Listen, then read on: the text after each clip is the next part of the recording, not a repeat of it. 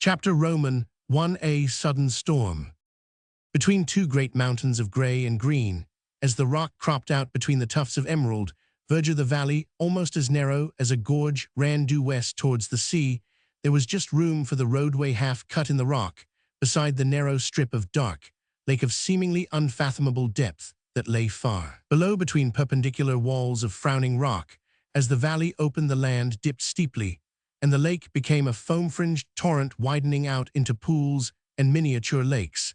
As it reached the lower ground, in the wide terrace-like steps of the shelving mountain, there were occasional glimpses of civilization, emerging from the almost primal desolation, which immediately surrounded us. Clumps of trees, cottages, and the irregular outlines of stone-walled fields with black stacks of turf for winter firing piled here, and there far beyond was the seethed great Atlantic with a pg2 wildly irregular coastline studded with a myriad of clustering rocky islands, a sea of deep dark blue with the distant horizon tinged with a line of faint white light, and here and there, where its margin was visible through the breaks in the rocky coast, fringed with a line of foam as the waves broke on the rocks or swept in great rollers over the level expanse of sands.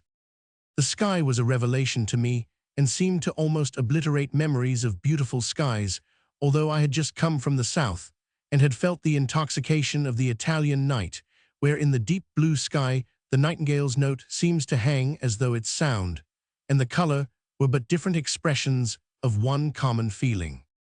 The whole west was a gorgeous mass of violet and sulfur and gold, great masses of storm cloud piling up and up, till the very heavens seemed weighted with a burden too great to bear. Clouds of violet, whose centers were almost black, and whose outer edges were tinged with living gold, great streaks, and piled up clouds of palest yellow deepening into saffron and flame color, which seemed to catch the coming sunset and to throw its radiance back to the eastern sky.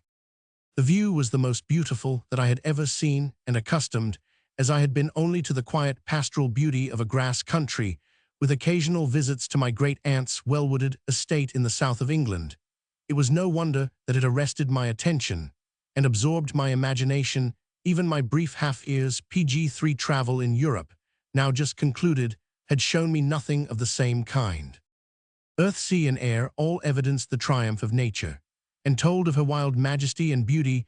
The air was still ominously still, so still was all that through the silence that seemed to hedge us in with a sense of oppression came the booming of the distant sea as the great Atlantic swell broke in surf on the rocks or stormed the hollow caverns of the shore. Even Andy, the driver, was for the nonce awed into comparative silence. Hitherto, for nearly 40 miles of a drive, he had been giving me his experiences, propounding his views, sharing his opinions. In fact, he had been making me acquainted with his store of knowledge, touching the whole district and its people, including their names, histories, romances, hopes, and fears, all that goes to make up the life and interest of a countryside. No barber taking this tradesman to illustrate the popular idea of loquacity in excelsis more consistently talkative than an Irish car driver to whom has been granted the gift of speech. There is absolutely no limit to his capability, for every change of surrounding affords a new theme and brings on the tapis a host of matters requiring to be set forth. I was rather glad of Andy's brilliant flash of silence just at present, for not only did I wish to drink in and absorb the grand and novel beauty of the scene that opened out before me, but I wanted to understand as fully as I could some deep thought which it awoke within me. It PG4 may have been merely the grandeur and beauty of the scenery. Perhaps it was the thunder which filled the air that July evening, but I felt exalted in a strange way, and impressed at the same time with a new sense of the reality of things. It almost seemed as if through that opening valley, with the mighty Atlantic beyond, and the piling up of the storm clouds overhead, I passed into a new and more real life.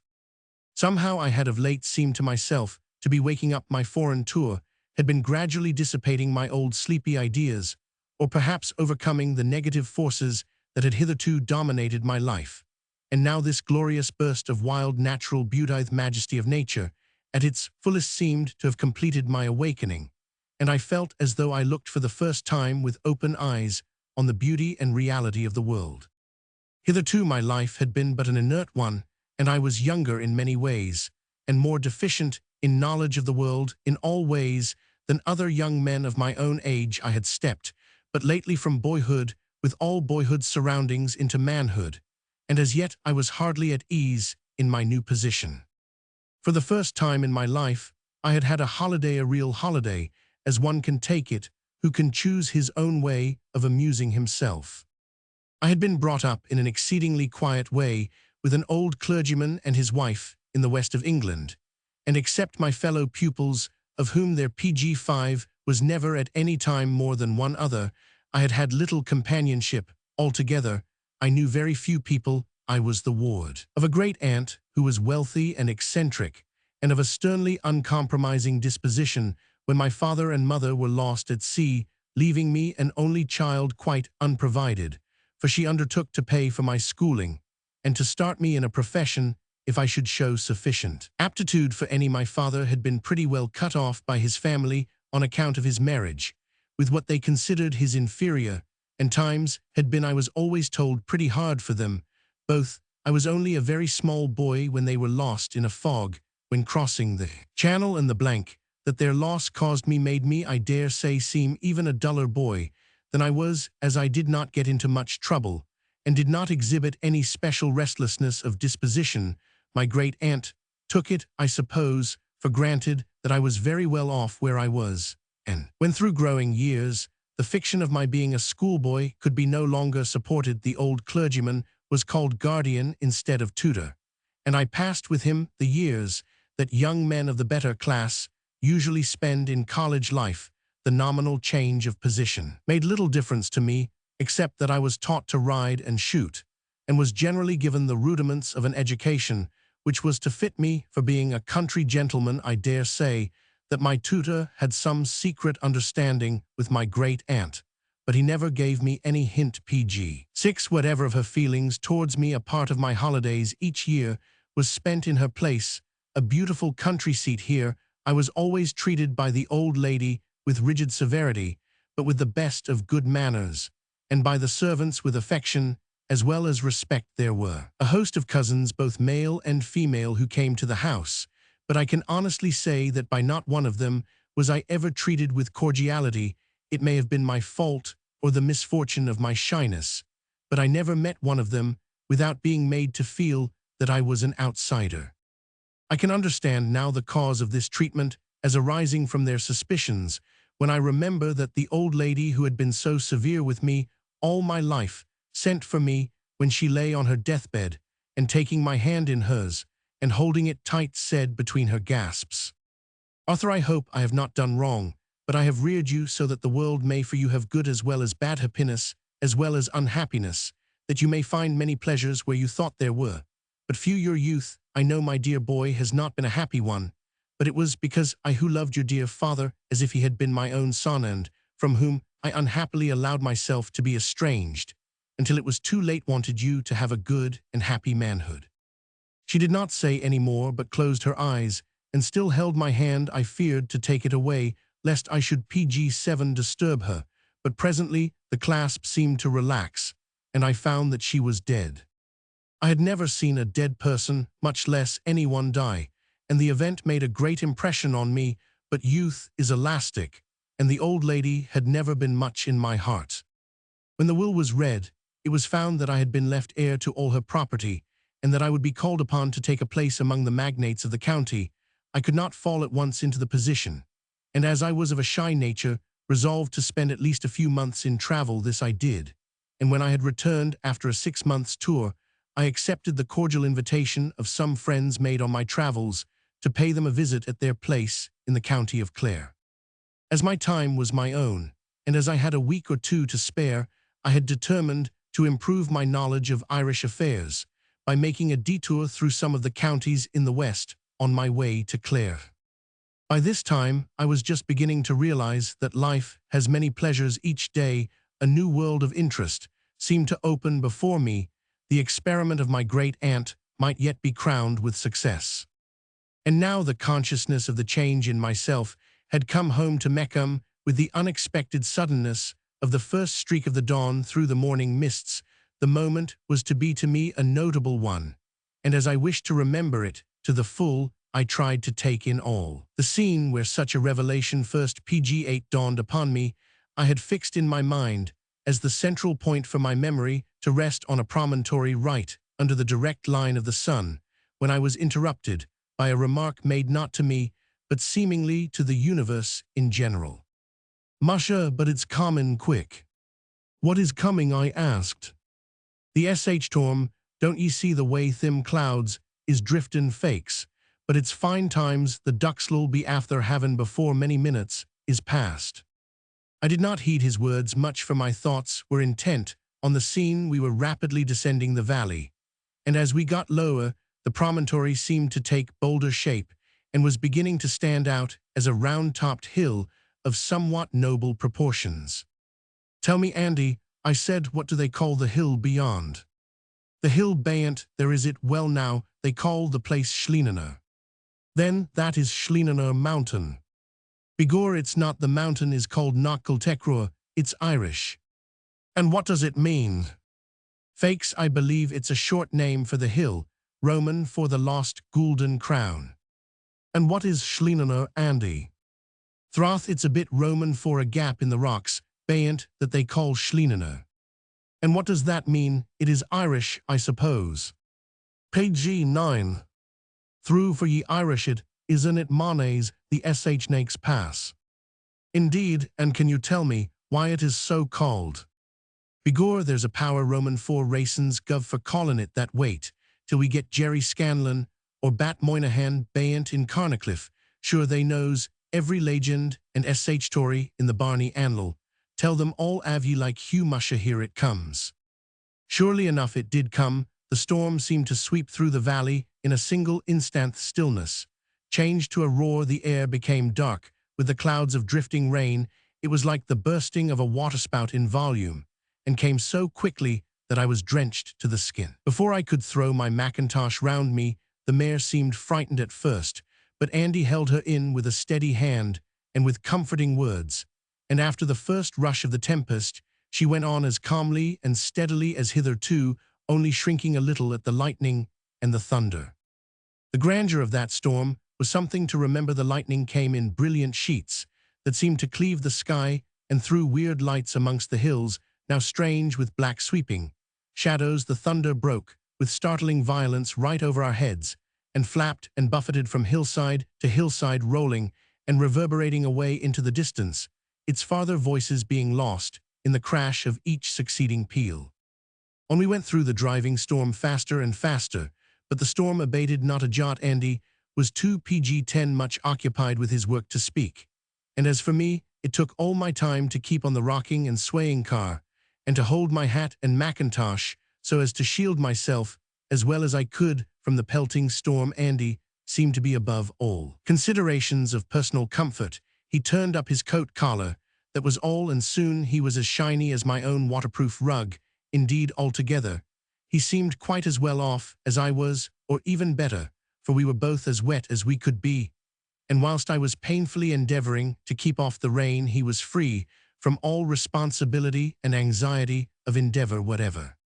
At length, as we entered on a long straight stretch of level road, he turned to me and said, "Your Anna, it's no kind Roman for you's driven like this all the way to Carnacliff. This Tormlil go on for hours. I know thim well up in these mountains wid a nor'east wind blowin'.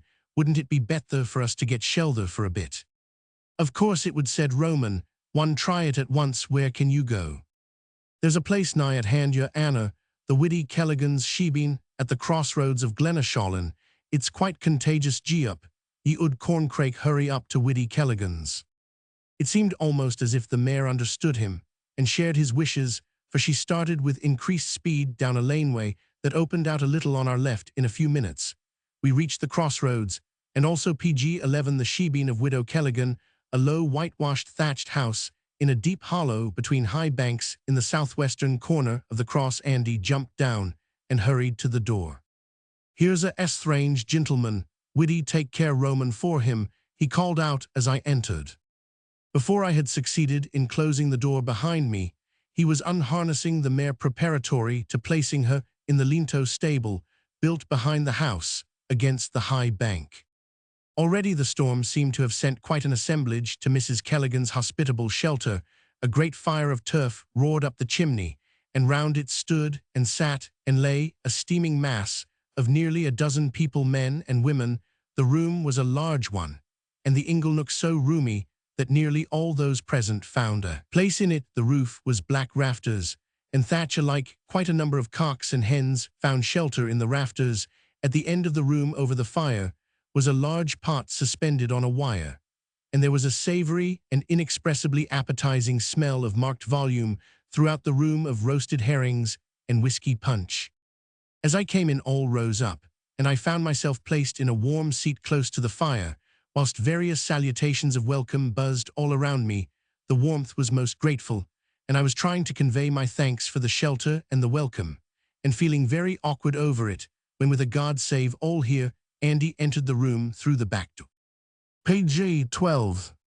He was evidently a popular favorite, for there was a perfect rain of hearty expressions to him. He too was placed close to the fire, and a steaming jorum of punch placed in his hands, a similar one to that which had been already placed in my own. Andy lost no time in sampling that punch, neither did I, and I can honestly say that if he enjoyed his more than I did mine, he must have had a very happy few minutes. He lost no time in making himself and all the rest comfortable. "Hurroo," said he, "musha, but we're just in time, mother. Is the herrins done up with the creel, and turn out the pittities? They're a done, or me senses desaves me your anner. We're in the Hoyt Roman, for good luck herrins it is, and it might have been only pittities and point." "What is that?" I asked. "Oh, that is when there is only one herring amongst a crowd too little to give each a taste, and so they put it in the middle and point the pittities at it to give them a flavour." All lent a hand with the preparation of supper. A great potato basket, which would hold some 200 weight, was turned bottom up. The pot was taken off the fire, and the contents turned out on it in a great steaming mass of potatoes. A handful of coarse salt was taken from a box and put on one side of the basket, and another on the other side. The herrings were cut in pieces, and a piece given to each. The dinner was served. There were no plates, no knives, forks, or spoons, no ceremony, no precedence. Was there any heartburn, PG-13ing jealousy, or greed? A happier meal I never took a part in, nor did I ever enjoy food more such as it was. It was perfect. The potatoes were fine and cooked to perfection. We took them in our fingers, peeled them, how we could dip them in the salt, and ate till we were satisfied. During the meal several more strangers dropped in, and all reported the storm as showing no signs of abating. Indeed, little such assurance was wanting, for the fierce lash of the rain and the howling of the storm, as it beat on the face of the house, told the tale well enough for the meanest comprehension. When dinner was over and the basket removed, we drew around the fire. Again pipes were lit, a great steaming jug of punch made its appearance, and conversation became general. Of course, as a stranger, I came in for a good share of attention. Andy helped to make things interesting for me, and his statement made by my request that I hoped to be allowed to provide the punch for the evening even increased his popularity, whilst it established mine. After calling attention to several matters which evoked local stories and jokes and anecdotes, he remarked his anner was axin me just afore the storm came on as to why the Schlienener was called, so I told him that none could tell him, like Jerry Scanlon or Bat Moynihan, and here is the both of them sure enough. Now, boys, want ye oblige the strange gentleman and tell him what ye's no Roman for the Tories anent the hill. Page 14. "With all the pleasure in life," said Jerry Scanlon, a tall man of middle age, with a long, thin, clean-shaven face, a humorous eye, and a shirt collar, whose points in front came up almost to his eyes, whilst the back part disappeared into the depths of his frieze coat collar behind.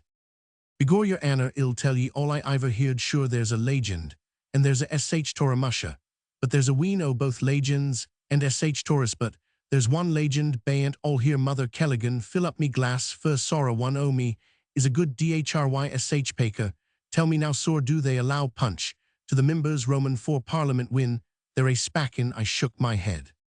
"Musha thin, but it's myself they'll niver git as a member till they older that law. Thank ye, Mrs. Callaghan, this is just my tile. But now for the legend that they tell of Schlienener." Page 15. Chapter Roman 2, The Lost Crown of Gold. Well, in the ood ancient times, before St. Patrick banished the snakes from out Roman for Ireland, the hill Bant was a mighty important place entirely, for more betoken none other lived in it than the King Roman for the snakes himself. In thim times, there was up at the top Roman for the hill, wee bit Roman for a lake wid trees and sedges, and the like growing round it, and 'twas there that the King Roman for the snakes made his nister whatever it is, that snakes calls their home. Glory be to God, but none of us knows anything of them at all, since St. Patrick tucked them in hand. Here an old man in the chimney corner struck in. Through for ye a cushla sure the bit lake is there still, though more belike it's dhry now it is, and the threes is all gone. Well, went on Jerry, not ill-pleased with this corroboration of his story, the King Roman for the snakes was mighty important entirely. He was more nor 10 times as big as any snake, as any man's eyes had ever saw, and he had a golden crown on to the top of his head wid big PG-16 jewel in it, that tucked the color Roman for the light, whether that same was from the sun or the moon, and all the snakes had to take it in turns to bring food and lave it for him in the cool Roman for the even in when he would come out and ate it up and go back to his own place. And they do say that whenever two snakes had a quarrel, they had to come to the king, and he decided between them, and he tould Roman for them where he was to live, and what he was to do, and onct in every year there had to be brought to him a live baby, and they do say that he would wait until the moon was at the full, and thin would be heard one wild wail that made every soul within miles shudder, and thin there would be black silence, and clouds would come over the moon, and for 3 days it would never be seen again. "Oh, glory be to God," murmured one of the women, but it was a terrible thing, and she rocked herself to and fro, moaning all the motherhood in her awake. "But did none of the men do nothing?" said a powerful-looking young fellow in the orange and green jersey of the Gaelic Athletic Club, with his eyes flashing, and he clenched his teeth. "Musha, how could they? Sure no man ever seen the King Roman for the snakes." "Thin, how did they know about him?" he queried doubtfully. "Sure wasn't one of their childhood tuck away every year.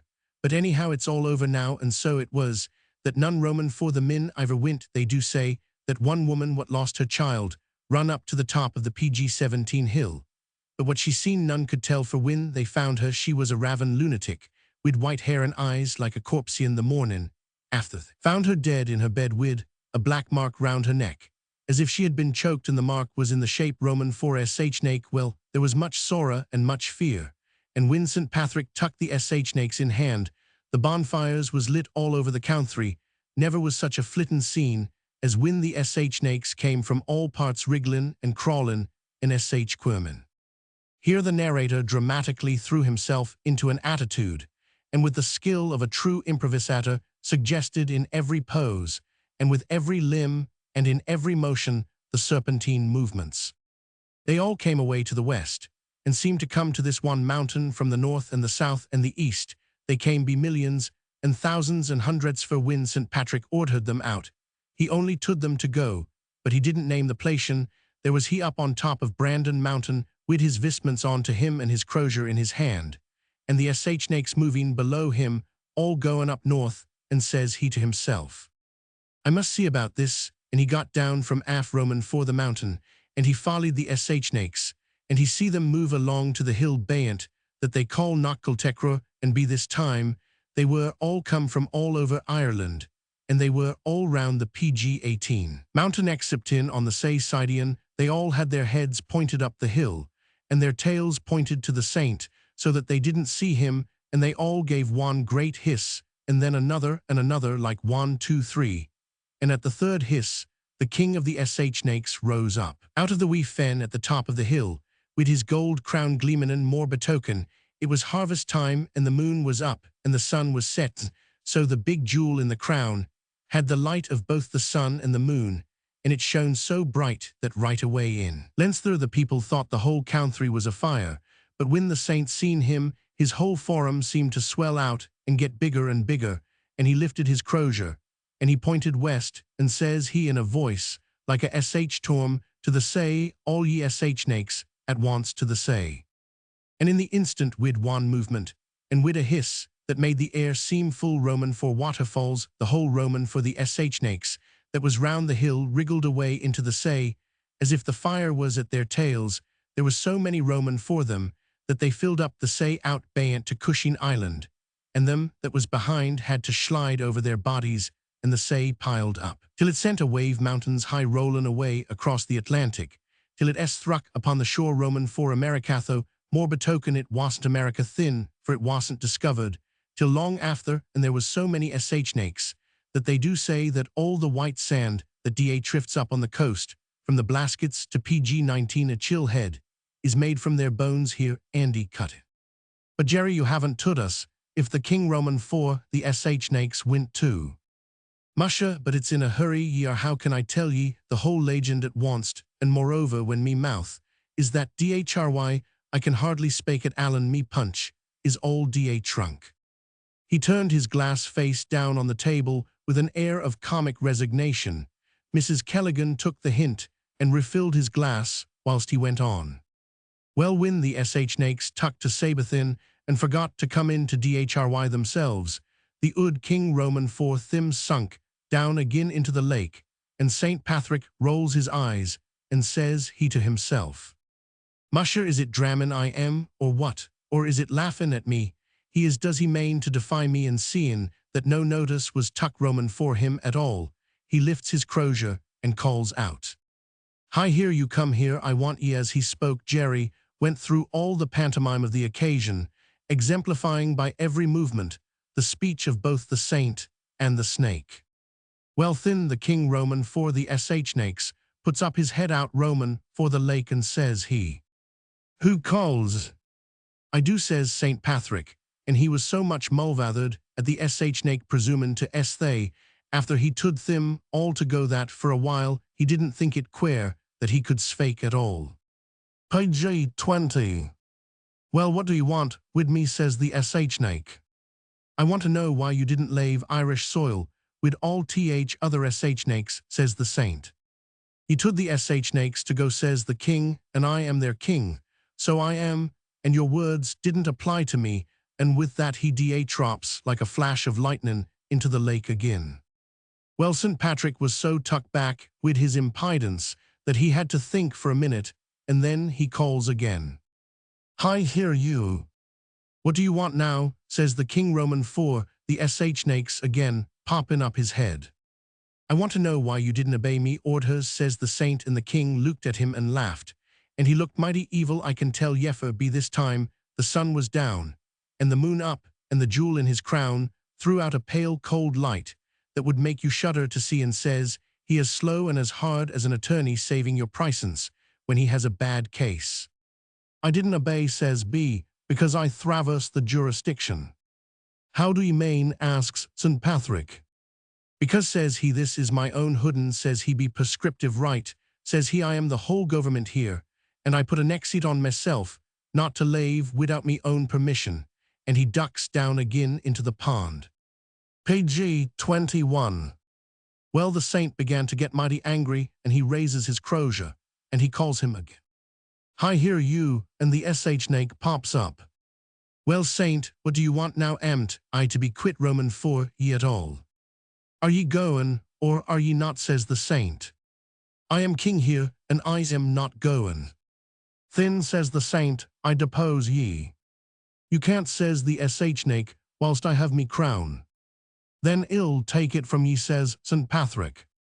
Catch me first, says the snake, and with that he pops under the water, what began to bubble up and boil well thin. The good saint stood bewildered, for, as he was looking, the water began to disappear out of the wee lake, and then the ground Roman for the hill began to be shaken, as if the big snake was rushin' round, and round it down deep down under the ground. So the saint stood on the edge of the empty lake and held up his crozier, and called on the snake to come forth. And when he looked down low, and behold ye, there lay the King Roman for the snakes coiled round the bottom Roman for the lackitho. How he had got there, the saint could neither tell, for he hadn't been there. When he began to summons him, then the snake raised his head, and lo, and behold ye, there was no crown on to it. Where is your crown, says the saint. It's hid, says the snake leering at him. Page 22. Where is it hid? It's hid in the mountain buried, where you nor the likes Roman for you can't touch it in 1,000 years, and he leered again. Tell me where it may be found, says the saint sternly, and thin the snake leers at him again, with an eviler smile than before, and says he. Did ye see the water, what was in the lake? I did, says Saint Patrick. Thin, when ye find that water ye may find me jewelled crown too, says he, and before the saint could say a word he went on. Until ye get me crown I am king here still, though ye banish me and mayhap ill come in some forum, what ye don't suspect, for I must watch me crown, and now I go away of me own accord, and without one word more good or bad he slid right away into the say, driven through the rock, and mackin the clift that they call the Schleenenaharan, that's Irish for the snake's passental this day. And now, sir, if Mrs. Callaghan hasn't da trunk up the whole barrel id, like a da trop Roman 4 punch for talkin', is dhry work, and he buried his head in the steaming jorum, which the hostess had already prepared. The company then began to discuss the legend, said one of the women. I wonder what forum he tuck when he came back, Jerry answered. Sure they do say that the Shiftin Bog were the forum. Pg 23, he tucked the mountain with the lake on top, used to be the fertilest part in the whole country, but ever since the bog began to shift, this was neither the same. Here a hard-faced man named McGlone, who had been silent, struck in with a question. But who knows when the bog did begin to shift? Musha sorra one of me knows, but it was when ud snake druv the water Roman for the lake into the hill. There was a twinkle in the eyes of the storyteller, which made one doubt his own belief in his story. Well, for my own part, said McGlone, I don't believe a single word of it. And for why not, said one of the women, isn't the mountain called Knockcultecror, or the hill of the lost crown Roman for gold, till this day, said another. Musha, how could Mr. McGlone believe anything in him, a Protestant? I'll tell ye that I much prefer the facts, said McGlone f history, ease, till be believed I much prefer the story told, till me by yon old man damn me, but I believe he's old enough till remember the thing itself.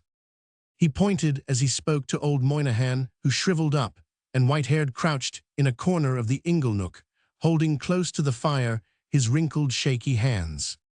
What is the story that Mr. Moynihan has, may I ask, said Roman. One, pray oblige me, want you, I am Pg 24 anxious to hear all I can of the mountain, for it has taken my fancy strangely.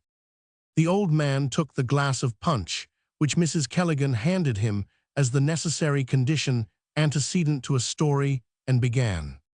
Oh, sorra one of me knows anything, except what I've heard from me father, but I oft heard him say that he was tud, that it was said, that in the French invasion that didn't come off under General Humbert when the attempt was over and all hope was gone, the English soldiers made sure of great prize money when they should get hood of the treasure kist, for it was known that there was much money goin', and that they had brought a lot more than either they wanted for pay and expenses in order to help to bribe some of the people that was hooden off to be bought by one side or the other if they couldn't manage to get bought be both, but sure enough they were all sold bad cess to them, and the divil a bit of money could they lay their hands on at all.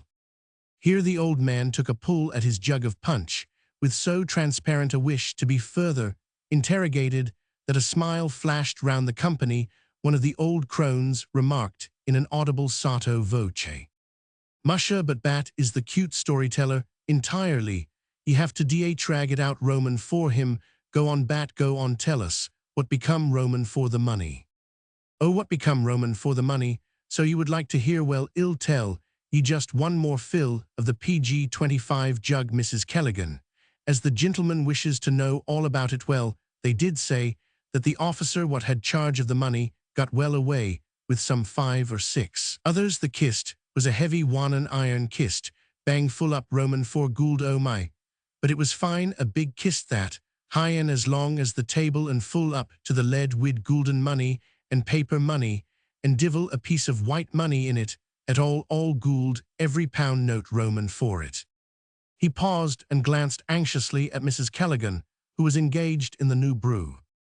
Not too much water, if ye love me, catty, you know me wakeness well. They do say that it tuck hard work to lift the kist into the boat, and thin they put in a gun carriage to carry it on and tuck out 2 horses. And when the smoke was all round and the darkness of night was on, they got on shore and made away down south, from where the landing was made at Killala. But anyhow they say that none of them was ever heard of again, but they was thraced through Ardnary and Loch Conn, and through Castlebar Lake and Loch Carra, and through Loch Mask and Loch Corrib, but they never came out through Galway, for the river was watched for them day and night be the sojers, and how they got along God knows, for 'twas said they suffered queer hardships. They tucked the kist and the gun carriage and the horses in the boat, and when they couldn't go no further, they dragged the boat over the land to the next lake, and so on sure one dhry Sason, when the waters Roman 4 Corrib PG 26 was down feet lower, nor they was ever known, afore a boat was found up at the Beelanabrack end that had lay there for years, but the men nor the horses nor the treasure was never heard of from that day to thisso. They say he added in a mysterious way, and he renewed his attention to the punch, as if his tale was ended.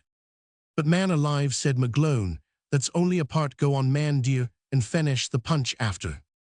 Oh yes, of course you want to know the end. Well, no one knows the end, but they used to say that when the men lift the boat they went due west, till one night they struck the mountain Bayant, and that there they buried the kist, and killed the horses or rode away on them. But anyhow they were never seen again, and as sure as you're alive the money is there in the hill for luck at the name Roman for it. Why did anyone ever call it Knockcultorian? That's Irish for the hill of the lost gold if the money isn't there. Through for ye, murmured an old woman with a cutty pipe, for why indeed, there's some people what won't believe nothing although it's under their eyes, and she puffed away in silent rebuke to the spirit of skepticism which, by the way, had not been manifested by any person present. There was a long pause, broken only by one of the old women, who occasionally gave a sort of half-grunt, half-sigh, as though unconsciously to fill up the hiatus in the talk. She was a keener by profession, and was PG 27, evidently well fitted too, and well drilled in her work. Presently old Moynihan broke the silence. Well, it's a mighty queer thing anyhow, that the hill Bayant has been singled out for legends and stories, and gossip Roman for all kinds concerning snakes, and the like, and I am not so sure nather that some Roman for them isn't their till for mind ye. It's a mighty curious thin that the bog Bayant keeps shifting till this day, and I'm not so sure nather that the snakes has all left the hill yet. There was a chorus of through for ye. Aye, and it's a black snake too, said one. And wid sidewishkers, said another. Begorra, we want St. Patrick to luck in here again, said a third. I whispered to Andy, the driver. Who is it they mean? Wished he answered, but without moving his lips. But don't let on, I tud ye sure, and it's Black Murdoch they mean. Who or what is Murdoch? I queried. Sure, and he is the Garmin man. What is that? What is a Garmin man? Whisper me now, said Andy, ax some Roman for the others thale, larn it, ye more better nor I can. What is a Garmin man? I asked to the company generally. A Garmin man, is it well ill tell ye, said an old shrewd-looking man at the other side of the hearth.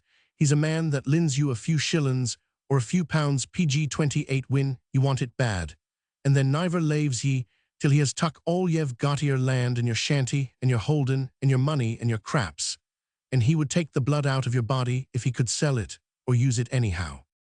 Oh, I see, a sort of usurer. Ussurer, aye, that's it, but a ussurer lives in the city and has laws to hood him in, but the Garmin has neither law nor the fear Roman for law. He's like one that the scriptures says grinds the faces Roman for the poor. Begor, it's him that'd do little for God's sake if the divil was dead. Then I suppose this man Murdoch is a man of means, a rich man in his way. Rich is it sure, and it's him as has plenty. He could lave this place if he chose and settle in Galway or in Dublin itself, if he liked better, and lend money to big Midland lords and the like instead. Roman for playin' wid poor min here and swallyin' them up one by one. But he can't go this, he said with a vengeful light in his eyes. I turned to Andy for explanation. Can't go, how does he mean, what does he mean? Wish don't ax me, ax Dan, there he doesn't owe him any money. Which is Dan? The ood man there be the settle what has just spoke Dan Moriarty. He's a warrum man, wid money PG 29 in bank, and what owns his hooden, and he's not afeard to have his say about Murdoch. Can any of you tell me why Murdoch can't leave the hill? I spoke out. Begor I can, said Dan quickly, he can't lave it because the hill hoods him. What on earth do you mean, how can the hill hold him? It can hood tight enough, there may be raisons that a man give us sometimes one thing and sometimes another, but the hill hoods tight all the same. Here the door was opened suddenly, and the fire blazed up with the rush of wind that entered. All stood up suddenly, for the newcomer was a priest. He was a sturdy man of middle age, with a cheerful countenance. Sturdy as he was, however, it took him all his strength to shut the door. But he succeeded before any of the men could get near enough to help him. Then he turned and saluted all the company. God save all here. All present tried to do him some service. One took his wet great coat, another his dripping hat, and a third pressed him into the warmest seat in the chimney corner, where in a very few seconds Mrs. Kelligan handed him a steaming glass of punch, saying, "Da trink, that up your riverence, 'twill help to kape ye from catchin' cold." "Thank ye kindly," he answered, as he took it. When he had half emptied the glass, he said, "PG 30. What was it I heard as I came in about the hill holding someone?" Dan answered. "'Twas me, your riverence. I said that the hill had hood of Black Murdoch and could hood him tight." "Pooh, man, don't talk such nonsense. The fact is, sir," said he, turning to me after throwing a searching glance round the company, "the people here have all sorts of stories about that unlucky Hilwy, God knows. And this man Murdoch, that they call Black Murdoch, is a moneylender as well as a farmer, and none of them like him. For he is a hard man, and has done some cruel things among them. When they say the hill holds him, they mean that he doesn't like to leave it, because he hopes to find a treasure that is said to be buried in it. I am not sure, but that the blame is to be thrown on the different names given to the hill.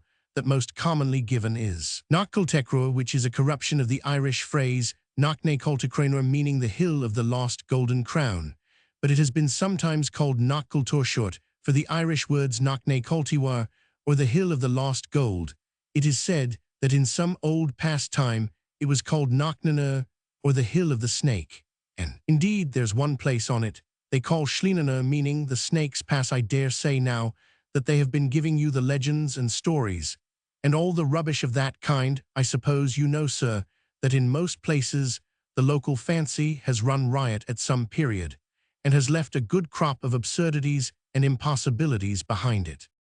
Page 31.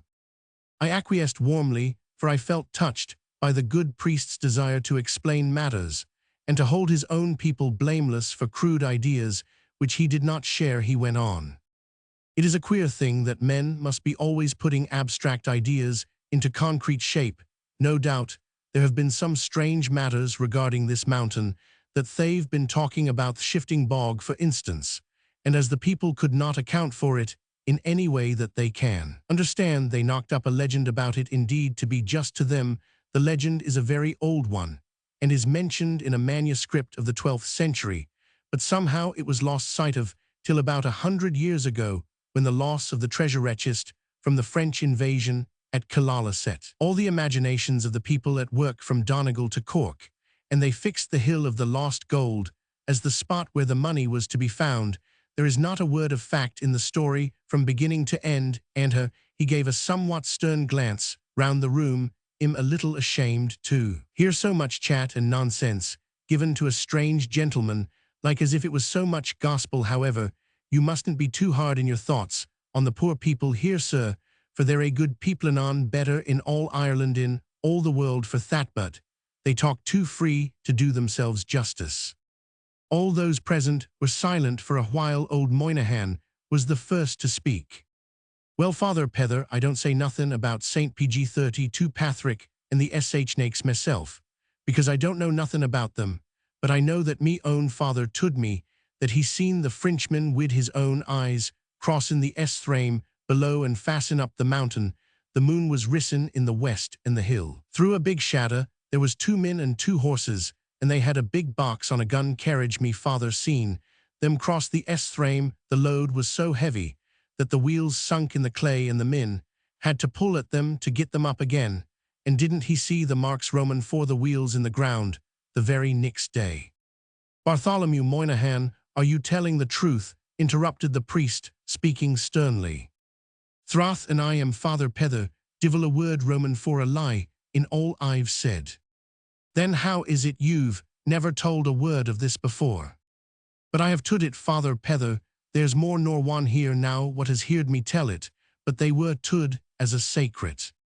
Through for ye came the chorus of almost every person in the room. The unanimity was somewhat comic, and caused amongst them a shamefaced silence, which lasted quite several seconds. The pause was not wasted, for by this time Mrs. Callaghan had brewed another jug of punch and glasses were replenished. This interested the little crowd, and they entered afresh into the subject. As for myself, however, I felt strangely uncomfortable. I could not quite account for it in any reasonable way. Page 33. I suppose there must be an instinct in men, as well as in the lower orders of animal creation. I felt as though there were a strange presence near me. I quietly looked round. Close to where I sat on the sheltered side of the house was a little window built in the deep recess of the wall, and further almost obliterated by the shadow of the priest. As he sat close to the fire pressed against the empty lattice, where the glass had once been, I saw the face of a man, a dark, forbidding face. It seemed, in the slight glimpse I caught of it, the profile was towards me, for he was evidently listening intently, and he did not see me. Old Moynihan went on with his story. Me father hid behind a whin bush and lay as close as a hare in his forum. The men seemed suspicious of being seen, and they looked carefully all round for the sign of anyone thin. They started up the side of the hill, and a cloud came over the moon, so that for a bit me father could see nothing. But presently he seen the 2 men up on the side of the hill at the south near Joyce's Mirren thin. They disappeared again, and presently he seen the horses and the gun carriage and all up in the same place, and the moonlight struck them as they went out. Roman for the shadow, and men and horses and gun carriage, and kissed, and all went round to the back. Roman for the hill at the west, and disappeared. Me father waited a minute or two to make sure, and then he run round as hard as he could and hid behind the projecting rock at the entrance. Roman for the Schleiner PG 34, and there forninst him right up the hillside. He seen 2 men carrying the kist, and it nigh weighed them down, but the horses and the gun carriage was nowhere to be seen. Well, me father was stealing out to folly them when he loosened a stone, and it clattered down through the rocks at the snakes pass wid a noise like a drum, and the 2 men sought down the kist, and they turned, and when they seen me father, one of them runs at him, and he turned and run, and thin another black cloud crossed the moon. But me father knew ivory foot of the mountain side, and he run on through the dark. He heard the footsteps behind him for a bit, but they seemed to get fainter and fainter, but he never stopped running till he got to his own cabin, and that was the last he ever see. Roman for the men, or the horses, or the kist. Maybe they went into the air, or the sea, or the mountain, but anyhow they vanished, and from that day to this no sight or sound or word Roman for them was ever known. There was a universal oh of relief as he concluded, whilst he drained his glass. I looked round again at the little window, but the dark face was gone. Then there arose a perfect babble of sounds. All commented on the story, some in Irish, some in English, and some in a speech English indeed, but so purely and locally idiomatic that I could only guess at what was intended to be conveyed. The comment generally took the form that 2 men were to be PG-35. Envied one of them, the gaming man Murdoch, who owned a portion of the western side of the hill, the other one Joyce, who owned another section of the same aspect.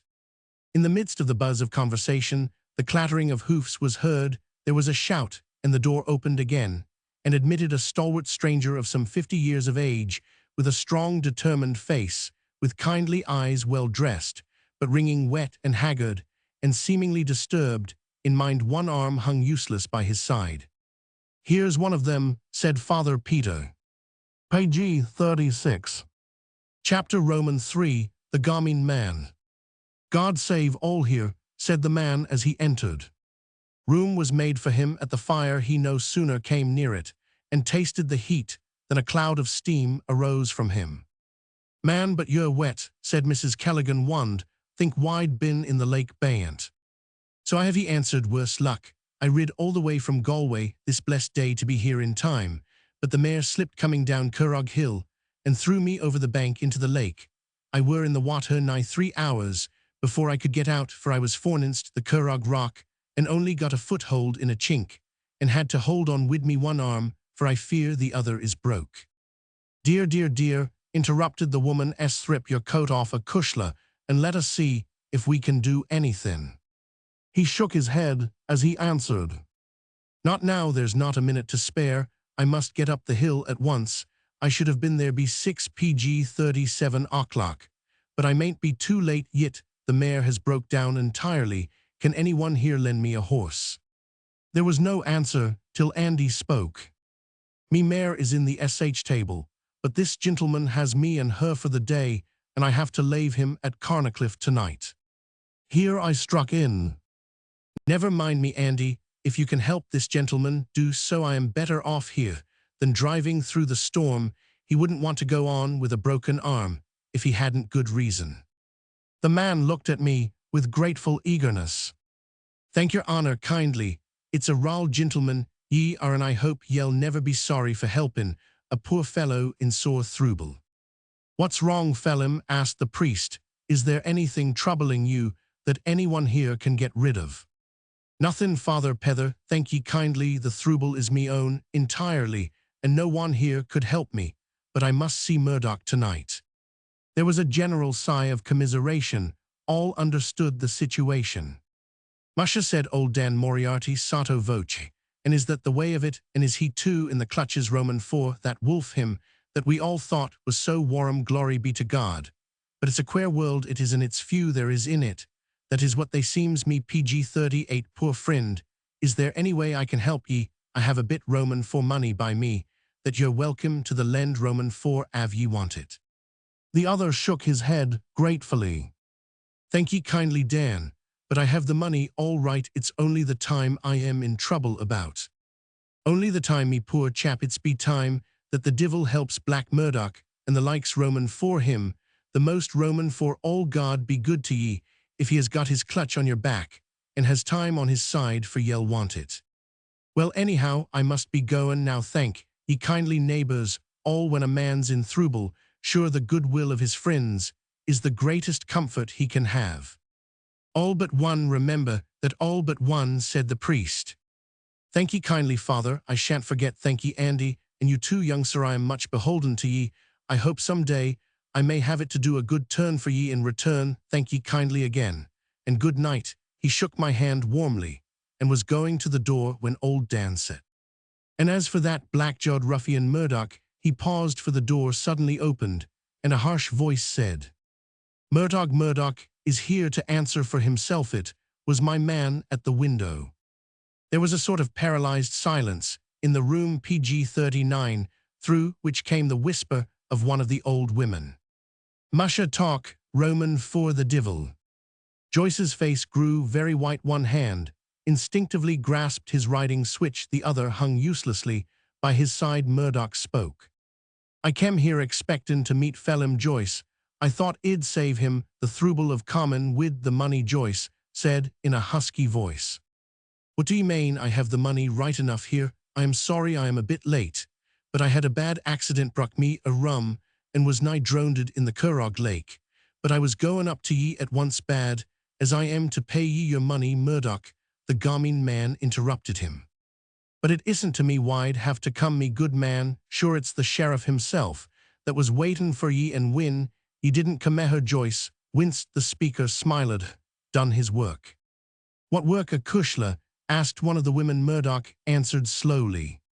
He sold the lease Roman for the farm known as the Schlienener in open sale, in accordance with the terms of his notice duly posted, and wid warning given to the Hoodher Roman for the lease. There was a long pause. Joyce was the first to speak. You're jockin', Murdoch, for God's sake say you're jockin'.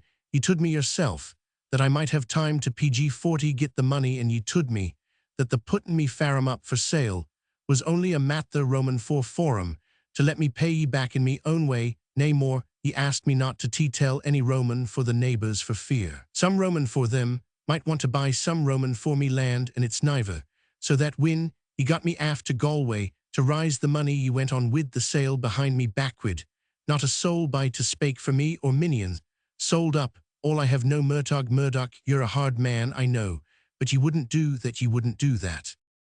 Murdoch made no direct reply to him, but said seemingly to the company generally, I expected to see Phelim Joyce at the sale today, but as I had some business in which he was concerned, I came here where I knew there'd be neighbourson sure so there is.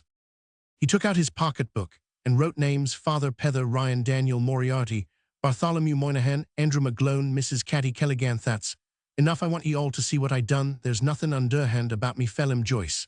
I give ye formal notice that your land was sold and bought by me, for ye broke your word to repay me the money lent ye before the time fixed. Here's the sheriff's assignment, and I tell ye before all these witnesses that ill proceed with ejectment on title at once. All in the room were as still as statues. Joyce was fearfully still and pale, but when Murdoch spoke the PG-40 one-word ejectment, he seemed to wake in a moment to frenzied life. The blood flushed up in his face, and he seemed about to do something rash, but with a great effort he controlled himself and said, Mr. Murdoch, you won't be too hard. I got the money today, it's here, but I had an accident that delayed me. I was thrown into the Curragh Lake, and nigh drowned in me a rum is bruck. Don't be so close as an hour or two, ye'll never be sorry for it. I'll pay ye all and more, and thank ye into the bargain, all me life. Ye'll take back the paper, want ye, for me children's sake, for Nora's sake. He faltered. The other answered with an evil smile, Phelim Joyce, I've waited years for this moment. Don't ye know me better nor to think I would go back on myself. When I have started on a road, I wouldn't take your money, not if ivory pound note was spread into an acre, and cut up in tin-pound notes. I want your land, I have waited for it, and I main to have it now. Don't beg me any more, for I won't go back, and though it's many a grudge I owe ye, I square them all before the neighbours be refusin' your prayer. The land is mine, bought be open sale, and all the judges and courts in Ireland can't take it from me, and what do ye say to that now, Phelim Joyce? The tortured man had been clutching the ash sapling which he had used as a riding whip, and from the nervous twitching of his fingers, I knew that something was coming, and it came, for without a word, he struck PG-42, the evil face before him struck, as quick as a flash of lightning, such a blow that the blood seemed to leap out round the stick, and a vivid welt rose in an instant with a wild savage cry. The gaming man jumped at him, but there were others in the room as quick, and before another blow could be struck on either side, both men were grasped by strong hands and held back. Murdoch's rage was tragic. He yelled like a wild beast to be let get at his opponent. He cursed and blasphemed so outrageously that all were silent, and only the stern voice of the priest was heard. Be silent, Murdoch. Aren't you afraid that the God overhead will strike you dead? With such a storm as is raging as a sign of his power, you are a foolish man to tempt him. The man stopped suddenly, and a stern dogged sullenness took the place of his passion. The priest went on. As for you, Phelim Joyce, you ought to be ashamed of yourself. You're not one of my people, but I speak as your own clergyman would if he were here. Only this day has the Lord seen fit to spare you from a terrible death, and yet you dare to go back of his mercy. With your angry passion, you had cause for anger, a temptation to it. I know, but you must learn to kiss the chastening rod, not spurn it. The Lord knows what he is doing for you as for others, and it may be that you will look back on this day in PG-43 gratitude for his doing, and in shame for your own anger. Men, hold off your handslet. Those two men go they'll quarrel no more before me, at any rate I hope. The men drew back. Joyce held his head down, and a more despairing figure, or a sadder one, I never saw. He turned slowly away, and leaning against the wall put his face between his hands and sobbed. Murdoch scowled, and the scowl gave place to an evil smile, as looking all around he said, Well, now that me work is done, I must be gettin' home. And get some one to iron that mark out Roman for your face, said Dan. Murdoch turned again and glared around him savagely as he hissed out, There'll be iron for someone before I am done. Mark me well, I've never gone back or wakened yit when I promised to have me own turn. There's thim here what'll rue this day yit. if I am the sh-nake on the hilthon, beware the sh-nake. And for him, what sh struck me hell be and bit the sorrow for it, yithim and his, he turned his back and went to the door. Stop, said the priest, Murdoch, I have a word to say to you, our solemn word of warning. Ye have today acted the part of Ahab, towards Naboth the Jezreelite, beware of his fate. You have coveted your neighbor's goods, you have used your power without mercy, you have made the law an engine of PG-44 oppression. Mark me, it was said of old, that what measure men meted should be meted out to them again. God is very just, be not deceived, God is not mocked, for what things a man shall sow, those also shall he reap. Ye have sowed the wind, this day beware lest you reap the whirlwind, even as God visited his sin upon Ahab the Sumerian, and as he has visited similar sins on others in his own way, so shall he visit yours on you. You are worse than the landgrabber, worse than the man who only covets saintuff, is a virtue compared with your act. Remember the story of Naboth's vineyard, and the dreadful end of it. Don't answer me, go and repent, if you can, and leave sorrow and misery to be comforted by other sunless. You wish to undo your wrong yourself. If you don't, then remember the curse that may come upon you yet. Without a word, Murdoch opened the door and went out, and a little later we heard the clattering of his horse's feet on the rocky road to Schlienener. When it was apparent to all that he was really gone, a torrent of commiseration, sympathy, and pity broke over Joyce. The Irish nature is essentially emotional, and a more genuine and stronger feeling I never saw. Not a few had tears in their eyes, and one and all were manifestly deeply touched. The least moved was to all appearance poor Joyce himself. He seemed to have pulled himself together, and his sterling manhood and courage and pride stood by him. He PG-45 seemed, however, to yield to the kindly wishes of his friends, and when we suggested that his hurt should be looked to, he acquiesced. Yes, if you will bet they'll not go home to poor Nora and distress her with it. Poor child shall have enough to bear without that.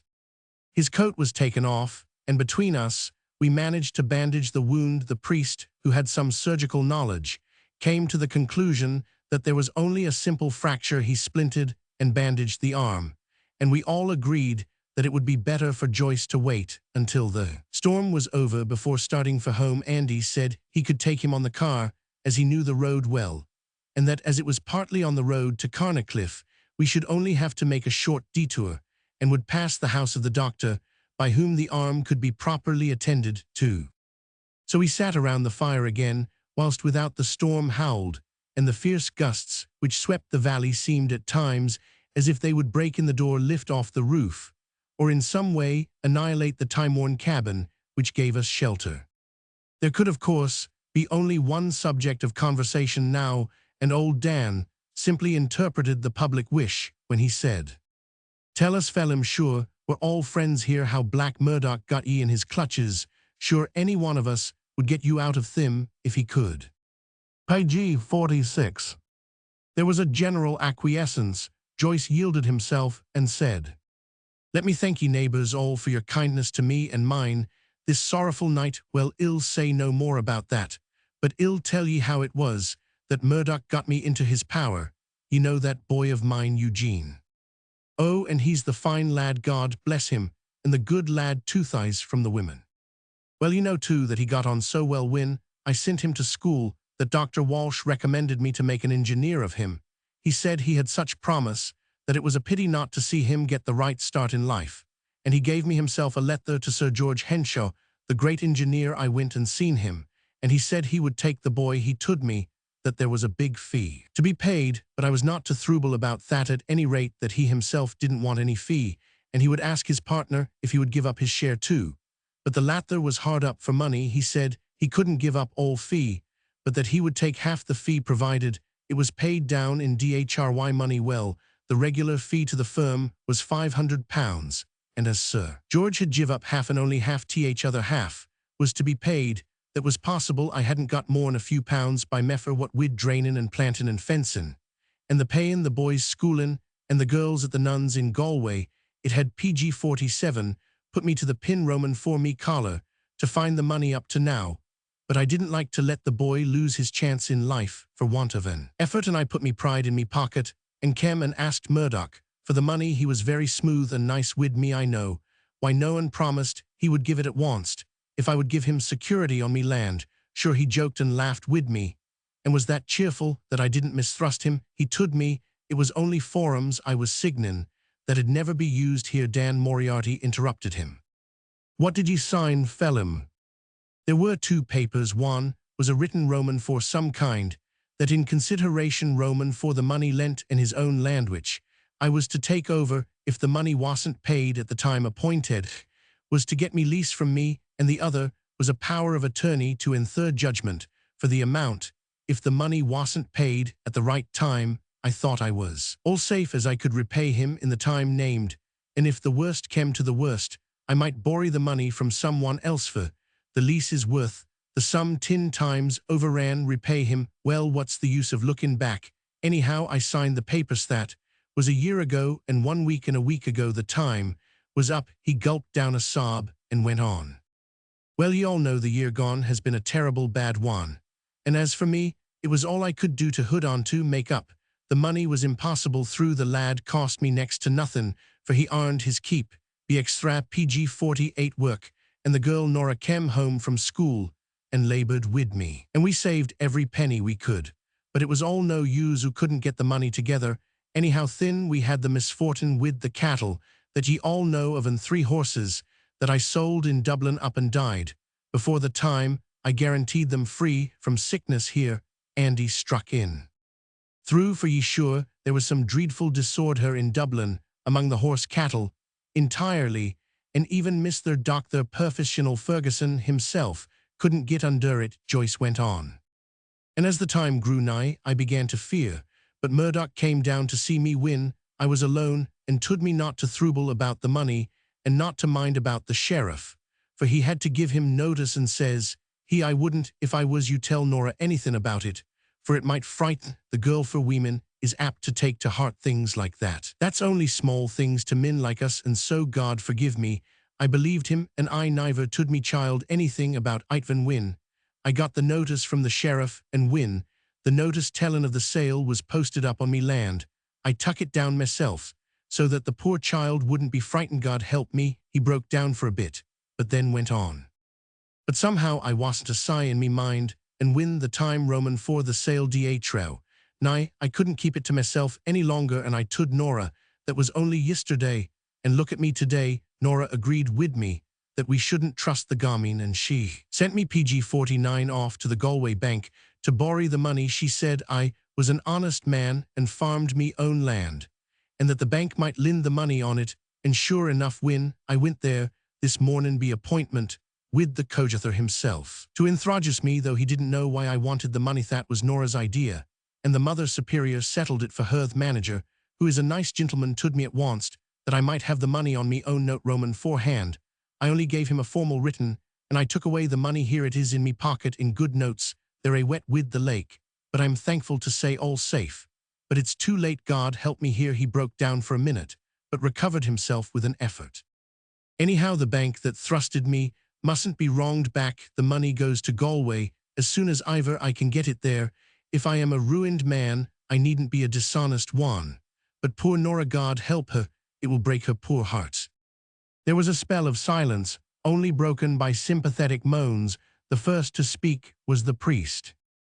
Phelim Joyce, I told you a while ago in the midst of your passion that God knows what he is doing and works in his own way. You're an honest man, Phelim, and God knows it. And mark me, he won't let you nor yours suffer. I have been young, said the psalmist, and now am old, and I have not seen the just forsaken, nor his seed seeking bread. Think of that, Phelim, may it comfort you. And PG 50, poor Nora, God bless her, but she's the good girl you have much to be thankful for, with a daughter like her to comfort you at home, and take the place of her poor mother, who was the best of women, and with such a boy as Eugene winning name and credit, and perhaps fame to come even in England itself. Thank God for his many mercies, Phelim, and trust him. There was a dead silence in the room. The stern man rose, and coming over took the priest's hand. God bless ye, Father, he said, it's the true comforter ye are. The scene was a most touching one. I shall never forget it. The worst of the poor man's trouble seemed now past. He had faced the darkest hour. He had told his trouble, and was now prepared to make the best of everything, for the time at least, for I could not reconcile to my mind the idea that that proud stern man would not take the blow to heart for many a long day, that it might even embitter his life. Old Dan tried comfort in a practical way, by thinking of what was to be done, said he. Of course, fellum, it's a mighty throuble to give up your own foine land and take Murdoch's bleak pot instead. But I dare say you will be able to work it well enough. Tell me, have ye signed away all the land, or only the lower farm I mane? Is the cliff fields yours or his?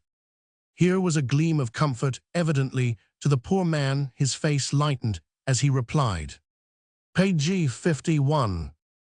Only the lower farm, thank God. Indeed, I couldn't part with the cliff fields, for they don't belong to Methy.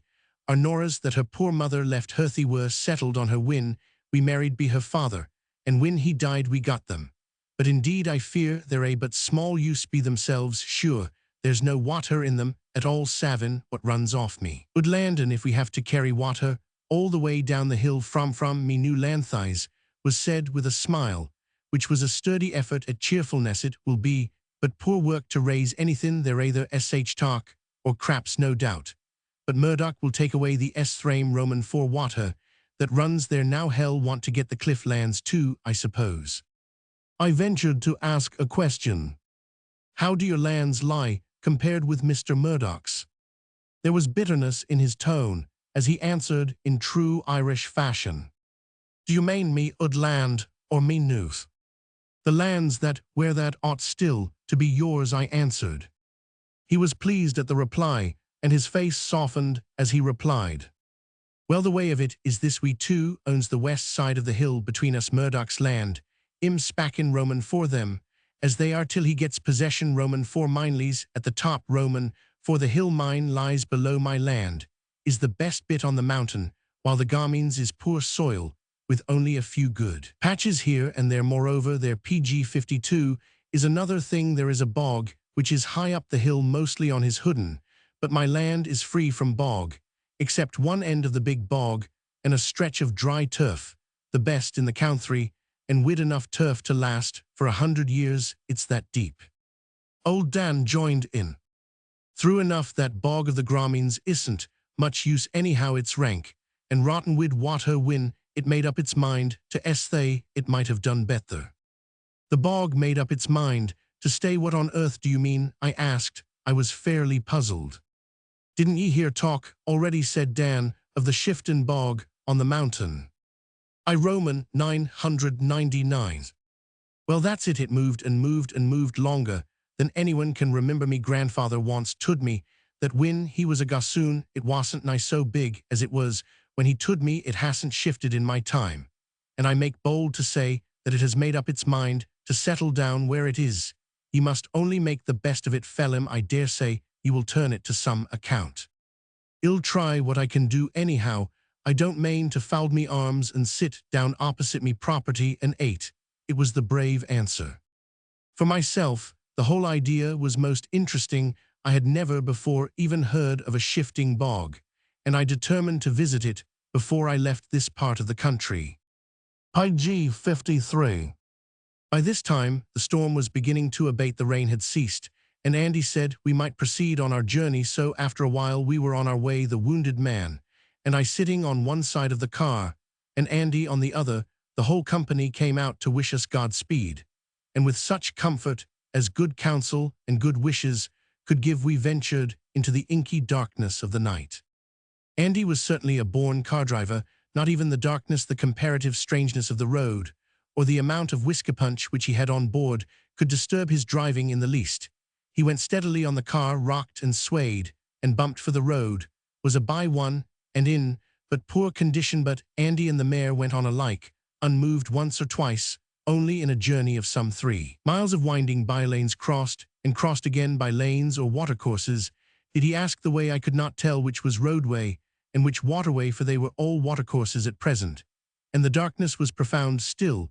Both Andy and Joyce seemed to have a sense lacking in myself, for now and again they spoke of things which I could not see at all, as, for instance, when Andy asked, "Do we go up or down where the road branches bayant?" Or again, "I disremember, but is that Mickey Dolan's ud apple 3, or didn't he cut it down and is it Tim's Fornantus on the lift?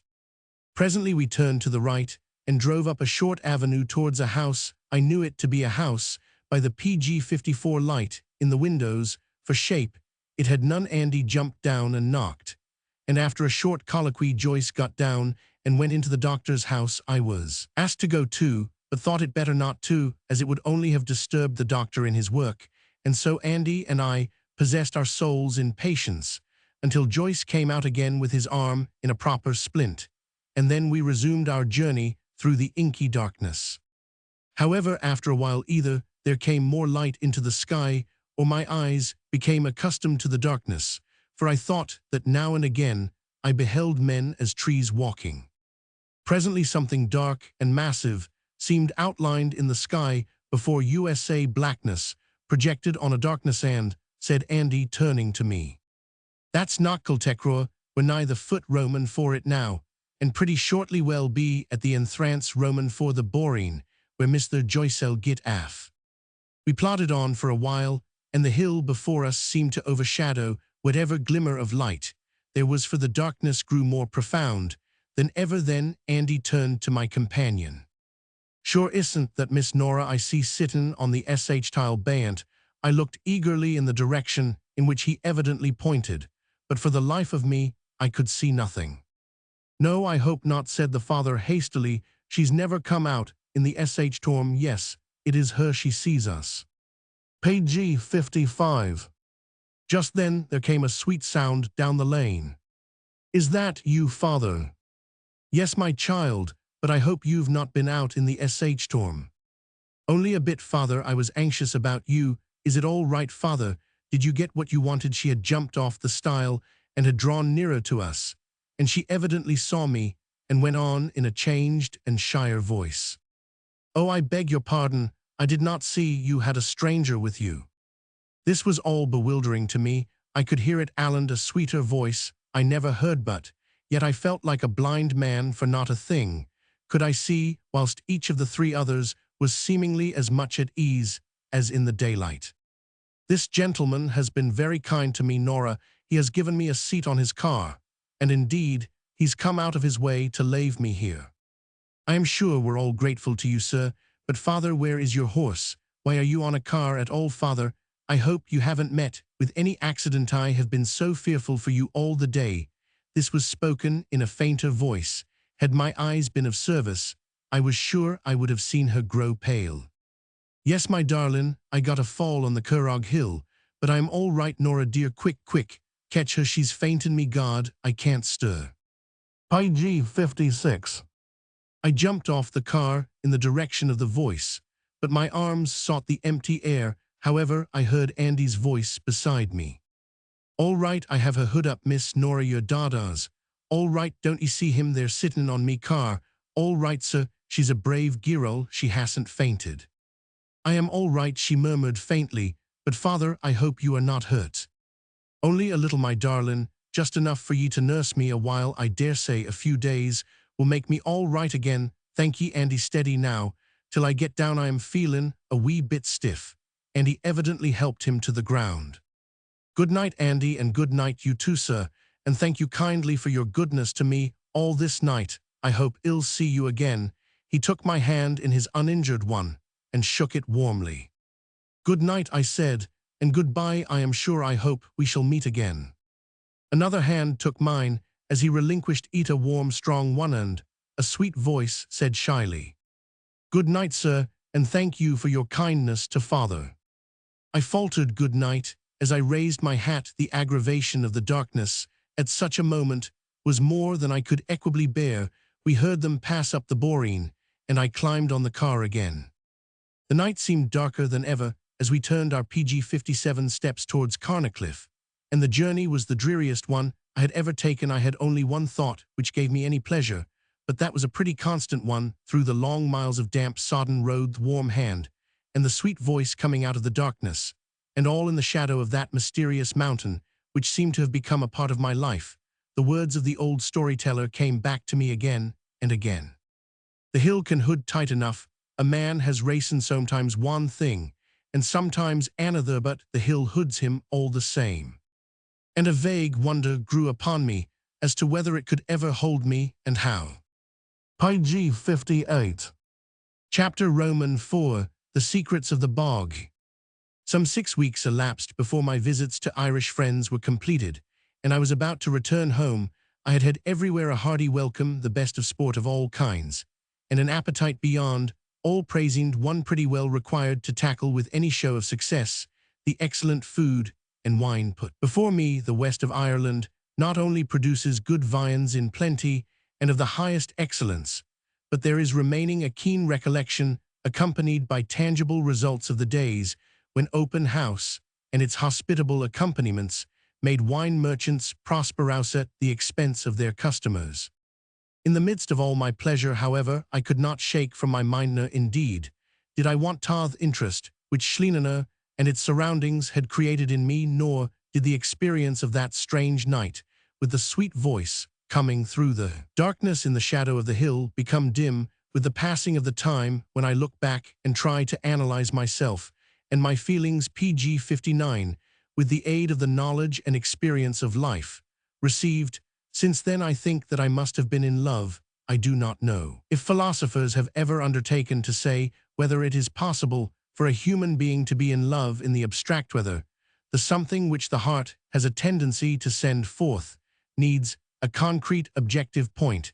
It may be so the swarm of bees goes from the parent hive with only the impulse of going. Its settling is a matter of chance. At any rate, I may say that no philosopher, logician, metaphysician, psychologist, or other thinker of whatsoever shade of opinion ever held that a man could be in love with a voice.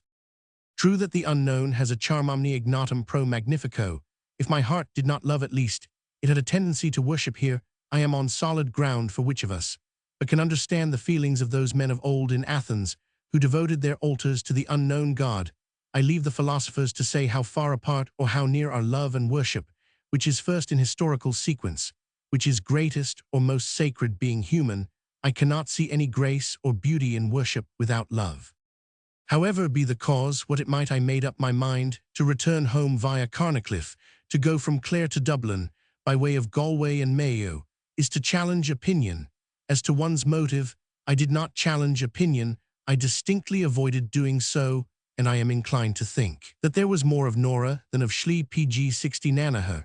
In the cause of my reticence, I could bear to be chaffed about a superstitious feeling respecting a mountain, or I could endure the same process regarding a girl of whom I had no high ideal, no sweet, elusive memory. I would never complete the argument, even to myself. Then later, on the cause or subject of it varied. It was not without a certain conflict of feelings that I approached Carnacliff, even though on this occasion I approached it from the south, whereas on my former visit I had come from the north. I felt that the time went miserably slowly, and yet nothing would have induced me to admit so much. I almost regretted that I had come even whilst I was harrowed with thoughts that I might not be able to arrive at all at Knockcultecror. At times I felt as though the whole thing had been a dream, and again, as though the romantic nimbus with which imagination had surrounded and hallowed all things must pass away and show that my unknown beings and my facts of delicate fantasy were but stern and vulgar realities. The people at the little hotel made me welcome with the usual effusive, hospitable intention of the West. Indeed, I was somewhat nettled at how well they remembered me, as for instance, when the buxom landlady said, "I'm glad to be able to tell ye, sir, that your Carman Andy Sullivan is here now. He came with a commercial from Westport to Roundwood, and is on PG 61, his way back and hoppin' for a return job. I think ye'll be able to make a bargain with him, if ye wish." I made to this kindly speech a hasty, and I felt an ill-conditioned reply to the effect that I was going to stay in the neighborhood for only a few days, and would not require the car. I then went to my room and locked my door, muttering a malediction on officious people.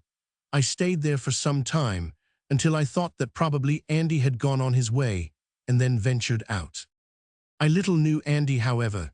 When I came to the hall, the first person that I saw was the cheerful driver who came forward to welcome me. "Musha, but it's glad I am to see your Anna, and it'll be the proud man, it'll be, to bring ye back to Westport wid me." "I am sorry, Andy.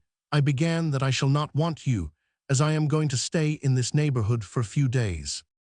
Esthay is it begor, but it's more gladera sh till. I am sure the mare wants a wrist and it'll shoot her and me all to nothing and thin. Whilst you're here, I can be driven your Anna out to Schlienener. It isn't far enough to interfere with her wrist." I answered in, I thought, a dignified way. I certainly intended to be dignified. I did not say, Sullivan, that I purposed going out PG-62 to Schlienener or any other place in the neighborhood. "Sure no, your Anna, but I remember ye said wide like to see the shiftin' bog and thin Mr. Joyce, and Miss Nora is in Thrubel, and he might be a comfort to them." Mr. Joyce, Miss Nora, who are they? I felt that I was getting red, and that the tone of my voice was most unnatural. Andy's sole answer was as comical a look as I ever saw, the central object in which was a wink, which there was no mistaking. I could not face it, and had to say, "Oh yes, I remember now, was not that the man we took on the car to a dark mountain?" "Yes, Sir Rim, and his daughter." "His daughter, I do not remember her surely.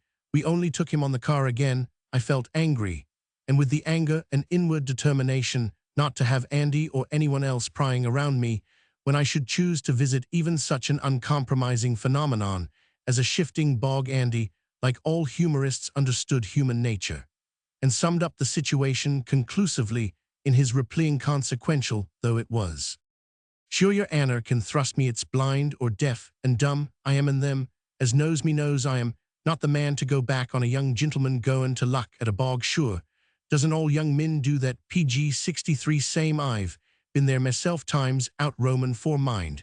There's nothin' in the world forninst it lookin' at bogs is the most in their stin thin I knows." There was no arguing with Andy, and as he knew the place and the people I then and there concluded an engagement with him, he was to stay in Carnacliff whilst I wanted him, and then drive me over to Westport. As I was now fairly launched on the enterprise, I thought it better to lose no time, but arranged to visit the bog early the next morning. As I was lighting my cigar after dinner that evening, Mrs. Keating, my hostess, came in to ask me a favor.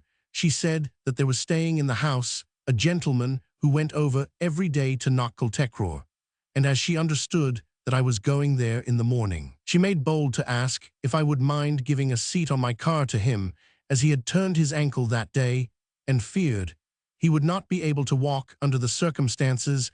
I could only say yes, as it would have been a churlish thing to refuse. Accordingly, I gave permission with seeming cheerfulness, but when I was alone my true feelings found vent in muttered grumbling. I ought to travel in an ambulance instead of a car. I seem never to be able to get near this Schlienener without an invalid. Once ought to be enough, but it has become the regulation thing now. I wish to goodness Andy would hold his infernal tongue-id, as lief have PG-64 a detective after me all the time. It's all very well to be a good Samaritan as a luxury, but as a profession it becomes monotonous. Confound Andy, I wish I'd never seen him at all." This last thought brought me up standing and set me face to face with my baseless ill humor. If I had never seen Andy, I should never have heard at all of Schlienener. I should not have known the legend. I should not have heard Nora's voice. And so said I to myself, this ideal fantasith's embodiment of a woman's voice has a concrete name already. A concrete name, and a sweet one too. And so I took another step on my way to the bog, and lost my ill humor at the same time. When my cigar was half through and my feelings were proportionately soothed, I strolled into the bar and asked Mrs. Keating as to my companion of the morrow. She told me that he was a young engineer named Sutherland. "What Sutherland?" I asked, adding that I had been at school with a Dick Sutherland, who had, I believed, gone into the Irish College of Science. "Perhaps it's the same gentleman, sir. This is Mr. Richard Sutherland, and I've heard him say that he was at Stephen's Green." "The same man," said I. "This is jolly. Tell me, Mrs. Keating, what brings him here?" "He's doing some work on Knockle for Mr. Murdoch, some queer thing or another. They do tell me, sir, that it's a most mysterious thing wid poles PG-65, and lines and magnets and all kinds of divilments. They say that Mr. Murdoch is goin' from off of his head ever since he had the law of poor fellum Joyce my. But he's the decent man, that same Mr. Joyce, and the gamine has been hard upon him. What was the lawsuit, I asked. All about a sellin' his land on an agreement. Mr. Joyce borrowed some money and promised, if it wasn't paid back at a certain time, that he would swap lands. Poor Joyce met with an accident comin' home with the money from Galway and was late, and when he got home, found that the gamine had got the sheriff to sell up his land on to him. Mr. Joyce tried it in the courts, but now Murdoch has got a decree on to him and the poor manlil to give up his fat lands and take the gamine's poor ones instead. That's bad. When has he to give up? Well, I disremember myself exactly, but Mr. Sutherland will be able to tell ye all about it as ye drive over in the mornin'. Where is he now? I should like to see him. It may be my old schoolfellow. Troth, it's in his bed, he is, for he rises mighty early, I can tell ye. After a stroll through the town circled to finish my cigar, I went to bed also, for we started early in the morning. When I came down to my breakfast, I found Mr. Sutherland finishing his. It was my old schoolfellow, but from being a slight pale boy he had PG66 grown into a burly, hale, stalwart man with keen eyes and a flowing brown beard. The only pallor noticeable was the whiteness of his brow, which was ample and lofty as of old. We greeted each other cordially, and I felt as if old times had come again, for Dick and I had been great friends at school. When we were on our way, I renewed my inquiries about Schleener and its inhabitants. I began by asking Sutherland as to what brought him there. He answered, I was just about to ask you the same question. What brings you here? I felt a difficulty in answering as freely as I could have wished, for I knew that Andy's alert ears were close to us, so I said, I have been paying some visits along the west coast, and I thought I would take the opportunity on my way home of investigating a very curious phenomenon of whose existence I became casually acquainted on my way here. A shifting bog. Andy here must strike in. Sure, the master is mighty fond Roman for bogs entirely. I don't know there's anything in the world what interests him so much. Here he winked at me in a manner that said as plainly as if spoken in so many words, all right, your Anner, I'll back ye up. Sutherland laughed as he answered, well, you're in the right place. Here art the difficulty. PG67 they have in this part of the world is to find a place that is not bog. However, about the shifting bog on Knockcultecror, I can perhaps help you as much as anyone. As you know, geology has been one of my favorite studies, and lately I have taken to investigate in my spare time the phenomena of this very subject. The bog at Schleener is most interesting. As yet, however, my investigation can only be partial, but very soon I shall have the opportunity which I require. How is that? I asked. The difficulty arises, he answered, from a local feud between two men, one of them my employer Murdoch and his neighbor Joyce. Yes, I interrupted, I know something of it. I was present when the sheriff's assignment was shown to Joyce and saw the quarrel, but how does it affect you and your study? This way, the bog is partly on Murdoch's land and partly on Joyce's, and until I can investigate the whole extent, I cannot come to a definite conclusion. The feud is so bitter at present that neither man will allow the other to set foot over his boundary, the foot of anyone to whom the other is friendly. However, tomorrow the exchange of lands is to be effected, and then I shall be able to continue my investigation. I have already gone nearly all over Murdoch's present ground, and after tomorrow I shall be able to go over his new ground up to now forbidden to me. How does Joyce take his defeat? PG 68. Badly, poor fellow, I am told. Indeed, from what I see of him, I am sure of it. They tell me that up to lately he was a bright, happy fellow, but now he is a stern, hard-faced, scowling man, essentially a man with a grievance, which makes him take a jaundiced view of everything else. The only one who is not afraid to speak to him is his daughter, and they are inseparable. It certainly is cruelly hard on him. His farm is almost an ideal one for this part of the world. It has good soil, water, shelter, trees, everything that makes a farm pretty and comfortable, as well as being good for farming purposes. And he has to change it for a piece of land as irregular in shape as the other is compact without shelter, and partly taken up with this very bog and the utter waste and chaos, which when it shifted in former times, it left behind. And how does the other Murdoch act? Shamefully, I feel so angry with him at times that I could strike him.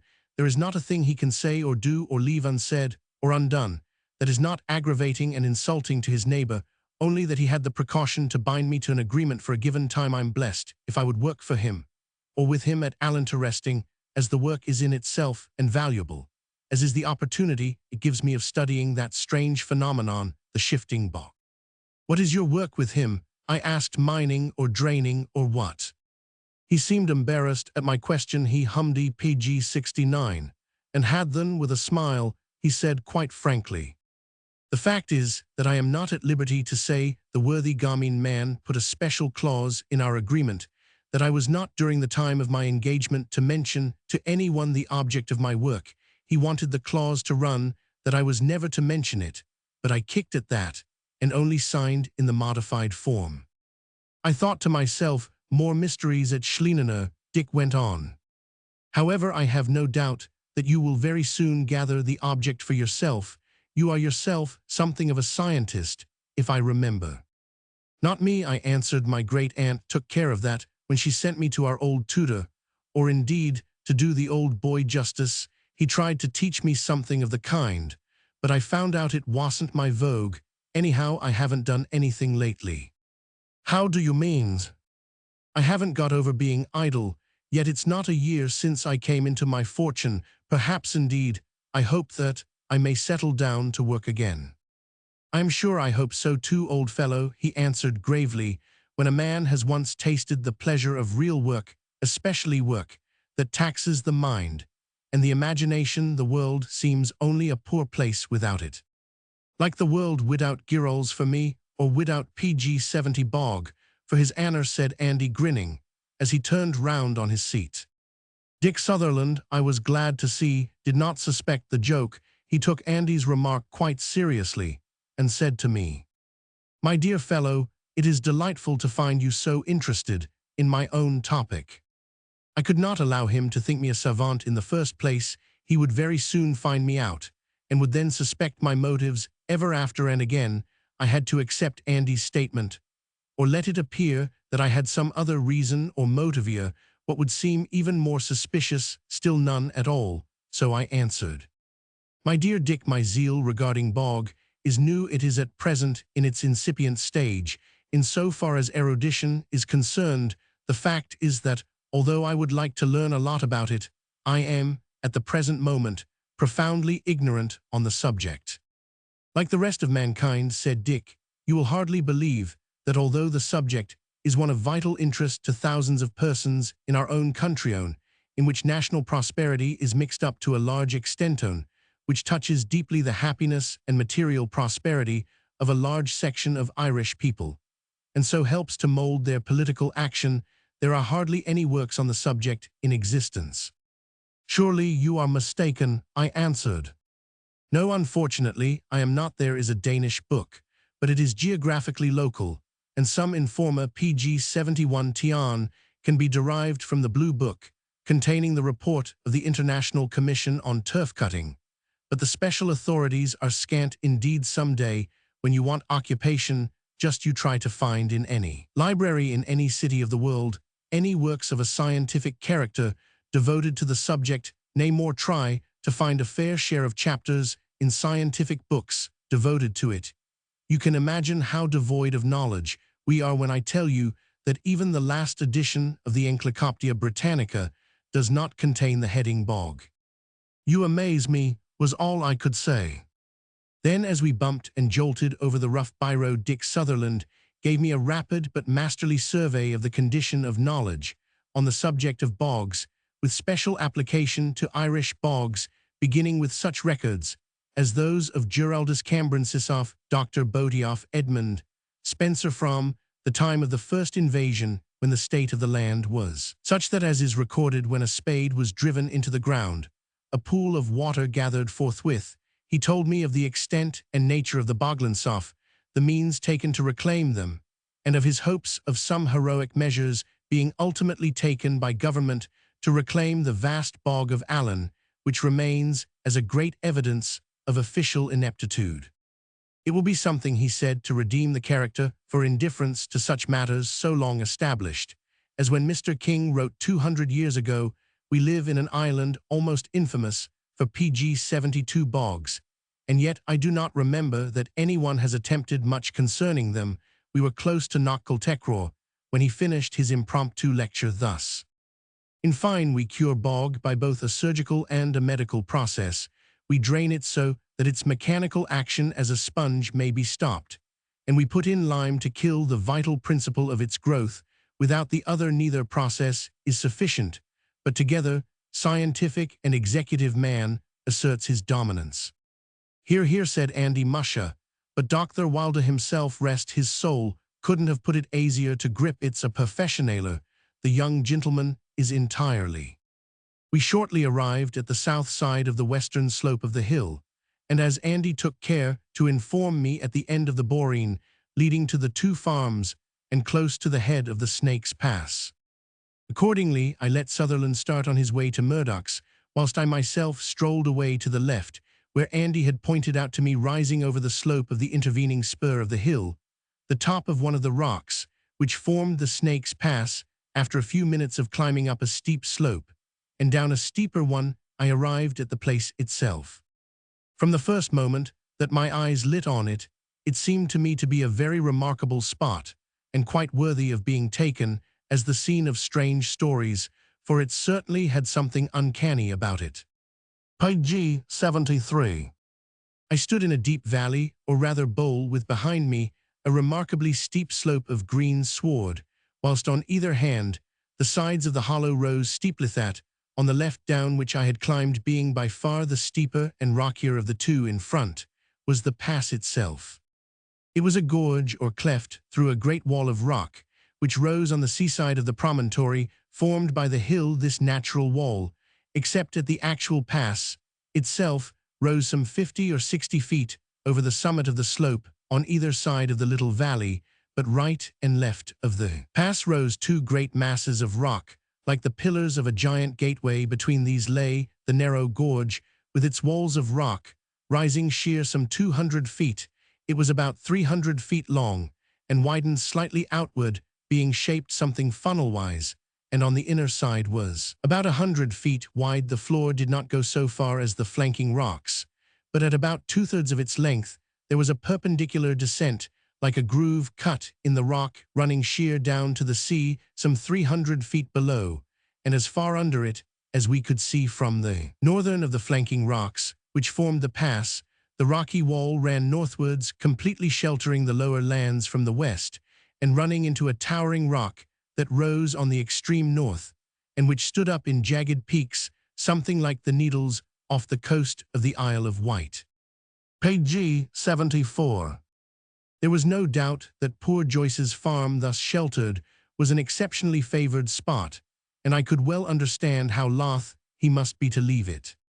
Murdoch's land, even under the enchantment of its distance, seemed very different, and was just as bleak as Sutherland had told me. Its southwestern end ran down towards the Snake's Pass.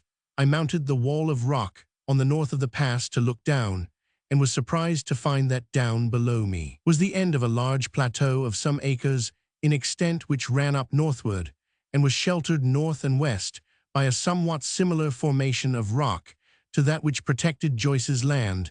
This, then, was evidently the place called the Cliff Fields, of which mention had been made at Widow Kelligan's. The view from where I stood was one of ravishing beauty. Westward, in the deep sea, under grey clouds of endless variety, rose a myriad of clustering islets, some of them covered with grass and heather, where cattle and sheep grazed. Others were mere rocks rising boldly from the depths of the sea, and surrounded by a myriad of screaming wildfowl, as the birds dipped and swept and wheeled in endless circles, their white breasts and grey wings varying in infinite phase of motion, and, as the long Atlantic swell, tempered by its rude shocks on the outer fringe of islets, broke in fleecy foam and sent living streams through the crevices of the rocks and sheets of white water over the boulders where the sea wrack rose and fell, I thought, PG 75, that the earth could give nothing more lovely or more grand. Andy's voice beside me grated on me unpleasantly. Musha, but it's the fine sight it is entirely. It only wants one thing. What does it want? I asked, rather shortly. Begor a bit of bog to put your rum around while you're looking at it, and he grinned at me knowingly.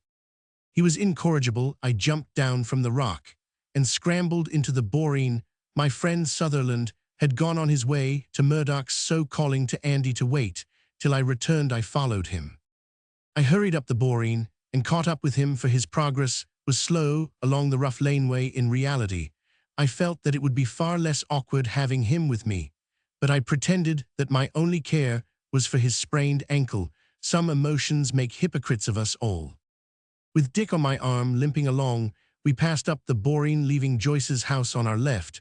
I looked out anxiously in case I should see Joyce or his daughter, but there was no sign of anyone about. In a few minutes, Dick, pausing for a moment, pointed out to me the shifting bog. You see, he said, those two poles, the line between them marks the mirroring of the two lands. We have worked along the bog down from there. He pointed, as he spoke, to some considerable distance up the hill to the north, where the bog began to be dangerous, and PG-76, where it curved around the base of a grassy mound or shoulder of the mountain. Is it a dangerous bog? I queried. Rather, it is just as bad a bit of soft bog as ever I saw. I wouldn't like to see anyone or anything that I cared for try to cross it. Why not? Because at any moment they might sink through it, and then could be no human strength or skill could ever save them. Is it a quagmire, then, or like a quicksand? Like either or both. Nay, it is more treacherous than either, you may call it. If you are poetically inclined, a carpet of death. What you see is simply a film or skin of vegetation, of a very low kind, mixed with the mold of decayed vegetable fiber and grit and rubbish of all kinds, which have somehow got mixed into it, floating on a sea of ooze and slime. Off something half liquid, half solid, and of an unknown depth. It will bear up a certain weight, for there is a degree of cohesion in it, but it is not all of equal cohesive power, and if one were to step on the wrong spot. He was silent. What then? Only a matter of specific gravity. A body suddenly immersed would, when the air of the lungs had escaped, and the rigor mortis had set in, probably sink a considerable distance. Then it would rise after 9 days, when decomposition began to generate gases, and make an effort to reach the top. Not succeeding in PG-77, this it would ultimately waste away, and the bones would become incorporated with the existing vegetation somewhere about the roots, or would lie among the slime at the bottom. Well, said I, for real cold-blooded horror, commend me to your men of science. This passage brought us to the door of Murdoch's house, a plain, strongly built cottage, standing on a knoll of rock that cropped up from the plateau round it. It was surrounded with a garden hedged in by a belt of pollard ash and stunted alders. Murdoch had evidently been peering surreptitiously through the window of his sitting room, for as we passed in by the gate he came out to the porch. His salutation was not an encouraging one. "You raised something late this morning, Mr. Sutherland. I hope he didn't throuble to delay in order to bring up this strange gentleman. You know how particular I am about anyone knowing aught of me affairs." Dick flushed up to the roots of his hair, and much to my surprise burst out quite in a passionate way. "Look you here, Mr. Murdoch, I'm not going to take any cheek from you, so don't you give any, of course. I don't expect a fellow of your stamp to understand a gentleman's feelings. Damn it, how can you have a gentleman's understanding when you haven't even a man's? You ought to know right well that what I said I would do, I shall do. I despise you and your miserable secrets and your miserable trickery too much to take to myself any PG-78 thing in which they have a part. But when I bring with me a friend, but for whom I shouldn't have been here at all, for I couldn't have walked, I expect that neither he nor I shall be insulted for 2 pins. I'd not set foot on your dirty ground again." Here Murdoch interrupted him. "Aisy now, you're under agreement to me, and I hood ye to it. So you can, you miserable scoundrel, because you know I shall keep my word. But remember that I expect proper treatment, and remember, too, that if I want an assistant, I am to have one." Again Murdoch interrupted, but this time much more soothingly. Aisy, haven't I done every living thing ye wanted and helped ye myself every time? Sure aren't I your assistant? Yes, because you wanted to get something and couldn't do without me, and mind this, you can't do without me yet, but be so good as to remember that I choose my own assistant, and I shall not choose you unless I like you can keep me here and pay me for staying as we agreed, but don't you think that I could fool you if I would? You wouldn't do that, I know, and me thrusted ye. You trusted me, you miserable wretches, you trusted me by a deed signed, sealed, and delivered. I don't owe you anything for that. Mr. Sutherland, sir, you're too sharp wid me. Your pagee 79 friend is very welcome. Do what you like, go where you choose, bring whom you willingly get on with the work, and keep it sacred. I sneered. Dick, you are ready to climb down because you want something done, and you know that this is the last day for work on this side of the hill. Well, let me tell you this, for you'll do anything for greed that you and I, together, doing all we can, shall not be able to cover all the ground. I haven't said a word to my friend, and I don't know how he will take any request from you after your impudence, but he is my friend and a clever man, and if you ask him nicely, perhaps he will be good enough to stay and lend us a hand. The man made me a low bow and asked me in suitable terms if I would kindly stop part of the day and help in the work. Needless to say, I acquiesced. Murdoch eyed me keenly as though to make up his mind whether or no I recollected him. Evidently remembered me, but I affected ignorance, and he seemed satisfied. I was glad to notice that the blow of Joyce's riding switch still remained across his face as a livid scar. He went away to get the appliances ready for work, in obedience to a direction from Sutherland. One has to cut that hound's corns, rather roughly said the latter, with a nice confusion of metaphors, as soon as Murdoch had disappeared. Dick then told me that his work was to make magnetic experiments to ascertain, if possible, if there was any iron hidden in the ground. Pg 80. The idea, he said, is Murdoch's own, and I have neither lot nor part in it. My work is simply to carry out his ideas with what mechanical skill I can command, and to invent or arrange such appliances as he may want where his theories are hopelessly wrong. I point this out to him, but he goes on or stops just as he chooses. You can imagine that a fellow of his low character is too suspicious to ever take a hint from anyone. We have been working for 3 weeks past, and have been all over the solid ground, and are just finishing the bog. How did you first come across him? I asked. Very nearly a month ago, he called on me in Dublin, having been sent by old Gascoigne of the College of Science. He wanted me to search for iron on his property. I asked if it was regarding opening mines. He said no, just to see if there should be any old iron lying about, as he offered me excellent terms for my time. I thought he must have some good, or rather I should say some strong motive. I know now, though he has never told me, that he is trying for the money that is said to have been lost and buried here by the French after Humbert's expedition to Killala. How do you work? I asked. The simplest thing in the world, just carry about a strong magnetonly. We have to do it systematically. And have you found anything as yet?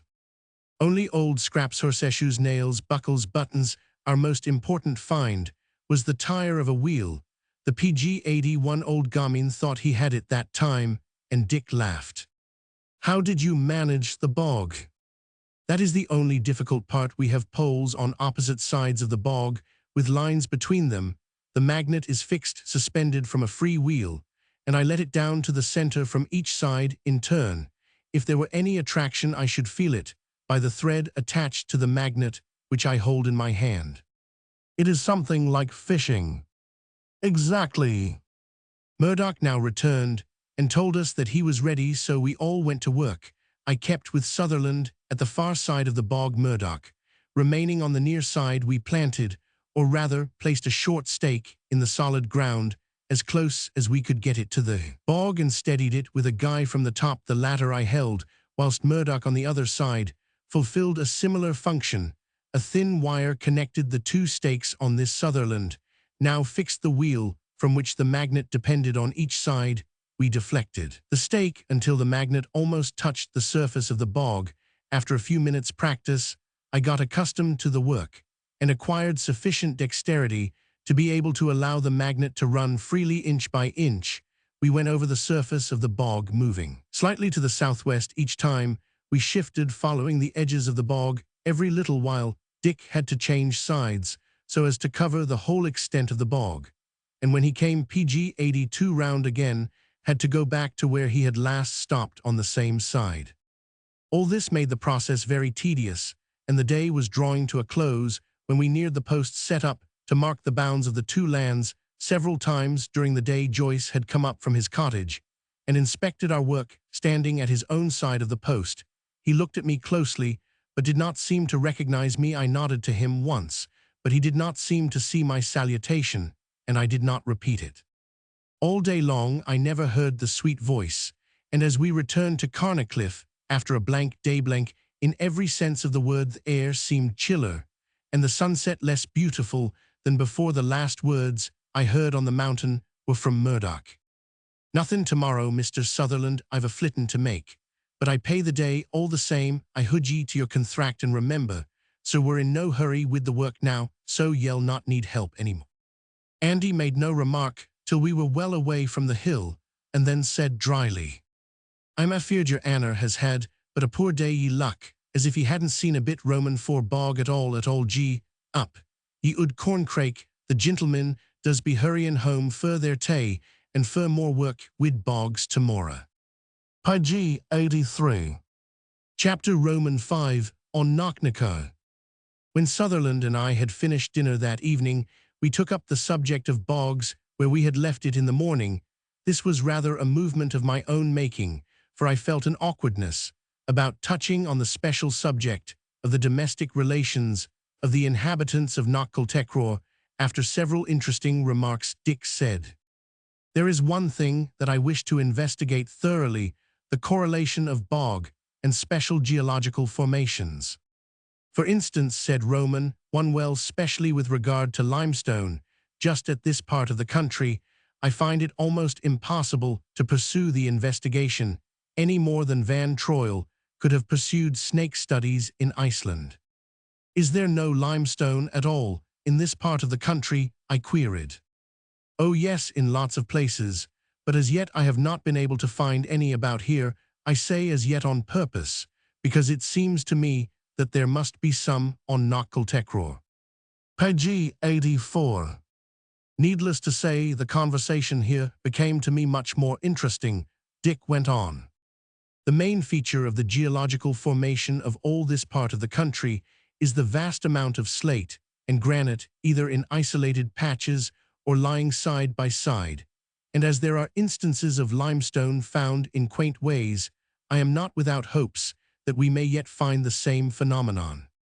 "Where do you find the instances of these limestone formations?" I queried, for I felt that, as he was bound to come back to or towards Schlienener, I could ease my own mind by pretending to divert his from it. "Well, as one instance, I can give you the Corrib River stream that drains Loch Corrib into Galway Bay, in fact the river on which the town of Galway is built. At one place, one side of the stream all is granite, and the other is all limestone. I believe the river runs over the union of the two formations. Now, if there should happen to be a similar formation, even in the least degree at Knocknacar, it will be a great thing." "Why will it be a great thing?" I asked. "Because there is no lime near the place at all, because with limestone on the spot, 100 things could be done that, as things are at present, would not repay the effort. With limestone, we could reclaim the bogs cheaply all over the neighborhood. In fact, a lime kiln there would be worth a small fortune. We could build walls in the right places. I can see how a lovely little harbor could be made there at a small expense. Pg 85. And then beyond all else would be the certainty, which is at present in my mind only a hope or a dream, that we could fathom the secret of the shifting bog and perhaps abolish or reclaim it." "This is exceedingly interesting," said I, as I drew my chair closer, and I only spoke the exact truth, for at that moment I had no other thought in my mind. "Do you mind telling me more, Dick? I suppose you are not like Lamb's Scotchman, that will not broach a half-formed idea." "Not the least in the world. It will be a real pleasure to have such a good listener. To begin at the beginning, I was much struck with that old cavity on the top of the hill. It is one of the oddest things I have ever seen or heard of. If it were in any other place, or amongst any other geological formation, I would think its origin must have been volcanic, but here such a thing is quite impossible. it was evidently once a lake. So goes the legend, I suppose you have heard it. Yes, and it rather confirms my theory. Legends have always a base in fact, and whatever cause gave rise to the myth of St. Patrick and the king of the snakes, the fact remains that the legend is correct in at least one particular that, at some distant time, there was a lake or pond on the spot. Are you certain? A very cursory glance satisfied me of that. I could PG-86 not go into the matter thoroughly, for that old wolf of mine was so manifestly impatient that I should get to his wild goose chase for the lost treasure wretchest, that the time and opportunity were wanting. However, I saw quite enough to convince me. Well, how do you account for the change? What is your theory regarding the existence of limestone? Simply this, that a lake or reservoir on the top of a mountain means the existence of a spring or springs. Now springs in granite or hard slate do not wear away the substance of the rock in the same way as they do when they come through limestone. And moreover, the natures of the two rocks are quite different. There are fissures and cavities in the limestone which are wanting, or which are at any rate not so common or perpetually recurrent in the other rock. Now, if it should be, as I surmise, that the reservoir was ever fed by a spring passing through a streak or bed of limestone, we shall probably find that in the progress of time the rock became worn, and that the spring found a way in some other direction, either some natural passage through a gap or fissure already formed, or by a channel made for itself. And then the process is easily understandable. The spring naturally sent its waters where there was the least resistance, and they found their way out on some level lower than the top of the hill. You perhaps noticed the peculiar formation of the hill, especially on PG-87, its west side. Great sloping tables of rock suddenly ended by a wall of a different stratum, a sort of serrated edge all the way down the inclined plane. You could not miss seeing it, for it cuts the view like the teeth of a saw. Now, if the water, instead of rising to the top and then trickling down the old channel, which is still noticeable, had once found a vent on one of those shelving planes, it would gradually fill up the whole cavity formed by the two planes, unless in the meantime it found some natural escape. As we know, the mountain is covered in a number of places with a growth or formation of bog, and this water, once accumulating under the bog, would not only saturate it, but would raise it. Being of less specific gravity than itself, till it actually floated. Given such a state of things as this, it would only require sufficient time for the bog to become soft and less cohesive than when it was more dry and compact, and you have a dangerous bog, something like the carpet of death that we spoke of this morning. So far I can quite understand, said Roman 1, but if this be so, how can the bog shift, as this one has undoubtedly done? It seems so far to be hedged with walls of rock. Surely these cannot move. Sutherland smiled. I see you do apprehend now. We are at the second stage. Did you notice, as we went across the hillside, that there were distinct beds or banks of clay? Certainly do they come in. PG-88. Of course, if my theory is correct, the shifting is due to them. Explain. So far as I can, but here I am only on surmise or theory pure and simple. I may be all wrong, or I may be right. I shall know more before I am done with Schlienener. My theory is that the shifting is due to the change in the beds of clay, as for instance by rains washing them by degrees to lower levels. This is notably the case in that high clay bank just opposite the snakes pass. The rocks are fixed, and so the clay becomes massed in banks between them, perhaps aided in the first instance by trees falling across the chasm or opening.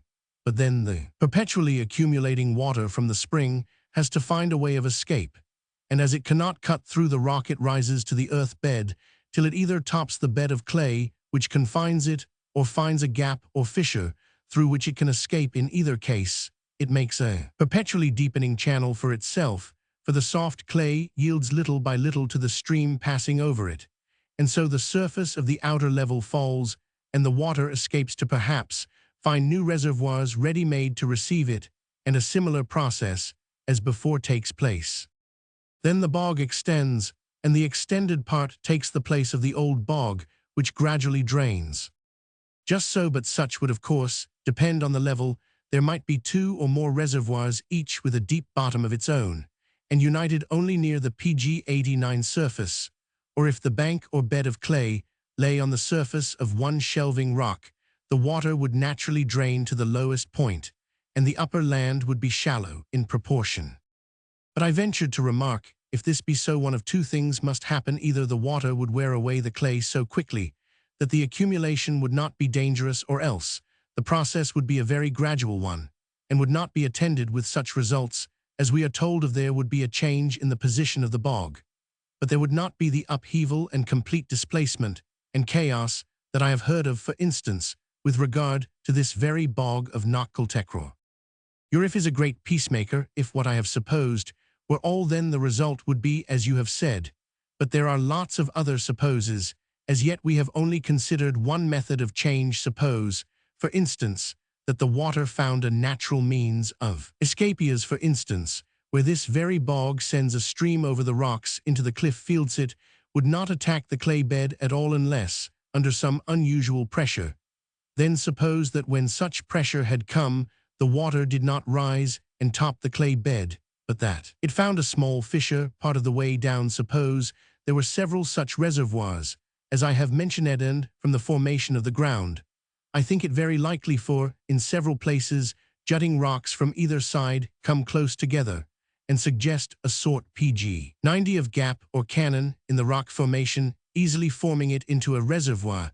Then, if the barrier between the 2 upper ones were to be weakened, and a sudden weight of water were to be thrown on the lower walls, suppose such wall were to partially collapse and bring down, say, a clay bank, which would make a temporary barrier loftier than any yet existing, but only temporary. Suppose that the quick accumulation of waters behind this barrier lifted the whole mass of water and slime and bog to its utmost height.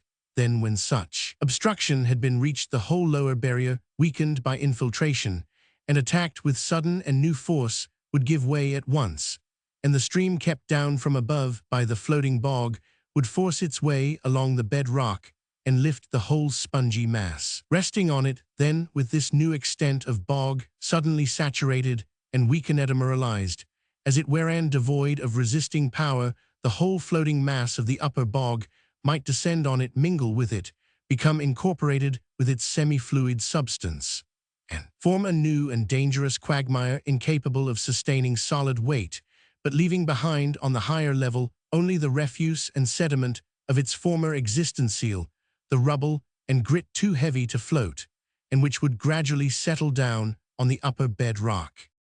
Really, Dick, you put it most graphically. What a terrible thing it would be to live on the line of such a change. Terrible indeed, at such a moment. A house in the PG-91 track of the movementless, it were built on the rock, would go down like a ship, in a storm go down solid, and in a moment, without warning and without hope. Then, with such a neighbor as a shifting bog, the only safe place for a house would be on a rock. Before my eyes, as I spoke, rose the vision of Murdoch's house resting on its knoll of rock, and I was glad for one reason, that there at least would be safety for Joyce and his daughter. Exactly. Now Murdoch's house is as safe as a church. I must look at his new house when I go up tomorrow. As I really did not care about Murdoch's future, I asked no further questions, so we sat in silence and smoked in the gathering twilight. There was a knock at the door. I called, "Come in." The door opened slowly, and through a narrow opening Andy's shock head presented itself. "Come in, Andy," said Dick. "Come here and try if you can manage a glass of punch." Begor was Andy's sole expression of acquiescence. The punch was brewed and handed to him. "Is that as good as Widow Kelligan's?" I asked him. Andy grinned. "All punch is good, your Anners. Here's both your good healths, and here's the girls." And turning to me, the bog he winked, threw up his hand and put down the empty glass. "Glory be to God," was his grace after drink.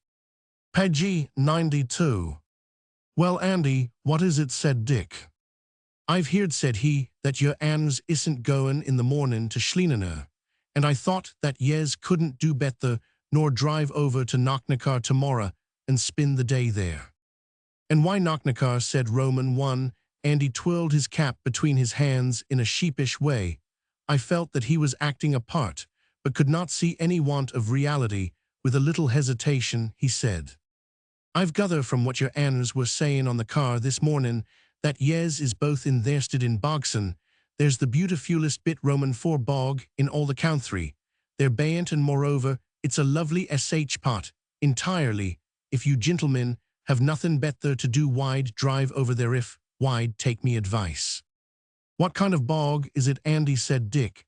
"Is there anything peculiar about it? Does it shift?" Andy grinned, a most unaccountable grin. "Begor it does, sir," he answered quickly. "Sure, all bogs does shift," and he grinned again.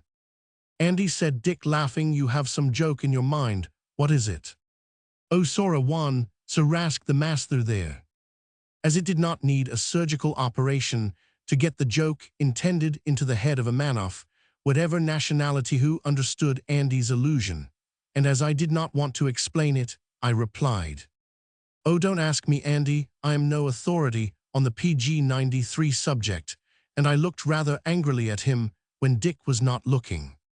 Andy hastened to put matters right, evidently did not want to lose his day's hire on the morrow. "Your anners, ye may take me word for it, there's a bog bayant at Knocknacar Wichlal, in theirst yes, entirely. I remember it myself, a lot higher up the mountain when I was a spalpinin. It's been crawling down Iver, since it's a mighty queer pot entirely." This settled the matter, and we arranged forthwith to start early on the following morning for Knocknacar, Andy, before he left, having a nightcap out of a tumbler. We were astir fairly early in the morning, and having finished a breakfast sufficiently substantial to tide us over till dinner time, we started on our journey. The mare was in good condition for work, the road was level, and the prospect fine, and altogether we enjoyed our drive immensely. As we looked back, we could see Knocknacar rising on the edge of the coast away to our right, and seemingly surrounded by a network of foam-girt islands, for a breeze was blowing freshly from the southwest. At the foot of the mountain, or rather hilda, was a small, clean-looking shebeen. Here Andy stopped and put up the mare. Then he brought us up a narrow lane, bounded by thick hedges of wild briar, to where we could see the bog, which was the object of our visit. Dick's foot was still painful, so I had to give him an arm as on. Yes, PG-94 Turday, we crossed over 2 fields from which the stones had been collected and placed in heaps. The land was evidently very rocky for here, and there more especially in the lower part. Grey rock cropped up in places at the top of the farthest field. Andy pointed out an isolated rock rising sharply from the grass. "Look there, your Anne's win. I remember first that rock was as far aft from the bog as we are now from the boring, and luck at it, now why the bog is close to it. So it is." He then turned and looked at a small heap of stones murther. "But there is a queer thing, why that heap not a year ago was as high as the top Roman 4, that rock, begor it's bane buried it is." Dick looked quite excited as he turned to me and said, "Why, art, old fellow, here is the very thing we were talking about. This bog is an instance of the gradual changing of the locality of a bog by the filtration of its water through the clay beds resting on the bedrock. I wonder if the people here will let me make some investigations. Andy, who owns this land?" "Oh, I can tell your Anna that well enough. It's Mr. Moriarty from Knocknacar, him, sir," turning to me, "that ye seen at Widder Kelligan's that night in the Torm." "Does he farm it himself?" "No, sir, my father rents it. The Udmare was riz on this very part. PG-95. Do you think your father will let me make some investigations here if I get Mr. Moriarty's permission also?" "Throth, and he will, sir, wid all the pleasure in life, of course," he added with native shrewdness, "if there's no harm done to his land, or if there's harm done it's paid for." "All right," Andy said, "I'll be answerable for that part of it." We went straight away with Andy to see the elder Sullivan. We found him in his cabin at the foot of the hill, a hale old man of nearly 80, with all his senses untouched. And he was all that could be agreeable. I told him who I was, and that I could afford to reimburse him if any damage should be done. Dick explained to him that so far from doing harm, what he would do would probably prevent the spreading of the bog, and would in such case much enhance the value of his holding, and in addition, give him the use of a spring on his land. Accordingly, we went back to make further investigations. Dick had out his notebook in an instant, and took accurate note of everything he measured, and probed the earth, tapped the rocks with the little geological hammer which he always carried, and finally set himself down to make an accurate map of the locality. I, acting as his assistant in the measurements, Andy left us for a while, but presently appeared hot and flushed as he approached. Dick observed, "Andy has been drinking the health of all his relatives, page 96. We must keep him employed here, or we may get a spill going home." The object of his solicitude came and sat on a rock beside us and looked on. Presently he came over and said to Dick, "Your Anner, can I help ye in your work? Sure, if ye only want one hand to help ye, mayhap mine id do, and thin his Anner here might hop up to the top Roman for the mountain. There's a mighty purty view there entirely, and he could enjoy it, though ye can't get up wid your lame foot." "Good idea," said Dick. "You go up on top, Art. This is very dull work, and Andy can hold the tape for me as well as you or anyone else. You can tell me all about it when you come down." "Do your Anner tell him all ye see," said Andy, as I prepared to ascend. "If ye go up soft, be the shady parts mayhap wide. Strike, another bit of bog be the way." I had grown so suspicious of Andy's double entente that I looked at him keenly to see if there was any fresh joke on, but his face was immovably grave, and he was seemingly intent on the steel tape which he was holding. I proceeded up the mountain. It was a very pleasant one to climb, or rather to ascend, for it was nearly all covered with grass. Here and there on the lower half were clumps of stunted trees, all warped eastwards by the prevailing westerly wind. Alders, mountain ash, and thorn. Higher up these disappeared, but there was still a pleasant sprinkling of hedgerows as the verdure grew on the PG 97 south side higher than on the north or west. I followed it and drew near the top. As I got closer I heard someone singing. "By Jove," said I to myself, "the women of this country have sweet voice indeed." This was by no means the first time I had noticed the fact. I listened, and as I drew nearer to the top of the hill, I took care not to make any noise which might disturb the singer. It was an odd sensation to stand in the shadow of the hilltop on that September day and listen to Ave Maria sung by the unknown voice of an unseen singer. I made a feeble joke all to myself. My experience of the girls of the West is that of vox et piarteria nihil.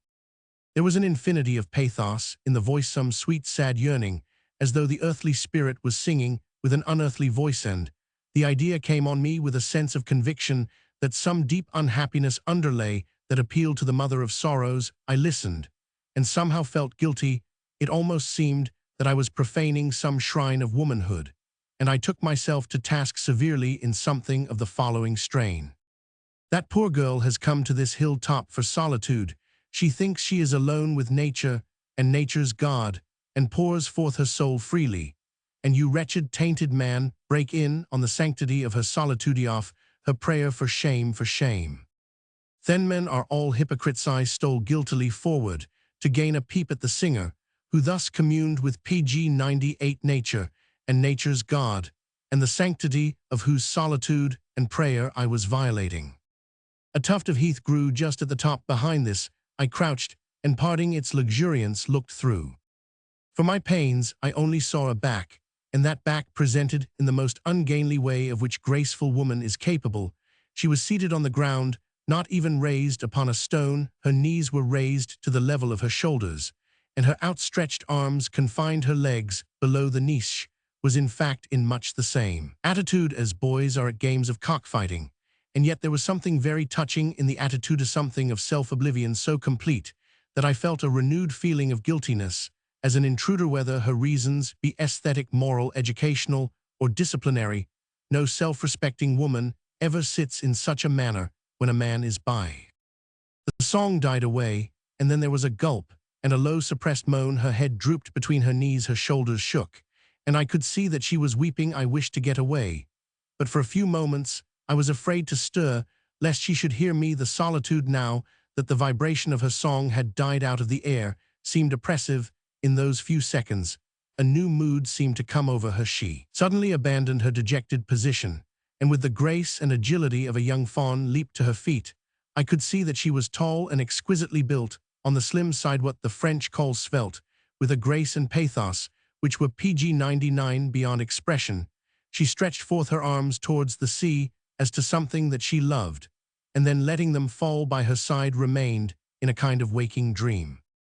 I slipped away, and when I was well out of sight, ran down the hill about 100 yards, and then commenced the descent, making a fair proportion of noise, as I came now striking at the weeds with my heavy stick, now whistling and again humming a popular air. When I gained the top of the hill, I started, as though surprised at seeing anyone, much less a girl, in such a place. I think I acted the part well again. I say that at times the hypocrite in us can be depended upon. She was looking straight towards me, and certainly, so far as I could tell, took me in good faith. I doffed my hat and made some kind of stammering salutation, as one would to a stranger, the stammering not being, of course, in the routine of such occasions, but incidental to the special circumstances. She made me a graceful curtsy, and a blush overspread her cheeks. I was afraid to look too hard at her, especially at first, lest I should frighten her away, but I stole a glance towards her at every moment when I could. How lovely she was! I had heard that along the west coast of Ireland there are traces of Spanish blood and Spanish beauty, and here was a living evidence of the truth of the hearsay. Not even at sunset in the parades of Madrid or Seville could one see more PG 100 perfect beauty of the Spanish type beauty, perhaps all the more perfect for being tempered with northern calm.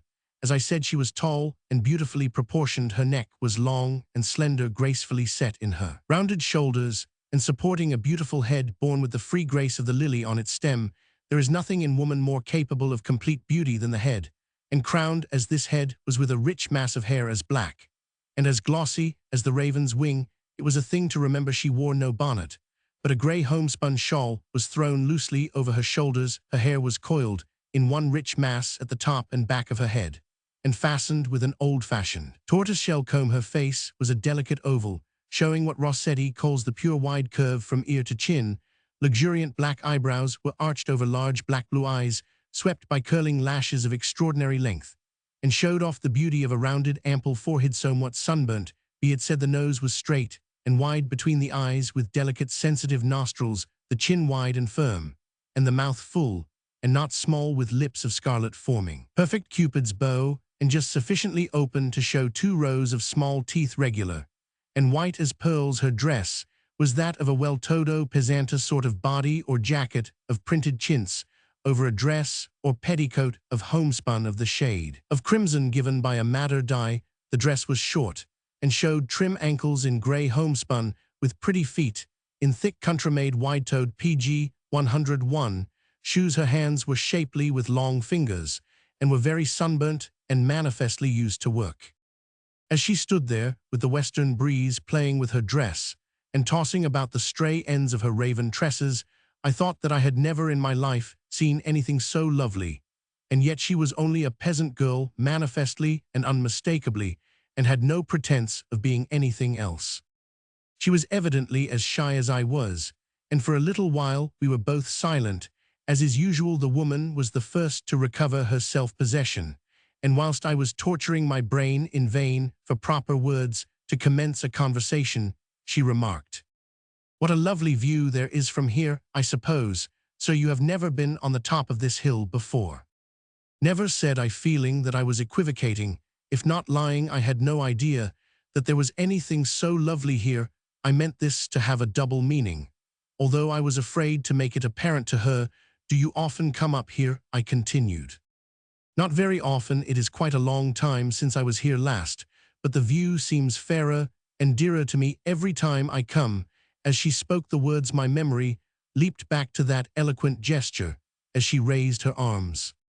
I thought I might as well improve the occasion and lay the foundation for another meeting without giving offense or fright, so I said, "This hill is quite a discovery, and as I am likely to PG 102 be here in this neighborhood for some time, I dare say I shall often find myself enjoying this lovely view." She made no reply or comment whatever to this statement. I looked over the scene, and it was certainly a fit setting for so lovely a figure, but it was the general beauty of the scene, and not, as had hitherto been the case, one part of it only, that struck my fancy. Away on the edge of the coastline rose Knockcultecraw, but it somehow looked lower than before, and less important. The comparative insignificance was, of course, due to the fact that I was regarding it from a superior altitude, but it seemed to me that it was because it did not now seem to interest me so much. That sweet voice through the darkness seemed very far away. Nowhere was a voice as sweet and in such a habitation, the invisible charm with which Schlienener had latterly seemed to hold me, or the spell which it had laid upon me, seemed to pass away, and I found myself smiling that I should ever have entertained such an absurd idea. Youth is not naturally stand-off, and before many minutes, the two visitors to the hilltop had laid aside reserve and were chatting freely. I had many questions to ask of local matters, for I wanted to find out what I could of my fair companion without seeming to be too inquisitive, but she seemed to fight shy of all such topics, and when we parted, my ignorance of her name and surroundings remained as profound as it had been at first. She, however, wanted to know all about London. She knew it only by hearsay, for some of the questions which she PG 103 asked me were amazingly simple. Manifestly, she had something of the true peasant belief that London is the only home of luxury, power, and learning. She was so frank, however, and made her queries with such a gentle modesty, that something within my heart seemed to grow and grow, and the conviction was borne upon me that I stood before my fate. Sir Garant's ejaculation rose to my lips. Here, by God's rood, is the one made for me. One thing gave me much delight. The sadness seemed to have passed quite away for the time. At all events, her eyes, which had at the first been glassy with recent tears, were now lit with keenest interest, and she seemed to have entirely forgotten the cause of her sorrow. Good, thought I to myself complacently, at least I have helped to brighten her life, though it be but for 1 hour. Even whilst I was thinking, she rose up suddenly, had been sitting on a boulder. Goodness, how the time passes, she said. I must run home at once. Let me see you home, I said eagerly. Her great eyes opened, and she said, with a grave simplicity that took me way down, to use American slang, "Why, just to see that you get home safely," I stammered. She laughed merrily. "No fear for me. I am safer on this mountain than any PG 104 where in the world almost," she added, and the grave, sad look stole again over her face. "Well, but I would like to," I urged again. She answered with grave, sweet seriousness, "Oh no, sir, that would not do. What would folks say to see me walking with a gentleman like you?" The answer was conclusive. I shrugged my shoulders, because I was a man, and had a man's petulance under disappointment, and then I took off my hat and bowed, not ironically, but cheerfully, so as to set her at ease, for I had the good fortune to have been bred a gentleman. My reward came when she held out her hand frankly and said, "Goodbye, sir," gave a little graceful curtsy, and tripped away over the edge of the hill. I stood bareheaded looking at her until she disappeared. Then I went to the edge of the little plateau and looked over the distant prospect of land and sea with a heart so full that the tears rushed to my eyes. There are those who hold that any good emotion is an act of prayer. If this be so, then on that wild mountain top, as fervent a prayer as the heart of man is capable of went up to the giver of all good things. When I reached the foot of the mountain, I found Dick and Andy waiting for me at the shebeen. As I came close, Dick called out, "What a time you were, old chap. I thought you had taken root on the hilltop. What on earth kept you?" PG 105. "The view from the top is lovely beyond compare," I said as an evasive reply. "Is what ye see there more lovelier nor what ye see at Schlienener?" said Andy with seeming gravity. "Far more so," I replied instantly and with decision. "I told your Anner there was something worth looking at," said he, "and may I ask if your Anner seen any bog on the mountain?" I looked at him with a smile. I seemed to rather like his chaff. "Now begor I did, your Anner," I answered, mimicking his accent. We had proceeded on our way for a long distance, Andy apparently quite occupied with his driving, Dick studying his notebook, and I quite content with my thoughts, when Andy said, apropos of nothing and looking at nobody, "I seen a young girl comin' down the hill, bayant a wee while before your Anner. I hope she didn't disturb any Roman for yes." The question passed unnoticed, for Dick apparently did not hear, and I did not feel called upon to answer it. I could not have truthfully replied with a simple negative or positive. PG 106. Chapter Romans 6, Confidences. The next day Sutherland would have to resume his work with Murdoch, but on his newly acquired land I could think of his visit to Knockcultecraw without a twinge of jealousy, and for my own part one contemplated a walk in a different direction. Dick was full of his experiment regarding the bog at Knocknacar, and could talk of nothing else a disposition of things, which suited me all to nothing, for I had only to acquiesce in all he said, and let my own thoughts have free and pleasant reign. I have everything cut and dry in my head, and I'll have it all on paper before I sleep tonight, said the enthusiast. Unfortunately, I am tied for a while longer to the amiable Mr. Murdoch, but since you're a good enough old fellow to offer to stay to look after the cutting, I can see my way to getting along. We can't begin until the day after tomorrow, for I can't, by any possibility, get old Moriarty's permission before that, but then we'll start in earnest. You must get some men up there, and set them to work at once. PG 107. By tomorrow evening, I'll have an exact map ready for you to work by, and all you will have to do will be to see that the men are kept up to the mark. Look at the work now and then, and take a note of results. I expect it will take quite a week or two to make the preliminary drainage, for we must have a decided fall for the water. We can't depend on less than 20 or 30 feet, and I should not be surprised if we want twice as much. I suppose I shan't see you till tomorrow night, for I am going up to my room now and shall work late, and I must be off early in the morning, as you're going to have a walk. I suppose I may take Andy, for my foot is not right yet. By all means, I replied, and we bade each other good night. When I went to my own room, I locked the door and looked out of the open window at the fair prospect, bathed in soft moonlight. For a long time I stood there. What my thoughts were I need tell no young man or young woman, for without shame I admitted to myself that I was over head and ears in love.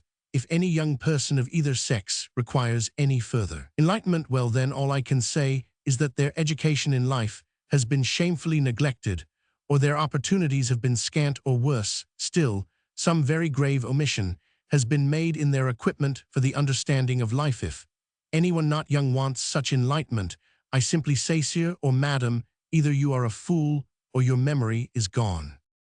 Page 108.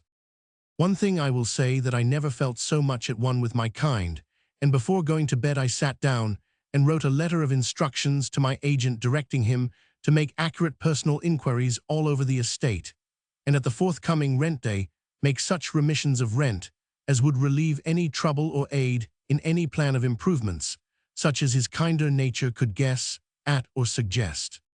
I need not say that for a long time I did not sleep, and although my thoughts were full of such hope and happiness that the darkness seemed ever changing into sunshine, there were at times such harrowing thoughts of difficulties to come in the shape of previous attachments, of my being late in my endeavors to win her as my wife, of my never been able to find her again, that now and again I had to jump from my bed and pace the floor towards daylight. I slept and went through a series of dreams of alternating joy and pain. At first hope held full sway, and my sweet experience of the day became renewed and multiplied again. I climbed the hill and saw her, and heard her voice again. The tearful look faded from her eyes again.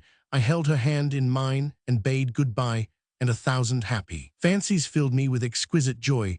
Then doubts began to come. I saw her once more on the hilltop, but she was looking out for some other than myself, and a shadow of disappointment passed over her sweet face.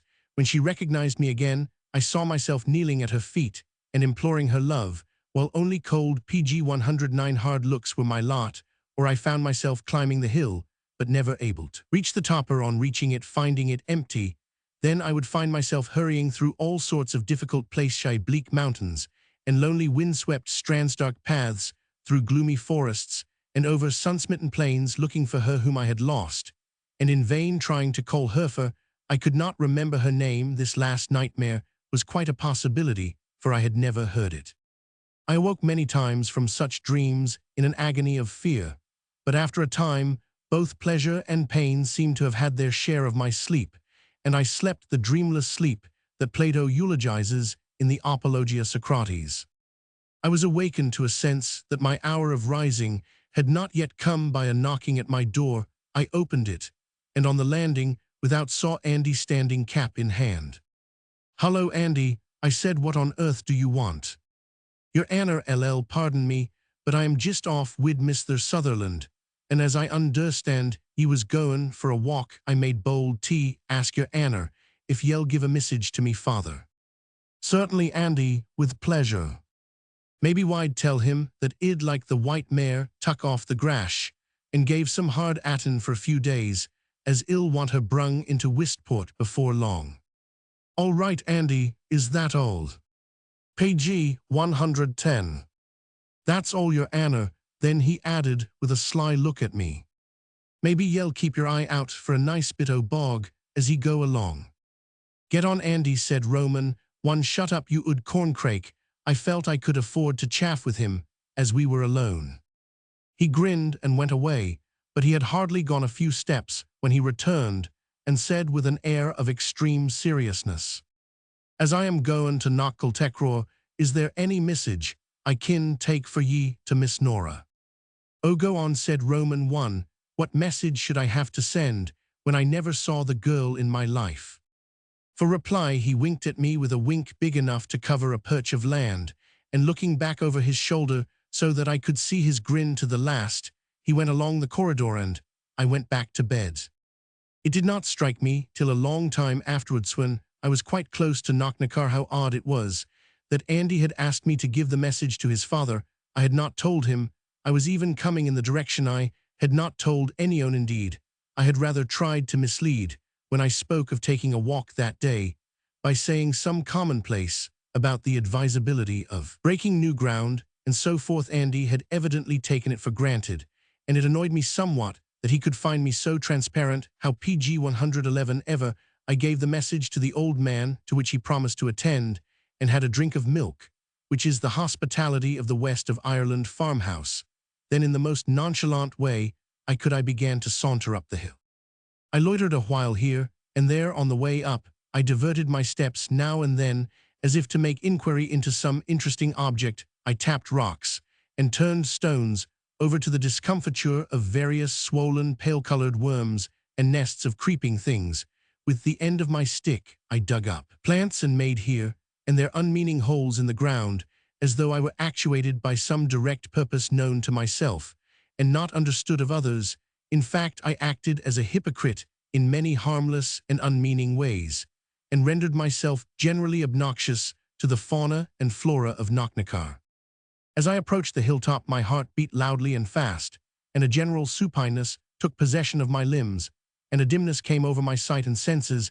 I had experienced something of the same feeling at other times in my life, as for instance, just before my first fight when a schoolboy, and when I stood up to make my maiden speech at the village debating society. Such feelings, sir, lack of feelings, however, do not kill, and it is the privilege and strength of advancing years to know this fact. I proceeded up the hill. I did not whistle this time, or hum, or make any noise. Matters were far too PG 112 serious with me for any such levity. I reached the top and found myself alone. A sense of blank disappointment came over me, which was only relieved when, on looking at my watch, I found that it was as yet still early in the forenoon. It was 3 o'clock yesterday when I had made the ascent. As I had evidently to while away a considerable time, I determined to make an accurate investigation of the hill of Knocknacar, very much fuller than I had made as yet, as my unknown had descended the hill by the east, and would probably make the ascent if she ascended at all by the same side. And as it was my object not to alarm her, I determined to confine my investigations to the west side. Accordingly, I descended about halfway down the slope, and then commenced my prying into the secrets of nature under a sense of the just execration of me and my efforts on the part of the whole of the animate and inanimate occupants of the mountain's side. Hours to me had never seemed of the same inexhaustible proportions as the hours thus spent.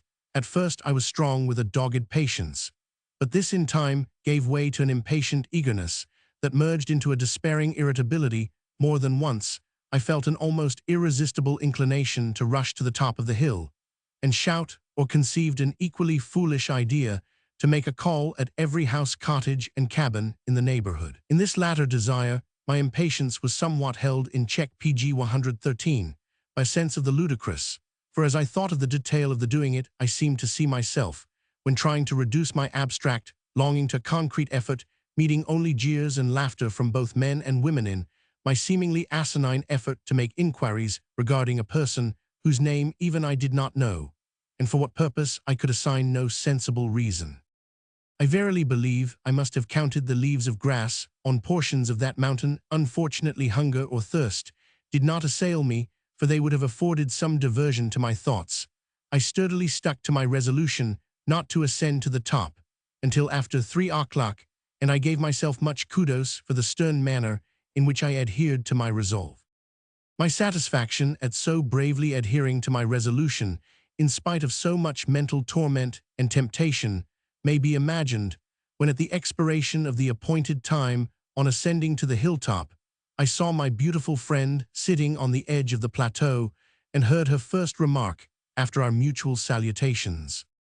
"I have been here nearly 2 hours, and am just going home. I have been wondering and wondering what on earth you were working at all over the hillside. May I ask, are you a botanist?" "No." "Or a geologist?" "No." "Or a naturalist?" "No." Page 114. There she stopped. This simple interrogation as to the pursuits of a stranger evidently struck her as unmaidenly, for she blushed and turned away. I did not know what to say, but youth has its own wisdom, which is sincerity, and I blurted out. In reality, I was doing nothing. I was only trying to pass the time. There was a query in the glance of the glorious blue-black eyes and in the lifting of the ebon lashes, and I went on conscious, as I proceeded, that the ground before me was marked dangerous. The fact is, I did not want to come up here till after 3, and the time seemed precious long, I can tell you. Indeed, but you have missed the best part of the view between 1 and 2 o'clock, when the sun strikes in between the islands Cushing there to the right, and Miss Carth's view is the finest of the whole day." "Oh yes," I answered, "I know now what I have missed." Perhaps my voice betrayed me. I certainly felt full of bitter regret, but there was no possibility of mistaking the smile which rose to her eyes and faded into the blush that followed the reception of the thought. There are some things which a woman cannot misunderstand or fail to understand, and surely my regret and its cause were within the category. It thrilled through me with a sweet intoxication to realize that she was not displeased. Man is predatory, pg 115, even in his affections, and there is some conscious power to him which follows the conviction that the danger of him which is his intention is recognized. However, I thought it best to be prudent and to rest on success for a while, at least. I therefore commenced to talk of London, whose wonders were but fresh to myself, and was rewarded by the bright smile that had now become incorporated with my dreams by day and by night. And so we talked in simple companionship, and the time fled by on golden wings. No word of love was spoken or even hinted at, but with joy and gratitude unspeakable, I began to realize that we were en rapport, and more than this, I realized that the beautiful peasant girl had great gifts: a heart of gold, a sweet pure nature, and a rare intelligence. I gathered that she had had some education, though not an extensive one, and that she had followed up at home such subjects as she had learned in school. But this was all I gathered. I was still as ignorant as ever of her name, and all else beside, as when I had first heard her sweet voice on the hilltop.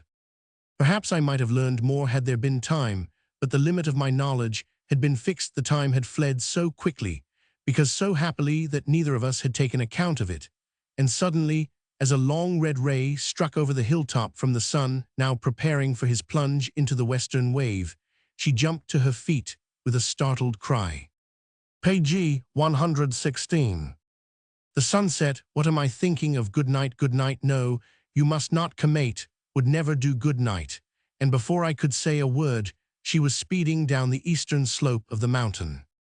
The revulsion from such a dream of happiness made me for the moment ungrateful, and I felt that it was with an angry sneer on my lip that I muttered as I looked at her retreating form, "Why are the happy hours so short whilst misery and anxiety spread out endlessly?"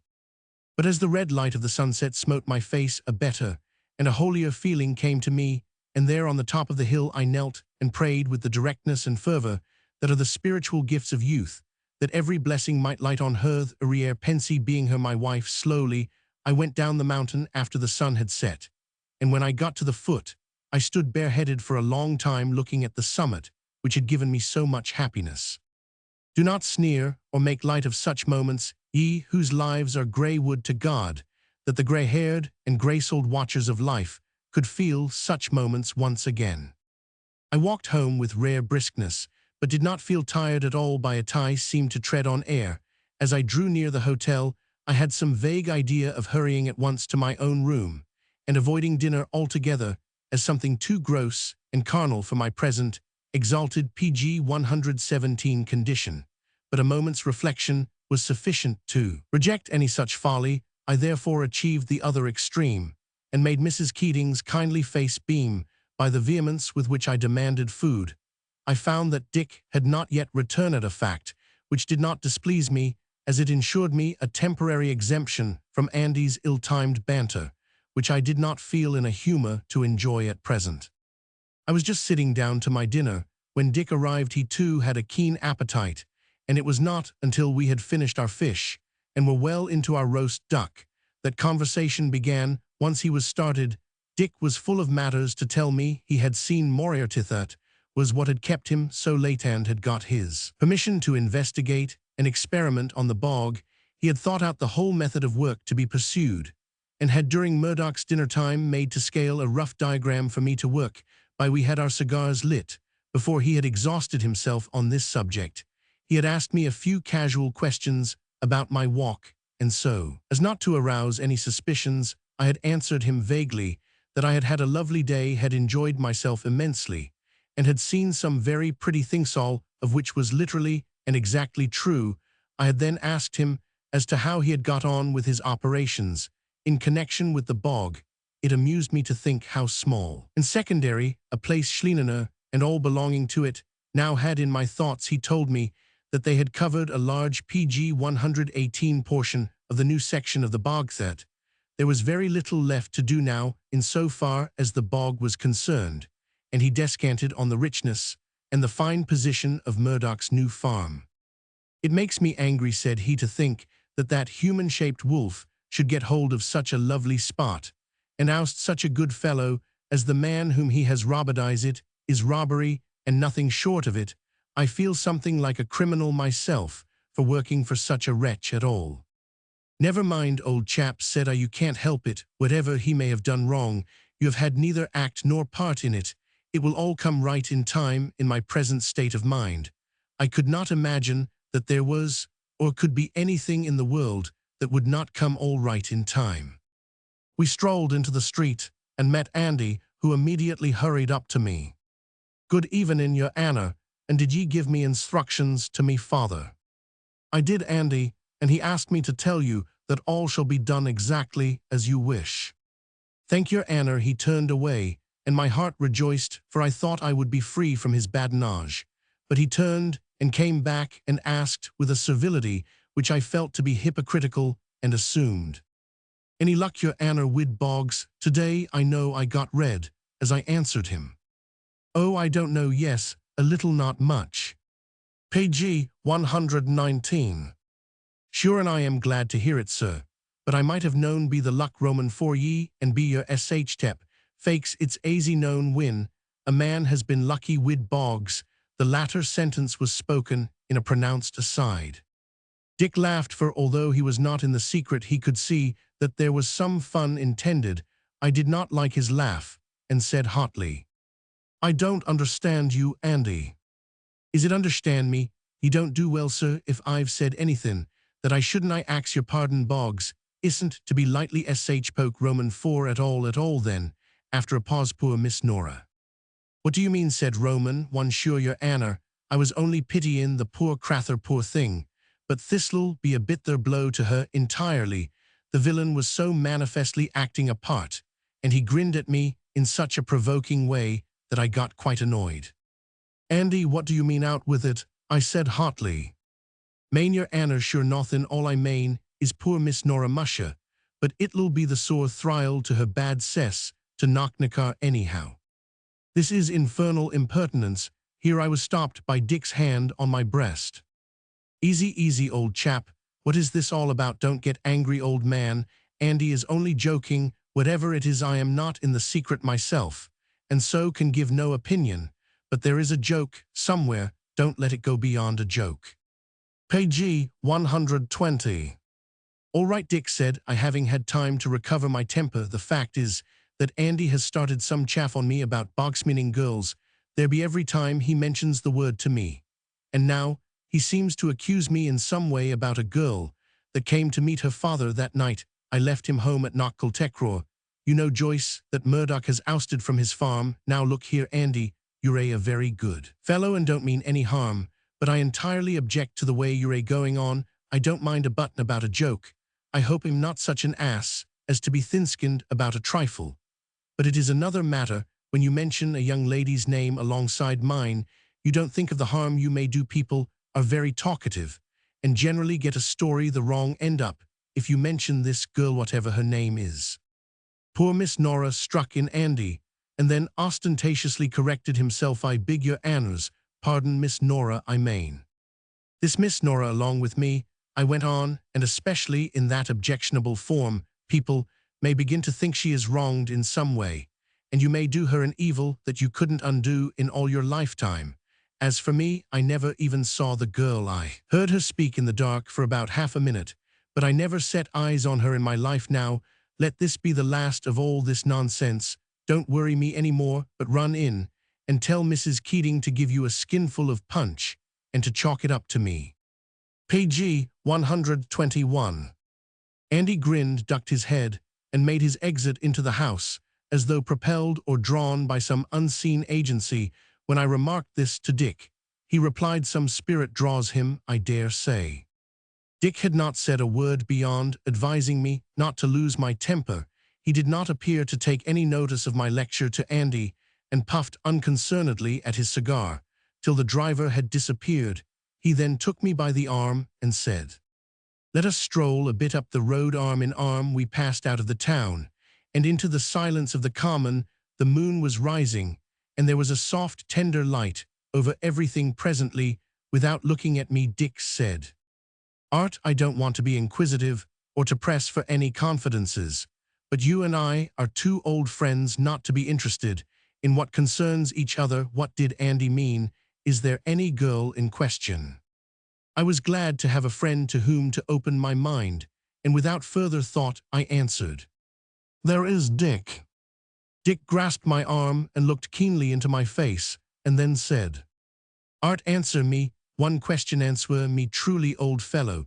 By all you hold dear, answer me on your honor. I shall, Dick. What is it? Is it Nora Joyce? I had felt some vague alarm from the seriousness of his manner, but his question put me at ease again, and with a high heart I answered. Page 122. No, Dick, it is not. We strolled on, and after a pause that seemed a little oppressive to me, he spoke again. Andy mentioned a poor Miss Nora. Don't get riled, old man, and you both agreed that a certain young lady was the only one alluded to. Are you sure there is no mistake? Is not your young lady called Nora? This was a difficult question to answer, and made me feel rather awkward. Being awkward, I got a little hot. Andy's an infernal fool. What I said to him, you heard me. Yes, I heard you. Was literally and exactly true. I never set eyes on Nora Joyce in my life. The girl, I mean the one you mean, also was one I saw by chance yesterday and Tardayan, the top of Knocknacar. Who is Shether? Was a more joyous sound in Dick's voice. I stammered. The fact is, Dick, I don't know. What is her name? I don't know. You don't know her name? No. Where does she come from? I don't know. I don't know anything about her, except this, Dick, that I love her with all my heart and soul. I could not help it. I could not account for it. Page 123. But the tears rushed to my eyes, and I had to keep my head turned away from Dick lest he should notice me. He said nothing, and when I had surreptitiously wiped away what I thought were unmanly tears of emotion, I looked round at him. He too had his head turned away, and if my eyes did not deceive me, he too had some unmanly signs of emotion.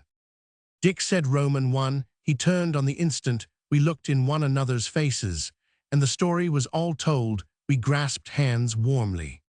We're both in the same boat, old boy, said he. Who is it, Dick? Nora Joyce, I gave a low whistle.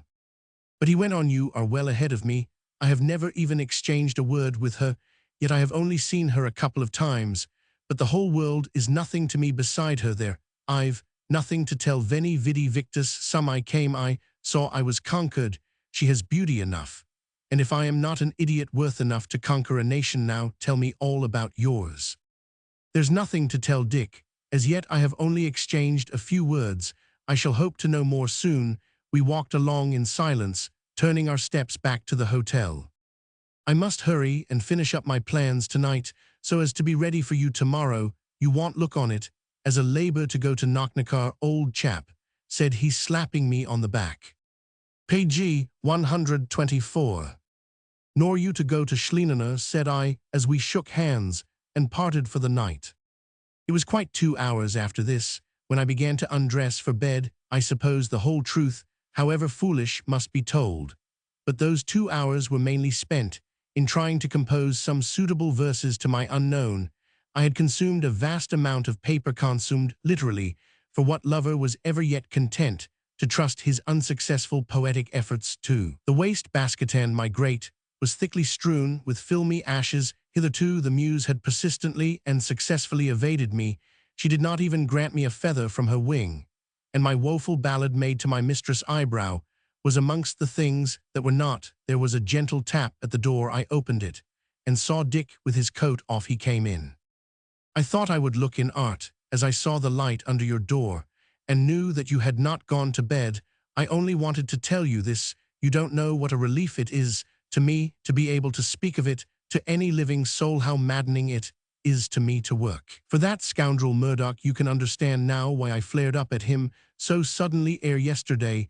I have a strong conviction on me that his service is devil's service, as far as my happiness is concerned, and that I shall pay some terrible penalty for it. Nonsense, old fellow, said I. Nora only wants to see you, to know what a fine fellow you are. You want PG 125, mind my saying it, but you are the class of man that any woman would be proud of. Ah, old chap, he answered sadly, I am afraid it will never get that far. There isn't, so to speak, a fair start for me. She has seen me already. Worse luck, has seen me doing work which must seem to her to aid in ruining her father.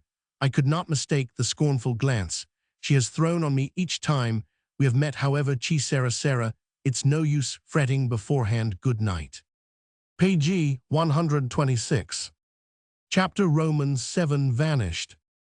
We were all astir shortly after daylight on Monday morning. Dick's foot was well enough for his walk to Knockcultecror, and Andy came with me to Knocknacar as had been arranged, for I wanted his help in engaging labourers and beginning the work. We got to the shebeen about 9 o'clock, and Andy having put up the mare went out to get labourers, as I was morally certain that at that hour in the morning there would be no chance of seeing my unknown on the hilltop. I went at once to the bog, taking my map with me and studying the ground where we were to commence operations. Andy joined me in about half an hour with 5 men all. He had been able to get in the time. They were fine, strapping young fellows and seemed interested in the work, so I thought the contingent would be strong enough by this time. I had the ground marked out according to the plan, and so without more ado we commenced work. We had attacked the hill some 200 feet PG 127 lower down than the bog, where the land suddenly rose steeply from a wide sloping extent of wilderness, of invincible barrenness. It was over this spot that Sutherland hoped ultimately to send the waters of the bog. We began at the foot and made a trench some 4 feet wide at the bottom, and with sloping walls, so that when we got in so far the drain would be 20 feet deep. The external aperture would measure about twice as much. The soil was heavy and full of moderate-sized boulders, but was not unworkable, and amongst us, we came to the conclusion that a week of solid work would bar accidents, and our coming across unforeseen difficulties, at any rate, break the back of the job. The men worked in section zone, marking out the trench by cutting the surface to some 1.5 feet deep, and the others following succession. Andy sat on a stone hard by, filled his pipe, and endeavored in his own cheery way to relieve the monotony of the labor of the others. After about an hour he grew tired and went away. Perhaps it was that he became interested in a country car loaded with persons that came down the road. and stopped a few minutes at the shebeen on its way to join the main road to Carnacliff. Things went steadily on for some time. The men worked well, and I possessed my soul in such patience as I could, and studied the map and the ground most carefully. When dinner time came, the men went off each to his own home, and as soon as the place was PG 128 free from them, I hurried to the top of the mountain.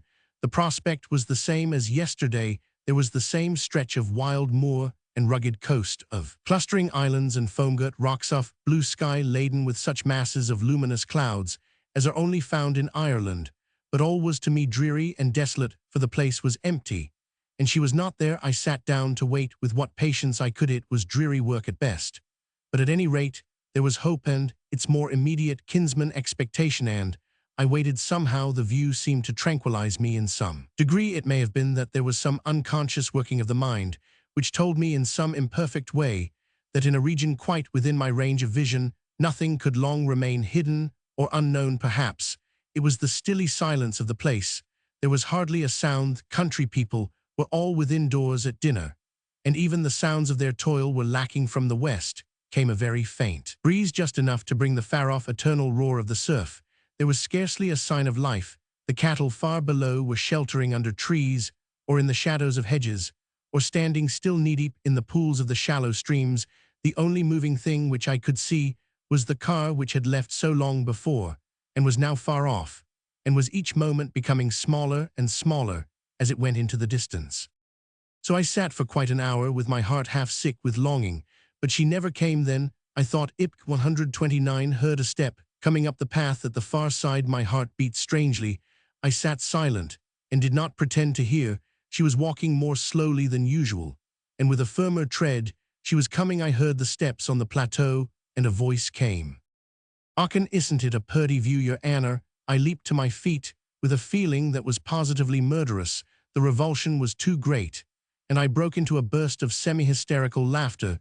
There stood Andy with ragged red head and sun-scorched face in his garb of eternal patches, bleached and discolored by sun and rain into a veritable coat of many colors, gazing at the view with a rapt expression, and yet with one eye half closed in a fixed but unmistakable wink, as though taking the whole majesty of nature into his confidence. When he heard my burst of laughter, he turned to me quizzically. "Musha, but it's the merry gentleman, your Anna. Is this day sure the view here is the laughablest thing I ever see?" And he affected to laugh, but in such a soulless, unspontaneous way that it became a real burlesque. I waited for him to go on. I was naturally very vexed, but I was afraid to say anything lest I might cause him to interfere in this affair, the last thing on earth that I wished for. He did go on. "No one ever found Andy abashed or ill at ease. Begor, but your Anna leapt like a deer when he heard me pake. Did ye think I was goin' to shoot ye PG 130 fakes? And I thought that ye were about to jump from aff Roman for the mountain into the say like a tag. Why, what do you know about stags, Andy? There are none in this part of the country, are there?" I thought I would drag a new subject across his path. The ruse of the red herring drawn across the scent succeeded. What do I know Roman for tags? Fakes, I know this, that there does be plenty in me lard's domain bayant at Wistport. Sure, one Roman for thim got out last autumn and nigh ruined me garden. He came in at night and ate up all me cabbages and all the vegetables id got. I frightened him away a lot, Roman, 4 times.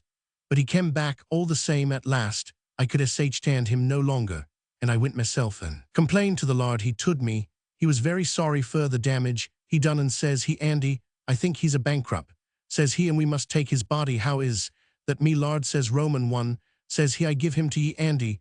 Do what ye like wid him." And wid that I went home, and I met a thrap, Roman, for a clothes line wid a loop in it, and I put it between 2 threes, and sure enough in the night I got him. "And what did you do with him, Andy?" said Roman. "One faith, sir, I kinned him, and ate him."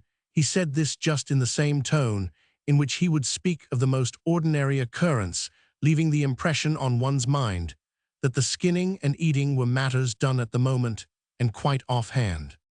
I fondly hoped that Andy's mind was now in quite PG 131 another state from his usual mental condition, but I hardly knew the man, yet he had the true humorist's persistence, and before I was ready with another intellectual herring, he was off on the original track. I thrust I didn't disturb your Anna. I know some gentlemen likes to look at views, and say nothing I am tood that a young gentleman like your Anna might be up on top roaming for a mountain like this, and he de luck at the view so hard day after day that he wouldn't even pake to a purty girl if there was one forninst him all the time. Then they lied to you, Andy. I said this quite decisively. Fakes your Anna, and it's glad I am to hear that same, for I wouldn't like to think that a young gentleman was afraid of a girl, however purty she might be. But tell me, Andy, I said, what idiot could have started such an idea, and even if it was told to you, how could you be such a fool as to believe it? Me believe it, sir, I did believe a word Roman for it not, until I met your Anna. His face was quite grave, and I was not sorry to find him in a sober mood, for I wanted to have a serious chat with him. It struck me that he, having relatives at Knocknacar, might be able to give me some information about my unknown. Until you met me, Andy, surely I never gave you any ground for holding such a ridiculous idea. Begore your Anna, but ye Roman 999, but p'raps I had better not say any more. Your Anna mightn't like it. Page 132. This both surprised and nettled me, and I was determined now to have it out. So I said, you quite surprise me, Andy. What have I ever done? Do not be afraid, out with it, for he kept looking at me in a timorous kind of way. Well then, your Anna, about poor Miss Nora. This was a surprise, but I wanted to know more. Well, Andy, what about her? Sure, and didn't you refuse to pake Roman for her entirely and sought on me for only mentionin' Heron?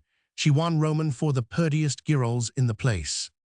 My dear Andy said, I thought I had explained to you last night all about that. I don't suppose you quite understand, but it might do a girl in her position harm to be spoken about with a man like me.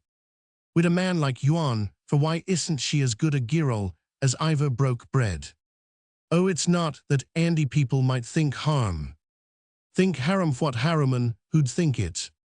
Oh, you don't understand. A man in your position can hardly know. But your Anna, I don't get comprehendin', what harem could there be and who'd think it? The people here is all something Roman for me own position workin' people, and when they knows a girl is a good decent girl, why should they think harem? Because a nice young gentleman goes out Roman for his way to pake to her. PG 133, doesn't he pake to the quality like himself, and no one thinks any harem Roman for either Roman for them.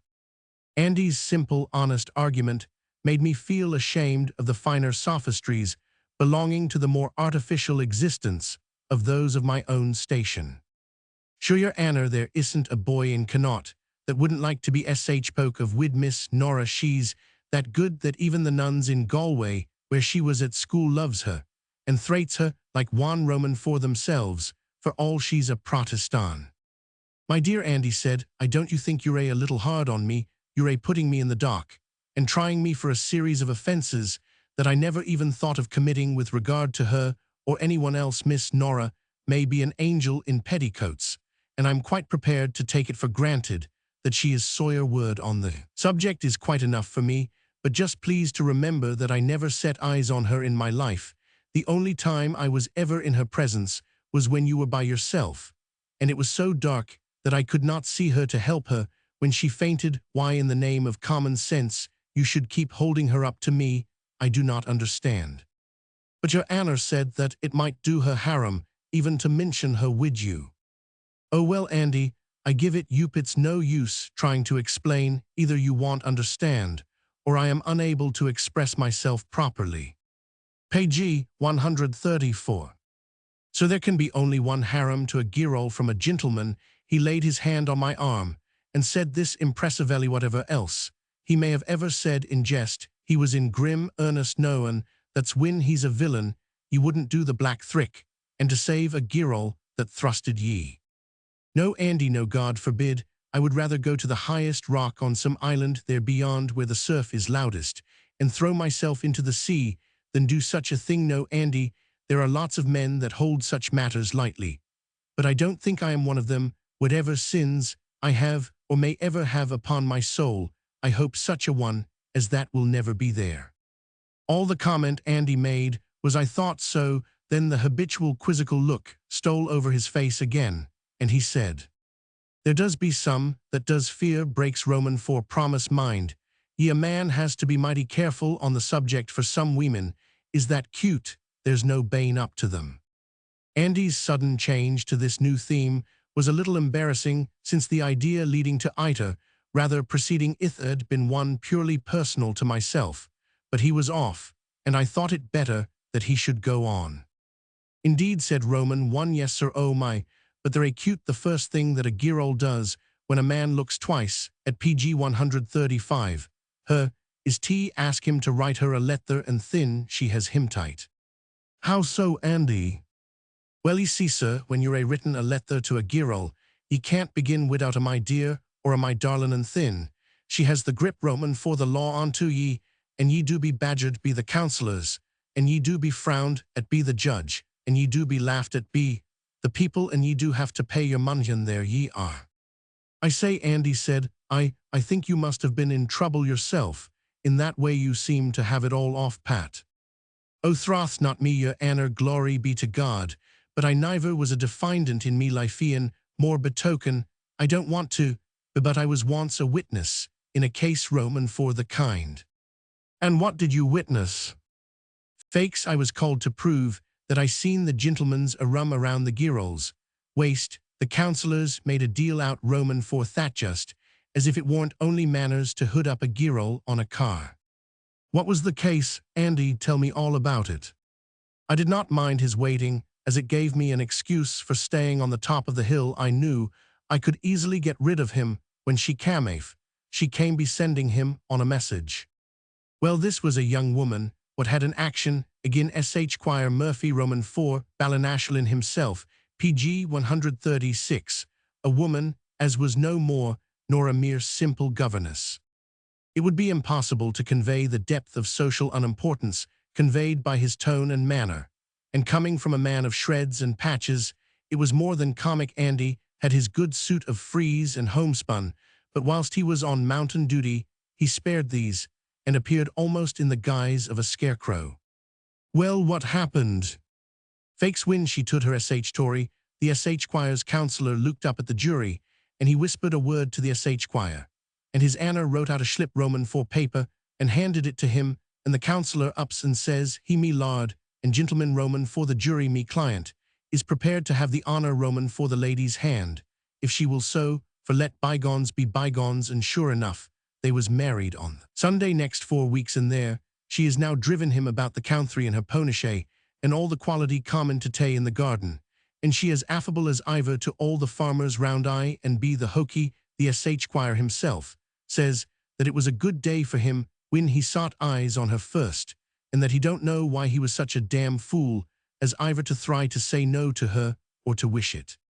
Quite a tale with a moral, Andy. Bravo, Mrs. Murphy." "A morial, is it now? May I make bold to ask your Anna, what morial ye take out, Roman, for it?" PG 137. "The moral, Andy, that I see is when you see the right woman, go for her for all you're worth, and thank God for giving you the chance." Andy jumped up and gave me a great slap on the back.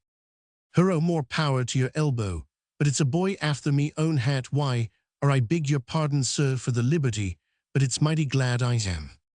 "Granted, Andy, I like a man to be hearty, and you certainly are, but why are you so glad about me?" "Because I like your Anna, sure, in all me life. I never see so much, Roman, for a young gentleman, as I've done, Roman, for your Anna, sir. I am an ood man, compared wid ye the beginning, Roman, for one, at any rate, and id like to give ye a word, Roman, for adviceagit. Married while ye can I tell ye this, sir, it's not when the hair is beginning to get thin on to the top, Roman, for your head, that a nice young girl ill love ye for yourself. It's the people that goes all their lives mackin' money and lookin' after all kinds, Roman, for things that's, Roman, for no kind, Roman, for used to them, that makes the mistake. Suppose ye do get married when you're ood and bald and your legs is shaky, and you want to be let sit close to the fire in the warm corner, and ye've lashins, Roman, for money that ye don't know what to do wid. Do you think that it's thin that your wives does be drammin', Roman, for ye all the time, and worship in the ground, ye thrid not a bit Roman for it, they do be wantonnay, and thryin tudo, help God away wid ye. Andy said you preach on a practical text, a PG 138 sermon, that any and every young man ought to hear. I thought I saw an opening here for gaining some information, and jumped in. By Jove, you set me off wishing to marry. Tell me, is there any pretty girl in this neighborhood that would suit a young man like me? Oh ho, begor, there's girls enough to shoot any man. I Andy, but pretty girls. Well, sir, that depends now. What might be your Anne's idea, Roman, for a purty girl? My dear Andy, there are so many different kinds of prettiness that it is hard to say. Fakes and ill tell ye if there's a girl to shoot in the country, for bedad, I think I've seen them all, but you must let me know what would shoot ye best. How can I well tell that, Andy, when I don't know myself? Show me the girl and ill very soon tell you. Unless I was to ax your Anna questions, this was said very slyly. Go on, Andy, there is nothing like the Socratic method. Very well, thin ill, ax two kinds Roman for things, and your Anna will tell me which wide like the best. All right, go on. Long or short? Tall, not short, certainly. Fat or lean? PG 139. Fie, Andy, for shame you talk, as if they were cattle or pigs. Begor, there's only one kind Roman for fat and lean, that I knows of, but have ye like ill call it thick or thin, which is it? Not too fat, but certainly not skinny. Andy held up his hands in mock horror. Your Anna sh pakes, as if he was talkin' Roman for palthry. I mean, Andy, said I, with a certain sense of shame, she is not to be either too fat or too lean, as you put it. Ye mean sh streaky. Streaky, said I. What do you mean? He answered promptly. Sh streaky, thick and thin like belly bacon. I said nothing. I felt certain it would be useless and out of place. He went on. Nixt fair or dark? Dark by all means. Dark be it, so. What kind Roman for eyes might she have? Our eyes like darkness on the bosom of the azure deep. Musha, but that's a queer kind Roman for eye for a girl to have entirely. Is she to be all dark, so, or only the hair of her? I don't mean a nigger, Andy. I thought I would be even with him for once in a way. He laughed heartily. PG 140. Oh my, but that's a good one. Be the hokey, a girl can be dark enough for any man without bane a nager, glory be to God. But I never seen a female nager myself. But I suppose there's such things. God's very good to all his crathers, but barren nagers, must she be all dark? Well, not of necessity, but I certainly prefer what we call a brunette. A brunette, what's that now? I've heard a ween o' queer things in me time, but I never heard a woman called that before. I tried to explain the term. He seemed to understand, but his only comment was, well, God is very good, and then went on with his queries. How might she be dressed? He looked very sly as he asked the question. Simply, the dress is not particular, that can easily be altered for myself. Just at present, I should like her in the dress they all wear here, some pretty kind of body, and a red petticoat. Through for ye, said Andy.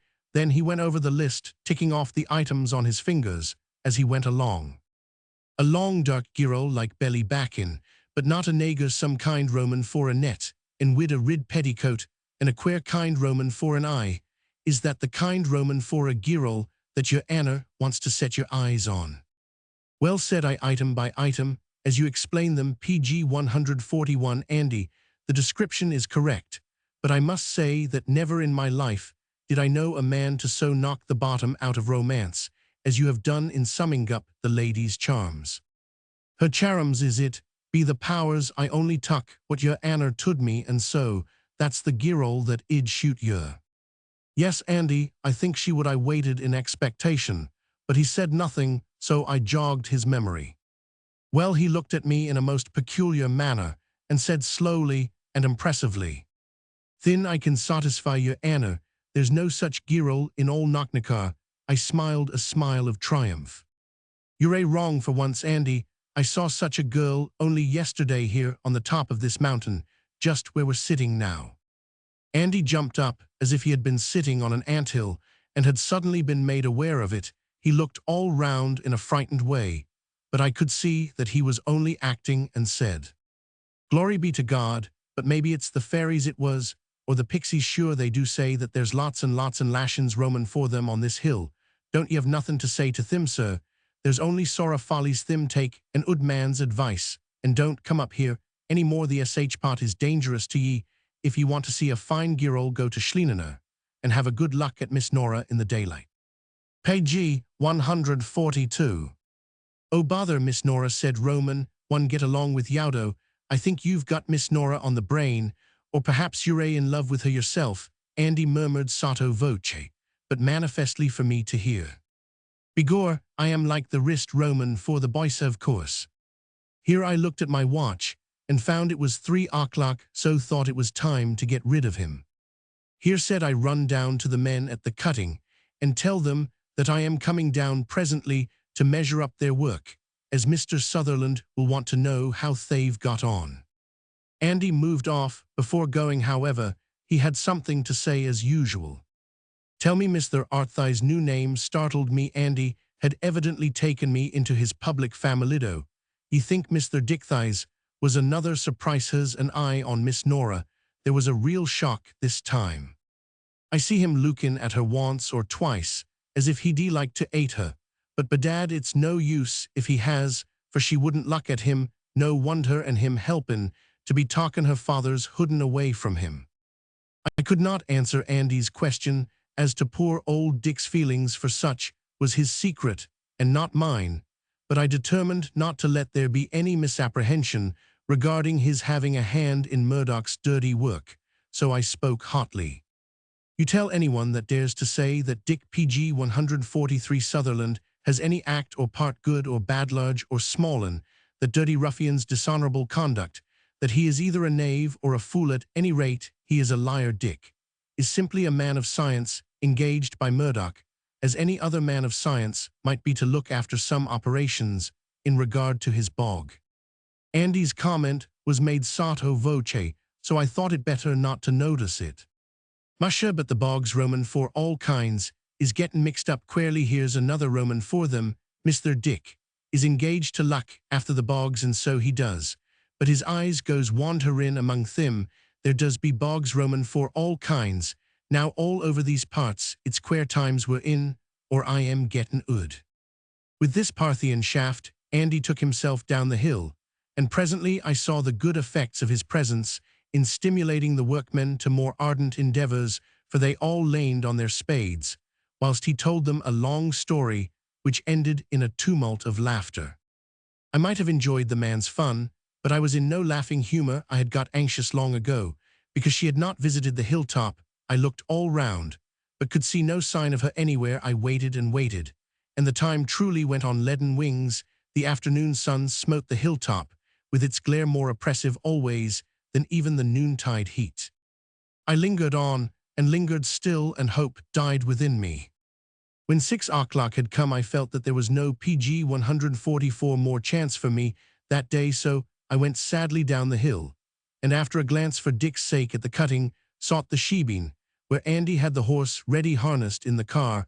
I assumed as cheerful an aspect as I could, and flattered myself that I carried off the occasion very well. It was not at all flattering, however, to my histrionic powers to hear Andy, as we were driving off, whisper, in answer to a remark deploring how sad I looked made by the old lady who kept the shebeen, "Wisht don't appear to notice him, or yell drive him mad. Me opinion is that he's been wanderin' on the mountain too long, and tamperin' with the rings on the grass. You knowin' that he has seen the fairies." Then he said aloud and ostentatiously, "Gee up ye ood corncrake, I ought to be fresh enough. Ye've never left the fut Roman for the hill all the day." Then turning to me, "And sure, sir, it's goin' to the top that takes it out Roman for wan either a horse or a man." I made no answer, and in silence we drove to Carnacliff, where I found Dick impatiently waiting dinner for me. I was glad to find that he was full of queries concerning the cutting, for it saved me from the consideration of subjects more difficult to answer satisfactorily. Fortunately, I was able to give a good account of the time spent for the work done had far exceeded my expectations. I thought that Dick was in much better spirits than he had been, but it was PG 145 not until the subject of the bog at Knocknacar was completely exhausted that I got any clue on the subject. I then asked Dick if he had had a good time at Schlienener. Yes, he answered, thank God, the work is nearly done. We went over the whole place today, and there was only one indication of iron. This was in the bog, just beside an elbow, where Joyce's Landhigh's present land touches ours. No, I mean, on Murdoch's the scoundrel. He was quite angry with himself for using the word ours, even accidentally. And has anything come of it? I asked him. Nothing now that he knows it is there. He would not let me go near it on any account. I am in hopes he'll quarrel with me soon in order to get rid of me, so that he may try by himself to fish it whatever it may be out of the bog. If he does quarrel with me, well, I only hope he will. I have been longing for weeks past to get a chance at him. Then shall believe perhaps he stopped. You saw her today, Dick. How did you know that? Because you look so happy, old man. Yes, I did see her, but only for a moment. She drove up in the middle of the day, and I saw her go up to the new house, but she didn't even see me. And his face fell presently. He asked, You didn't see your girl? No, Dick, I did not, but how did you know? Page 146. I saw it in your face when you came in. We sat and smoked in silence. The interruption came in the shape of Andy. I suppose master art the same again to moronless wide like me, to bring ye wid master Dick, to see Schlienener know the sh parts are where Miss Nora is. He grinned, and as we said nothing, made his exit. Page 147. Chapter Roman 8, A Visit to Joyce. With renewed hope, I set out in the morning for Knocknacar. It is one of the many privileges of youth that a few hours' sleep will change the darkest aspect of the entire universe to one of the rosiest tint. Since the previous evening, sleeping and waking my mind had been framing reasons and excuses for the absence of it, was a perpetual grief to me that I did not even know her name. The journey to the mountain seemed longer than usual, but even at the time, this seemed to me only natural under the circumstances. Andy was today seemingly saturated or overwhelmed with a superstitious gravity, without laying any personal basis for his remarks, but accepting as a standpoint his own remark of the previous evening concerning my having seen a fairy. He proceeded to develop his fears on the subject. I will do him the justice to say that his knowledge of folklore was immense, and that nothing but a gigantic memory for detail, cultivated to the full, or else an equally stupendous imagination, pg 148, working on the facts that momentarily came before his view, could have enabled him to keep up such a flow of narrative and legend. The general result to me was that, if I had been inclined to believe such matters, I would have remained under the impression that although the whole seaboard with adjacent mountains from Westport to Galway was in a state of plethora as regards uncanny existences, Knocknacar, as a habitat for such, easily bore off the palm. Indeed, that remarkable mountain must have been a solid mass of gnomes, fairies, pixies, leprechauns, and all genii, species, and varieties of the same no. Chicago grain elevator in the early days of a wheat corner could have been more solidly packed. It would seem that so many inhabitants had been allured by fairies, and consequently had mysteriously disappeared, that this method of minimization of the census must have formed a distinct drain on the local population, which, by the way, did not seem to be excessive. I reserved to myself the right of interrogating Andy on this subject later in the day, if unhappily there should be any opportunity. Now that we had drawn near the hill, my fears began to return. Whilst Andy stabled the mare, I went to the cutting, and found the men already at work during the night. There had evidently been a considerable drainage from the cutting, not from the bog, but entirely local. This was now Friday morning, and I thought that if equal progress were made in the 2 days, it would be quite pg 149 necessary that Dick should see the working on Sunday and advise before proceeding further. As I knew that gossip and the requirements of his horse would keep Andy away for a little while, I determined to take advantage of his absence to run up to the top of the hill, just to make sure that no one was there. It did not take long to get up, but when I arrived, there was no reward except in the shape of a very magnificent view. The weather was evidently changing, for great clouds seemed to gather from the west and south, and far away over the distant rim of the horizon, the sky was as dark as night. Still, the clouds were not hurrying as before a storm, and the gloom did not seem to have come shoreward. As yet it was rather a presage of prolonged bad weather than bad itself. I did not remain long, as I wished to escape Andy's scrutiny. Indeed, as I descended the hill, I began to think that Andy had become like the old man of the sea, and that my own experience seemed likely to rival that of Sinbad. When I arrived at the cutting, I found Andy already seated enjoying his pipe. When he saw me, he looked up with a grin and said audibly, "The good people don't seem to be working so early in the morning. Here he is safe and sound amongst us."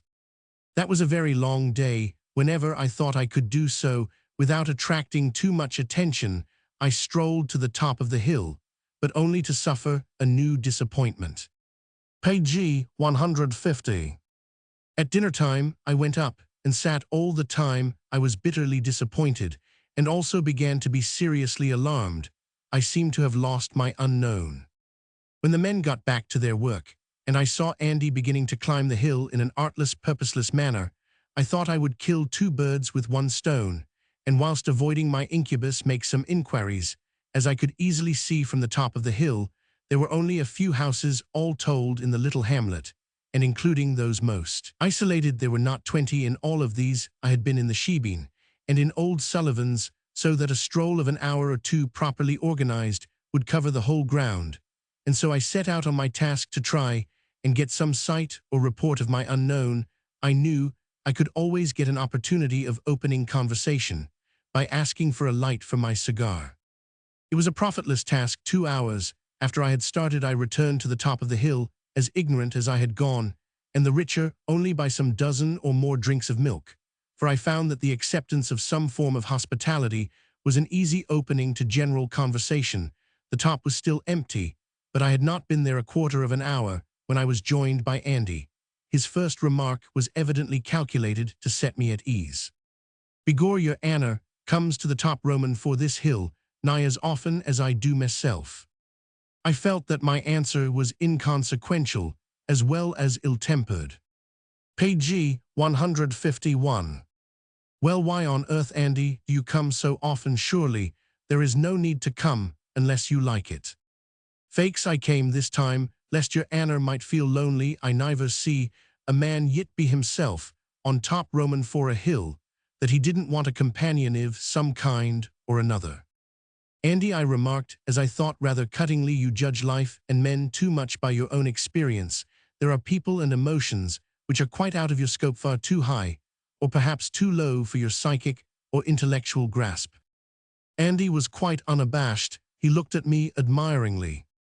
"It's a pity your Anna isn't a member Roman for Parliament. Sure, with a flow Roman for language like that ye could do anything." As satire was no use, I thought I would draw him out on the subject of the fairies and pixies. "I suppose you were looking for more fairies. The supply you had this morning was hardly enough to suit you, was it?" "Begor it's myself is not the only one that does be looking for the fairies," and he grinned. "Well, I must say, Andy, you seem to have a good supply on hand. Indeed, it seems to me that if there were any more fairies to be located on this hill, it would have to be enlarged, for it's pretty solid with them already so far as I can gather. Or there's room for one more. I am told there's one missing since ere yesterday." Page 152. It was no good trying to beat Andy at this game, so I gave it up and sat silent. After a while he asked me, "Will I be driven your Anna over to Knockcultecro?" "Why do you ask me?" "I am thinking it's glad your Anna will be to see Miss Nora." "Upon my soul, Andy, you are too bad. A joke is a joke, but there are limits to it, and I don't let any man joke with me when I prefer not. If you want to talk of your Miss Nora, go and talk to Mr. Sutherland about her. He's there every day, and can make use of your aid. Why on earth do you single me out as your father confessor? You're unfair to the girl after all, for if I ever do see her, I am prepared to hate her." "Ah, your Anna wouldn't be that hard. What harm has the poor crather done that wide hate her a thing no mortal man I've done yet?" Oh, go on, don't bother me anymore. I think it's about time. We were getting home, you go down to the shebeen and rattle up that old corncrake of yours. I'll come down presently and see how the work goes on. He went off, but came back as usual. I could have thrown something at him. Take me advice, so repay a visit to Schlienener and see Miss Nora, and he hurried down the hill. His going did me no good. No one came, and after a PG 153 lingering glance around, and noting the gathering of the rain clouds, I descended the hill. When I got up on the car, I was not at all in a talkative humor, and said but little to the group surrounding me. I heard Andy account for it to them. Wished don't notice his Anne's silence. It's stupid wid, sh mockin. He lit no less nor 17 cigars this blissed day. Ax the neighbors, avi doubt me g up. The evening was spent with Dick. As the last had been, I knew that he had seen his girl. He knew that I had not seen mine, but neither had anything to tell. Before parting, he told me that he expected to shortly finish his work at Knockle, and asked me if I would come over. Do come, he said. When I expressed a doubt, do come, I may want a witness, so I promised to go. Andy had on his best suit and a clean wash when he met us smiling in the early morning. Look at him, I said, wouldn't you know, he was going to meet his best girl. Begor, he answered, mayhap, well, I'll do that same. It was only 10 o'clock when we arrived at Knockle and went up the boreen to Murdoch's new farm. The Gamin man was standing at the gate with his watch in his hand. When we came up, he said, I feared you would be late. It's just contract time. Now hadn't ye better say goodbye to your friend? And PG 154 get to work. He was so transparently inclined to be rude, and possibly to pick a quarrel, that I whispered a warning to Dick. To my great satisfaction, he whispered back, I see he wants to quarrel. Nothing in the world will make me lose temper today. Then he took out his pocketbook, searched for, and found a folded paper. Opening this, he read, and the said Richard Sutherland shall be at liberty to make use of such assistant as he may choose or appoint whensoever he may wish during the said engagement at his own expense. You see, Mr. Murdoch, I am quite within the four walls of the agreement and exercise my right. I now tell you formally that Mr. Arthur Severn has kindly undertaken to assist me for today. Murdoch glared at him for a minute, and then opened the gate and said, Come in, gentlemen. We entered. Now, Mr. Murdoch, said Dick briskly, what do you wish done today? Shall we make further examination of the bog where the iron indication is, or shall we finish the survey of the rest of the land? Finish the rough survey. The operation was much less complicated than when we had examined the bog. We simply quartered the land, as the constabulary say when they make search for hidden arms, and taking it bit by bit past the magnet over its surface, we had the usual finds of nails, horseshoes, and scrap iron, but no result of importance. The last place we examined was the house PG 155. It was a much better built and more roomy structure than the one he had left. It was not, however, like the other, built on a rock, but in a sheltered hollow. Dick pointed out this to me and remarked, I don't know, but that Joyce is better off all told in the exchange. I wouldn't care myself to live in a house built in a place like this, and directly in the track of the bog. Not even, said I, if Nora was living in it too. Ah, that's another thing with Nora. I'd take my chance and live in the bog itself, if I could get no other place. When this happened, our day's work was nearly done, and very soon we took our leave for the evening. Murdoch saying, as I thought, rather offensively, Now you, sir, be sure to be here in time on Monday morning. All right, said Dick nonchalantly, and we passed out in the boreen. He said to me, Let us stroll up this way, Art, and we walked up the hill towards Joyce's house. Murdoch coming down to his gate and looking at us. When we came to Joyce's gate, we stopped. There was no sign of Nora, but Joyce himself stood at his door.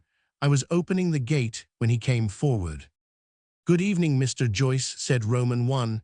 How is your arm? I hope quite well by this time. Perhaps you don't remember me. I had the pleasure of giving you PG 156, a seat up here in my car from Mrs. Kelligan's, the night of the storm. I remember well, he said, and I was thankful to you, for I was in trouble that night. It's all done now, and he looked round the land with a sneer, and then he looked yearningly towards his old farm. "Let me introduce my friend Mr. Sutherland," said Roman. "One, I ask your pardon, sir, and I don't wish to be rude, but I don't want to know him. He's no friend to me and mine." Dick's honest, manly face grew red with shame. I thought he was going to say something angrily, so cut in as quickly as I could. "You are sadly mistaken, Mr. Joyce. Dick Sutherland is too good a gentleman to do wrong to you or any man. How can you think such a thing? A man what consorts with me enemy can be no friend of mine." "But he doesn't consort with him. He hates him. He was simply engaged to make certain investigations for him as a scientific man. Why, I don't suppose you yourself hate Murdoch more than Dick does." "Then I ax your pardon, sir," said Joyce. "I like to wrong no man, and I am glad to be set right." Things were going admirably, and we were all beginning to feel at ease, when we saw Andy approach. I groaned in spirit. Andy was gradually taking shape to me. As an evil genius he approached, and making his best bow said, "Page 157. Fine evening, Mr. Joyce. I hope you're a rum. Is Betheren? How is Miss Nora?" "Thank ye kindly, Andy, both me arm, and the girls well." "Is she widden?" "No, she went this morning to stay over Monday in the convent. Poor girl, she's broken-hearted lavin' her home, and gettin' settled here. I made the changin' as light for her as I could, but weemen takes things to heart more nor min does, and that's bad enough, God knows." "Through for ye," said Andy. "This gentleman here, Master Art, says he hasn't seen her since the night she met us below in the dark." "I hope," said Joyce, "you'll look in and see us if you're in these parts, sir, when she comes back. I know she thought a dale of your kindness to me that night. I'll be here for some days, and I'll certainly come if I may." "And I hope I may come too, Mr. Joyce," said Dick, "now that you know me." "Ye'll be welcome, sir." We all shook hands coming away, but as we turned to go home at the gate, we had a surprise there. In the boreen stood Murderclivid with fury. He attacked Dick with a tirade of the utmost virulence. He called him every name he could lay his tongue: traitor, liar, thief, and indeed exhausted the whole terminology of abuse, and accused him of stealing his secrets, PG 158, and of betraying his trust. Dick bore the ordeal splendidly. He never turned a hair, but calmly went on smoking his cigar. When Murdoch had somewhat exhausted himself and stopped, he said calmly, "My good fellow, now that your ill manners are exhausted, perhaps you will tell me what it is all about." Whereupon Murdoch opened again the vials of his wrath. This time he dragged us all into a tie, had been brought in as a spy to help in betraying him, and Joyce had suborned him to the act of treachery. For myself, I fired up at once, and would have struck him, only that Dick laid his hand on me, and in a whisper cautioned me to desist. "Easy, old Mainacy, don't spoil a good position. What does it matter what a man like that can say? Give him rope enough. Well, have our turn in time, don't fear." I held back, but unfortunately Joyce pressed forwards. He had his say pretty plainly. "What do you mean, ye ill-tongued scoundrel? Come in here to make a quarrel? Why don't ye stay on the land you have robbed from me and leave us alone? I am not like these gentlemen here that can afford to hood their tongues, and despise ye a man like yourself, though I hope I'm not the wolf that ye are fattening on the blood of the poor. How dare you say I suborned anyone that never told a lie or done a dirty thing in me life? I tell you, Murdoch, I put my mark upon ye once I see it. Now PG 159, common up, white through the red of your passion. Don't provoke me further, or I'll put another mark on ye that ye'll carry to your grave." No one said a word more. Murdoch moved off and entered his own house. Dick and I said good night to Joyce again and went down the boreen. Page 160. Chapter Roman 9, My New Property. The following week was a time to me of absolute bitterness. I went each day to Knocknacar, where the cutting was proceeding at a rapid rate. I haunted the hilltop, but without the slightest result. Dick had walked over with me on Sunday and had been rejoiced at the progress made. He said that if all went well, we could about Friday next actually cut into the bog. Already there was a distinct infiltration through the cutting, and we discussed the best means to achieve the last few feet of the work, so as not in any way to endanger the safety of the men working. All this time Dick was in good spirits. His meeting with Nora's father had taken a great and harrowing weight off his mind, and to him all things were now possible in the future. He tried his best to console me for my disappointment. He was full of hope indeed. He refused to see anything but a delay, and I could see that in his secret heart he was not altogether sorry that my love affair had received a temporary check.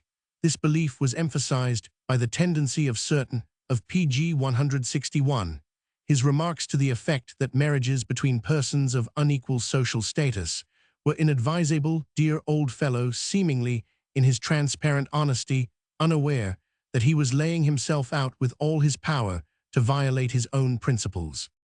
But all the time I was simply heartbroken. To say that I was consumed with a burning anxiety would be to understate the matter. I was simply in a fever.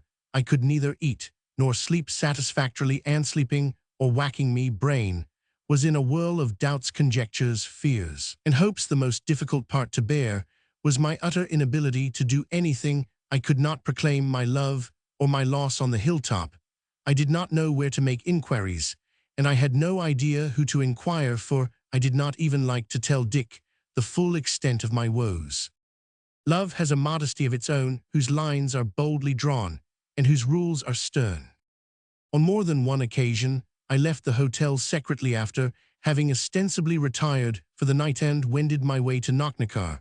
As I passed through the sleeping country, I heard the dogs bark in the cottages as I went by, but little other sound I ever heard, except the booming of the distant sea. On more than one of these occasions, I was drenched with rain, for the weather had now become thoroughly unsettled, but I heeded it not. Indeed, the physical discomfort when I felt it was, in some measure, an anodyne to the torture of my restless soul.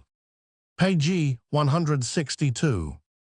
I always managed to get back before daylight so as to avoid any questioning. After 3 or 4 days, however, the boots of the hotel began evidently to notice the state of my clothes and boots, and ventured to speak to me. He cautioned me against going out too much alone at night, as there were too dangersome from the moonlighters who now and again raided the district, and who, being composed of the scum of the countryside, corner boys and loafers of all kinds, would be only too glad to find an unexpected victim to rob, and the other, lest in wandering about I should get into trouble with the police under suspicion of being one of these very ruffians. The latter difficulty seemed to me to be even more obnoxious than the former, and to avoid any suspicion, I thought it best to make my night wanderings known to all. Accordingly, I asked Mrs. Keating to have some milk and bread and butter left in my room each night, as I would probably require something after my late walk. When she expressed surprise as to my movements, I told her that I was making a study of the beauty of the country by night, and was much interested in moonlight effects. This last was an unhappy setting forth of my desires, for it went round in a whisper amongst the servants and others outside the hotel, until at last it reached the ears of an astute Ulster-born policeman, from whom I was much surprised to receive a visit one morning. I asked him to what the honor was due. His answer spoke for itself. Page 163. From information received a come to talk till ye regarding the interest ye professed to take in Moonlichton. What on earth do you mean? I asked. I hear you're a stranger in these parts, and as ye might take away a wrong impression, weth ye think it my duty to tell ye that the people round here are nothing more nor less than liarson, that ye mustn't believe a single word they say. Really, said I am quite in the dark. Do try and explain. Tell me what it is all about. Why, I learn that you're always out at nisht all over the country, and that ye've openly told people here that you're interested in Moonlichton. My dear sir, someone is quite mad. I never said such a thing. Indeed, I don't know anything about moonlighting. Then why do ye go out at nisht? Simply to see the country at night. Oh, look at the view, sto, enjoy effects of moonlight. There ye are, ye see, enjoy the moonlight effect. Good Lord, I mean the view, the purely aesthetic effect, chiaroscuro, pretty pictures. Oh, I see now, ken wheel, then I needn't trouble ye further, but let ma tell ye that it's a dangerous practice to walk out be nisht. There's many a man in these parts watched, and laid for why in Knockcultecroa. There's one man that's in danger all the time, and as for you he wide better be careful PG 164, that your nisht wanderins doesn't bring ye into trouble, and he went away.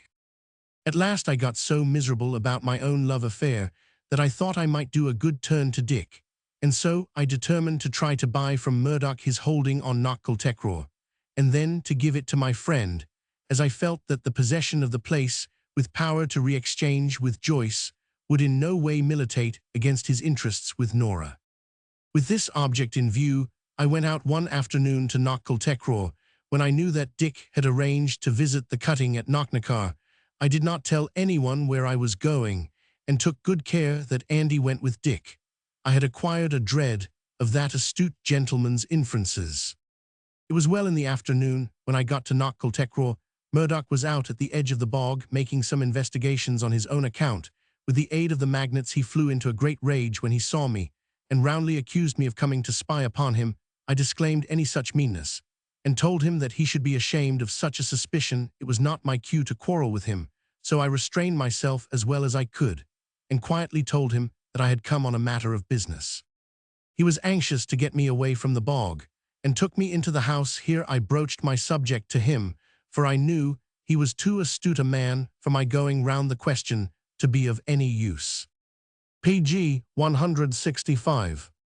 At first my offer was a confirmation of his suspicion of me as a spy, and indeed he did not burk this aspect of the question in expressing his opinion.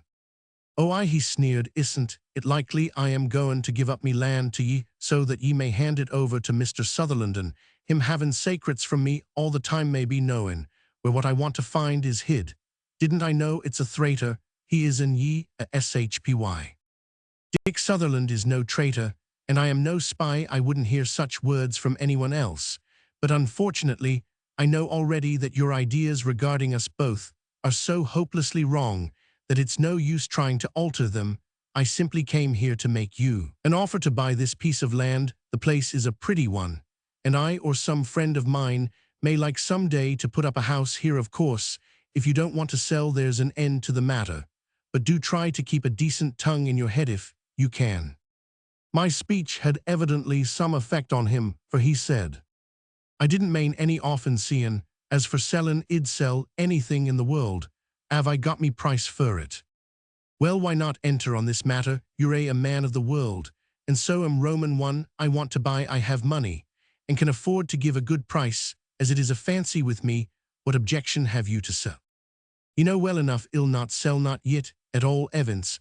I wouldn't part wid a perch Roman for this land, for PG 166, all ye could offer not, till I am done wid me sarch, I mane, to get what I'm lookin' for if it's there." "I quite understand. Well, I am prepared to meet you in the matter. I am willing to purchase the land, to be given over to me at whatever time you may choose to name. Would a year suit you to make your investigations?" He thought for a moment, then took out an old letter, and on the back of it made some calculations. Then he said, "I suppose wide pay the money down at once?" "Certainly," said I. "The very day I get possession. I had intended paying the money down and waiting for possession, as a sort of inducement to him to close with me, but there was so much greed in his manner that I saw I would do better by holding off payment until I got possession." My judgment was correct, for his answer surprised me. "A month LL do what I wanted, or to be certain, say 5 weeks from today, but the money would have to be paid to the minute." "Certainly," said Roman one. "Suit yourself as to time, and let me know the terms so that I can see if we agree. I suppose you will want to see your attorney, so name any day to suit you." "I'm me own attorney. Do ye think I'd thrust any Roman for them? Wid me affairs win, I have a lawsuit, I'll have thim, but not before. If ye want to know me price, I'll tell it to ye now." PG 167. "Go on," said I, concealing my delight as well as I could. He accordingly named a sum which, to me accustomed only as I had hitherto been to the price of land in a good English county, seemed very small indeed. He evidently thought he was driving a hard bargain, for he said, with a cunning look, "I suppose ye'll want to see lawyers and the like, so you may, but only to see that ye get ye bargain hard and fast. Ill not discuss the terms with anyone else, and if why, except ye must sign me a written now, that ye buy me land right here, and that ye'll pay the money within a month before ye take possession on the day we fix. All right, said Roman 1, that will suit me quite well. Make out your paper in duplicate, and we will both sign. Of course, you must put in a clause guaranteeing title, and allowing the deed to be made with the approval of my solicitor, not as to value, but as to form and completeness. That's fair, he said, and sat down to draw up his papers. He was evidently a bit of a lawyer-a-gaming man, must be. He knew the practical matters of law affecting things in which he was himself interested. His memorandum of agreement was, so far as I could judge, quite complete, and as concise as possible. He designated the land sold, and named the price, which was to be paid into the account in his name in the Galway Bank before 12 o'clock noon on the 27th September, or which PG 168 might be paid in at an earlier date, with the deduction of 2% per annum as discount, in which case the receipt was to be given in full, and an undertaking to give possession at the appointed time, namely Wednesday 27 Oct at 12 noon. We both signed the memorandum, he having sent the old woman who came up from the village to cook for him for the old schoolmaster to witness the signatures. I arranged that, when I should have seen my solicitor, and have had the deed proper drafted, I would see him again. I then came away, and got back at the hotel a little while before Dick arrived. Dick was in great spirits. His experiment with the bog had been quite successful. The cutting had advanced so far that the clay wall hemming in the bog was actually weakened, and with a mining cartridge prepared for the purpose, he had blown up the last bit of bank remaining. The bog had straightway begun to pour into the opening, not merely from the top, but simultaneously to the whole depth of the cutting. The experience of that first half-hour of the rush, went on Dick, was simply invaluable. I do wish you had been there, old fellow. It was in itself a lesson on bogs and their reclamation. It just suited my purpose that he should do all the talking at present, so I asked him to explain all that happened. He went on. The moment the cartridge exploded, the whole of the small clay bank remaining was knocked to bits, and was PG 169 carried away by the first rush. There had evidently been a considerable accumulation of water just behind the bank, and at the first rush this swept through the cutting and washed it clean. Then the bog at the top, and the water in the middle, and the ooze below all struggled for the opening. I could see that the soft part of the bog actually floated naturally. The water got away first, the bog proper, which was floating, jammed in the opening, and the ooze began to drain out below it. Of course, this was only the first rush. It will be running for days before things begin to settle, and then we shall be able to make some openings in the bog, and see if my theories are tenable in so far as the solidification is concerned. I am only disappointed in one. What is that? That it will not enlighten us much regarding the bog at Schlienner, for I cannot find any indication here of a shelf of rock, such as I imagine to be at the basis of the shifting bog. If I had had time, I would like to have made a cutting into some of the waste, where the bog had originally been. I dare say that Joyce would let me try now if I asked him. I had my own fun out of my answer. Oh, I am sure he will, but even if he won't let you now, he may be inclined to in a month or two, when things have settled down a bit.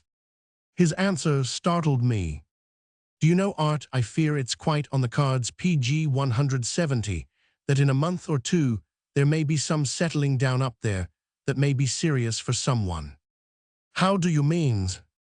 Simply this, that I am not at all satisfied about Murdoch's house. There is every indication of it being right in the track of the bog, in case it should shift again, and I would not be surprised if that hollow, where it stands, was right over the deepest part of the natural reservoir, where the rock slopes into the ascending stratum. This wet weather looks bad, and already the bog has risen somewhat. If the rain lasts, I wouldn't like to live in that house after 5 or 6 weeks. A thought struck me. Did you tell this to Murdoch? Certainly, the moment the conviction was in my mind. When was that now, just for curiosity? Last night before I came away, a light began to dawn on me as to Murdoch's readiness to sell the land. I did not want to have to explain anything, so I did not mention the subject of my purchase, but simply asked Dick. And what did our upright friend say?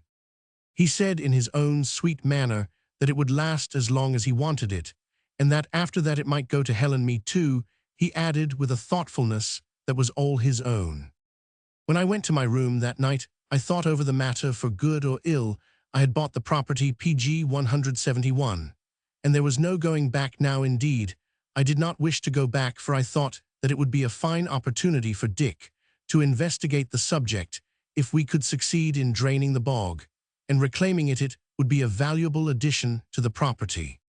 That night I arranged to go over on the following day to Galway, my private purpose being to consult a solicitor, and I wrote to my bankers in London, directing that an amount something over the sum required to effect my purchase should be lodged forthwith to an account to be opened for me at the Galway Bank. Next day I drove to Galway, and there, after a little inquiry, found a solicitor, Mr. Casey, of whom everyone spoke well. I consulted him regarding the purchase. He arranged to do all that was requisite, and to have the deed of purchase drawn. I told him that I wished the matter kept a profound secret.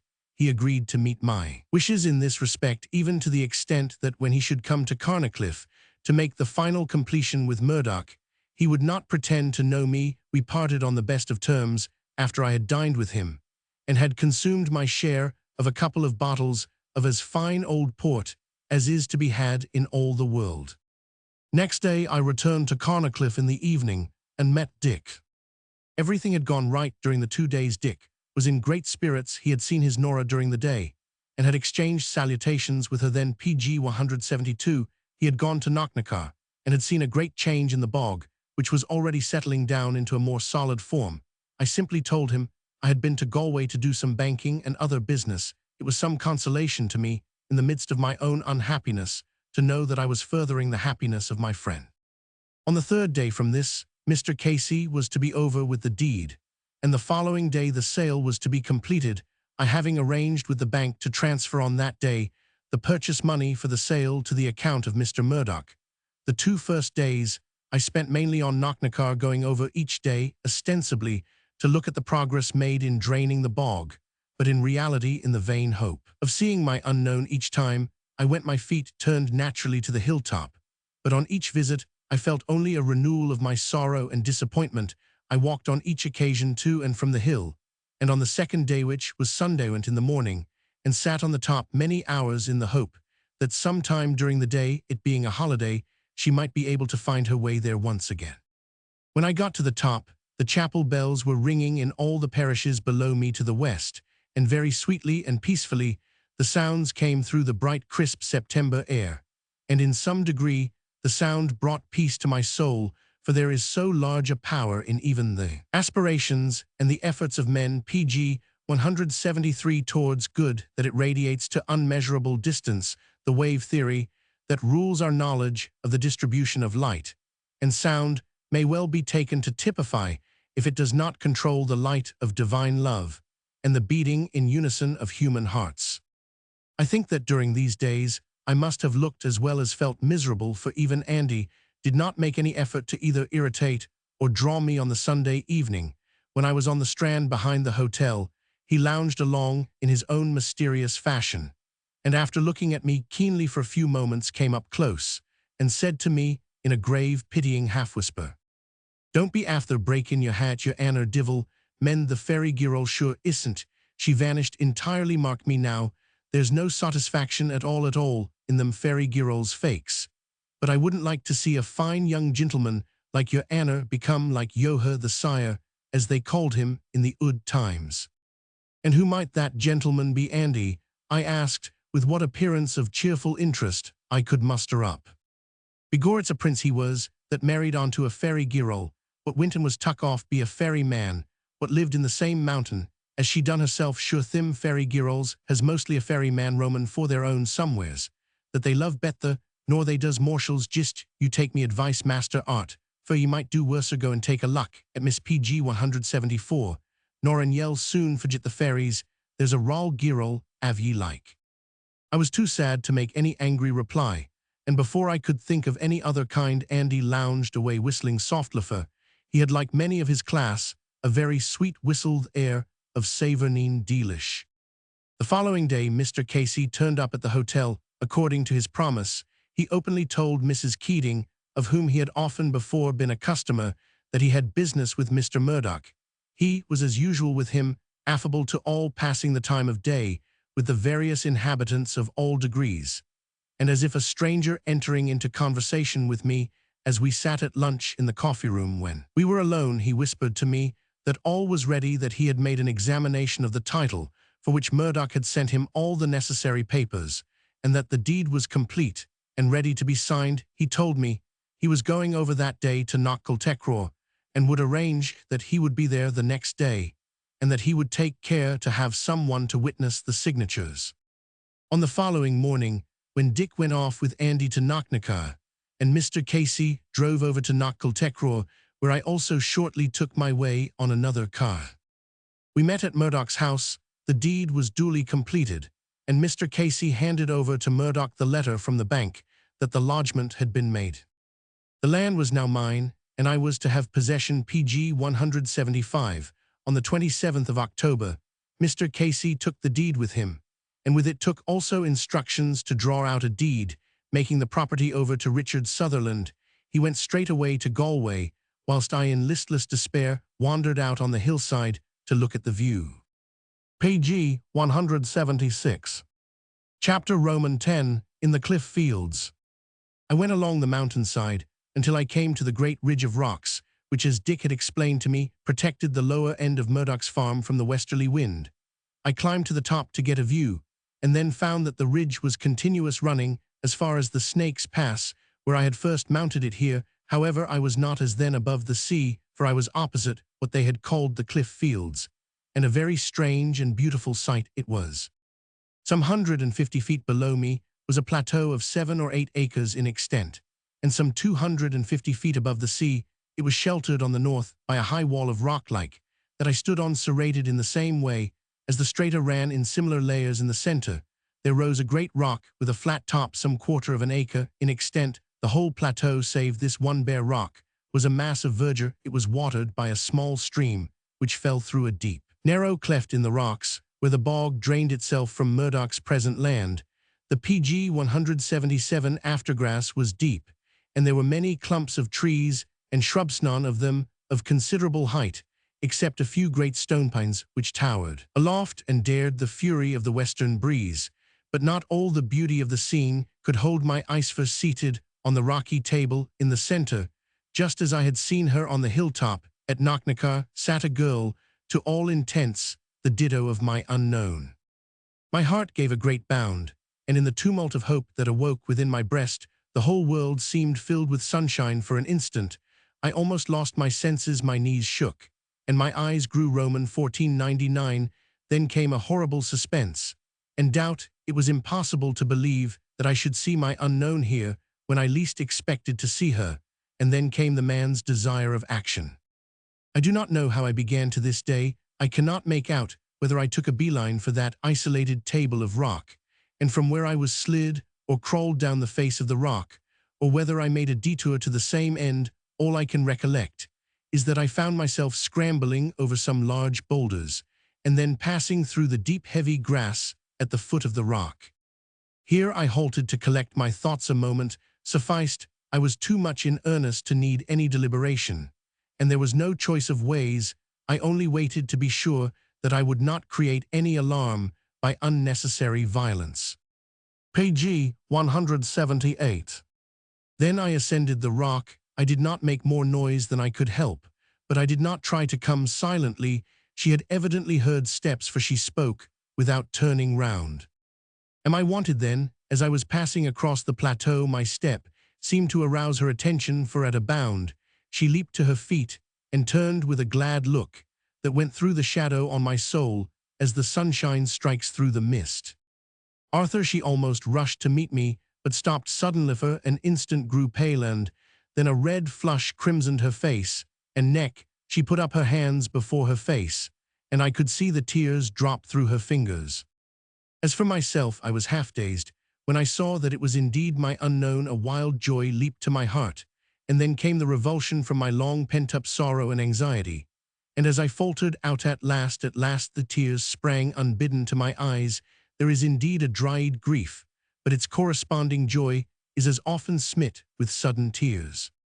In an instant I was by her side, and had her hand in mine. It was only for a moment, for she withdrew it with a low cry of maidenly fear, but in that moment of gentle mutual pressure, a whole world had passed, and we knew that we loved.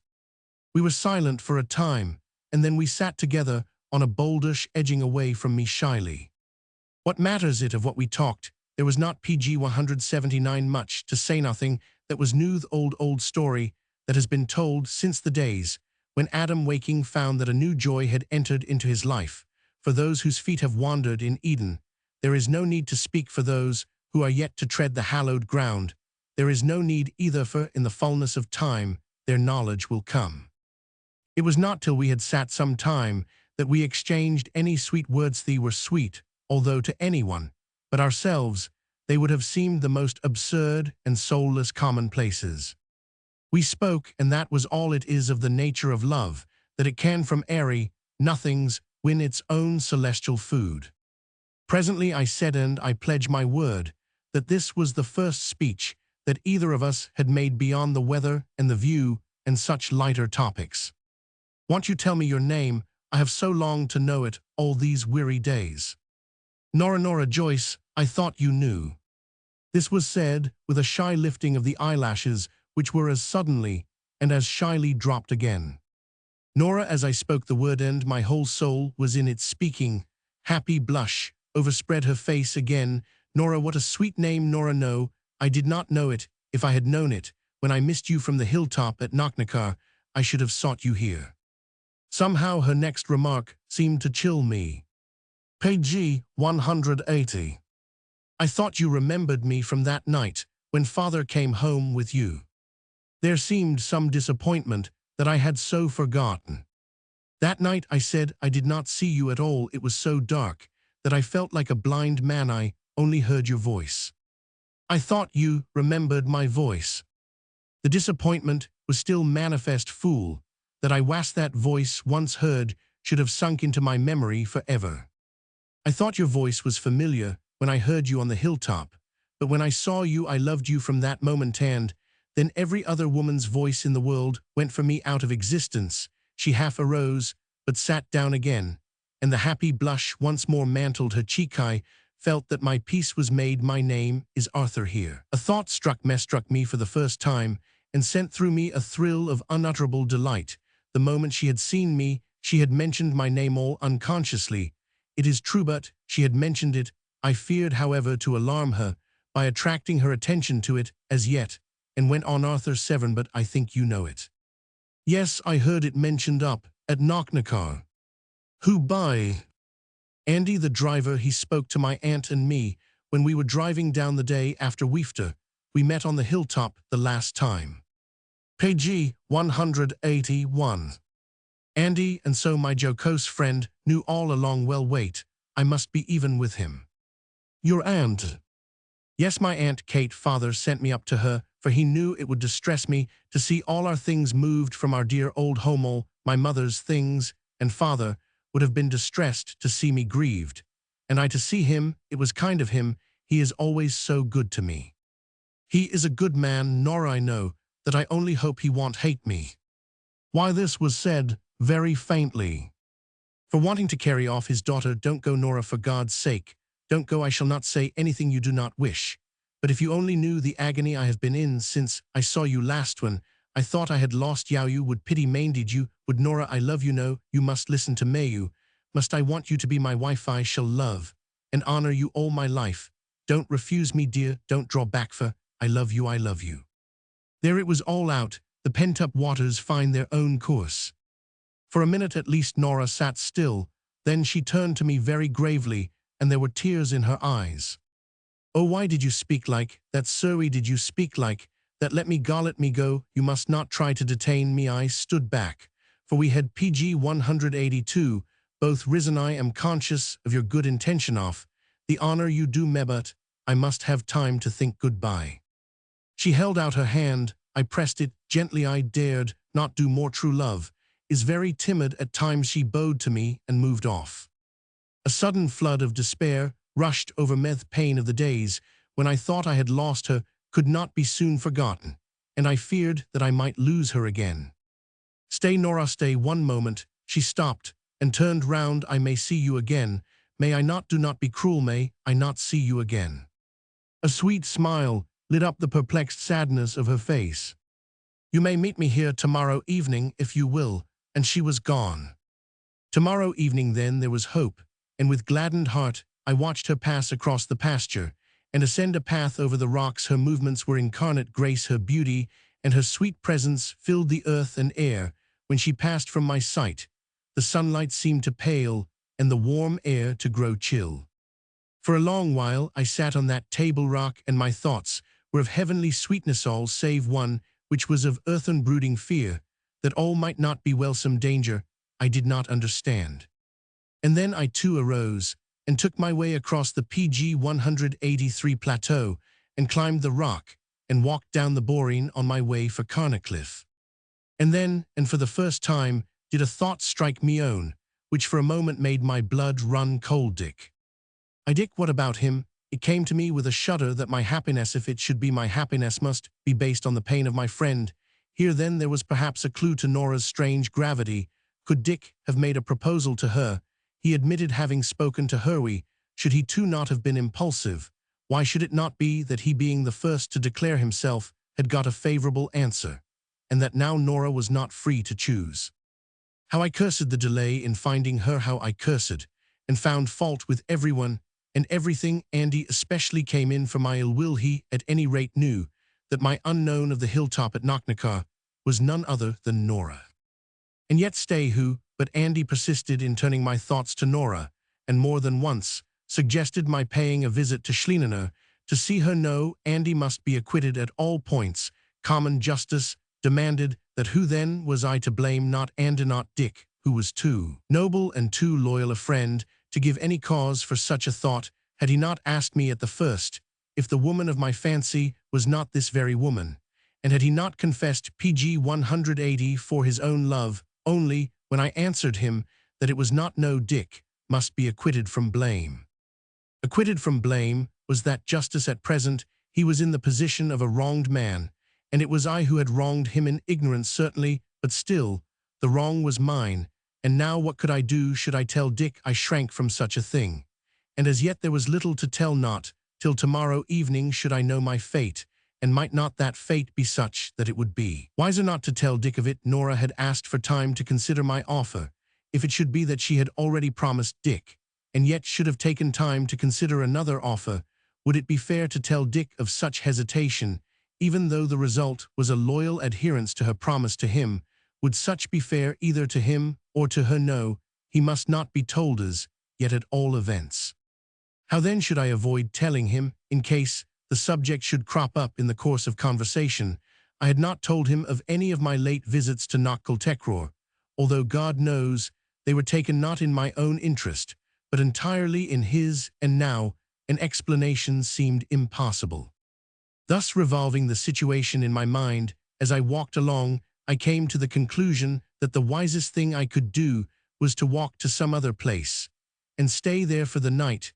Thus I might avoid questioning altogether. On the morrow I could return to Carnacliff and go over to Schlienener at such a time that I might PG 185 cross Dick on the way, so that I might see Nora and get her answer without anyone knowing of my visit. Having so made up my mind, I turned my steps towards Roundwood, and when I arrived there in the evening sent a wire to Dick.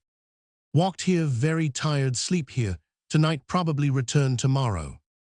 The long walk did me good, for it made me thoroughly tired, and that night, despite my anxiety of mind, I slept well. I went to sleep with Nora's name on my lips. The next day I arrived at Carnacliff about midday. I found that Dick had taken Andy to Knockcultecror. I waited until it was time to leave, and then started off about half a mile from the foot of the boreen. I went and sat in a clump of trees where I could not be seen, but from which I could watch the road, and presently saw Dick passing along on Andy's car. When they had quite gone out of sight, I went on my way to the cliff fields. I went with mingled feelings. There was hope, there was joy at the remembrance of yesterday, there was expectation that I would see her again, though the result might be unhappiness. There was doubt, and there was a horrible haunting dread. My knees shook, and I felt weak, As I climbed the rocks, I passed across the field and sat on the table rock.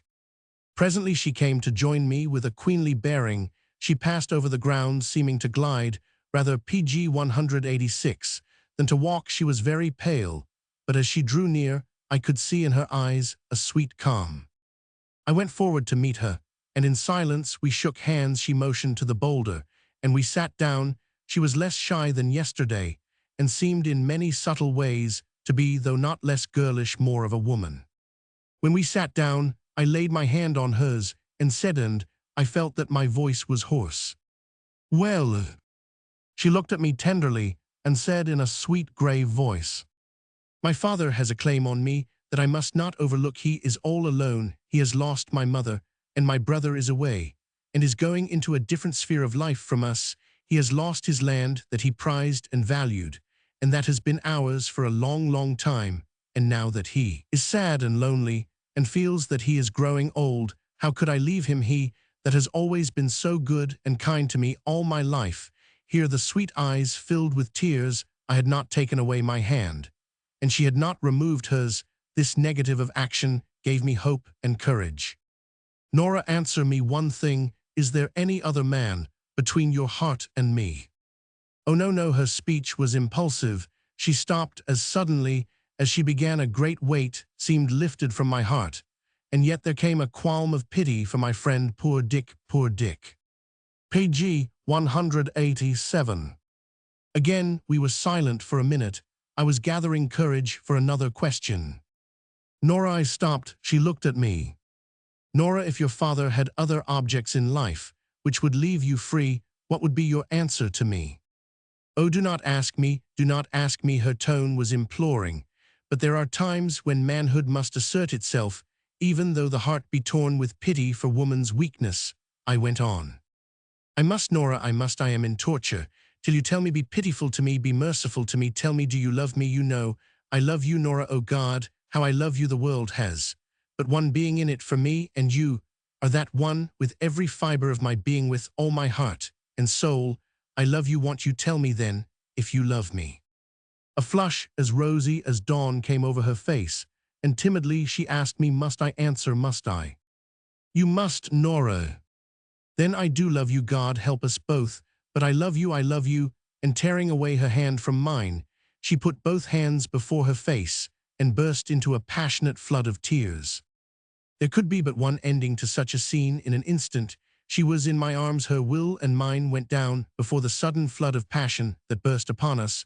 Both she hid her face upon my breast, but I raised it tenderly, and our lips met in one long, loving, passionate kiss.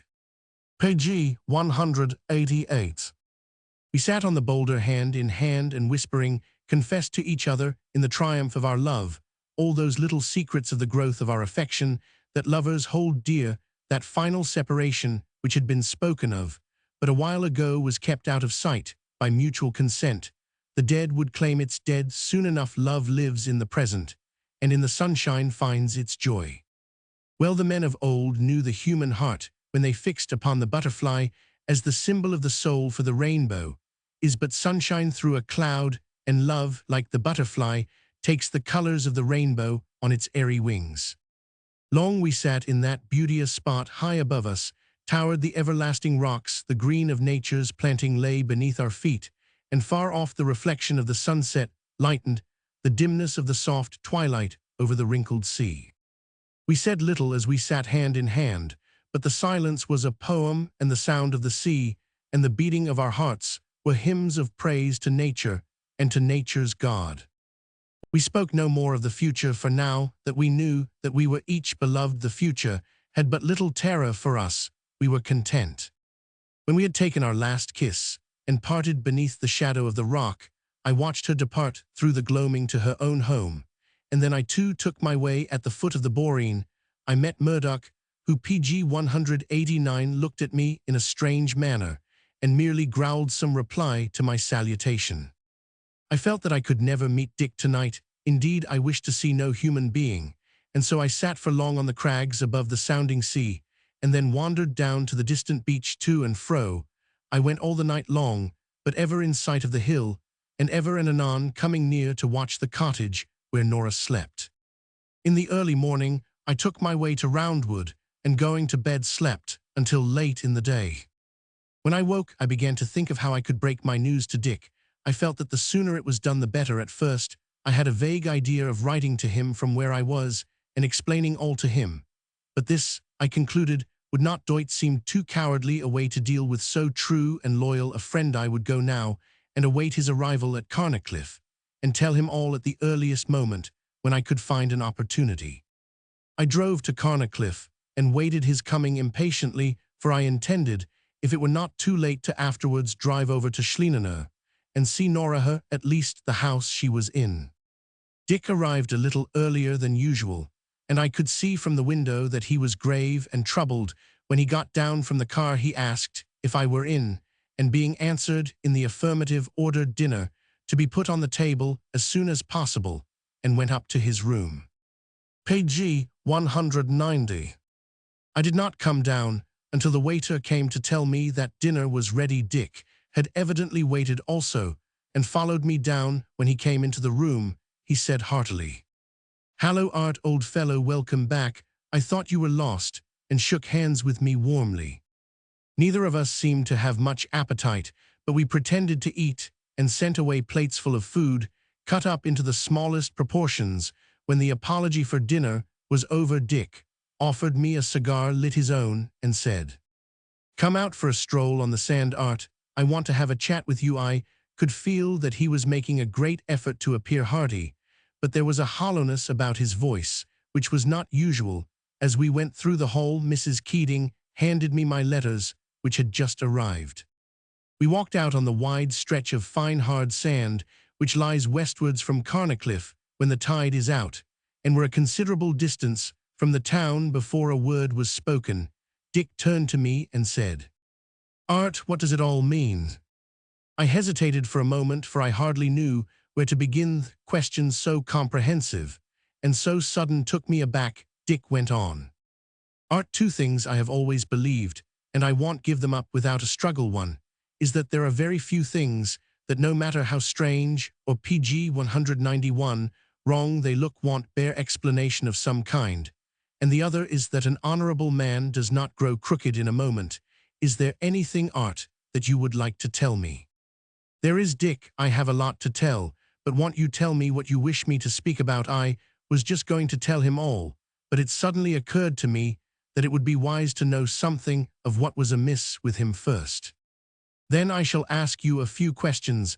Did you not tell me that the girl you were in love with was not Nora Joyce?" "I did, but I was wrong. I did not know it at the time. I only found it out, Dick, since I saw you last." "Since you saw me last, did you not then know that I loved Nora Joyce, and that I was only waiting a chance to ask her to marry me?" "I did. I had nothing to add here. It came back to me that I had spoken and acted all along without a thought of my friend. Have you not of late paid many visits to Schleener, and have you not kept such visits quite dark from me?" "I have, Dick." "Did you keep me ignorant on purpose?" "I did, but those visits were made entirely on your account." I stopped, for a look of wonder and disgust spread over my companion's face. Page 192.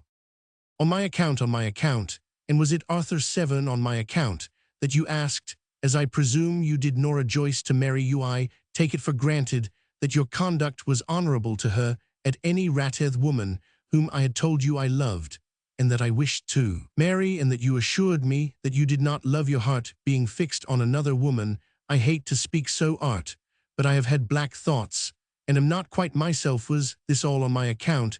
It was a terrible question to answer, and I paused. Dick went on. "Was it on my account that you, a rich man, purchased the home that she loved, whilst I, a poor one, had to stand by and see her father despoiled day by day, and because of my poverty had to go on with a hateful engagement, which placed me in a false position in her eyes?" Here I saw daylight. I could answer this scathing question. "It was, Dick, entirely on your account." He drew away from me and stood still, facing me in the twilight as he spoke. "I should like you to explain, Mr. Severn, for your own sake, a statement like that."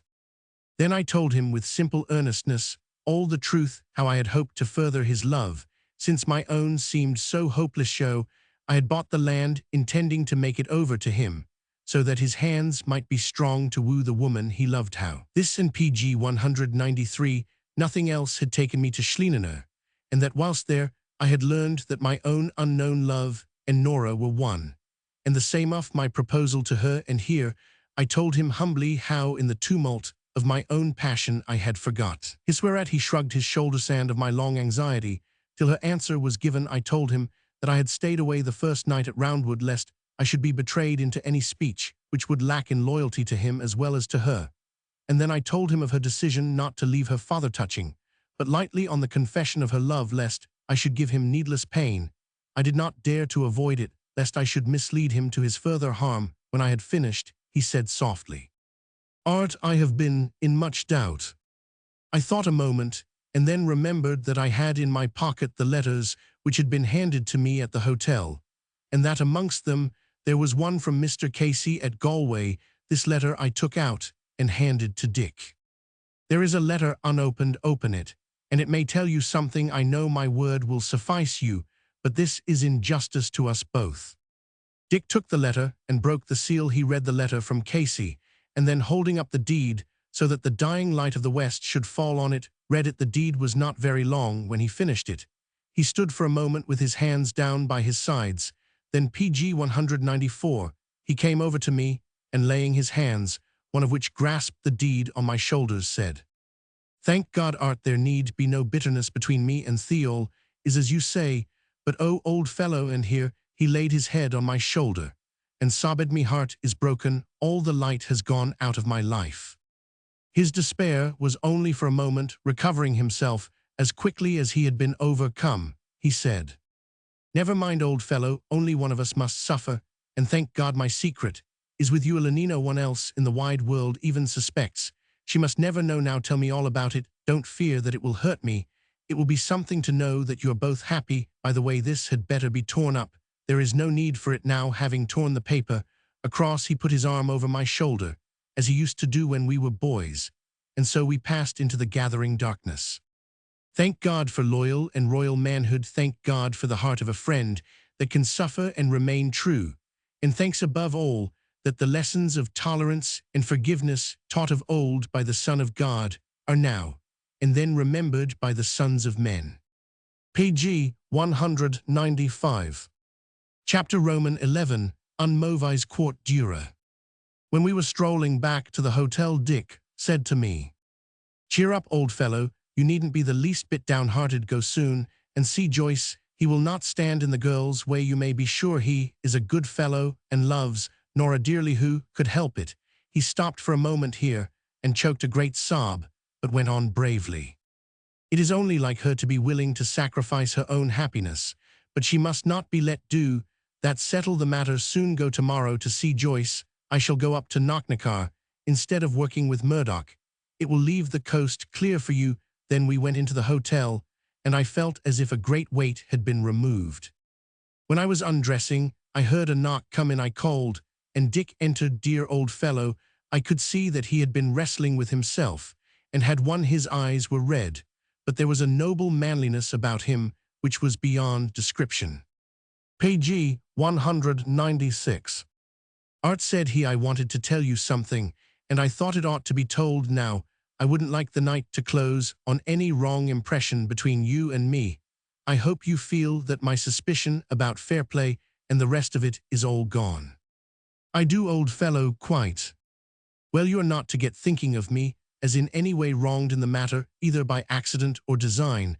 I have been going over the whole matter to try and get the heart of the mystery, and I think it only fair to say that no wrong could be done to me. I never spoke a single word to Nora in my life, nor did she to me. Indeed, I have seen her, but seldom, though the first time was enough to finish me. Thank God, we have found out the true state of affairs before it was too late. It might have been worse, old lad, it might have been worse. I don't think there's any record of in the novel, Soph.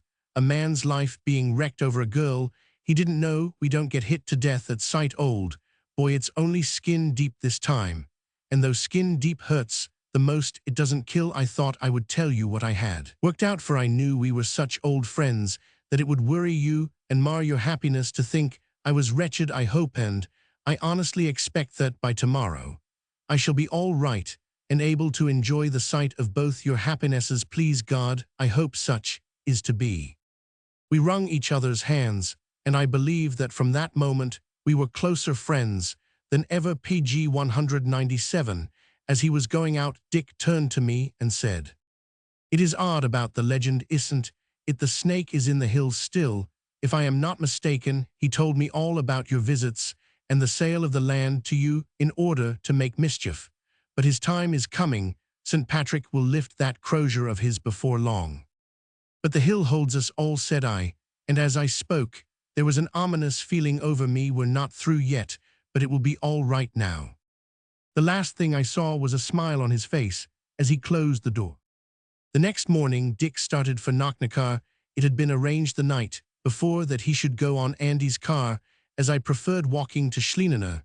I had more than one reason for so doing, but that which I kept in the foreground of my own mind and which I almost persuaded myself was the chief if not the only reason was that I did not wish to be troubled with Andy's curiosity and impertinent badinage. My real and secret reason, however, was that I wished to be alone so that I might collect my thoughts and acquire courage for what the French call une mauvaise courte dure. In all classes of life, and under all conditions, this is an ordeal eminently to be dreaded by young men. No amount of reason is of the least avail to them. There is some horrible lurking unknown possibility which may defeat all their hopes, and may in addition add the PG 198 flaming aggravation of making them appear ridiculous. I summed up my own merits, and not being a fool found considerable ground for hope. I was young, not bad-looking. Nora loved me. I had no great bogey of a past secret or misdeed to make me feel sufficiently guilty to fear a just punishment falling upon me, and considering all things, I was in a social position and of wealth beyond the dreams of a peasant, howsoever ambitious for his daughter he might be. And yet I walked along those miles of road that day with my heart perpetually sinking into my boots and harassed with a vague dread which made me feel at times an almost irresistible inclination to run away. I can only compare my feelings when I drew in sight of the hilltop with those which animate the mind of a young child when coming in sight of the sea in order to be dipped for the first time. There is, however, in man some wholesome fear of running away which at times either takes the place of resolution or else initiates the mechanical action of guiding his feet in the right direction, of prompting his speech and regulating his movement. Otherwise no young man, or very few at least, would ever face the ordeal of asking the consent of the parents of his inamorata. Such a fear stood to me now, and with a seeming boldness I approached Joyce's house. When I came to the gate, I saw him in the field not far off, and went up to speak to him. Even at that moment, when the dread of my soul, PG 199, was greatest, I could not but recall an interview which I had had with Andy that morning, and which was not of my seeking, but of his.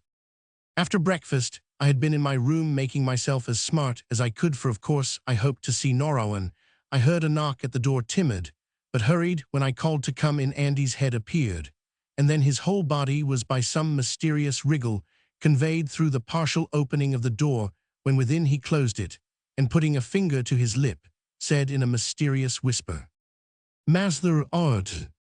"Well, Andy, what is it?" "Whisper me now, sure. I don't want to see your Anna so honestly in your mind." I guessed what was coming, so interrupted him, for I was determined to get even with him. "Now, Andy, if you have any nonsense about your Miss Nora, I don't want to hear it." "Wisht sir let me a sage pake, I mustn't cape Mr. Dick waitin'.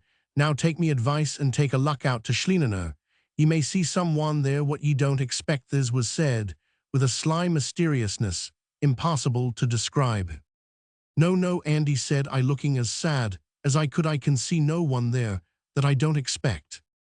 They do say, sir, that the fairies does take queer shapes, and your fairy girl may have gone to PG 200. Schlienener fairies may want to take the water like morshals." "Take the water, Andy, what do ye means?" "What do I mean? Why, what the quality does call Sabathin, and maybe the fairy girl has gone too." "Ah no, Andy," said I, in as melancholy a way as I could. "My fairy girl is gone. I shall never see her again." Andy looked at me very keenly, and then a twinkle came in his eye, and he said, slapping his thigh, "Begor, but I believe your Anna is cured. Ye used to be that melancholy that bedad it's myself. What was gettin' serious about ye and now? It's only narvous ye are well if the fairy is gone. Why not see Miss Nora sure one sight Roman for her cure all the fairy spells. What Ivor was cast go now your Anna and see her this day." I said with decision, "No, Andy, I will not go today to see Miss Nora. I have something else to do." "Oh, very well," said he with simulated despondency. "If your Anna want, of course ye want. But you're wrong at any rate if you're in the direction Roman for Schlienener. Will ye go and see th Udman Musha? But I am thinking it's glad he'd be to see your Anna." Despite all I could do, I felt blushing up to the roots of my hair.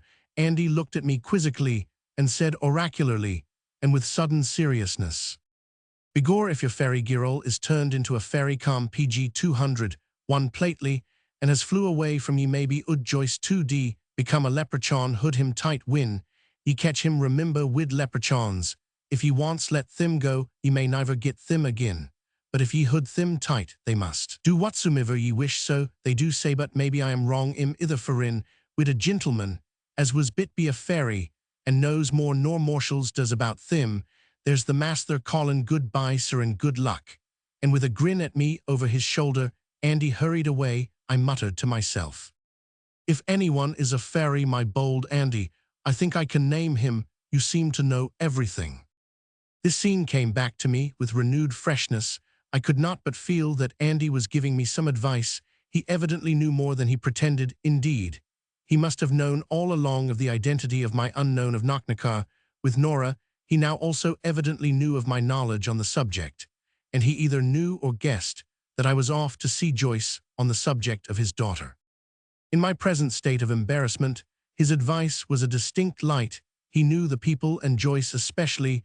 He also saw some danger to my hopes, and showed me a way to gain my object. I knew already that Joyce was a proud man, and I could quite conceive that he was an obstinate one, and I knew from general experience of life that there is no obstacle so difficult to surmount as the pride of an obstinate man. PG 202. With all the fervor of my heart I prayed that on this occasion his pride might not in any way be touched or arrayed against me. When I saw him, I went straight towards him and held out my hand. He seemed a little surprised, but took it like Bob Acres. I felt my courage oozing out of the tips of my fingers, but with the remnant of it threw myself into the battle. "Mr. Joyce, I have come to speak to you on a very serious subject." "A serious subject, is it, concarnin' me?" "It is." "Go on, more throuble, I suppose." "I hope not. Most sincerely, Mr. Joyce, I want to have your permission to marry your daughter. If I had suddenly turned into a bird and flown away, I do not think I could have astonished him more. For a second or two he was speechless, and then said, in an unconscious sort of way, "Want to marry me daughter?" "Yes, Mr. Joyce, I love her very dearly. She is a pearl amongst women, and if you will give your permission, I shall be the happiest man on earth. I can quite satisfy you. As to my means, I am well-to-do indeed. As men go, I am a rich man." "Aye, sir, I don't doubt I'm content that you are what you say, but you never saw me daughter except that dark night when you took me home." "Oh yes, I have seen her several times and spoken PG 203 with her, but indeed I only wanted to see her once to love her."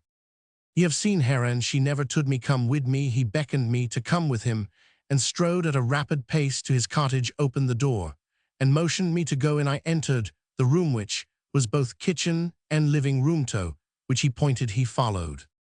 As I entered, Nora, who was sewing, saw me, and stood up. A rosy blush ran over her face. Then she grew as white as snow as she saw the stern face of her father close behind me. I stepped forward and took her hand. When I let it go, her arm fell by her side. Daughter Joyce spoke very sternly, but not unkindly. "Do you know this gentleman?" "Yes, father. He tells me that you and he have met several times. Is it true?" "Yes, father, but he never told me." "How was that?" "It was by accident we met." "Always be accident." Here I spoke Always by accidenten, her part he interrupted me. Your pardon, young gentleman, I wish me daughter to answer me speak Nora. Always father except once, and then I came to give a message it was a message, although from myself. Page 204. What message? Oh father, don't make me speak, we are not alone, let me tell you alone, I am only a girl and it is hard to speak. His voice had a tear in it for all its sternness, as he answered. It is on a subject that this gentleman has spoke to me about as mayhap he has spoke to you. O father took his hand, which he did not withdraw, and bending over kissed it, and hugged it to her breast. O father, what have I done, that you should seem to mistrust me? You have always trusted me, trust me now, and don't make me speak, till we are alone. I could not be silent any longer, my blood began to boil that she I loved should be so distressed whatsoever the cause, and at the hands of whomsoever, even her father. Mr. Joyce, you must let me speak, you would speak yourself to save pain. To a woman you loved he turned to tell me to be silent, but suddenly stopped. I went on. Nora, he winced, as I spoke her name, is entirely blameless. I met her quite by chance at the top of Knocknacar when I went to see the view. I did not know who she was, I had not the faintest suspicion, but from that moment I loved her. I went next day, and waited all day, in the chance of seeing her. I did see her, but again came away in ignorance even of her name. I sought her again day after pg 205 day, but could get no word of her, for I did not know who she was, or where she came from. Then, by chance, and after many weary days again, I saw her in the cliff fields below 3 days ago. I could no longer be silent, but told her that I loved her, and asked her to be my wife. She asked a while to think, and left me, promising to give me an answer on the next evening. I came again, and I got my answer. Here Nora, who was sobbing with her face turned away, looked round and said, "Hush, hush, you must not let father know, all the harm will be done." Her father answered in a low voice, "All that could be done is done already, daughter, ye never told me." Sir, Nora is worthy of all esteem. Her answer to me was that she could not leave her father, who was all alone in the world. Nora turned away again, but her father's arm went round her shoulder. She told me I must think no more of her. But sir, you and I, who are men, must not let a woman who is dear to us both make such a sacrifice. Joyce's face was somewhat bitter as he answered me. "Ye think pretty well of yourself, young sir, when ye consider it a sacrifice for me daughter to stay with the father who loves her, and who she loves. There was never a shadow on her life, till ye came." This was hard to hear, but harder to answer, and I stammered as I replied. Page 206. "I hope I am man enough to do what is best for her, even if it were to break my heart. But she must marry some time. It is the lot of the young and beautiful." Joyce paused a while, and his look grew very tender as he made answer softly. "I through the young birds lave the nest, in due saison, that's only natural." This seemed sufficient concession for the present, but Andy's warning rose before me, and I spoke. "Mr. Joyce, God knows, I don't want to add one drop of bitterness to either of your lives. Only tell me that I may have hope, and I am content to wait, and to try to win your esteem and Nora's love."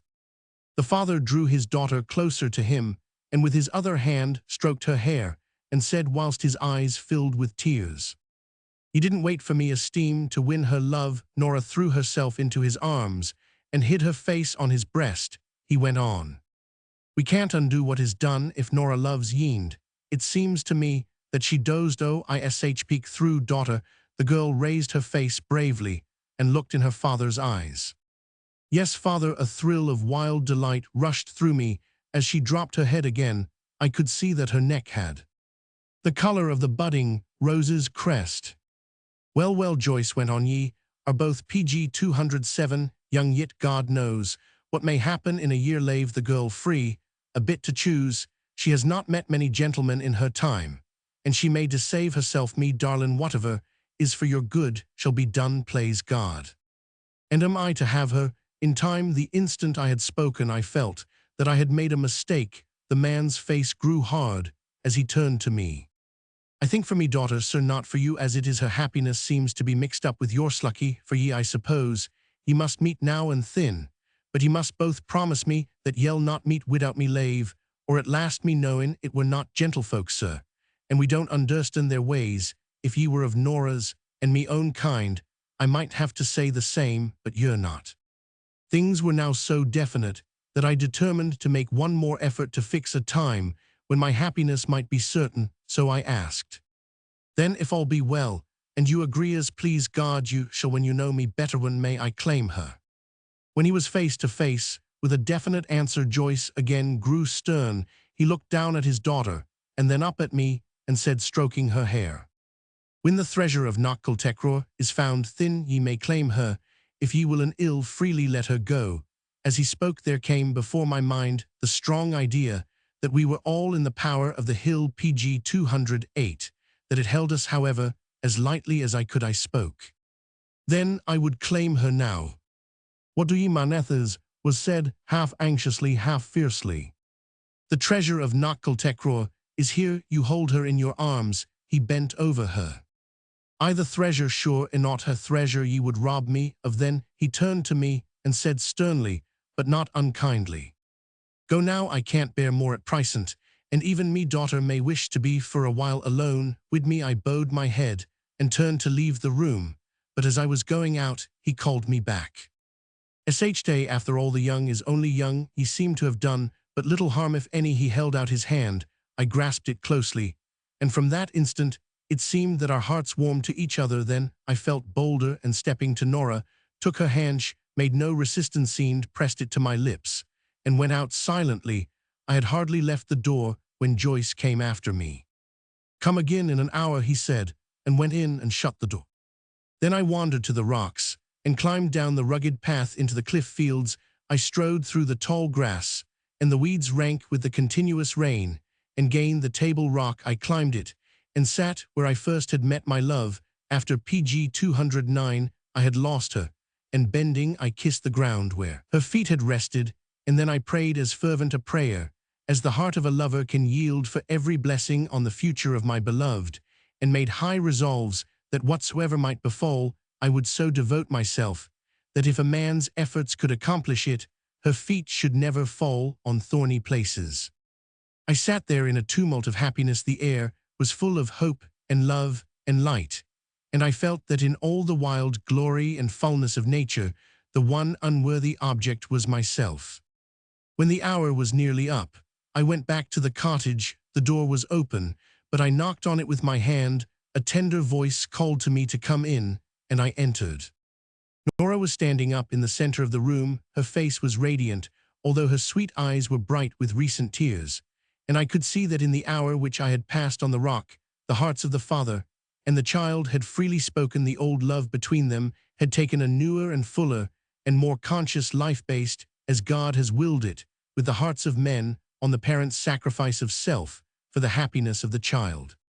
Without a word, I took her in my arms. She came without bashfulness and without fear. Only love and trust spoke in every look, and every moment the cup of our happiness was full to the brim, and it seemed as though God saw, and as of old with his completed PG 210 plan of the world, was satisfied that all was good. We sat hand in hand and told again and again the simple truths that lovers tell, and we built bright mansions of future hope. There was no shadow on us, except the shadow that slowly wrapped the earth in the wake of the sinking sun. The long level rays of sunset spread through the diamond panes of the lattice, grew across the floor, and rose on the opposite wall, but we did not heed them until we heard Joyce's voice behind us. I have been thinking all the day, and I have come to believe that it is a happy day for us all, sir. I say, though she is my daughter, that the man that won her heart should be a proud man, for it is a heart of gold. I must give her to ye. I was sorry at the first, but I do it freely now. Ye must guard and cape and hood her as the apple of your eye. If ye should ever fail or falter, remember that ye took a great thrust in taking her from me that loved her much, and in whose heart she had a place, not merely for her own sake, but for the sake of the dead that loved her. He faltered a moment, but then coming over put his hand in mine, and while he held it there, Nora put her arm around his neck, and laying her sweet head on his broad manly breast, said softly, "Father, you are very good, and I am very, very happy." Then she took my hand and her father's together and said to me, Page 211. Remember he is to be as your father too, and that you owe him all the love and honor that I do. Amen, I said solemnly, and we three wrung each other's hands. Before I went away, I said to Joyce, "You told me I might claim her when the treasure of the hill was found. Well, give me a month, and perhaps, if I don't have the one you mean, I may have another. I wanted to keep for the present the secret of my purchase of the old farm, so as to make a happy surprise when I should have actual possession." "What do you mean?" he said. "I shall tell you when the month is up," I answered, "or if the treasure is found, sooner, but you must trust me till then." Joyce's face looked happy as he strolled out, evidently leaving me a chance of saying goodbye alone to Nora. She saw it too, and followed him. "Don't go, father," she said at the door. She turned her sweet face to me, and with a shy look at her father kissed me and blushed rosy red. "That's right, me girl," said Joyce. "Honest love is without shame. You need never fear to kiss your lover before me." Again we stayed talking for a little while. I wanted to say goodbye again, but this last time I had to give the kiss myself. As I looked back from the gate, I saw father and daughter standing close together. He had his arm round her shoulder, and the dear head PG 212 that I loved lay close on his breast as they both waved me farewell. I went back to Carnicliffe feeling as though I walked on air, and my thoughts were in the heaven that lay behind my footsteps as I went though before me on the path of life. Page 213. Chapter Roman 12, Bogfishing and Schooling. When I got near home, I met Dick, who had strolled out to meet me. He was looking much happier than when I had left him in the morning. I really believe that now that the shock of his own disappointment had passed, he was all the happier that my affair had progressed satisfactorily. I told him all that had passed, and he agreed with the advice given by Joyce, that for a little while nothing should be said about the matter. We walked together to the hotel, I hurrying the pace somewhat, for it had begun to dawn upon me that I had eaten but little in the last 24 hours. It was prosaic, but true. I was exceedingly hungry. Joy seldom interferes with the appetite. It is sorrow or anxiety which puts it in deadly peril. When we got to the hotel, we found Andy waiting outside the door. He immediately addressed me. "Och musha, but it's the sad man I am this day. Here's Master Art give over entirely to the fairies, and it's leprechaun catchin'. He has been on to this blissed day. Luck at him, isn't it full Roman for Sora? He has give PG 214 up the fairies. Master Art do thry and make him miss the dickon take to fallen head over ears in love wid some nice young girl. Sure Miss Nora herself bad, as she is DB better nor none at all, though she doesn't come up to Master Art's rulin'." This latter remark was made to Dick, who immediately asked him, "What is that, Andy?" "Begor your Anna, Master Art has a queer kind Roman for a girl in his eye, entirely wan. He used to be lookin' for on the top Roman for knocknakarth fairy girl your Anna," he added to me in an explanatory manner. "I suppose your Anna turning to me, ye haven't saw her this day." "I saw nobody to answer your description, Andy, and I fear I wouldn't know a fairy girl if I saw one," said I, as I passed into the house, followed by Dick, whilst Andy, laughing loudly, went round to the back of the house, where the bar was. That was for me at any rate a very happy evening, Dick, and I sat up late and smoked, and went over the ground that we had passed, and the ground that we were pleased God to pass in time. I felt grateful to the dear old fellow, and spoke much of his undertakings, both at Knocknacar and at Knockcultecraw. He told me that he was watching carefully the experiment at the former place, as a guide to the latter. After some explanations, he said, "There is one thing there which rather disturbs me, PG 215, even with the unusual amount of rain which we have had lately. The flow or drain of water from the bog is not constant. It does not follow the rains, as I expected. There seems to be some process of silting, or choking, or damming up the walls of what I imagine to be the different sections or reservoirs of the bog. I cannot make it out, and it disturbs me, for if the same process goes on at Knockcultecraw, there might be any kind of unforeseen disaster in case of the shifting of the bog. I am not at all easy about the way Murdoch is going on there. Ever since we found the indication of iron in the bog itself, he has taken every occasion when I am not there to dig away at one of the clay banks that jut into it, I have warned him that he is doing a very dangerous thing, but he will not listen tomorrow. When I go up, I shall speak to him seriously. He went into Galway with a cart the night before last, and was to return by tomorrow morning, perhaps. He has some game on. I must see what it is. Before we parted for the night, we had arranged to go together in the morning to Knockeltecraw, for of course I had made up my mind that each day should see me there. In the morning early, we drove over. We left Andy as usual in the boreen at the foot of the hill, and walked up together. I left Dick at Murdoch's gate, and then hurried as fast as my legs could carry me to Joyce's. Nora must have had wonderful ears. She heard PG 216 my footsteps in the lane, and when I arrived at the gate she was there to meet me. She said good morning shyly as we shook hands for an instant. She evidently feared that I was going to kiss her there in the open where someone might see, but almost as quickly she realized that she was safe. So far, and we went up to the cottage together. Then came my reward, for when the door was closed, she put her arms round my neck as I took her in my arms, and our lips met in a sweet long kiss. Our happiness was complete. Anyone who has met the girl he loved the day after his engagement to her can explain why or how, if any explanation be required. Joyce was away in the fields. We sat hand in hand and talked for a good while, but I took no note of time. Suddenly Nora looked up. Hush, she said, there is a step in the boreen. It is your friend Mr. Sutherland. We sat just a little further apart and let go hands. Then the gate clicked, and even I heard Dick's steps. As he quickly approached, he knocked at the door. We both called out, come in, simultaneously, and then looked at each other and blushed. The door opened, and Dick entered. He was very pale, but in a couple of seconds his pallor passed away. He greeted Nora cordially, and she sweetly bade him welcome. Then he turned to me. I am very sorry to disturb you, old fellow, but would you mind coming down to Murdoch's for a bit? Their page 217 is some work which I wish you to give me a hand with. I started up and took my hat, whispered goodbye to Nora, and went with him. She did not come to the door, but from the gate I looked back and saw her sweet face peeping through the diamond pane of the lattice. What is it, Dick? I asked as we went down the lane. A new start today. Murdoch evidently thinks we have got on the track of something. He went into Galway for a big grapnel, and now we are making an effort to lift it, whatever it ice, out of the bog. By Jove, said I, things are getting close.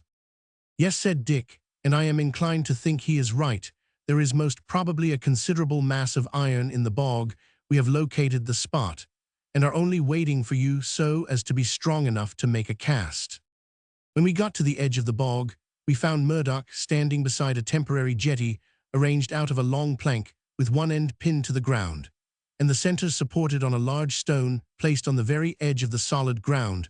Where a rock cropped up beside him was a very large grappling iron some 4 feet wide, attached to a coil of strong rope.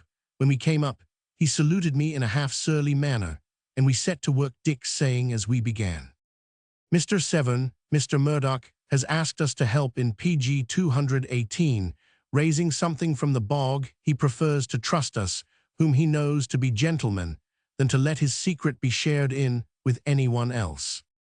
Dick got out on the end of the plank, holding the grapnel and a coil of the rope in his hand, whilst the end of the coil was held by Murdoch. I could see from the appearance of the bog that someone had been lately working at it, for it was all broken about, as though to make a hole in it, and a long pole that lay beside where I stood was covered with wet and slime. Dick poised the grapnel carefully, and then threw it out. It sank into the bog slowly at first, but then more quickly an amount of rope ran out, which astonished me, for I knew that the bog must be at least so deep. Suddenly the run of the rope ceased, and we knew that the grapnel had gone as far as it could. Murdoch and I then held the rope, and Dick took the pole and poked and beat a passage for it through the bog up to the rock, where we stood. Then he too joined us, and we all began to pull. For a few feet we pulled in the slack of the rope. Then there was a little more resistance for some 3 or 4 feet, and we knew that the grapnel was dragging on the bottom. Suddenly there was a check, and Murdoch gave a suppressed shout. We have got it. I feel it. Pull away for your lives. We kept a steady pull on the rope, At first their PG-219 was simply a dead weight, and in my own mind I was convinced that we had caught a piece of projecting rock. Murdoch would have got unlimited assistance and torn out of the bog, whatever it was that we had got hold of, even if he had to tear up the rocks by the roots. But Dick kept his head and directed a long, steady pull. There was a sudden yielding, and then again resistance. We continued to pull, and then the rope began to come, but very slowly, and there was a heavy weight attached to it. Even Dick was excited now. Murdoch shut his teeth and scowled like a demon. It would have gone hard with anyone who came then between him and his prize. As for myself, I was in a tumult. In addition to the natural excitement of the time, there rose to my memory Joyce's words, "When the treasure is found, you may claim her, if you will," and, although the need for such an occasion passed away with his more free consent, the effect that they had at the time produced on me remained in my mind. Here then was the treasure at last. Its hiding for a century in the bog had come to an end. We pulled and pulled. Heavens, how we tugged at that rope, foot after foot. It came up through our hands, wet and slimy, and almost impossible to hold. Now and again it slipped from each of us in turns a few inches, and a muttered steady, steady was all the sound heard. It took all three of us to hold the weight, and so no one could be spared to PG-220 make an effort to further aid us by any mechanical appliance. The rope lay beside us in seemingly an endless coil. I began to wonder if it would ever end. Our breath began to come quickly. Our hands were cramped. There came a new and more obstinate resistance. I could not account for it. Dick cried out, "It is under the roots of the bog. We must now take it up straight. Can you two hold on for a moment, and I shall get on the plank?" We nodded. Breath was too precious for unnecessary speech. Dick slacked out after we had got our feet planted for a steady resistance. He then took a handful of earth and went out on the plank a little beyond the center and caught the rope. When he held it firmly with his clay-covered hands, he said, "Come now, Art Murdoch, you stay and pull." I ran to him, and taking my hands full of earth, caught the rope also. The next few minutes saw a terrible struggle. Our faces were almost black with the rush of blood in stooping and lifting so long and so hard. Our hands and backs ached to torture, and we were almost in despair when we saw the bog move just under us. This gave us new courage and new strength, and with redoubled effort we pulled at the rope. Then up through the bog came a large mass. We could not see what it was for the slime, and the bog covered it solidly, but with a final effort we lifted it. Each PG-221 instant it grew less weighty as the resistance of the bog was overcome, and the foul, slimy surface fell back into its place and became tranquil. When we lifted and pulled the mass on the rock bank, Murdoch rushed forward in a frenzied manner and shouted to us, "Keep back, hands off, it's mine, I say, all mine, don't dare even to touch it, or ill do ye a harm here, clear off, this is my land, go." And he turned on us with the energy of a madman and the look of a murderer. I was so overcome with my physical exertions that I had not a word to say, but simply in utter weariness threw myself upon the ground. But Dick, with what voice he could command, said, "You're a nice grateful fellow to men who have helped you keep your fine to yourself, man alive. We don't want to share. You must know that as well as I do, unless your luck has driven you mad. Handle the thing yourself, by all means, for how filthy it is."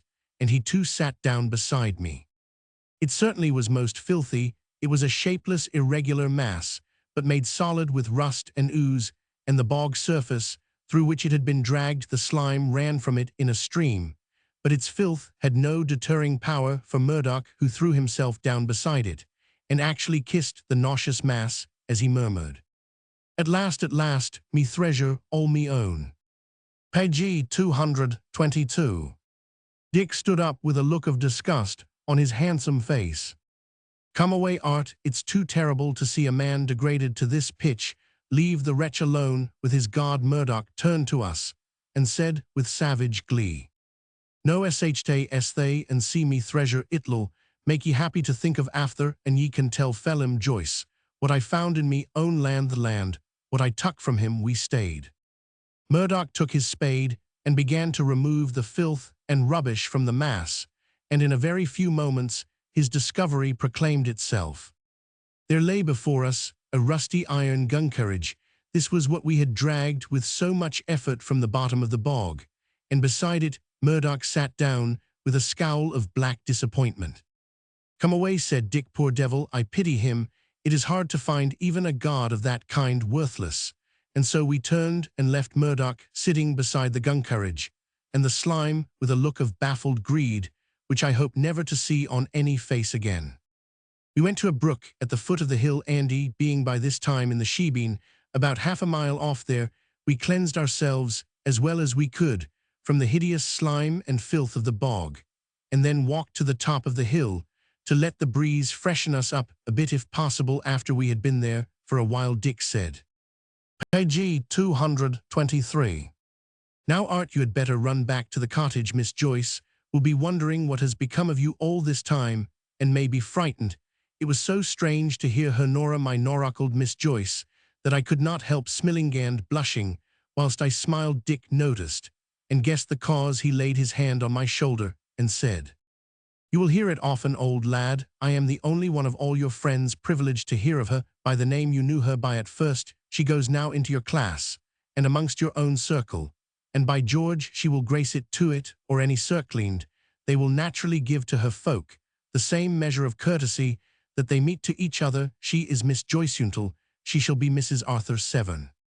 What a delicious thrill the very thought sent through me. I went up to the cottage, and on entering found Nora still alone. She knew that I was under promise not to tell anything of Murdoch's proceedings, but noticing that I was not so tidy as before for my cleansing at the brookside was a very imperfect one, went quietly and got a basin with hot water, soap, and a towel and clothes brush, and said I must come and be made very tidy. That toilet was to me a sweet experience, and is a sweet remembrance now. It was so wifely in its purpose and its method that I went through it in a languorous manner, like one in a delicious dream, when with a blush she brought me her own brush and comb, and began pg 224 to smooth my hair. I was as happy as it is given to a man to be. There is a peculiar sensitiveness in their hair to some men, and to have it touched by hands that they love is a delicious sensation. When my toilet was complete, Nora took me by the hand and made me sit down beside her. After a pause she said to me with a gathering blush, "I want to ask you something." "And I want to ask you something," said Roman. "One, Nora dear, there is one thing I want much to ask you." She seemed to suspect or guess what I was driving at, for she said, "You must let me ask mine first." "No, no," I replied, "you must answer me, and then you know you will have the right to ask what you like." "But I do not want any rights." "Then it will be all the more pleasure to me to give a favor, if there can be any such from me to you." Masculine persistence triumphed. Men are always more selfish than women, and I asked my question. "Nora, darling, tell me, when will you be mine, me very own? When shall we be married?" The lovelight was sweet in her eyes as she answered me with a blush that made perfect the smile on her lips. "Nay, you should have let me ask my question first." Page 225. "Why so, dearest?" "Because, dear, I am thinking of the future. You know, Arthur, that I love you, and that whatever you wish I would and shall gladly do, but you must think for me too. I am only a peasant girl." "Peasant?" I laughed. "Nora, you are the best lady I have ever seen. Why, you are like a queen. What a queen ought to be." "I am proud and happy, Arthur, that you think so, but still, I am only a peasant. Look at me, my dress. Yes, I know you like it, and I shall always prize it, because it found favor in your eyes." She smiled happily, but went on. "Dear, I'm speaking very truly. My life and surroundings are not yours. You are lifting me to a higher grade in life, Arthur, and I want to be worthy of it. And of you I do not want any of your family or your friends to pity you and say, 'Poor fellow, he has made a sad mistake.' Look at her manners. Is not of us. I could not bear to hear or to know that such was said, that anyone should have to pity the man I love, and to have that pity because of me, Arthur, it would break my heart." As she spoke, the tears welled up in the deep dark eyes and rolled unchecked down her cheeks. I caught her to my breast with the sudden instinct of protection and cried out, "Nora, no one on earth could say such a thing of you, who would lift a man, not lower him. You pg 226 could not be ungraceful if you tried. And as for my family and friends, if there is one who will not hold out both hands to you and love you, he or she is no kin or friend of mine. But Arthur, they might be right. I have learned enough to know that there is so much more to learn, that the great world you live in is so different from our quiet, narrow life here. Indeed, I do not mean to be nervous as to the future or to make any difficulties, but dear, I should like to be able to do all that is right and necessary as your wife. Remember that when I leave here, I shall not have one of my own kin or friends to tell me anything from, whom I could ask advice. They do not themselves even know what I might want. Not one of them. All your world and mine, dear, are so different as yet. But Nora, shall I not be always by your side to ask? I felt very superior and very strong, as well as very loving as I spoke. Yes, yes, but oh, Arthur, can you not understand? I love you so that I would like to be, even in the eyes of others, all that you could wish. But dear, you must understand and help me here. I cannot reason with you even now.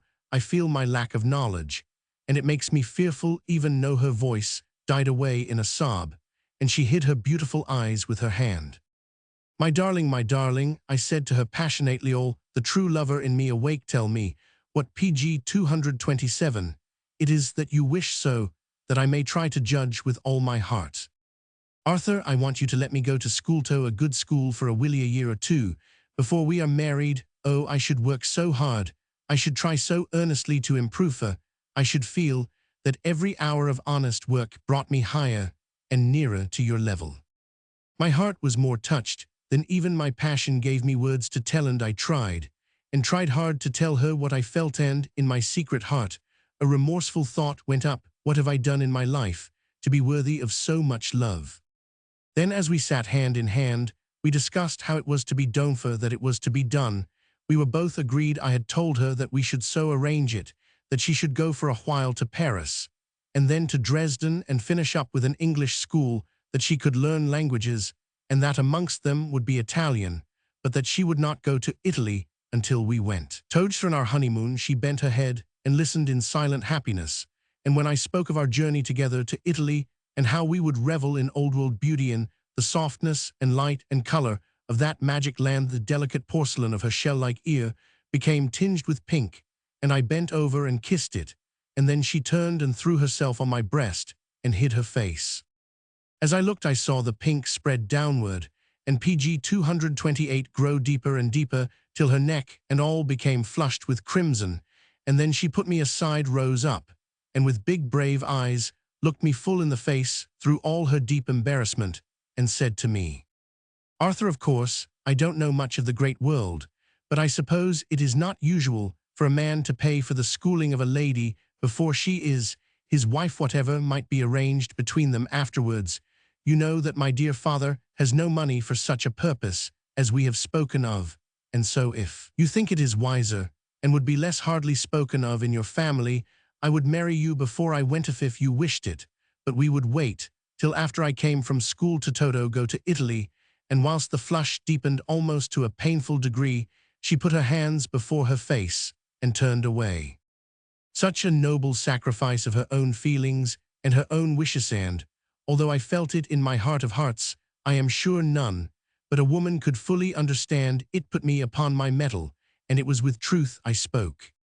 Nora, if anything could have added to my love and esteem for you, your attitude to me in this matter has done it, my darling. I shall try hard all my life to be worthy of you, and that you may never through any act of mine decline for a moment from the standard you have fixed. God knows I could have no greater pride or joy than that this very moment I should call you my wife, my dear, my dear. I shall count PG 229 the very hours until that happy time shall come, but all shall be as you wish. You will go to the schools we spoke of, and your father shall pay for them. He will not refuse, I know, and what is needed he shall have. If there be any way that he would prefer that suits your wishes, it shall be done. More than this, if he thinks it right, we can be married before you go, and you can keep your own name until my time comes to claim you. No, no, Arthur, when once I shall bear your name, I shall be too proud of it to be willing to have any other. But I want, when I do bear it, to bear it worthily. I want to come to you as I think your wife should come. My dear, dear Nora, my wife to be shall be as you wish. Here we heard the footsteps of Joyce approaching. I had better tell him, she said. When he came in, she had his dinner ready. He greeted me warmly. "Want ye stay?" he said. "Don't go unless ye wish to. I think Sir Nora wants to have a chat with you when you have had your dinner." Nora smiled a kiss at me as I went out at the door. I turned and said to her, "I shall be in the cliff field in case I am wanted." I went there straightway and sat on the table rock in the center of the fields and thought PG 230 in all my thought. There was no cloud. Each day, each hour seemed to reveal new beauties in the girl I loved. And I felt as if all the world were full of sunshine and all the future of hope, and I built new resolves to be worthy of the good fortune which had come upon me. It was not long before Nora came to me and said that she had told her father and that he wished to speak with me. She said that he quite agreed about the school and that there would be no difficulty made by him on account of any false pride about my helping in the task. We had but one sweet minute together on the rock and one kiss, and then hand in hand we hurried back to the cottage and found Joyce waiting for us smoking his pipe. Nora took me inside, and after kissing her father came shyly and kissed me also and went out. Joyce began. "Me daughter has been telling me about the plan of her going to school, and her and me's agreed that it's the right thing to do. Of course, we're not of your class, and if ye wish for her, it is only right and fair that she should be brought up to the level of the people that she's going into. It's not in me own power to do all this for her, and although I didn't give her the schooling that the quality has I've done already more nor min, like me mostly does. Nora knows more nor any girl about. Hearin' as you're to have the benefit of your wife's schooling, I don't see no racin' why ye shouldn't PG 231 help in it. Mind ye thisif, I could see me way to do it myself. I'd work me arms off before I'd let you or anyone else come between her and me in such a thing, but it'd be only a poor kind of pride that it hurt the poor child's feelings and mar her future, and so it'll be as ye both wish. Ye must find out the schools and write me about them when ye go back to London." I jumped up and shook his hand. "Mr. Joyce, I am more delighted than I can tell you, and I promise on my honor that you shall never in your life regret what you have done." "I am sure of that, Mr. Call me Arthur." "Well, I must do it some day, Arthurin. As to the matter that Nora told me, ye poke off that, if I'd wish it why'd be married first. Well, me own mind and Nora's is the same. I'd rather that she come to you as a lady at onceth. Oh, God knows it's a lady she is in all ways. I iver see one in me life in the clothes." "That's true, Mr. Joyce. There is no better lady in all the land." "Well, that's all settled. Yell, let me know in good time about the schools, want ye, and now I must get back to me work." And he passed out of the house and went up the hillside. Then Nora came back, and with joy I told her that all had been settled, and somehow we seemed to have taken another step up the ascent that leads PG 232 from earth to heaven, and that all feet may tread which are winged with hope. Presently Nora sent me away for a while, saying that she had some work to do, as she expected both Dick and myself to come back to tea with them, and I went off to look for Dick. I found him with Murdoch. The latter had got over his disappointment and had evidently made up his mind to trust to Dick's superior knowledge and intelligence. He was feverishly anxious to continue his search, and when I came up, we held a long discussion as to the next measure to be taken. The afternoon faded away in this manner before Murdoch summed up the matter thus: "The kist was carried on the guncourage, and where one is other is not far off. The min couldn't have carried the kist far from what Ud Moynihan says his father saw the min carryin' the kist, only a wee bit," Dick said. "There is one thing, Murdoch, that I must warn you about. You have been digging in the clay bank by the edge of the bog. I told you before how dangerous this is. Now more than ever I see the danger of it. It was only today that we got an idea of the depth of the bog, and it rather frights me to think that with all this rain falling you should be tampering with what is more important to you than even the foundations of your house. The bog has risen far too much already, and you have only to dig perhaps PG 233 one spadeful too much in the right place, and you'll have a torrent that will sweep away all you have. I have told you that I don't like the locality of your house down in the hollow. If the bog ever moves again, God help you. Seem also to have been tampering with the stream that runs into the cliff fields. It is all very well for you to try to injure poor Joyce more than you have done, and that's quite enough, God knows, but here you are actually imperiling your own safety. That stream is the safety valve of the bog, and if you continue to dam up that cleft in the rock, you will have a terrible disaster. Mind now, I warn you seriously against what you are doing, and besides, you do not even know for certain that the treasure is here. Why, it may be anywhere on the mountain, from the brook below the boreen to the cliff fields. Is the off chance worth the risk you run? Murdoch started when he mentioned the cliff fields, and then said suddenly, "If you're afraid, ye can go, I am not." "Man alive," said Dick, "why not be afraid if you see cause for fear? I don't suppose I'm a coward any more than you are, but I can see a danger, and a very distinct one, from what you are doing. Your house is directly in the track in which the bog has shifted at any time this 100 years. And if there should be another movement, I would not like to be in the house when the time comes." "All right," he returned doggedly. "I'll take me PG 234 chance, and I'll find the treasure too before many days is over." "Well, but be reasonable also, or you may find your death." "Well, if I do, that's me own luck out. Ye may find your death first." "Of course I may, but I see it my duty to warn you. The weather these last few weeks back has been unusually wet. The bog is rising, as it is. As a matter of fact, it is nearly a foot higher now than it was when I came here first, and yet you are doing what must help to rise it higher still, and are weakening its walls at the same time." He scowled at me as he sullenly answered, "Well, all I say is I'll do as I like wid me own. I wouldn't give up me chance. Roman 4, findin' the treasure. No, not for God himself." "Hush, man, hush," said Dick sternly as we turned away. "Do not tempt him, but be warned in time. Let him look out for himself, and I'll look out for myself," he answered with a sneer. "I'll find the treasure, in, if need be, in spite Roman 4 God and Roman 4 the devil too."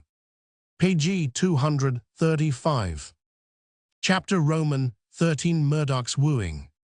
I think it was a real pleasure to Dick to get Nora's message that he was expected to tea that evening like the rest of his sex.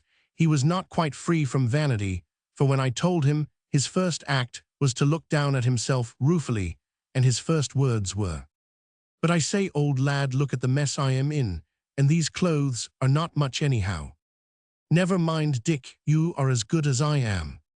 "Oh well," he laughed, "if y'all do, I suppose I needn't mind. We're both pretty untidy, no, begad," he added, looking me all over. "You're not out of the perpendicular with regard to cleanliness. Anyhow, I say, Art, who's been tidying you up?" "Oh, I see, forgive me, old lad, and quite natural too. Miss Joyce should see you blush, Art. Why, you are as rosy as a girl." "Call her Nora, Dick. It is more natural, and I am sure she will like it better. She is to look on you as a brother, you know." "All right, Art," he answered heartily, "but you PG 236 must manage it for me, for I think I should be alarmed to do so unless I got a lead. But it will come easy enough after the first go off. Remember, we both always thought of her as Nora." We went down towards the brook and met with Andy, who had the car all ready for us.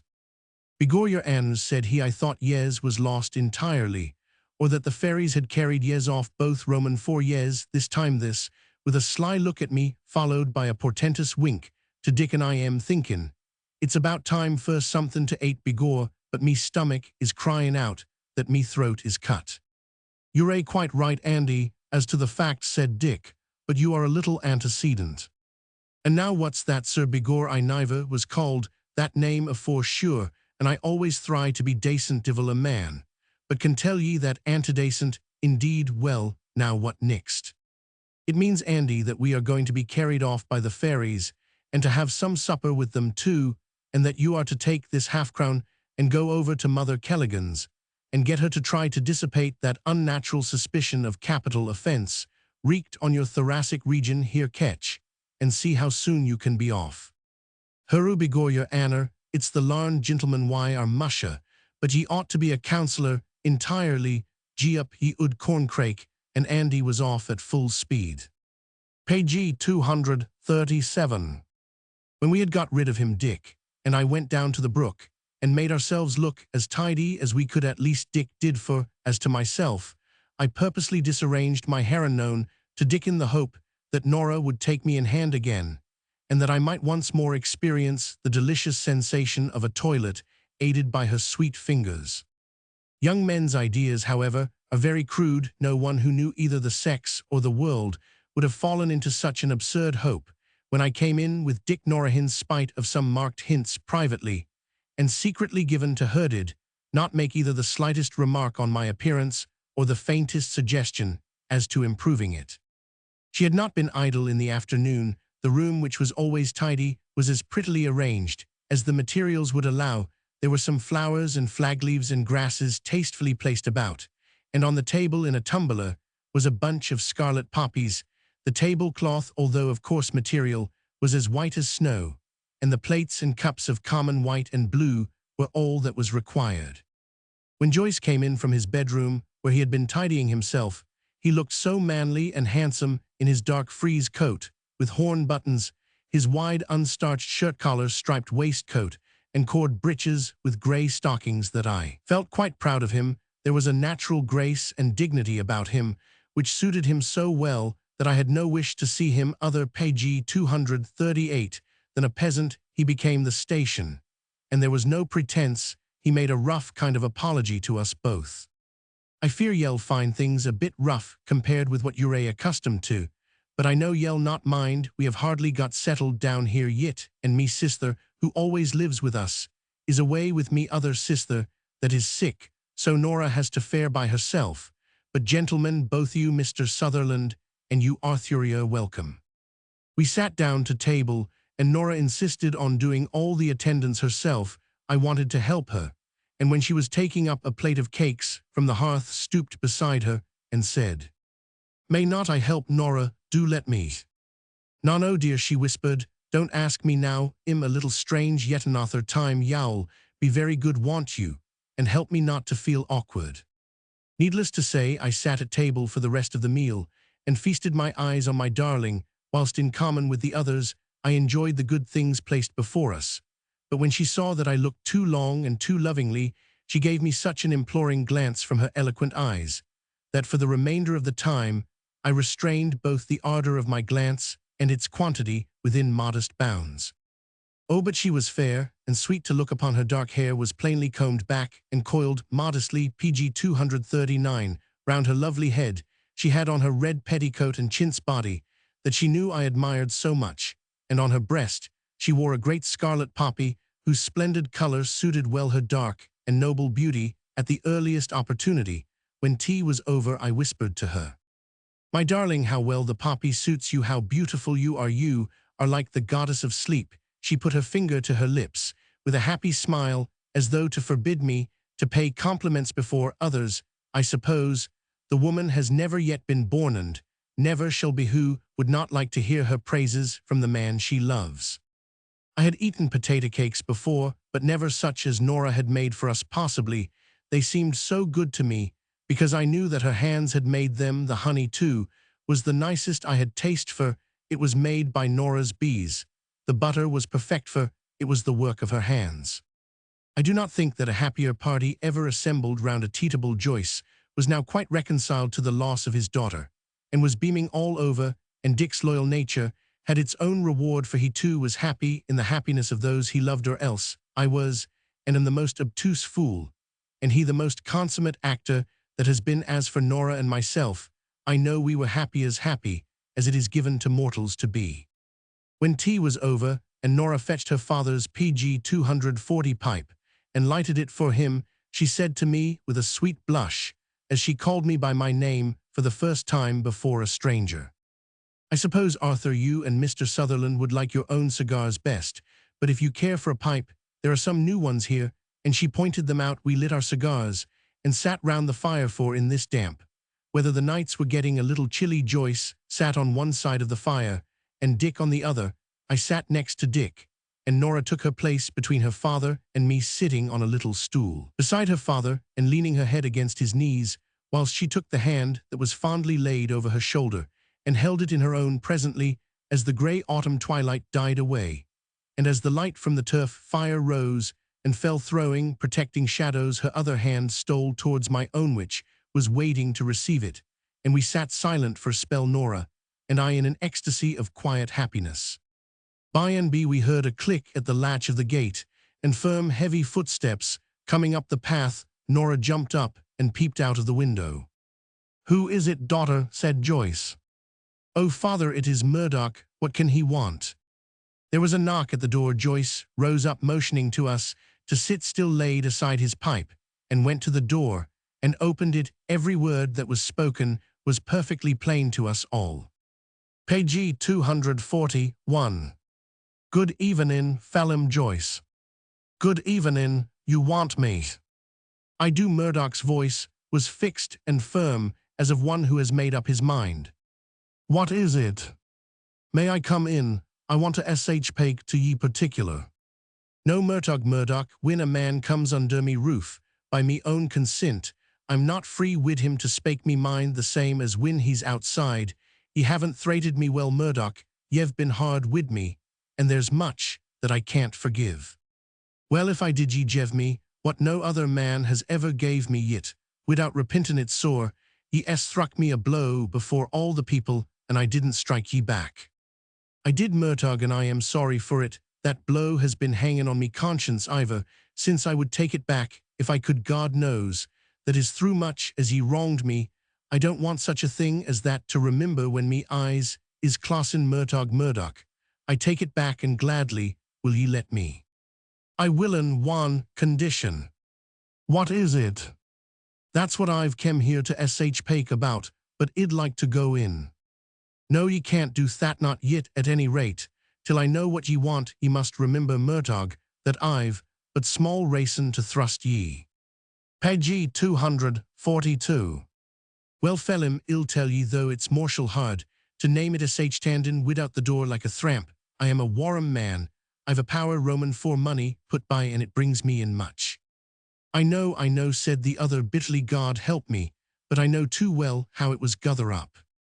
"Well, never mind that now. We all know that anyhow it is guther up in them, as finds most fault with the monays. Mayhap be the first to get hood Roman for it, they could well anyhow. I am warrum enough to ask any girl in these parts to share it wid me. There's many men and women between this and Galway that'd like to talk over the fortin Roman for their daughter wid Murdoch for all he's a gaming man." As he spoke, the clasp of Nora's hand and mine grew closer. I could feel in her clasp both a clinging as for protection and a restraining power on myself. Murdoch went on. "But there's none of them girls what I've set me hat one except one." He paused. Joyce said quietly, "And who now might that be?" "Your own daughter, Nora." Nora's hand restrained me as I was instinctively rising. "Go on," said Joyce, and I could notice that there was a suppressed passion in his voice. "Well, I've set me hat on her, and I am willin' to settle a fortin on her on one condition." Page 243. "And what now, mate?" That beth tone was of veiled sarcasm. "Shall have all the money that I settle on her to dale wid, as she likes. That is the inthirst Roman for it, as long as she lives, and I am to have the cliff fields that is hers as me own, to do what I like wid, and that them and all in them belongs to me." Joyce paused a moment before answering. "Is that all ye have to say?" Murdoch seemed nonplussed, but after a slight pause he answered, "Yes." "And ye want me answer?" "Iv course." "Then Murdoch, I'd like to ask ye for why me daughter would marry you, or the like of you. Is it because that your beauty take a young girl's fancy you, that's known as the likest thing to divil in these parts? Or is it because of your kind nature you that tried to ruin her own father, and that drove both her and him out of the home she was born in, and where her poor mother died? Is it because your character is respected in the country wherever your name is known here?" Murdoch interrupted him. "I told ye it's a warrum man I am." He spoke decisively, as if his words were final. "An I can and will settle a fortin on her." Joyce answered slowly and with infinite scorn. "Thank ye, Mr. Murdoch, but me daughter is not for sale." Page 244. There was a long pause, then Murdoch spoke again, and both suppressed hate and anger were in his voice. "Ye had better have a care wid me. I've crushed ye once, and ill crush ye again. Ye can speak scornful yourself, but mayhap the girl would give a different answer." Then ye had better hear her answer from herself. Nora, come here, daughter, come here. Nora rose, making an imperative sign to me to keep my seat, and with the bearing of an empress, passed across to the door and stood beside her father. She took no notice whatever of her wooer. What is it, father? Now Murdoch spake away. Say what ye have to say, and take your answer from her own lips. Murdoch spoke, with manifest embarrassment.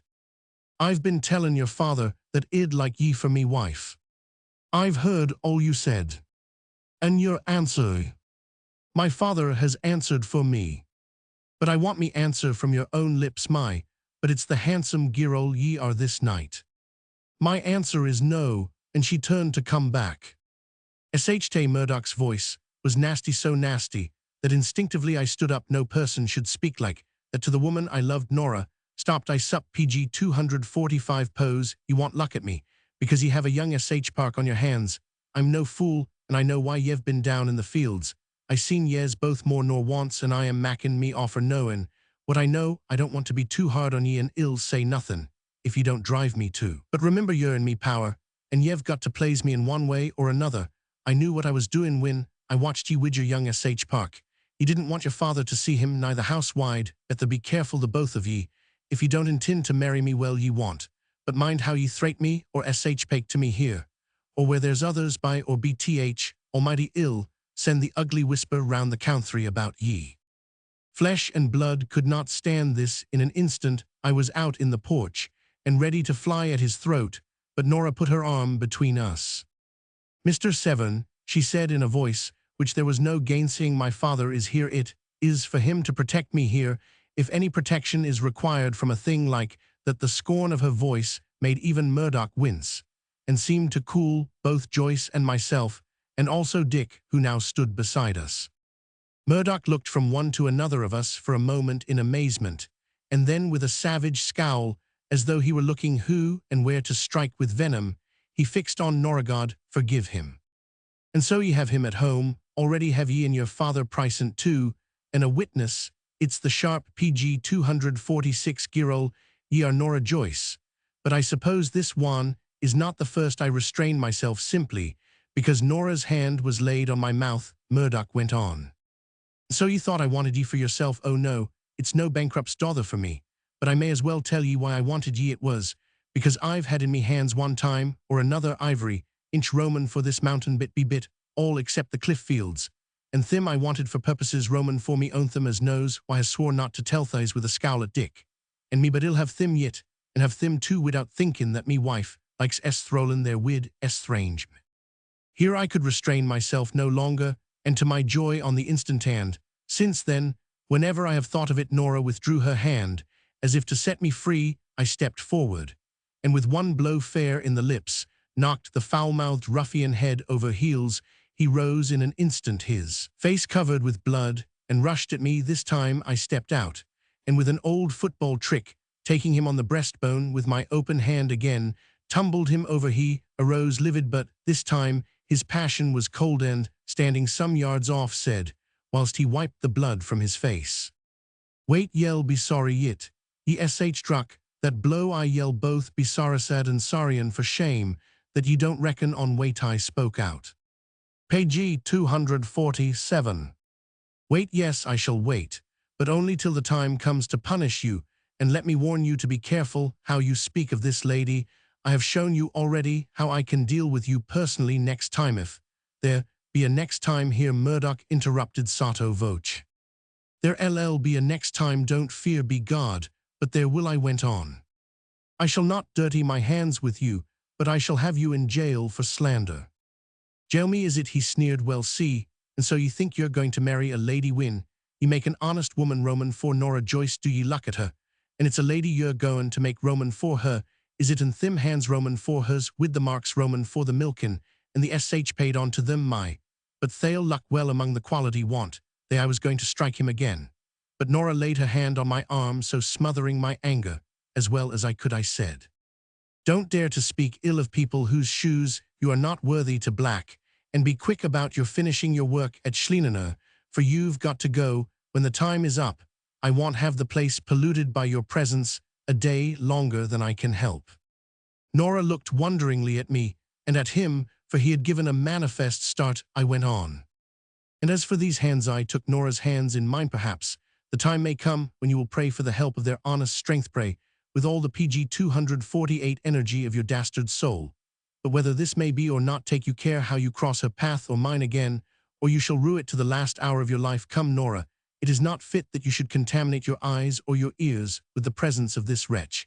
And I led her in. As we went, I heard Joyce say, "And listen to me, neither you dare to put one foot across me Mirren again, or ill take the law into me own hands." Then Dick spoke. "And hark ye, Mr. Murdoch, remember that you have to deal with me also in any evil that you attempt." Murdoch turned on him savagely. "As for you, I dismiss ye from me employment. Ye'll neither set foot on me land again. Away wid ye." "Hurrah!" shouted Dick. "Mr. Joyce, you're my witness that he has discharged me, and I am free." Then he stepped down from the porch and said to Murdoch in as exasperating a way as he could, "And dear Mr. Murdoch, wouldn't it be a pleasure to you to have it out with me here, now just a simple round or two to see which is the best man? I am sure it would do you good and me too. I can see you are simply spoiling for a fight. I promise you that there will be no legal consequences if you beat me. And if I beat you, I shall take my chance. Do let me persuade you just one round." And he began to take off his coat. Joyce, however, stopped him, speaking gravely. Page 249. "No, Mr. Sutherland, not here. And let me warn ye, for you're a younger man, nor me agin such anger I struck that man wants, and it's sorry I am, for that same know not, that I am afeard of him answering the query in Dick's face, but because for a full-grown man to strike in anger is a serious thing, Arthur there struck not for himself, but for an affront to his wife, that's promised, and he's not to be blamed." Nora here took my arm and held it tight. "But I say with that one blow that I've struck, since I was a lad on me mind, never strike a blow in anger all your life long, unless it be to protect one ye love." Dick turned to him and said heartily, "You're quite right, Mr. Joyce, and I am afraid I acted like a cad. Here you clear off. Your very presence seems to infect better men than yourself, and brings them something nearer to your level. Mr. Joyce, forgive me, I promise I'll take your good lesson to heart." They both came into the room, and Nora and I, looking out of the window, me arm being around her, saw Murdoch pass down the path and out at the gate. We all took our places once again around the fire. When we sat down, Nora instinctively put her hands behind her, as if to hide them. That ruffian's words had stung her a little, and as I looked, without however pretending to take any notice, I ground my teeth. But with Nora such an ignoble thought could be but a passing one. With a quick blush, she laid her hand open on my knee, so that as the firelight fell PG 250 on it, it was shown in all its sterling beauty. I thought the opportunity was a fair one, and I lifted it to my lips and said, "Nor, I think I may say a word before your father and my friend.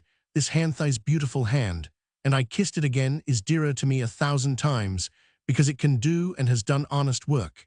And I only hope that in all my life I may be worthy of it." I was about to kiss it yet again, but Nora drew it gently away. Then she shifted her stool a little and came closer to me. Her father saw the movement and said simply, "Go to him, daughter. He is worth I'th struck a good blow for ye this night."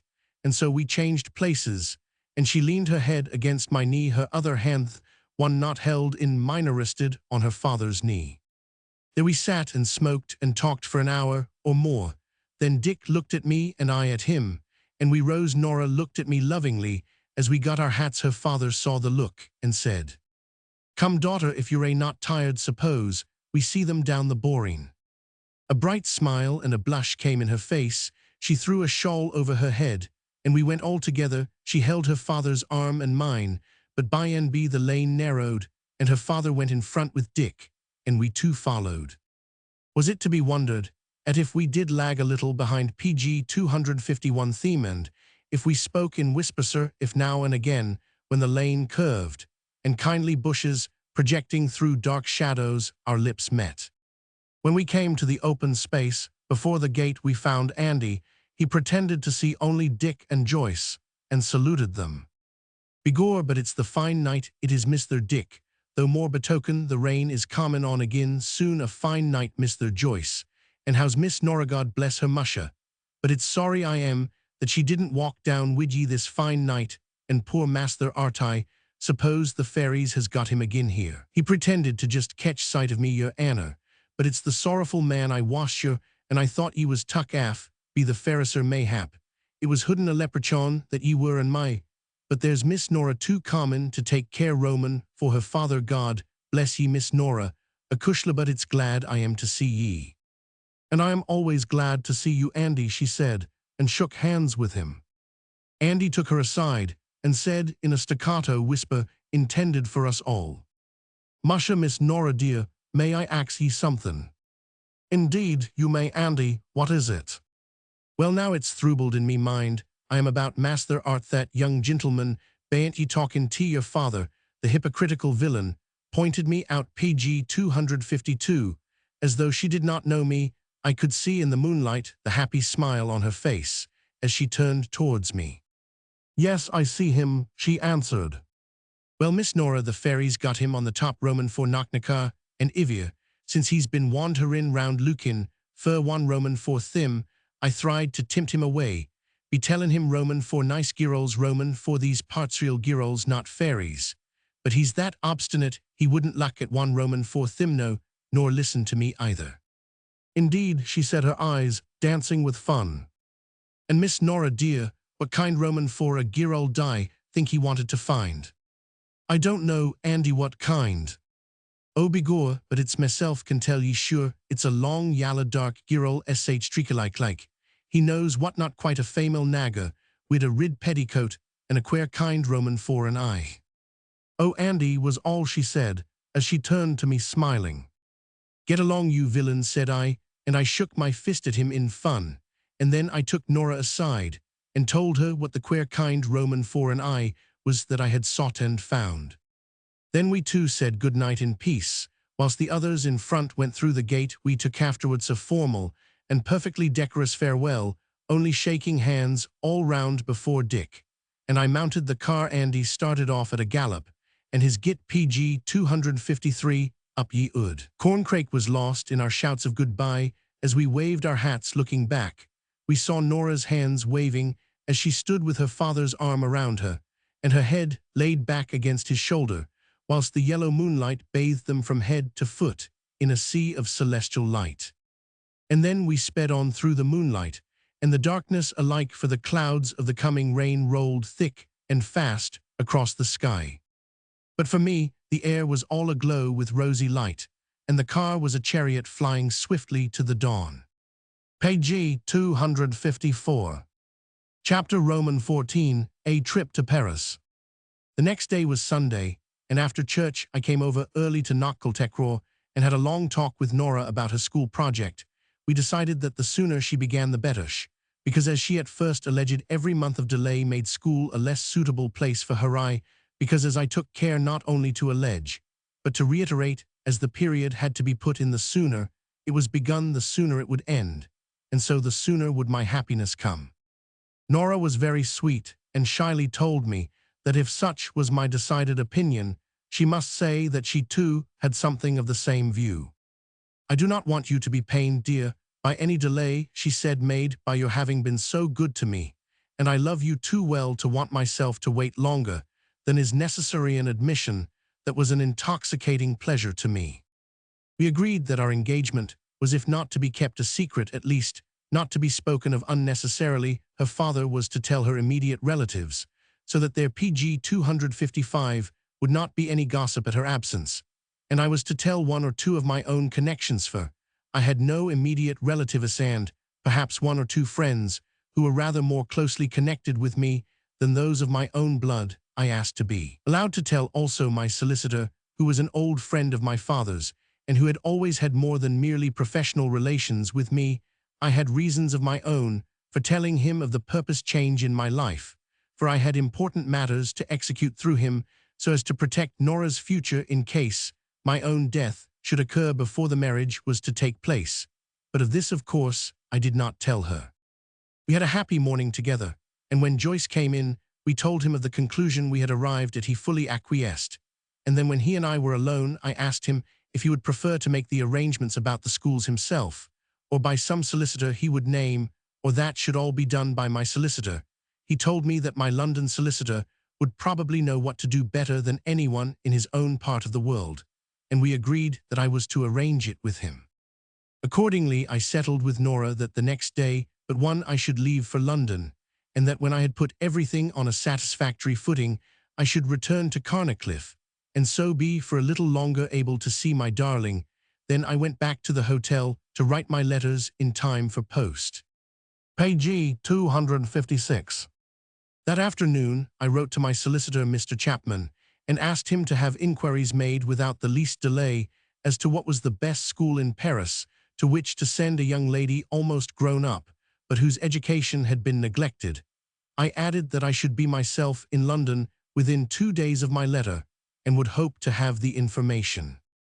That evening I had a long talk on affairs with Dick, and opened to him a project I had formed regarding Knockle. This was that I should try to buy the whole of the mountain right away from where the sandy peninsula united it to the mainland, for evidently it had ages ago been an isolated seagirt rockbound island. Dick knew that already we held a large part of it. Nora, the cliff fields, Joyce, the upper land on the seaside, and myself, the part that I had already bought from Murdoch. He quite fell in with the idea, and as we talked it over, he grew more and more enthusiastic. "Why, my dear fellow," he said, as he stood up and walked about the room, "it will make the most lovely residence in the world, and will be a fine investment for you holding long leases. You will easily be able to buy the freehold, and then every penny spent will return manyfold. Let us once be able to find the springs that feed the bog, and get them in hand, and we can make the place a paradise. The springs are evidently high up on the hill, so that we can not only get water for irrigating and ornamental purposes, but we PG 257 can get power also. Why, you can have electric light and everything else you like at the smallest cost, and if it be as I suspect, that there is a streak of limestone in the hill, the place might be a positive mine of wealth as well. We have not lime within 50 miles, and if once we can quarry the stone here, we can do anything. We can build a harbor on the south side, which would be the loveliest place to keep a yacht in that ever was known, quite big enough for anything in these parts, as safe as Portsmouth, and of fathomless depth." "Easy, old man," I cried, for the idea made me excited too. "But I assure you, Art, I am within the truth. I know it, Dick, and now I want to come to business." How do you mean?" he said, looking puzzled. Then I told him of the school project, and that I was going to London after another day to arrange it. He was delighted and quite approved.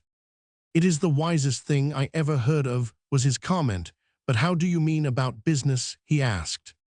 "Dick, this has all to be done, and it needs someone to do it. I am not a scientist nor an engineer, and this project wants the aid of both, or of one man who is the two. Will you do it for me and for Nora?" He seemed staggered for a moment, but said heartily, "That I will, but it will take some time." "We can do it within 2 years," I answered, "and PG 258, that is the time that Nora will be away. It will help to pass it," and I sighed. "A long time indeed, but oh, what a time, Art. Just fancy what you are waiting for. There need be no unhappy moment, please God, in all those months." Then I made him a proposition, to which he, saying that my offer was too good, at first demurred. I reasoned with him, and told him that the amount was little to me, as thanks to my great aunt, I had more than I ever could use, and that I wanted to make Nora's country home a paradise on earth so far as love and work, and the means at command could do it, that it would take up all Dick's time, and keep him for the whole period from pursuing his studies, and that he would have to be manager as well as engineer, and would have to buy the land for me.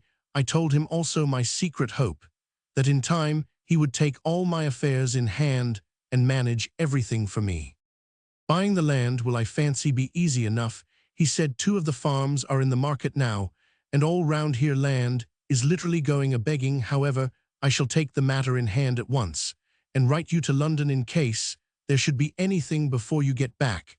And thus we settled that night that I was, if possible, to buy the whole mountain. I wrote by the next post to Mr. Casey, telling him that I had a project of purchase in hand, and that Mr. Sutherland would do everything for me during my absence, and that whatever he wished was to be done, I asked him PG 259 to come over and see Dick before the week was out. The next day I spoke to Joyce and asked him if he would care to sell me the lease of the land he now held. He seemed rejoiced at the chance of being able to get away. I will go gladly, though sure enough it'll be sad for a while to leave the sh part where I was born and where I've lived all me life. But when Nora is Ghanaian sure shall never be back, for I am thinking that after her school yell want to get married at once. That we shall, I interrupted. And right enough too, but without her the place will be that lonesome that I don't think I could a-bear it. Me sister LL go over to Knocknacar to live wid me married sister there, that'll be only too happy to have her with her. And I'll go over to Glasgow where Eugene is at work.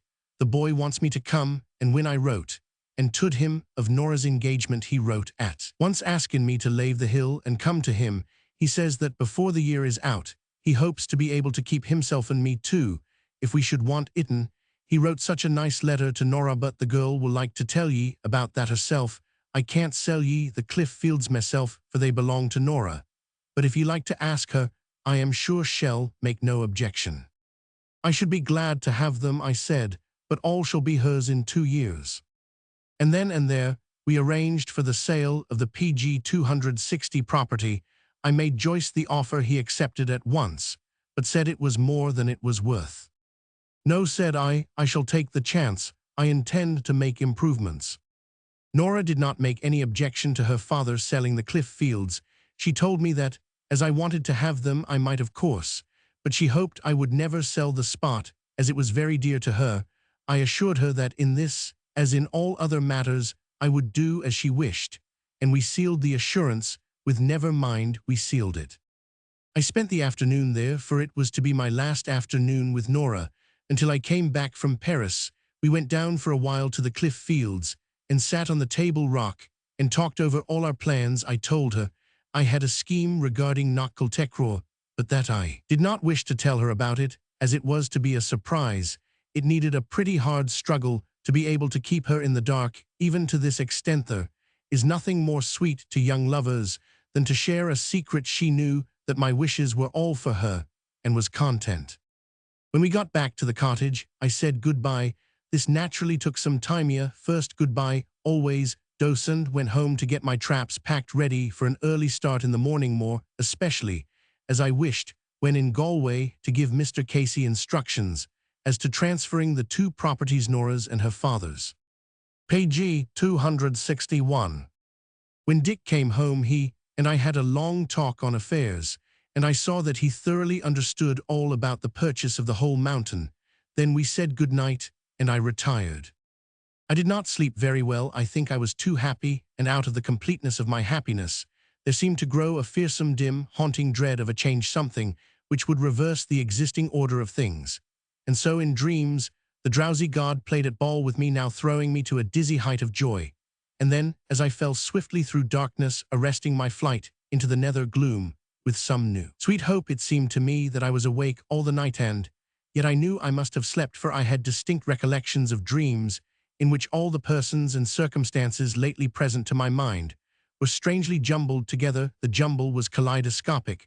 There was an endless succession of its phases, but the pieces all remained the same. There were moments when all seemed aglow with rosy light and hard on them, others horrid with the gloom of despair or fear, but in all the dominating idea was the mountain standing against the sunset, always as the embodiment of the ruling emotion of the scene.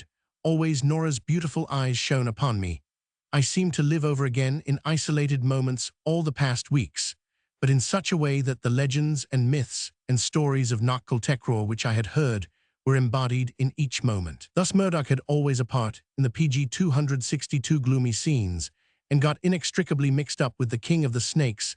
They freely exchanged personalities, and at one time I could see the Gamin man defying St. Patrick, whilst at another the serpent seemed to be struggling with Joyce, and after twisting round the mountain, being only beaten off by a mighty blow from Nora's father rushing to the sea through the Schlienener. Towards morning, as I suppose the needs of the waking day became more present to my mind, in the gradual process of awakening the bent of my thoughts began to be more practical. The saint and his majesty of the serpents began to disappear.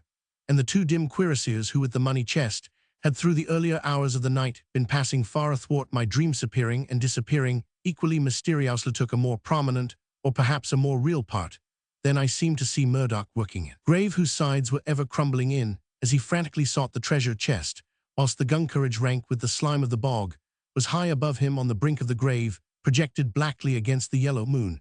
Every time this scene in its myriad variations came round it changed to one where the sides of the grave began to tumble in, and Murdoch in terror tried to scream out, but could make no sound, nor could he make any effort to approach Nora, whose strong hands were stretched out to aid him.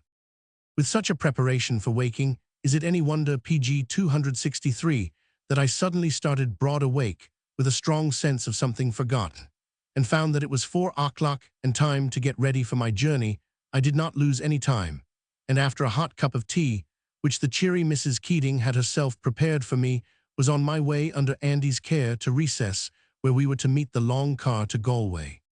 Andy was for a wonder silent, and as I myself felt in a most active frame of mind, this rather gave me an opportunity for some amusement. I waited for a while to see if he would suggest any topic in his usual style, but as there was no sign of a change, I began. "You are very silent today, Andy. You are sad. What is it?" "I am thinking." "So I thought, Andy, but who are you thinking of?" "Fakes I'm thinking Roman for poor Miss Nora there wid near a boy on the floor at all in Roman, for the fairy girl at Knocknacarth poor crather waitin' for some kind Roman for a leprechaun to come back to her. They do say, your Anna, that the fairies is mighty fond Roman for thim leprechauns entirely musha. But it's a queer thing that women of all natures thinks a power more Roman for minkind, what is hard to be caught nor Roman for thim, that follies thim in his head aisy." Indeed, Andy, I felt he was getting on dangerous ground, and thought it would be as well to keep him to generalities if I could. Page 264. "Sure they do tell me so that the girls, whether fairies or weemen, is more fond Roman for lookin' out for leprechauns, or min, if that's their kind, than the clergy is Roman for killin' the divilan they've been at him for thousands Roman for years, and him not turned a hair." "Well, Andy, isn't it only natural too, if we look at the girls and make love to them, why shouldn't they have a turn to poor things, and make love to us now? You would like to have a wife, I know, only that you're too much afraid of any woman. Through for ye, but sure, and how could I go driven about the country, have I had a wife Roman for me own, in one place it's myself, that's welcome everywhere gist, because any one Roman for the women might fear it'd turn the laugh on her when I got her home. But a car driver can no more pake soft to only one girl, nor he can drive his car in his own shanty." "Well, but Andy, what would you do if you were to get married?" "Fakes, sir, and the woman must settle that when she comes, but begor it's not for a poor man like Menna for the likes Roman for method. The fairies does be keeping their eyes out. I tell you, Anna, that poor min isn't Roman for much account anyhow. Sure, poverty is the worst Roman for crimes, and there's no hidden it like others patches, is saw a mighty far way off, and sure enough there ain't more frightfuler nor even the polis." "By George," Andy said, "I'm afraid you're a cynic." Page 265. "A cynic, sir, and fakes, what sin am I up to now? You say poverty is a crime. Begor, but it's worse, most crimes is forgave after a bit and the law is done, wid ye win your at in your skilly. But there's some peoply and lashins Roman for thim too what, rather see ye in a good shoot Roman for coffin, than in a bad shoot Roman for clothes." "Why, Andy, you're quite a philosopher." "Bedad, that's queer, but whisper me now, sir, what kind Roman for are things that?" "Well, it's a very wise man on, who loves wisdom. Begor, your Anna lovin' girls is more in my tile, but I thought maybe it was some new kind Roman for a Protestant." "Why a Protestant?" "Sorra one Roman for me knows. I thought maybe they can believe even less nor the ood ones." Andy's method of theological argument was quite too difficult for me, so I was silent, but my companion was not. He, however, evidently felt that theological disquisition was no more his forte than my own, for he instantly changed to another topic. "I'll be goin' back to Knockeltekro tomorrow, your Anna. I've been tood to call fur Mr. KCTH a tornasavin your price and seat." Take him back to Carnacliff. Is there any message wide like to send to anyone? He looked at me so slyly that his meaning was quite obvious. Page 266. Thanks, Andy, but I think not unless you tell Mr. Dick that we have had a pleasant journey this morning. Nothing but thato nobody. Who to, for instance, Andy? There's Miss Nora now sure girls is always fond Roman for, gettin' messages, and most Roman for all from people, but there ain't not fond Roman for. Meaning me. Oh yes, if there's one more nor another, but she hates the sight Roman for it's your Anna sure. Didn't I notice it in her eye ere yesterday night bayant at the Boreen Gate fakes? But it's a nice eye Miss Nora, has now your Anna wouldn't an eye like, that be better for a young gentleman to luck into, than the queer eye Roman for your fairy Gerald one that ye were looking for and didn't find. The sly way in which Andy looked at me as he said this was quite indescribable. I have seen sly humor in the looks of children, where the transparent simplicity of their purpose was a foil to their manifest intention to pretend to deceive. I have seen the arch glances of pretty young women when their eyes contradicted with resistless force the apparent meaning of their words, but I have never seen any slyness which could rival that of Andy. However, when he had spoken as above, he seemed to have spent the last bolt in his armory, and for the remainder of the drive to recess, he did not touch again on the topic or on a kindred one. Page 267. When I was in the hotel porch, waiting the arrival of the long car, Andy came up to me. What day will I be in Galway for your Anna? How do you mean, Andy? I didn't tell you I was coming back. Andy laughed, a merry ringing laugh. Begor your Anna die, think there's only one way Roman for tellin' things musha, but spash d be a mighty precious kind Roman for a thing, if that was the way. But Andy, is not speech the way to make known what you wish other people to know? I'll go to God, I'd like to know, if he take it for granted when he ask a girl a question, and she says no, that she manes ita, that she intends either, that ye should think she manes it fakes it d, be a had world to live in, if that was so, and there d, be mighty few widdies in it either. Why widows, Andy? Sure isn't wives the sh tough, that widdies is made Roman for. Oh, I see I'm learning, Andy, getting on. Is your Anna ye haven't got on the long cap now, but I'm afeard it's only a leather medal wide get, as yet never mind, sir, here's the long car common, and when ye telegraph to Mr. Dick, to send me over to Galway fur to bring ye back ill luck up Miss Nora, and ax her to condescend to give ye some lessons in the differ betwixt yes and no, as sh poke by girls, I am tud now it's a mighty in their stin kind Roman for a sh tuddy, for a young gentleman. Page 268. There was no answering this Parthian shaft. Goodbye, Andy, I said, as I left a sovereign in his hand. Good luck, your Anna, though what's the use Roman for wishin' luck to man when the fairies is wid him? The last thing I saw was Andy waving his ragged hat as we passed the curve of the road round the lake before recess was hidden from our view. When I got to Galway, I found Mr. Casey waiting for me. He was most hearty in his welcome, and told me that, as there was nearly an hour to wait before the starting of the Dublin Express, he had luncheon on the table, and that we could discuss our business over it. We accordingly adjourned to his house, and after explaining to him what I wanted done with regard to the purchase of the property at Knockcultecror, I told him that Dick knew all the details and would talk them over with him when he saw him on the next evening. I began my eastward journey with my inner man in a most comfortable condition. Indeed, I concluded that there was no preparation for a journey like a bottle of Snade's 47. Between two, I got to Dublin in time for the night mail, and on the following morning walked into Mr. Chapman's office at 10:30. He had all the necessary information for me. Indeed, his zeal and his kindness were such that then and there I opened my heart to him, and was right glad that I had done so when I felt the hearty grasp pg 269 of his hand, as he wished me joy and all good fortune. He was of course on the side of prudence. He was my own lawyer and my father's friend, and it was right and fitting that he should be, but it was quite evident that in the background of his musty life There were some old Roman semusty old attorneys, always have Roman sesso, at least say the books. He entered heartily into my plan, and suggested that if I chose, he would come with me to see the school and the schoolmistress in Paris.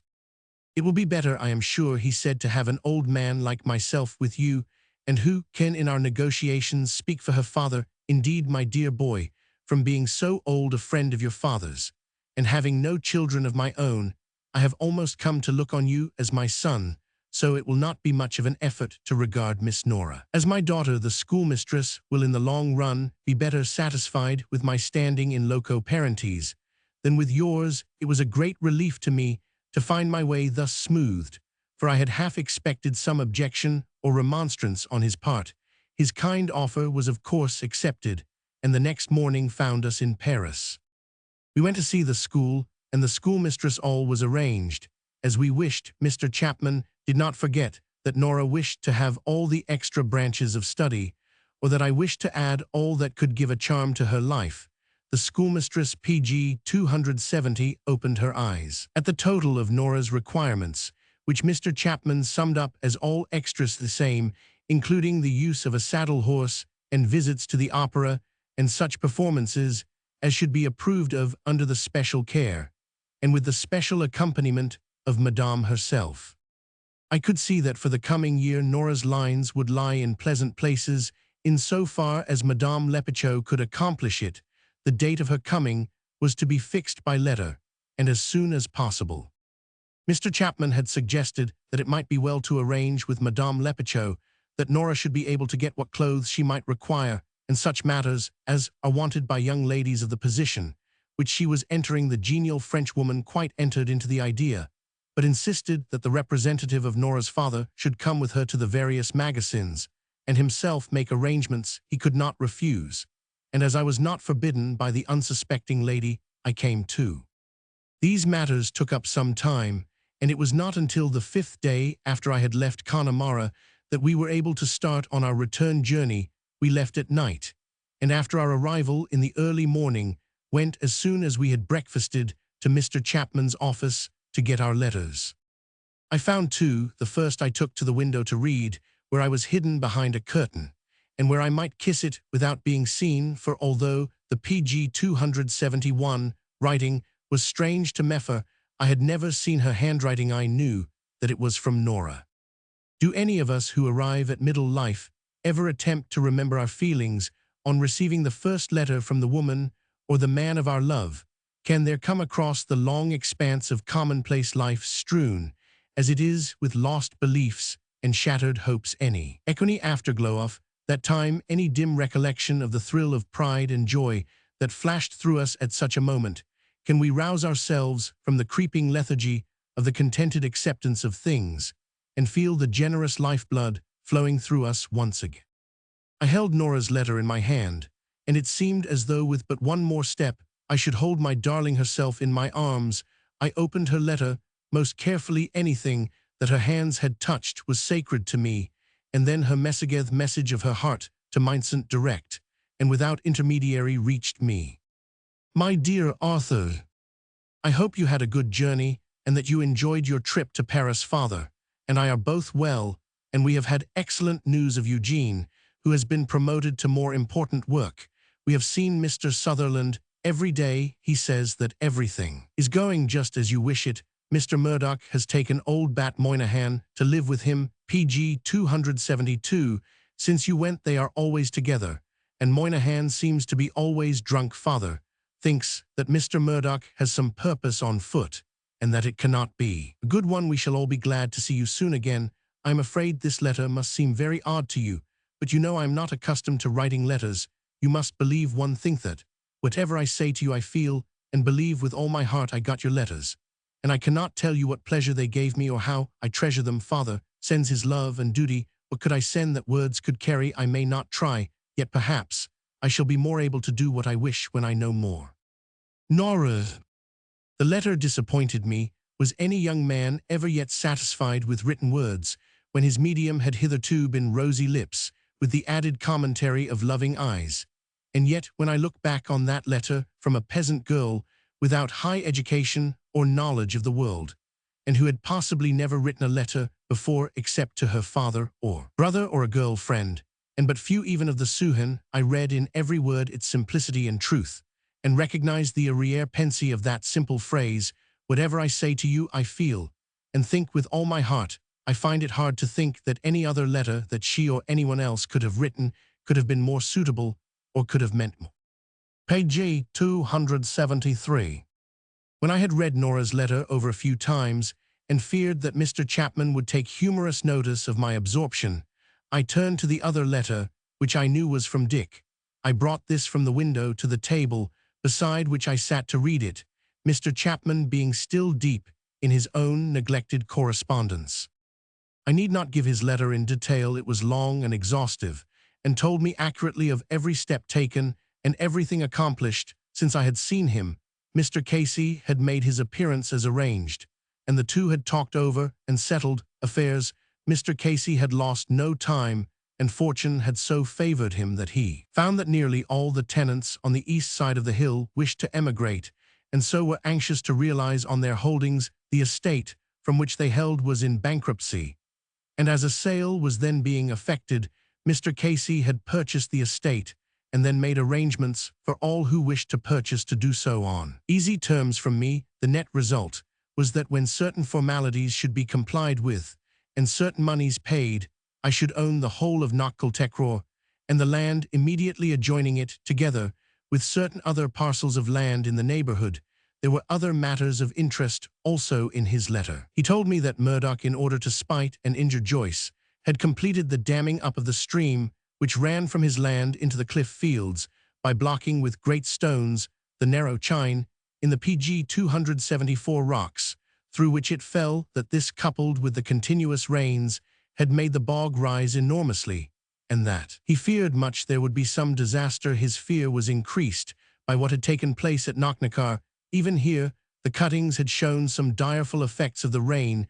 The openings made with so much trouble had become choked, and as a consequence, the bog had risen again and had even spread downwards on its original course. Alarmed by these things, Dick had again warned Murdoch of the danger in which he stood from the position of his house, and further from tampering with the solid bounds of the bog itself. Murdoch had not taken his warnings in good part, not any better than usual, and the interview had as usual ended in a row. Murdoch had made the quarrel the occasion of ventilating his grievance against me for buying the whole mountain, for by this time it had leaked out that I was the purchaser. His language, Dick said, was awful. He cursed me and all belonging to me. He cursed Joyce and Nora and Dick himself, and swore to be revenged on us all, and told Dick that he would balk me of finding the treasure even if I were to buy up all Ireland, and if he had to peril his soul to forestall me. Dick ended his description of his proceedings characteristically. In fact,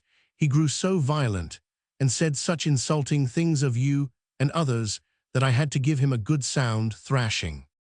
Others, that meant Nora, of course. A good PG 275. Old Dick.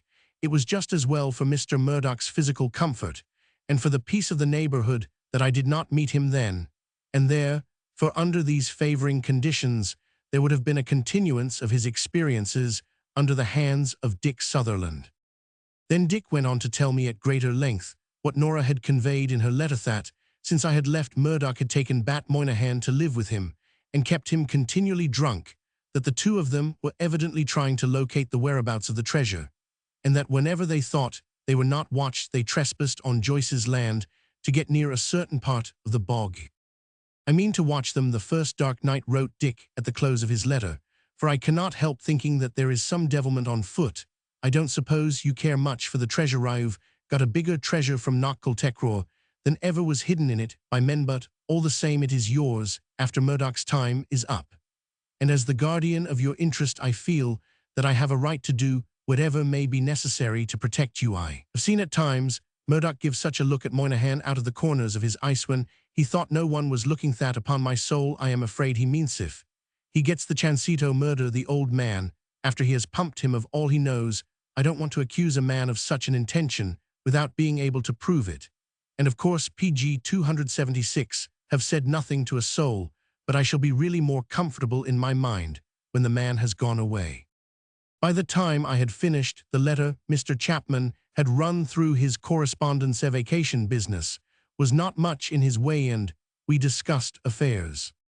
The settlement of matters connected with my estate and the purchase of Knockle together with the making of certain purchases including a ring for Nora kept me a few days in London.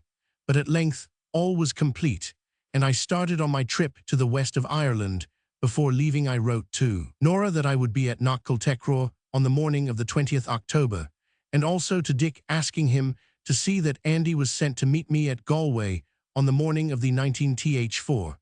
I preferred rather to have the drive in solitude than to be subjected to the interruptions of chance fellow passengers. At Dublin Mr. Casey met me as agreed, and together we went to various courts chambers offices and banks completing the purchase with all the endless official formalities and eccentricities habitual to a country whose administration has traditionally adopted and adapted every possible development of all belonging to red tape. At last, however, all was completed, and very early the next morning Mr. Casey took his seat in the Galway Express in a carriage with the owner of Knockle, to whom he had been formally appointed Irish law agent. Page 277. The journey was not a long one, and it was only 12 o'clock when we steamed into Galway. As we drew up at the platform, I saw Dick, who had come over to meet me. He was, I thought, looking a little pale and anxious, but as he did not say anything containing the slightest hint of any cause for such a thing, I concluded that he wished to wait until we were alone. This, however, was not to be for a little while, for Mr. Casey had telegraphed to order lunch at his house, and thither we had to repair. We walked over, although Andy, who was in waiting outside the station grinning from ear to ear, offered to roll our N's over in half a jiffy. Lunch over, and our bodies the richer for some of Mr. Casey's excellent port, we prepared to start. Dick took occasion to whisper to me. Some time on the road, proposed to walk for a bit, and send on the car. I want to talk with you alone, without making a mystery. All right, Dick, is it a serious matter? Very serious. Page 278. Chapter Roman 15, A Midnight Treasure Hunt. When some miles on our road, we came to a long stretch of moorland. I told Andy to stop till we got off. This being done, I told him to go on and wait for us at the next house, as we wished to have a walk. The next house? Queried Andy. The very next house. Must it be that same? No, Andy, I answered. The next after that will do equally well, or the third, if it is not too far off. Why do you want to chain? Well, your Anna, to tell ye the truth, there's a girl at the house, baint what thinks it's a long time on the road. I am without doing anything about settling down, and that it's time I asked her fortin anyhow musha. But it's afeard I am to top their fur maybe shed take advantage Roman for me win. She got me all alone, and me having to wait there till yes come, and me so soft-hearted that maybe I'd say too much or too little. Why too much or too little? Fakes, if I said too much, I might be settled down before the month was out, and if I said too little, 279 might have a girl lookin' black at me every time I truv by the house. Baint it is a public, and sure, I know I am safe there anyhow if me Routhel only hood out. I took the hint, and Andy spun my shilling in the air as he drove off. Dick and I walked together, and when he was out of earshot, I said, Now, old fellow, we are alone. What is it? It's about Murdoch. Not more than you told me in your letter. I hope I owe you a good turn for that thrashing you gave him. Oh, that was nothing. It was a labor of love. What I want to speak of is a much more serious affair. Nothing to touch, Nora, I hope, I said anxiously. This individual thing is not, thank God, but everything which that ruffian can do to worry her or any of us will be done. Well, have to watch him closely. What is this new thing? It is about old Moynihan. I am in serious doubt and anxiety as to what I should do at present. I have only suspicion to go on, and not the faintest shadow of proof, and I really want help and advice. Tell me all about it. I shall exactly as I remember it, and when I have told you, you may be able to draw some conclusion which can help us. Go on, but remember I am, as yet in ignorance of what it is all about. You must not take any knowledge on my part for granted. Page 280. I'll bear it in mind. Well, you remember what I said in my letter, that I had a suspicion of Murdoch, and intended watching him. I nodded 2 nights after I had written that the evening was dark and wet, just the weather I would have chosen myself had I had any mysterious purpose on hand. As soon as it got dark, I put on my black, waterproof and fishing boots and a sou'wester, and then felt armed for any crouching or lying down that might be required. I waited outside Murdoch's house in the laneway, where I could see from the shadows on the window that both men were in the house. I told you that old Bat Moynihan had taken up his residence entirely with the gamine man, and that he was always drunk. Exactly. I see you understand the situation. Presently, I heard a stumble on the stone outside the porch, and peeping in through the hedge, I saw Murdoch holding up old Moynihan.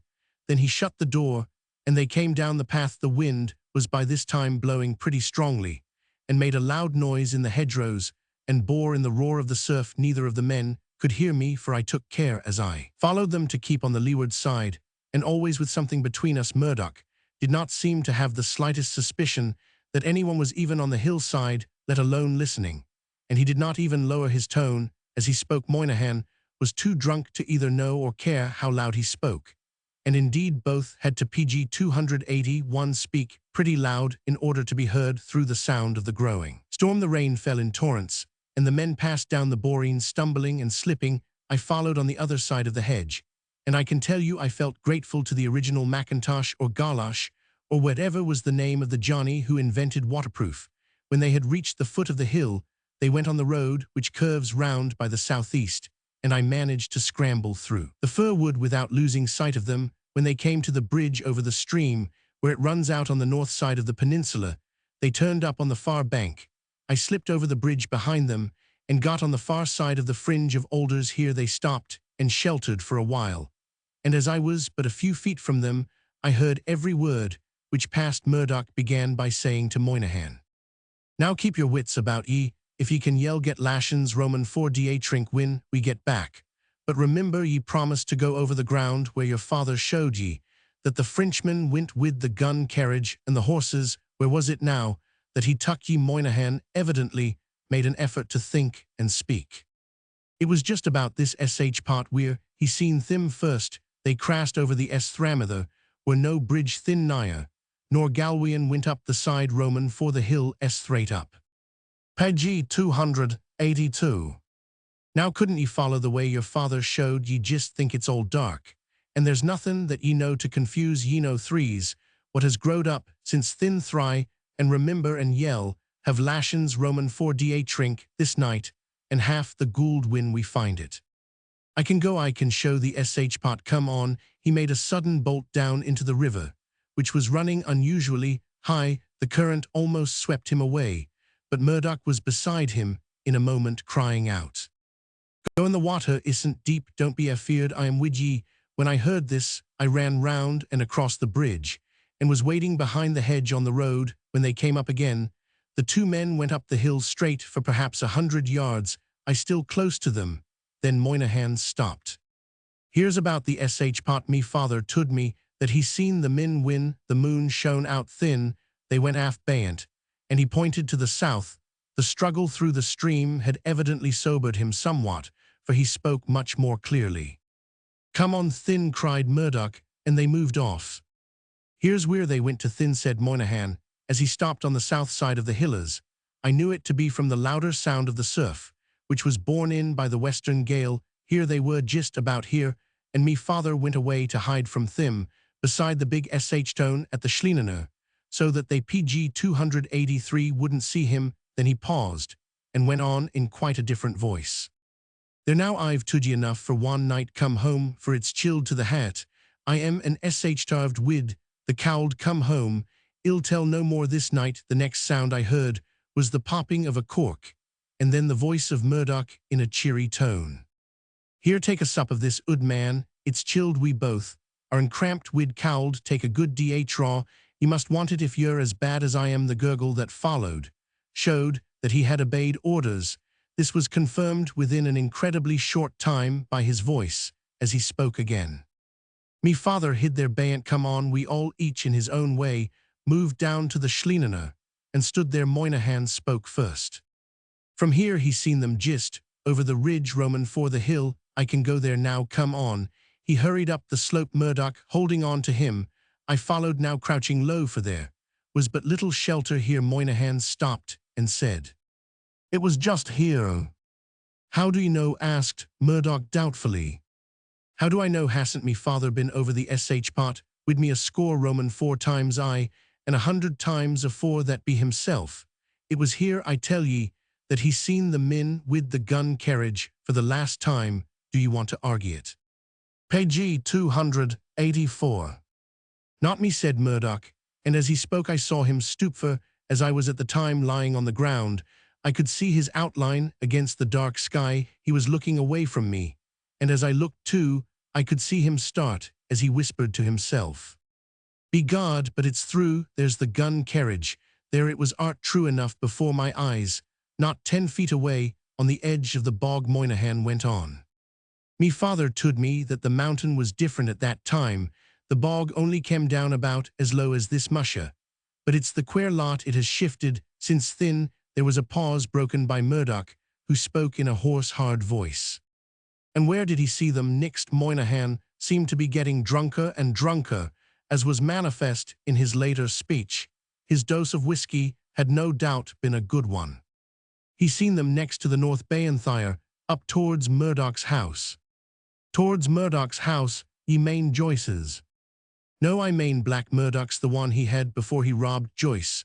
But begore he done himself, it's on Joyce's ground. The money is he's a nagger anyhow." Black Murdoch, the gamin bloody end to him, and he relapsed into silence. I could hear Murdoch grind his teeth. Then after a pause he spoke, as the bottle popped again. "Have a sup, it'll cape out the cowled." Moynihan took the bottle. Page 285. "Here's death and damnation to Black Gamin," and the gurgling was heard again. "Come now, show me the pot where your father last saw the men." Murdoch spoke authoritatively, and the other responded mechanically, and ran rather than walked along the side of the hill. Suddenly, he stopped. "Here's the pot," he said, and incontinently tumbled down. "Get up, wake up," shouted Murdoch in his ear, but the whiskey had done its work. The man slept, breathing heavily and stentoriously, heedless of the storm and the drenching rain. Murdoch gathered a few stones and placed them together. I could hear the sound as they touched each other. Then he too took a pull at the bottle and sat down beside Moynihan. I moved off a little, and when I came to a wind bush, got behind it for a little shelter, and raising myself looked round. We were quite close to the edge of the bog, about halfway between Joyce's house and Murdoch's, and well in on Joyce's land. I was not satisfied as to what Murdoch would do, so I waited. Fully an hour went by without any stir, and then I heard Murdoch trying to awaken old Moynihan. I got down on the ground again and crawled over close to them. I heard Murdoch shake the old man and shout in his ear. Presently the latter awoke, and the gamin man gave him another dose of whiskey. This seemed to revive him a little as well as to complete his awakening. Page 286. "Musha, but it's cowld I am," he shivered. "Begore it is jet up and come home," said Murdoch, and he dragged the old man to his feet. "Hood me up, Murdoch," said the latter. "I am that cowld I can't stand, and me legs is like tones, I can't feel them at all at all." "All right," said the other, "walk on a little bit straight as you're goin' now, just top to cork the bottle." From my position, I could see their movements, and as I am a living man, I saw Murdoch turn him with his face to the bog and send him to walk straight to his death. "Good God, Dick, are you quite certain?" "I haven't the smallest doubt on my mind. I wish I could have, for it's a terrible thing to remember that attempt to murder in the dark. And the storm comes between me and sleep." Moreover, Murdoch's action the instant after showed only too clearly what he intended. He turned quickly away, and I could hear him mutter, as he moved past me on his way down the hill, "Hell not throuble me no curse him, and his share won't be required." And then he laughed a low, horrible laugh, slow and harsh, and as though to himself, and I heard him say, "And when I do get the kist, Miss Nora yell be the next." My blood began to boil as I heard the villain's page 287 threatware. Is he Dick? He must deal with me for that. Steady, Art, steady, and Dick laid his hand on me. "Go on," I said. I couldn't go after him, for I had to watch Moynihan, whom I followed close, and I caught hold of as soon as I thought Murdoch was too far to see me. I was only just in time, for as I touched him, he staggered, lurched forward, and was actually beginning to sink in the bog. It was at one of those spots where the rock runs sheer down into the morass. It took all my strength to pull him out, and when I did get him on the rock, he sank down again into his drunken sleep. I thought the wisest thing I could do was to go to Joyce's for help, and as thanks to my experiments with the magnets all those weeks I knew the ground fairly well, I was able to find my way, though the task was a slow and difficult one. When I got near, I saw a light at the window, my rubber boots, I suppose, and the plash of the falling rain dulled my footsteps, for as I drew near, I could see that a man was looking in at the window, but he did not hear me. I crept up behind the hedge and watched him. He went to the door and knocked, evidently not for the first time. Then the door was opened, and I could see Joyce's figure against the light that came from the kitchen. "Who's there? What is it?" he asked. Then I heard Murdoch's voice. "Page 288. I am looking for poor Ud Moynihan. He was out on the hill in the evening, but he hasn't come home, and I am anxious about him, for he had a sup in him, and I fear he may have fallen into the bog. I've been out looking for him, but I can't find him. I thought he might have come in here." "No, he has not been here." "Are you sure he was on the hill?" "Well, I thought so, but what ought I to do? I'd be thankful if Wide advise me. Be the way, what o'clock might it be now?" Nora, who had joined her father, ran in and looked at the clock. "It is just 10 minutes past 12, she said. "I don't know what's to be done," said Joyce. "Could he have got to the shebeen?" "That's a good idea, I suppose. I'd better go there and look after him. Ye see, I'm anxious about him, for he's been living wid me, and if anything happened to him, people might say I done it." "That's a queer thing for him to say," said Nora to her father. Murdoch turned on her at once. "Queer thing, no, more queer than the things they'll be saying about you before long." "What do you mean?" said Joyce, coming out. "Oh, nothing. I must look for Moynihan." And without a word, he turned and ran. Joyce and Nora went into the house. When Murdoch had page 289 quite gone, I knocked at the door, and Joyce came out like a thunderbolt. "I've got ye now, ye ruffian," shouted. "What did ye mean to say to me, daughter?" But by this time I stood in the light, and he recognized me. "Hush," I said, "let me in quietly," and when I passed in we shut the door. Then I told them that I had been out on the mountain, and had found Moynihan. I told them both that they must not ask me any questions, or let on to a soul that I had told them anything, that much might depend on it, for I thought, Art, old chap, that they had better not be mixed up in it, however the matter might end. So we all three went out with a lantern, and I brought them to where the old man was asleep. We lifted him, and between us carried him to the house. Joyce and I undressed him and put him in bed between warm blankets. Then I came away and went over to Mrs. Kelligan's, where I slept in a chair before the fire. The next morning, when I went up to Joyce's, I found that Moynihan was all right, that he hadn't even got a cold, but that he remembered nothing whatever about his walking into the bog. He had even expressed his wonder at seeing the state his clothes were in. When I went into the village, I found that Murdoch had been everywhere and had told everyone of his fears about Moynihan. I said nothing of his being safe, but tried quietly to arrange matters so that I might be present when Murdoch should set his page 290 eyes for the first time on the man he had tried to murder. I left him with a number of others in the shebeen and went back to bring Moynihan, but found when I got to Joyce's that he had already gone back to Murdoch's house. Joyce had told him, as we had arranged, that when Murdoch had come asking for him, he had been alarmed and had gone out to look for him, had found him asleep on the hillside, and had brought him home with him. As I found that my scheme of facing Murdoch with his victim was frustrated, I took advantage of Murdoch's absence to remove the stones which he had placed to mark the spot where the treasure was last seen. I found them in the form of a cross, and moving them, replaced them at a spot some distance lower down the line of the bog.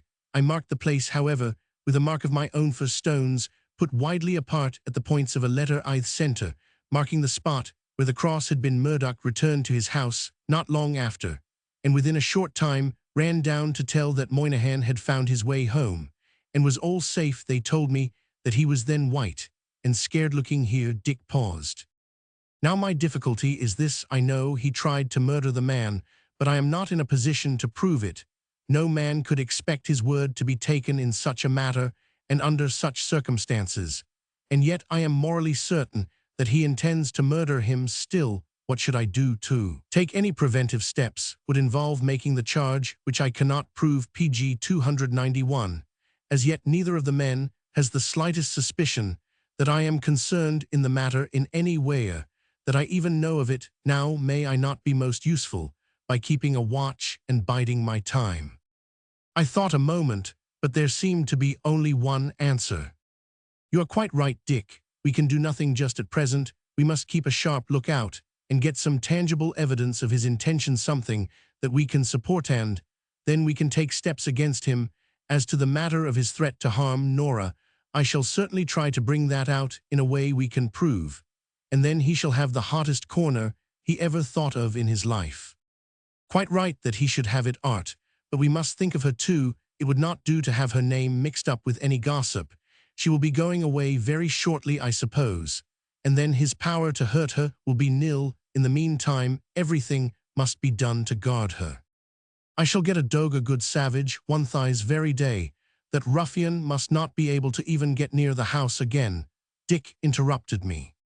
Oh, I quite forgot to tell you about that. The very day after that night I got a dog and sent it up. It is the great mastiff that Meldon, the dispensary doctor, had, the one that you admired so much. I specially asked Nora to keep it for you and train it to be always with her.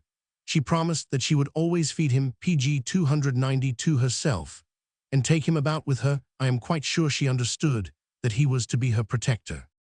Thank you, Dick, I said, and I am sure he knew I was grateful. By this time we had come near the house outside, which the car stood. Andy was inside, and evidently did not expect our coming so soon, for he sat with a measure of stout half emptied before him on the table, and on each of his knees sat a lady, evidently the mother of the other. As we appeared in the doorway, he started up. Be the powders, there's the master. Get up, a cushlathis, to the younger woman, for the elder had already jumped up then to me. Want ye sit down, your anothers, only the one chair, so ye see the shifts were dh to win. There's 3 Roman for us. I couldn't put Mrs. Dempsey from off Roman for her own tool, and she wouldn't sit on me knee alone, a decent woman, so we had to take the girl on too. They all sit that way in these parts. The latter statement was made with brazen openness and shameless effrontery. I shook my finger at him. Take care, Andy, you'll get into trouble one of these days. Into trouble for a girl sitting on me knee. Begor the government'll have to get up more courts and more police if they want to top that ud custom, and more betoken they'll have to provide more tools to Mrs. Dempsey win I come round again, mind. Ye cape PG 293, a government tool for me. Here's the master wouldn't let any girl sit on anyone's knee. Begor, not even the quality, nor the fairies. All right, your Anna, the mare's quite ready. Goodbye, Mrs. Dempsey. Don't forget the tool, and one too, for biddy g up ye ud corncrake. And so we resumed our journey. As we went along, Dick gave me all details regarding the property which he and Mr. Casey had bought for me, although I had signed deeds and papers without number, and was owner in the present or in future of the whole hill. I had not the least idea of either the size or disposition of the estate. Dick had been all over it, and was able to supply me with every detail. As he went on, he grew quite enthusiastic. Everything seemed to be even more favorable than he had at first supposed. There was plenty of clay, and he suspected that in 2 or 3 places there was pottery clay, such as is found chiefly in Cornwall. There was any amount of water, and when we should be able to control the whole hill and regulate matters as we wished, the supply would enable us to do anything in the way of either irrigation or ornamental development. The only thing we lacked, he said, was limestone, and he had a suspicion that limestone was to be found somewhere on the hill. I cannot but think, said he, that there must be a streak of limestone somewhere. I cannot otherwise account for the subsidence of the lake on the top of the hill. I almost begin to think that that formation of rock to which the snakes pass is due runs right through PG 290 for the hill, and that we shall find that the whole top of it has similar granite cliffs, with the hollow between them possibly filled in with some rock of one of the later formations. However, when we get possession, I shall make accurate search. I tell you, Art, it will well repay the trouble. If we can find it, a limestone quarry here would be pretty well as valuable as a gold mine. Nearly all these promontories on the western coast of Ireland are of slate or granite, and here we have not got lime within 30 miles. With a quarry on the spot, we can not only build cheap and reclaim our own bog, but we can supply 500 square miles of country with the rudiments of prosperity, and at a nominal price compared with what they pay now. Then he went on to tell me of the various arrangements effected, how those who wished to emigrate were about to do so, and how others who wished to stay were to have better farms given them on what we called the mainland, and how he had devised a plan for building houses for them, good solid stone houses, with proper offices and farmyards. He concluded what seemed to me like a somewhat modified daydream. And if we can find the limestone, well, the improvements can all be done without costing you a penny, and you can have around you the most prosperous set of people to be found in the country. In such talk as this, the journey wore on till the evening came upon us. The day had been a fine one of those rare sunny days in a wet autumn. As we went IP 295, could see everywhere the signs of the continuous rains. The fields were sloppy and sodden, and the bottoms were flooded. The bogs were teeming with water. The roads were washed clean, not only the mud, but even the sand having been swept away, and the road metal was everywhere exposed. Often, as we went along, Dick took occasion to illustrate his views as to the danger of the shifting of the bog at Knockeltecraw by the evidence around us of the destructive power of the continuous rain. When we came to the mountain gap, where we got our first and only view of Knockeltecraw from the Galway road, Andy reined in the mare and turned to me, pointing with his whip.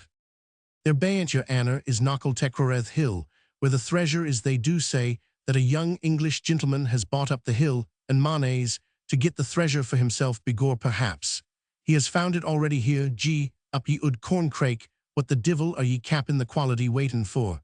And we sped down the road.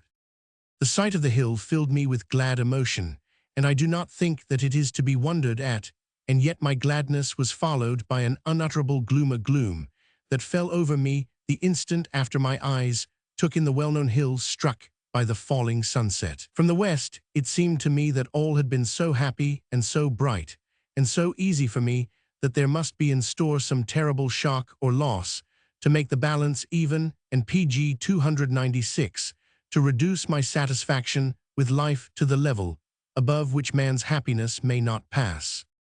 There was a curse on the hill. I felt it, and realized it at that moment for the first time. I suppose I must have shown something of my brooding fear in my face, for Dick, looking round at me after a period of silence, said suddenly, "Cheer up, Art, old chap. Surely you at any rate have no cause to be down on your luck. Of all men that live, I should think you ought to be about the very happiest."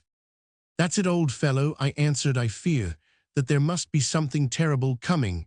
I shall never be quite happy till Nora and all of us are quite away from the hill."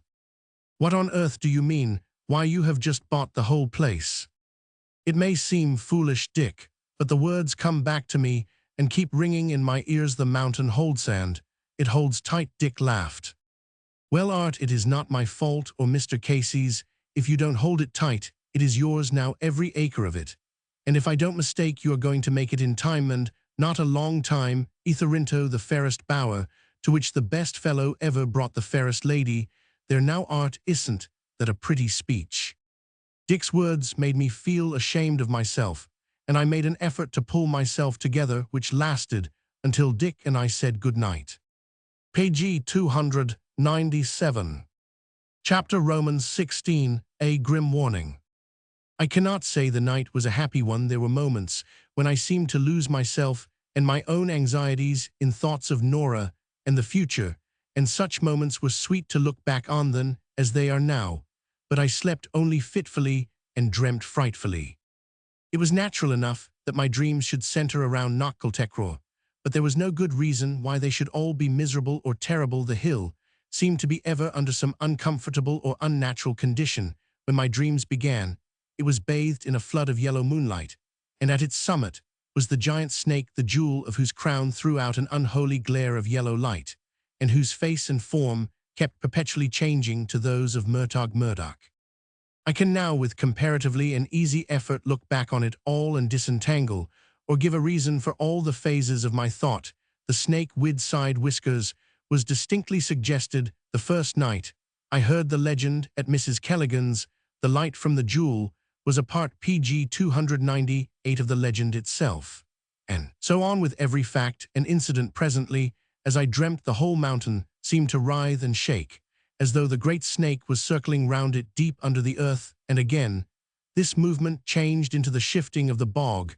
Then through dark shadows that lay athwart the hill I could see the French soldiers with their treasure chests pass along in dusky mysterious silence and vanish in the hillside. I saw Murdoch track them, and when they were gone he and old Moynihan, who suddenly and mysteriously appeared beside him, struggled on the edge of the bog, and with a shuddering wail the latter threw up his arms and sank slowly into the depths of the morass. Again Nora and I were wandering together, when suddenly Murdoch's evil face, borne on a huge serpent body, writhed up beside us, and in an instant Nora was whirled from my side and swept into the bog, I being powerless to save her or even help her. The last of all my dreams was as follows. Nora and I were sitting on the Table Rock in the cliff fields. All was happy and smiling around us. The sun shone, and the birds sang, and as we sat hand in hand, the beating of our hearts seemed a song also. Suddenly there was a terrible sound, half a roar as of an avalanche, and half a fluttering sound as of many great wings. We clung together in terror, waiting for the portent which was at hand, and then over the cliff poured the whole mass of the bog, foul-smelling, effted, terrible, and of endless might, just as it was about PG 299 to touch us. And as I clasped Nora to me, so that we might die together, and whilst her despairing cry was in my ear, the whole mighty mass turned into loathsome, writhing snakes sweeping into the sea. I awoke with a scream which brought nearly everyone in the hotel into my bedroom. Dick was first, and found me standing on the floor, white and drunk with terror. "What is it, old fellow? Oh, I see only a nightmare. Come on, he's all right, it's only a dream."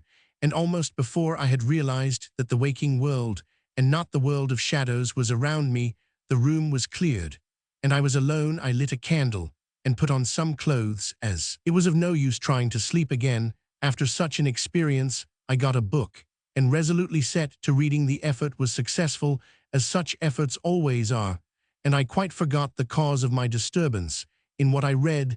Then the matter itself grew less interesting.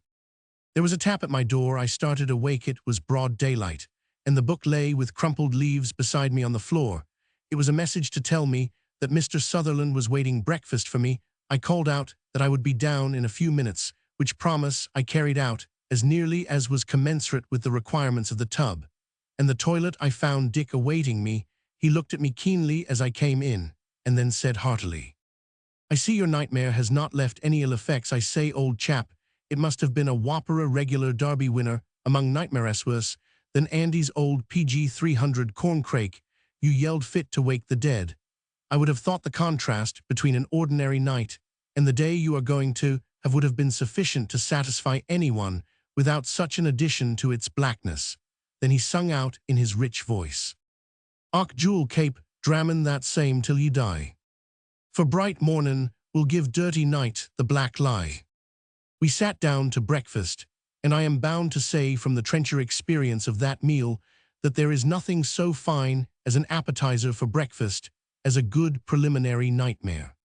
We drove off to Knockeltecroor. When we got to the foot of the hill, we stopped. As usual, Andy gave me a look which spoke a lot, but he did not say a single word, for which forbearance I owed him a good turn. Dick said, "I want to go round to the other side of the hill, and shall cross over the top. I shall look you up, if I may, at Joyce's, about 2 o'clock. "All right," I said, "we shall expect you," and I started up the hill. When I got to the gate and opened it, there was a loud, deep barking, which however was instantly stilled. I knew that Nora had tied up the mastiff, and I went to the door. I had no need to knock, for, as I came near, it opened, and in another instant Nora was in my arms. She whispered in my ear, when I had kissed her. Page 301. I would like to have come out to meet you, but I thought you would rather meet me here then, as we went into the sitting room hand in hand, she whispered again. Aunt has gone to buy groceries, so we are all alone. You must tell me all about everything. We sat down close together, still hand in hand, and I told her all that we had done since I had left. When I had finished the Paris part of the story, she put up her hands before her face, and I could see the tears drop through her fingers. Nora, don't cry, my darling, what is it?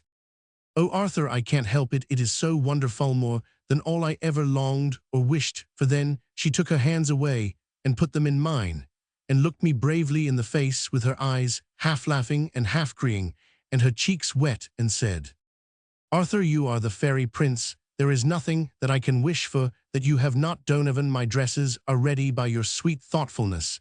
It needs an effort, dear, to let you do all this, but I see it is quite right. I must be dressed like one who is to be your wife, I shall think. I am pleasing you afresh every time I put one of them on, but I must pay for them myself. You know I am quite rich now. I have all the money you paid for the Cliff Fields. Father says it ought to go in such things as will fit me for my new position, and will not hear of taking any of it. Page 302. He is quite right, Nora, my darling, and you are quite right, Tool. Shall be just as you wish. Now tell me all about everything since I went away. May I bring in Turco? He is so quiet with me, and he must learn to know you and love you, or he wouldn't be any friend of mine. She looked at me lovingly, and went and brought in the mastiff, by whom I was forthwith received into friendship. That was indeed a happy day. We had a family consultation about the school. The time of beginning was arranged, and there was perfect accord amongst us as Dick and I drove back through the darkness. I could not but feel that even if evil were looming ahead of us, at least some of us had experienced what it is to be happy. It had been decided that after a week's time, on the 28th October, Nora was to leave for school. Her father was to bring her as far as London, and Mr. Chapman was to take her over to Paris. This was Joyce's own wish, he said. "'Twill be better for ye, darlin', to go without me. Ye'll have quite enough to do for a bit to keep even with the girls that have been reared in better ways, nor you without me there to make little Roman for ye." "But father," she remonstrated, "I don't want to appear any different from what I am, and I am too fond of you and too proud of you not to want to appear as your daughter." Her father stroked her hair gently as he answered. Page 303. "Nora, my darling, it isn't that ye have always been the good and dutiful daughter to me, and in all your pretty life, there's not one thing I wish undone or unsaid. But I am older than you, daughter, and I know more Roman for the world, and what I say is best for Yeno. And in your future, I'm going to live wid Eugene, and after a while, I suppose, I too ll be something different from what I am and thin when I've lived a while in a city and got something of city ways. I'll come and see ye. Maybe ye must remember that it's not only of you we've to think, but of other girls in the school. I don't want to have any of them turning up their noses at ye. That's not the way to get the best out Roman for school, me dear, for I suppose school is like everywhere else in the world. Higher you're able to hood your head, the more others'll look up to ye." His words were so obviously true that not one of us had a word to say, and the matter was acquiesced in. Nemcon, I myself got leave to accompany the party as far as London, but not beyond. It was further arranged that Joyce should take his daughter to Galway to get some clothes for her, just enough to take her to Paris, and that when in Paris she should have a full outfit under the direction of Madame Lepichaux. They were to leave on Friday so as to have the Saturday in Galway, and as Nora wanted to say goodbye on the Sunday to old schoolfellows and friends in the convent, they would return on Monday, the 25th October. Accordingly, on the morning after next, Joyce took a letter PG 304 for me to Mr. Casey, who was to pay to him whatever portion of the purchase money of his land he should require, and whom I asked to give all possible assistance in whatever matters either he or Nora might desire. I would have dearly liked to have gone myself with them, but the purpose and the occasion were such that I could not think of offering to go on the day fixed. They left on the long car from Carnacliff. They started in torrents of rain, but were as well wrapped up as the resources of Dick and myself would allow. When they had gone, Dick and I drove over to Knockle. Dick wished to have an interview with Murdoch regarding his giving up possession of the land on the 27th, as arranged. We left Andy as usual at the foot of the hill and went up to Murdoch's house. The door was locked, and although we knocked several times, we could get no answer. We came away therefore and went up the hill, as Dick wished me to see where, according to old Moynihan, was the last place at which the Frenchman had been seen. As we went on and turned the brow of the mound, which lay straight up for the bogland lay in a curve round its southern side, we saw before us two figures at the edge of the bog. They were those of Murdoch and old Moynihan. When we saw who they were, Dick whispered to me, "They are at the place to which I changed the mark, but are still on Joyce's land." They were working just as Dick and I had worked PG 305 with Murdoch when we had recovered the gun carriage, and were so intent on the work at which they toiled with feverish eagerness that they did not see us coming, and it was only when we stood close beside them that they were conscious of our presence. Murdoch turned at once with a scowl and a sort of snarl when he saw who it was. He became positively livid with passion, and at once began to bombard us with the foulest vituperation. Dick pressed my arm as a hint to keep quiet and leave the talking to him, and I did nothing, but he opposed the gaming man's passion with an unruffled calm. Indeed, he seemed to me to want even to exasperate Murdoch to the last degree. When the latter paused for a second for breath, he quietly said, "Keep your hair on, Murdoch, and just tell me quietly why you are trespassing, and why, and what you are trying to steal from this property." Murdoch made no answer, so Dick went on. "Let me tell you that I act for the owner of this land, who bought it as it is, and I shall hold you responsible for your conduct. I don't want to have a row needlessly, so if you go away quietly and promise to not either trespass here again or try to steal anything, I shall not take any steps. If not, I shall do as the occasion demands." Murdoch answered him with the most manifestly intentional insolence. "You tell me to go away. I don't recognize ye at all. This land belongs to me friend Mr. Joyce and PG 306. I shall come on it when I like, and do as I like. When me friend tells me not to come here, I shall stay away. Till then I shall do as I like," said Dick. "You think that will do to bluff me, because you know Joyce is away for the day, and that in the meantime you can do what you want, and perhaps get out of the bog some property that does not belong to you. I shall not argue with you any more, but I warn you that you will have to answer for your conduct." Murdoch and Moynihan continued their pulling at the rope. We waited till the haul was over and saw that the spoil on this occasion was a part of the root of a tree.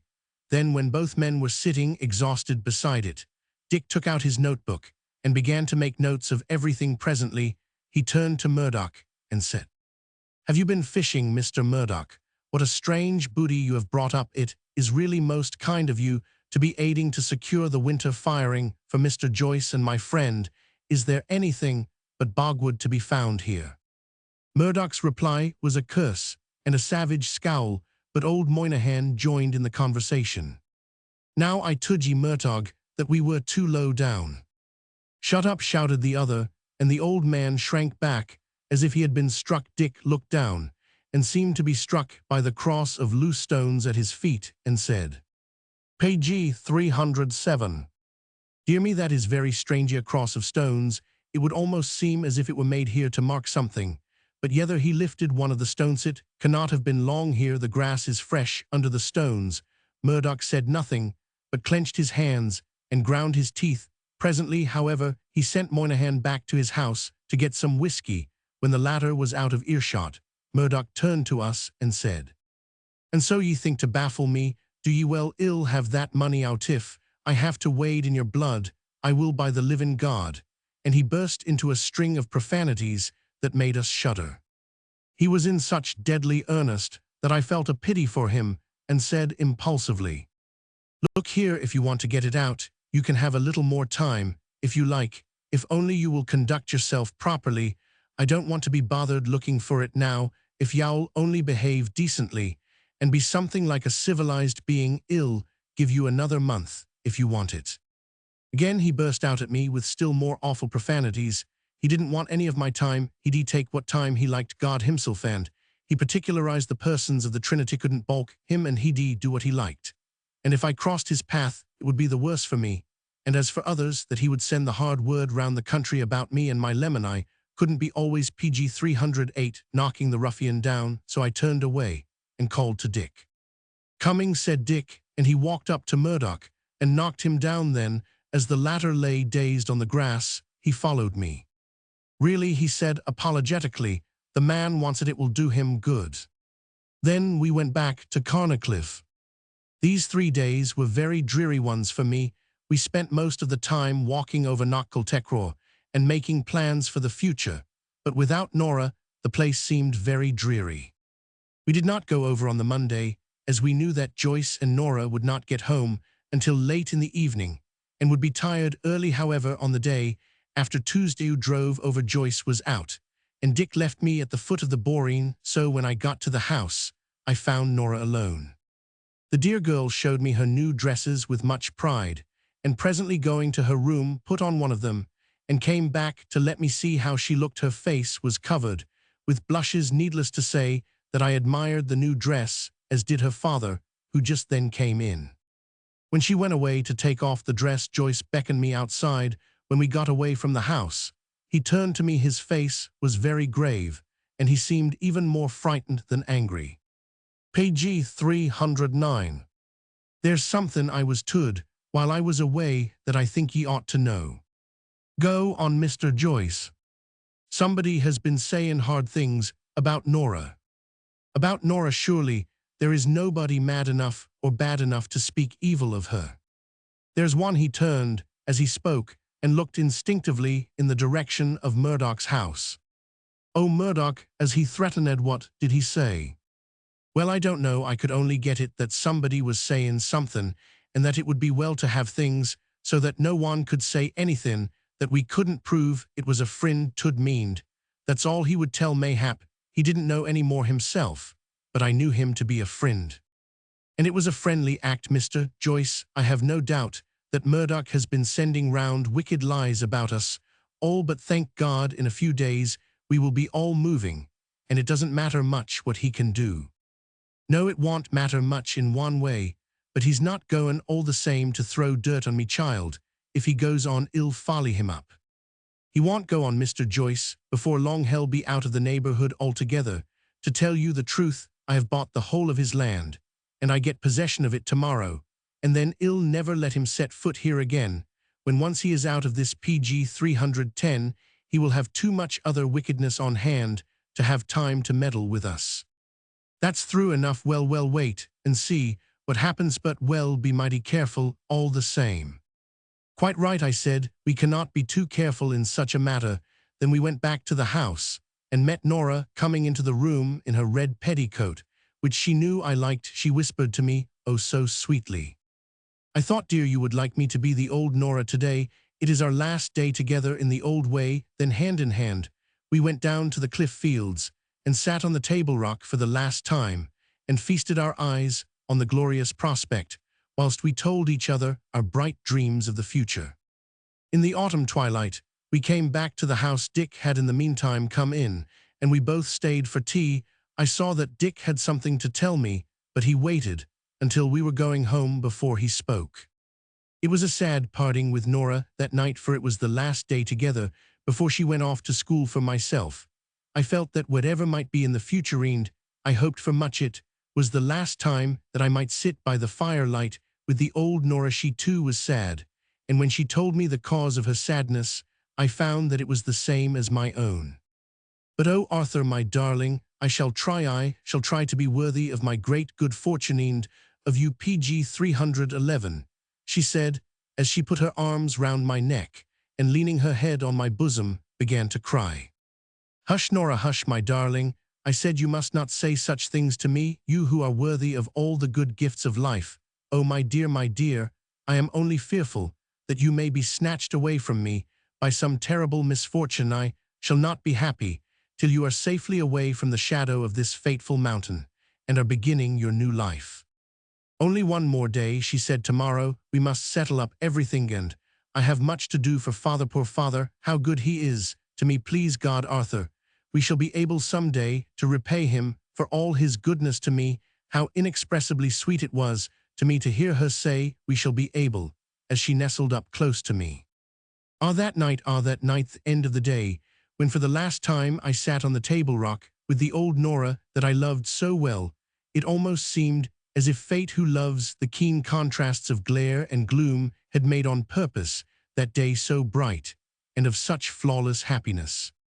As we went back to Carnicliff, Dick told me what had been exercising his mind all the afternoon. When he had got to the bog, he found that it had risen so much that he thought it well to seek the cause. He had gone at once to the place where Murdoch had dammed up the stream that ran over into the cliff fields, and had found that the natural position of the ground had so far aided PG 312 his efforts that the great stones thrown into the chine had become solidified with the rubbish by the new weight of the risen bog into a compact mass, and unless some heroic measure, such as blowing up the dam, should be taken, the bog would continue to rise until it should flow over the lowest part of the solid banks containing it.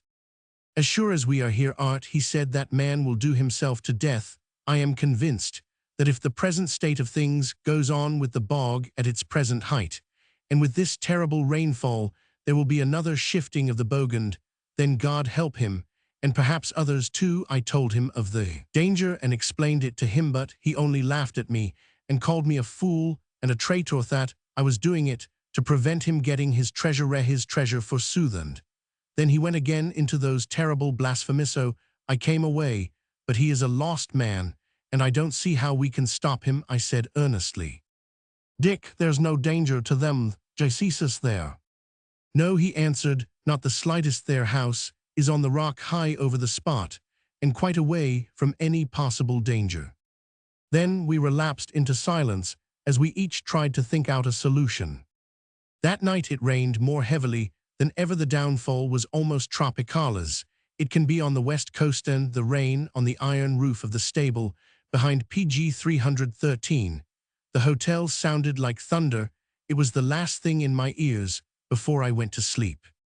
That night again, I kept dreaming in the same nightmare fashion as before, but although the working of my imagination centered round Knockcultecraw and all it contained, and although I suffered dismal tortures from the hideous dreams of ruin and disaster which afflicted me, I did not on this occasion arouse the household. In the morning, when we met, Dick looked at my pale face and said, "Dreaming again, Art? Well, please God, it's all nearly over now. One more day, and Nora will be away from Knockcultecraw."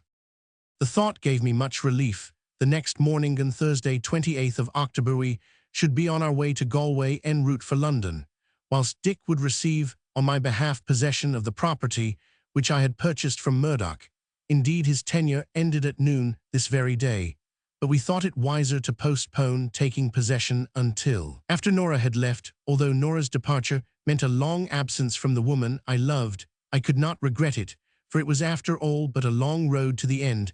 I wished for the 2 years would soon be over, and then life would begin in real earnest, and along its paths of sorrow as of joy Nora and I should walk with equal steps.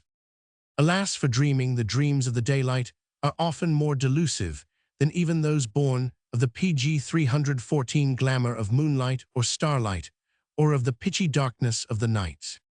It had been arranged that we were not on this day to go over to Knockcultecraw, as Nora and her father wanted the day together. Miss Joyce, Nora's aunt, who usually had lived with them, was coming back to look after the house, so after breakfast Dick and I smoked and lounged about and went over some business matters, and we arranged many things to be done during my absence. The rain still continued to pour down in a perfect deluge. The roadway outside the hotel was running like a river, and the wind swept the rain clouds so that the drops struck like hail every now and again as the gusts gathered in force.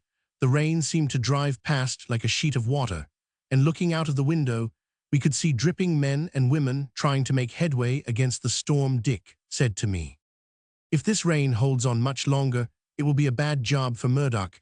There is every fear that if the bog should break under the flooding, he will suffer at once. What an obstinate fool he won't take any warning. I almost feel like a criminal in letting him go to his death, ruffian though he is.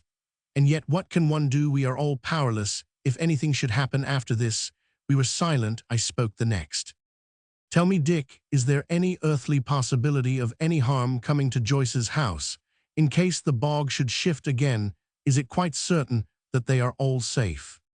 Page 315. Quite certain, old fellow. You may set your mind at rest on that score. In so far as the bog is concerned, she and her father are in no danger. The only way they could run any risk of danger would be by their going to Murdoch's house or by being by chance lower down on the hill, and I do not think that such a thing is likely to happen. This set my mind more at ease, and while Dick sat down to write some letters, I continued to look at the rain. By and by I went down to the tap room, where there were always a lot of peasants whose quaint speech amused and interested me. When I came in, one of them, whom I recognized as one of our navvies at Knocknacar, was telling something for the others. All stood round him. Andy was the first to see me, and said, as I entered, "You'll have to go over it all again, Mike. Here's his Anna. That is just death on to Bogson. The like," he added, looking at me slyly. "What is it?" I asked. "Oh, not much, your Anna, except that the bog up at Knocknacar has run away entirely when the water rose in it. The big cut-in we made tuck it all out like buttermilk out Roman for a jug. Begore there never was seen such a flittin' since the world begun, and more betoken the queer part for it is that it hasn't left the bit Roman for a hole behind it at all, but it's all mud and water at the present minute." Page 316. I knew this would interest Dick exceedingly, so I went for him. When he heard it, he got quite excited and insisted that we should go off to Knocknacar at once. Accordingly, Andy was summoned, the mare was harnessed, and with what protection we could get in the way of wraps, we went off to Knocknacar through the rain storm. As we went along, we got some idea of the damage done, and, being Doneby, the wonderful rainfall, not only the road was like a river, and the mountain streams were roaring torrents, but in places the road was flooded to such a dangerous depth that we dared not have attempted the passage, only that through our repeated journeys we all knew the road so well. However, we got at last to Knocknacar, and there found that the statement we heard was quite true. The bog had been flooded to such a degree that it had burst out through the cutting which we had made, and had poured in a great stream over all the sloping moorland on which we had opened it. The brown bog and black mud, lying all over the stony space, looked like one of the lava streams which marked the northern side of Vesuvius. Dick went most carefully all over the ground wherever we could venture, and took a number of notes. Indeed, the day was beginning to draw in when, dripping and chilled, we prepared for our return journey through the rain. Andy had not been wasting his time in the shebeen, and was in one of his most jocular humors, and when we too were fortified with steaming hot punch, we PG 317 were able to listen to his fun without wanting to kill him. On the journey back, Dick, when Andy allowed him speech, explained to me the various phenomena which we had noticed. When we got back to the hotel, it was night. Had the weather been fine, we might have expected a couple more hours of twilight, but with the mass of driving clouds overhead, and the steady downpour of rain, and the fierce rush of the wind, there was left to us not the slightest suggestion of day. We went to bed early, for I had to rise by daylight for our journey on the morrow. After lying awake for some time, listening to the roar of the storm and the dash of the rain, and wondering if it were to go on forever, I sank into a troubled sleep.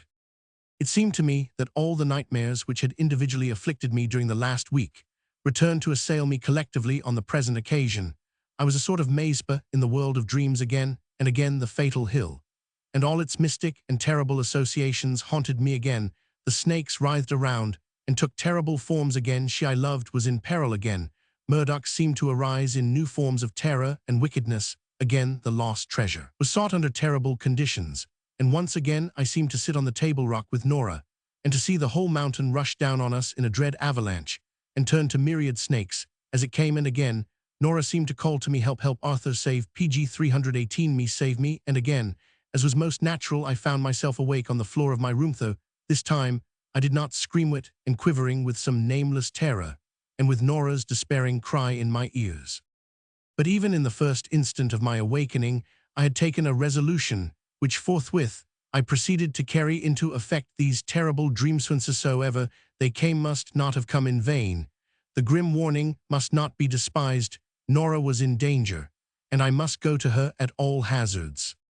I threw on my clothes and went and woke Dick. When I told him my intention, he jumped up at once and began to dress, whilst I ran downstairs and found Andy and set him to get out the car at once. Is it going out again in the sh Torm? Ye are begore why'd not go without some racin', and I am not the boy to be behind win. You want me ill be ready your anner in 2 skips Roman for a dead salmon. And Andy proceeded to make or rather complete his toilet, and hurried out to the stable to get the car ready. In the meantime, Dick had got 2 lanterns and a flask, and showed them to me. We may as well have them with us. We do not know what we may want in this storm. It was now past 1 o'clock, and the night was pitchy dark. The rain still fell, and high overhead we could hear the ceaseless rushing of the wind. It was a lucky thing that both Andy and the mare knew the road PG 319 thoroughly, for otherwise we never could have got on that night. As it was, we had to go much more slowly than we had ever gone before. I was in a perfect fever. Every second's delay seemed to me like an hour. I feared nay more. I had a deep conviction that some dreadful thing was happening, and I had over me a terrible dread that we should arrive too late. Page 320. Chapter Roman 17, The Catastrophe. As we drew closer to the mountain and recognized our whereabouts by the various landmarks, my dread seemed to grow. The night was now well on, and there were signs of the storm abating. Occasionally, the wind would fall off a little, and the rain beat with less dreadful violence. In such moments, some kind of light would be seen in the sky, or to speak more correctly, the darkness would be less completed. Then the new squall which followed would seem by contrast with the calm to smite us with renewed violence. In one of these lulls, we saw for an instant the mountain rise before us, its bold outline being shown darkly against a sky less black. But the vision was swept away an instant after by a squall and a cloud of blinding rain, leaving only a dreadful memory of some field for grim disaster. Then we went on our way even more hopelessly, for earth and sky, which in that brief instant we had been able to distinguish, were now hidden under one unutterable pall of gloom. When we went slowly, there was now in the air a PG 321 thunderous feeling, and we expected each moment to be startled by the lightning's flash, or the roar of heaven's artillery. Masses of mist or sea fog now began to be borne landward by the passing squalls. In the time that elapsed between that one momentary glimpse of Knockcultecraw and our arrival at the foot of the Boreen, a whole lifetime seemed to me to have elapsed, and in my thoughts and harrowing anxieties, I recalled as drowning men are said to do before death. Every moment, every experience, since I had first come within sight of the western sea, the blackness of my fears seemed only a carrying inward of the surrounding darkness, which was made more pronounced by the flickering of our lanterns, and more dread by the sounds of the tempest with which it was laden. When we stopped in the Boreen, Dick and I hurried up the hill, whilst Andy, with whom we left one of the lanterns, drew the horse under the comparative shelter of the windswept alders, which lined the entrance to the lane. He wanted a short rest before proceeding to Mrs. Kelligan's, where he was to stop the remainder of the night, so as to be able to come for us in the morning. As we came near Murdoch's cottage, Dick pressed my arm.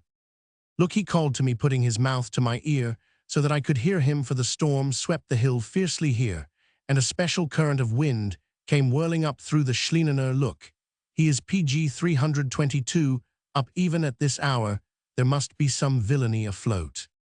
When we got up a little farther, he called to me again in the same way. "The nearest point of the bog is here. Let us look at it." We diverged to the left, and in a few minutes were down at the edge of the bog. It seemed to us to be different from what it had been.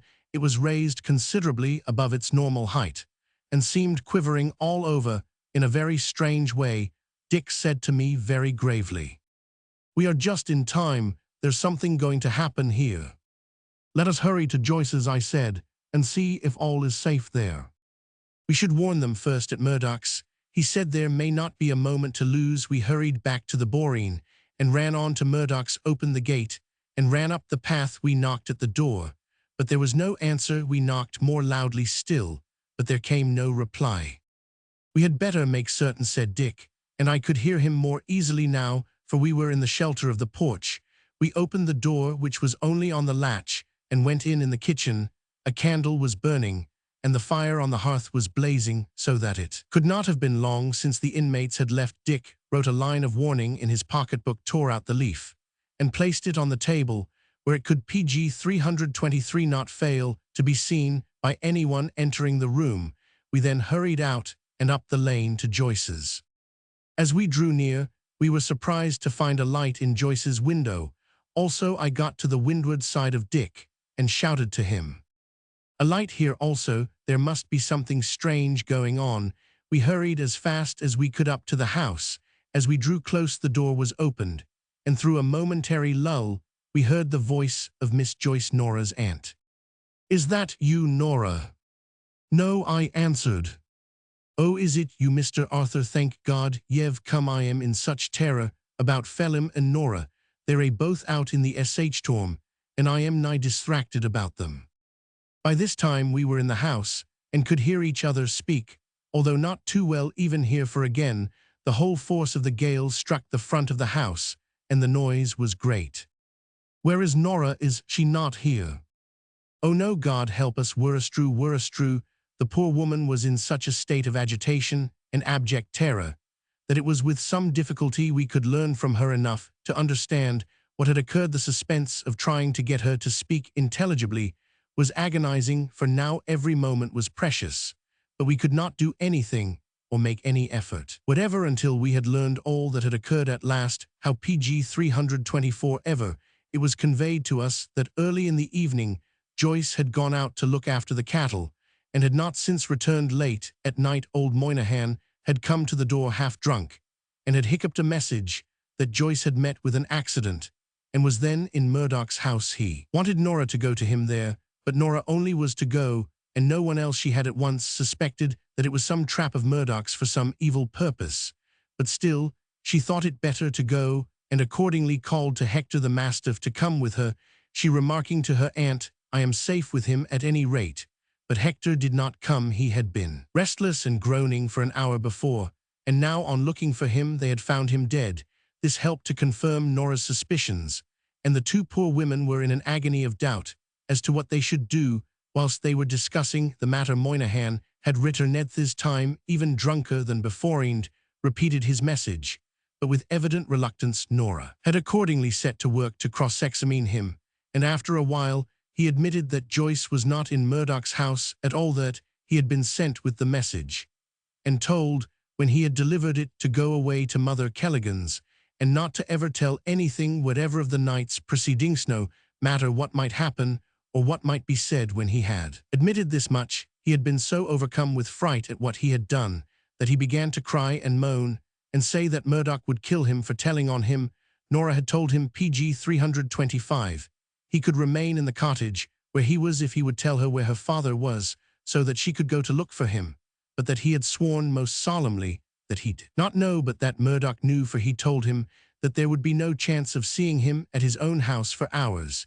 Yet that night this had determined Nora that she would go out herself, although the storm was raging wildly, to look for her father. Moynihan, however, would not stay in the cottage, as he said he would be afraid to unless Joyce himself were there to protect him, for if there were no one but women in the house, Murdoch would come and murder him and throw his body into the bog, as he had often threatened. So Moynihan had gone out into the night by himself, and Nora had shortly after gone out also, and from that moment Miss Joyce had not set eyes on her, and feared that some harm had happened.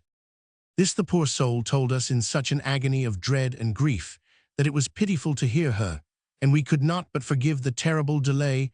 I was myself in deadly fear, for every kind of harrowing possibility rose before me as the tale was told. It was quite evident that Murdoch was bent on some desperate scheme of evil.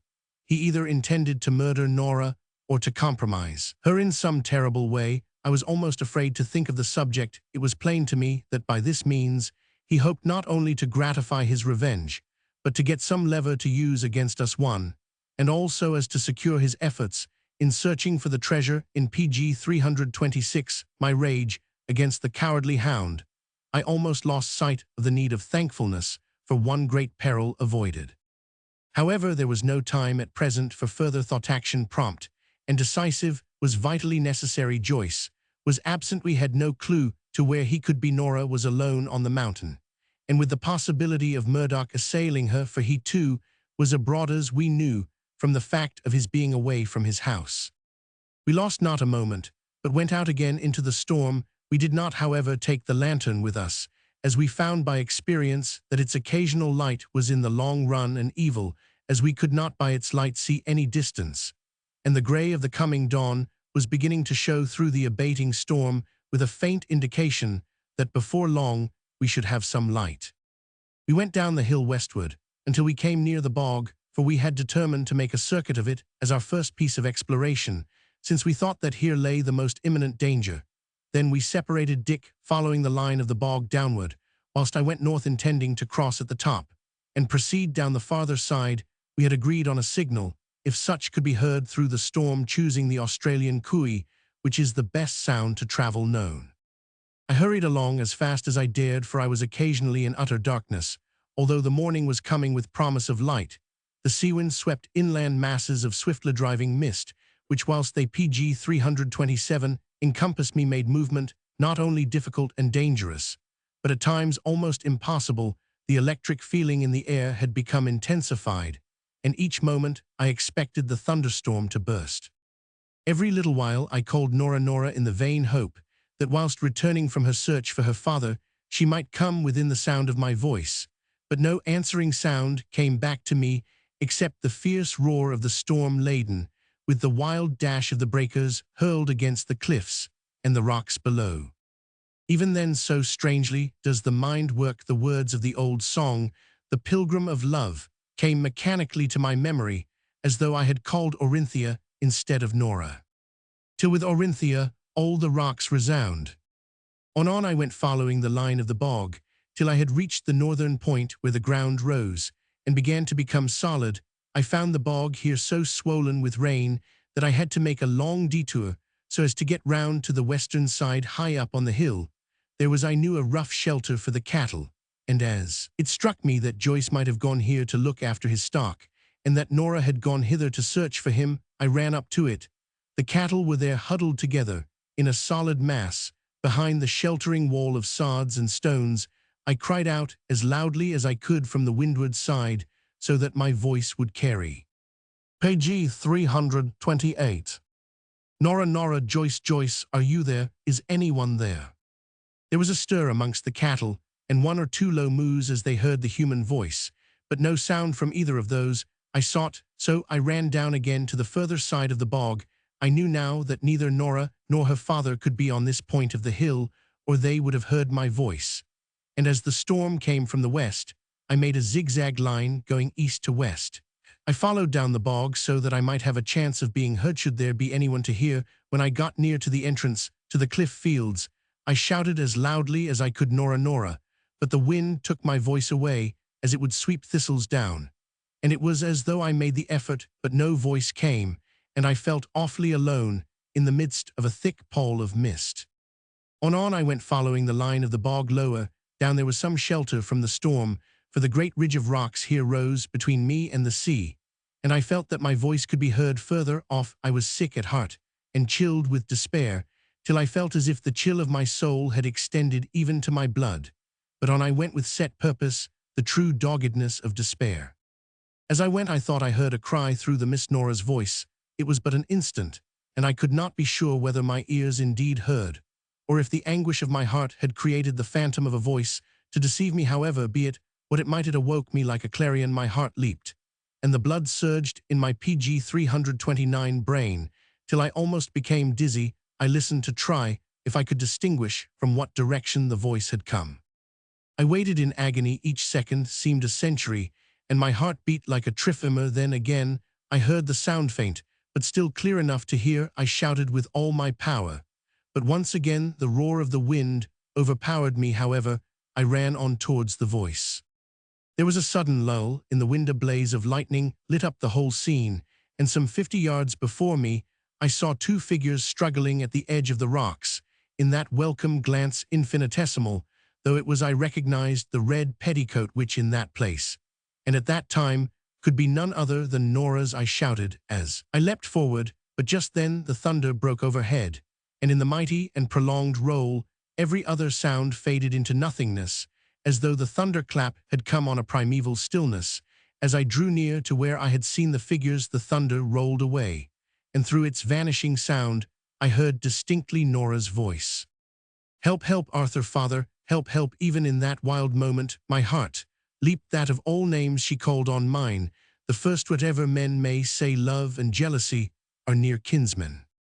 I shouted in return as I ran, but the wind took my voice away, and then I heard her voice again, but fainter than before. "Help, Arthur, father, is there no one to help me?" PG 330 now.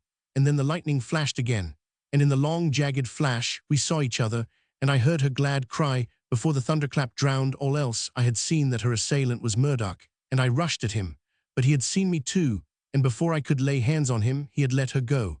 And with a mighty oath, which the roll of the thunder drowned, he struck her to the earth and ran.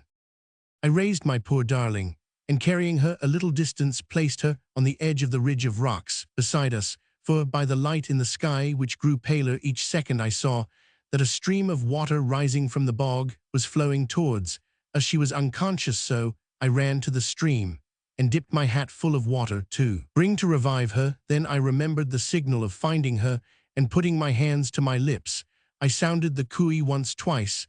As I stood, I could see Murdoch running to his house. For every instant it seemed to grow lighter, and the mist to disperse the thunder had swept away the rain clouds and let in the light of the coming dawn.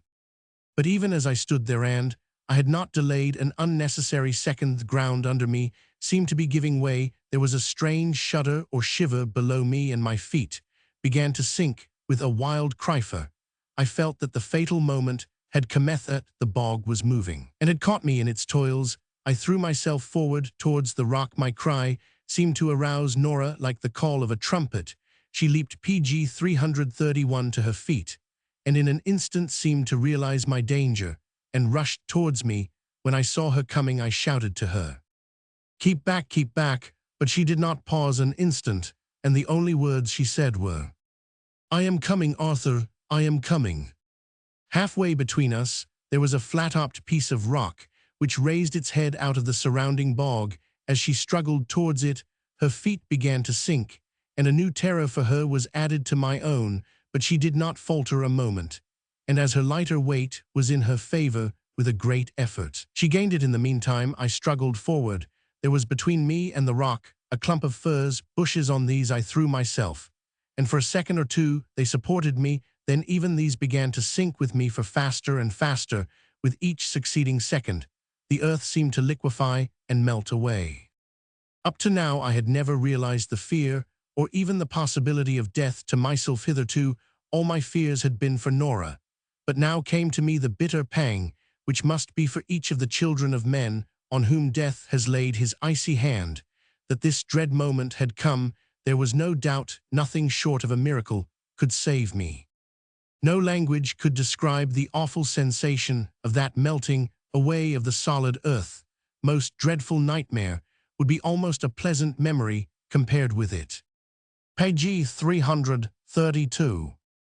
I was now only a few feet from the rock, whose very touch meant safety to me, but it was just beyond my reach. I was sinking to my doom. I could see the horror in Nora's eyes as she gained the rock and struggled to her feet.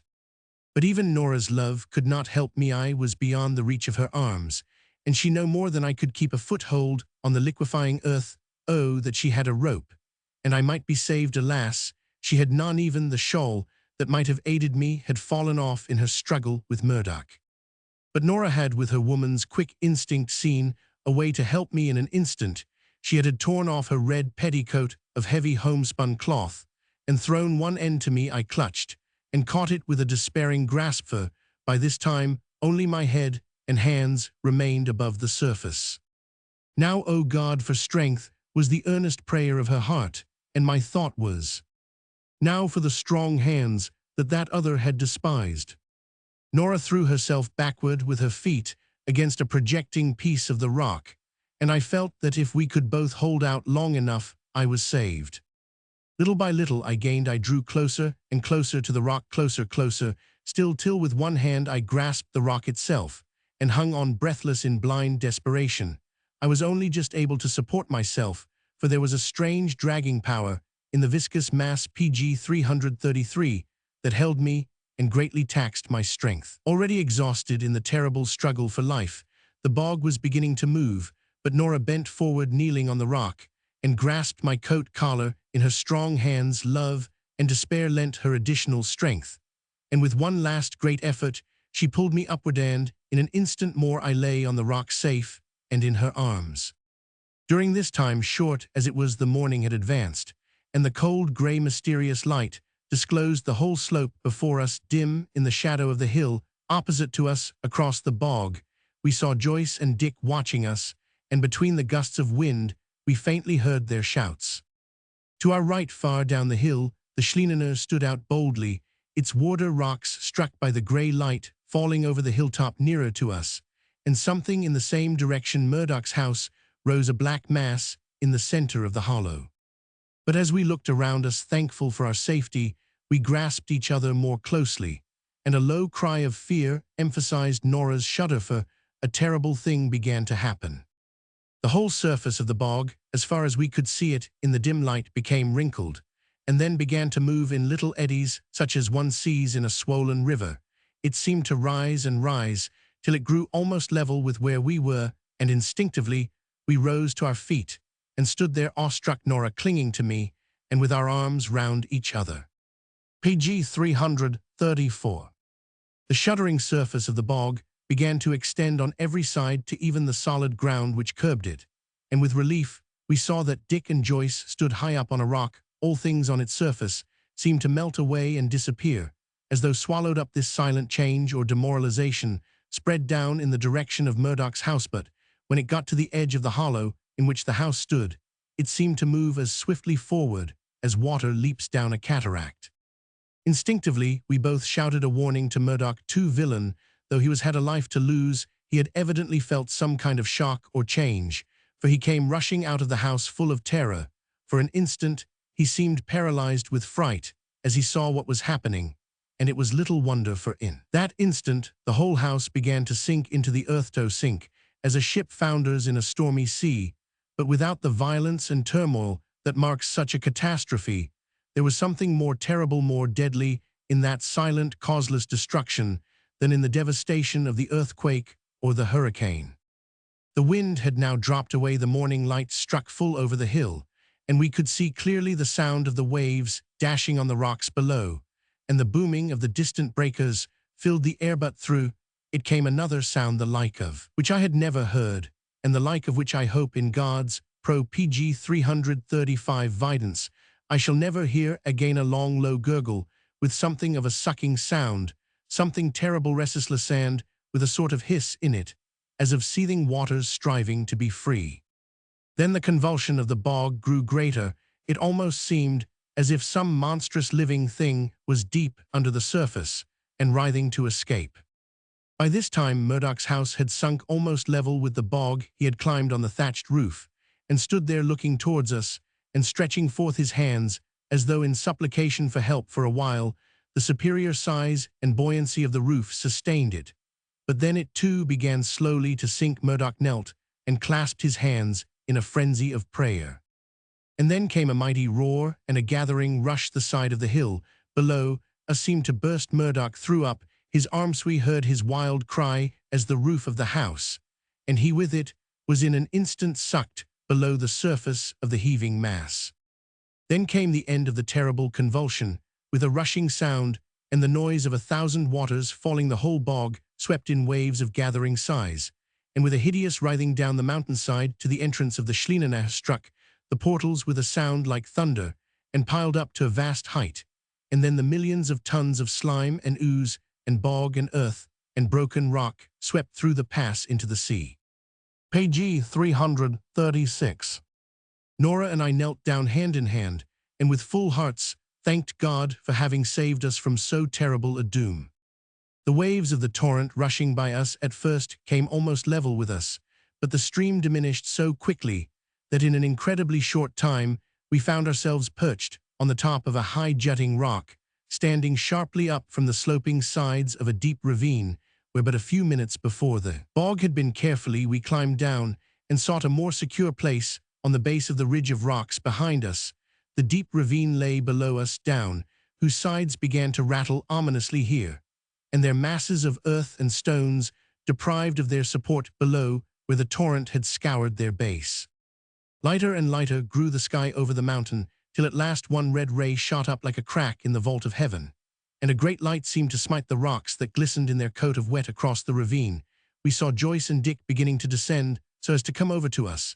This aroused us, and we shouted to them to keep back and waved our arms to them in signal, for we feared that some landslip or some new outpouring of the bog might sweep them away, or that the bottom of the ravine might be still only treacherous slime. They saw our gesticulations, if they did not hear our voices, and held back. Then we pointed up the ravine and signaled them that we would move up the edge of the rocks. This we proceeded to do, and they followed PG 337 on the other side, watching us intently. Our progress was slow, for the rocks were steep and difficult, and we had to keep eternally climbing up and descending the serrated edges where the strata lapped over each other, and besides we were chilled and numbed with cold. At last, however, we passed the corner where was the path down to the cliff fields, and turned eastwards up the hill. Then in a little while we got well above the ravine, which here grew shallower, and could walk on more level ground. Here we saw that the ravine ended in a deep cleft, whence issued a stream of water, and then we saw hurrying up over the top of the cleft Joyce and Dick. Up to now Nora and I had hardly spoken a word. Our hearts were too full for speech, and indeed we understood each other, and could interpret our thoughts by a subtler language than that formulated by man. In another minute Nora was clasped in her father's arms. He held her close and kissed her, and cried over her whilst Dick wrung my hand hard. Then Joyce left his daughter, and came and flung his arms round me, and thanked God that I had escaped, whilst Nora went up to Dick and put her arms round him, and kissed him as a sister might.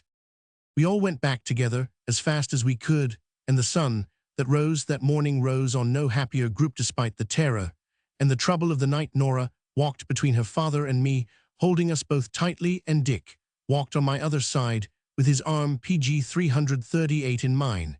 As we came within sight of the house, we met Miss Joyce, her face grey with anxiety. She rushed towards us and flung her arms round Nora, and the two women rocked each other in their arms, and then we all kissed. Even Dick, to her surprise, his kiss was the last, and it seemed to pull her together, for she perked up and put her cap straight, a thing which she had not done for the rest of us. Then she walked beside us, holding her brother's hand. We all talked at once, and told the story over and over again of the deadly peril I had been in, and how Nora had saved my life. And here the brave girl's fortitude gave way. She seemed to realize all at once the terror and the danger of the long night, and suddenly her lips grew white, and she would have sunk down to the ground, only that I had seen her faint coming, and had caught her, and held her tight. Her dear head fell over on my shoulder, but her hands never lost their grasp of my arm.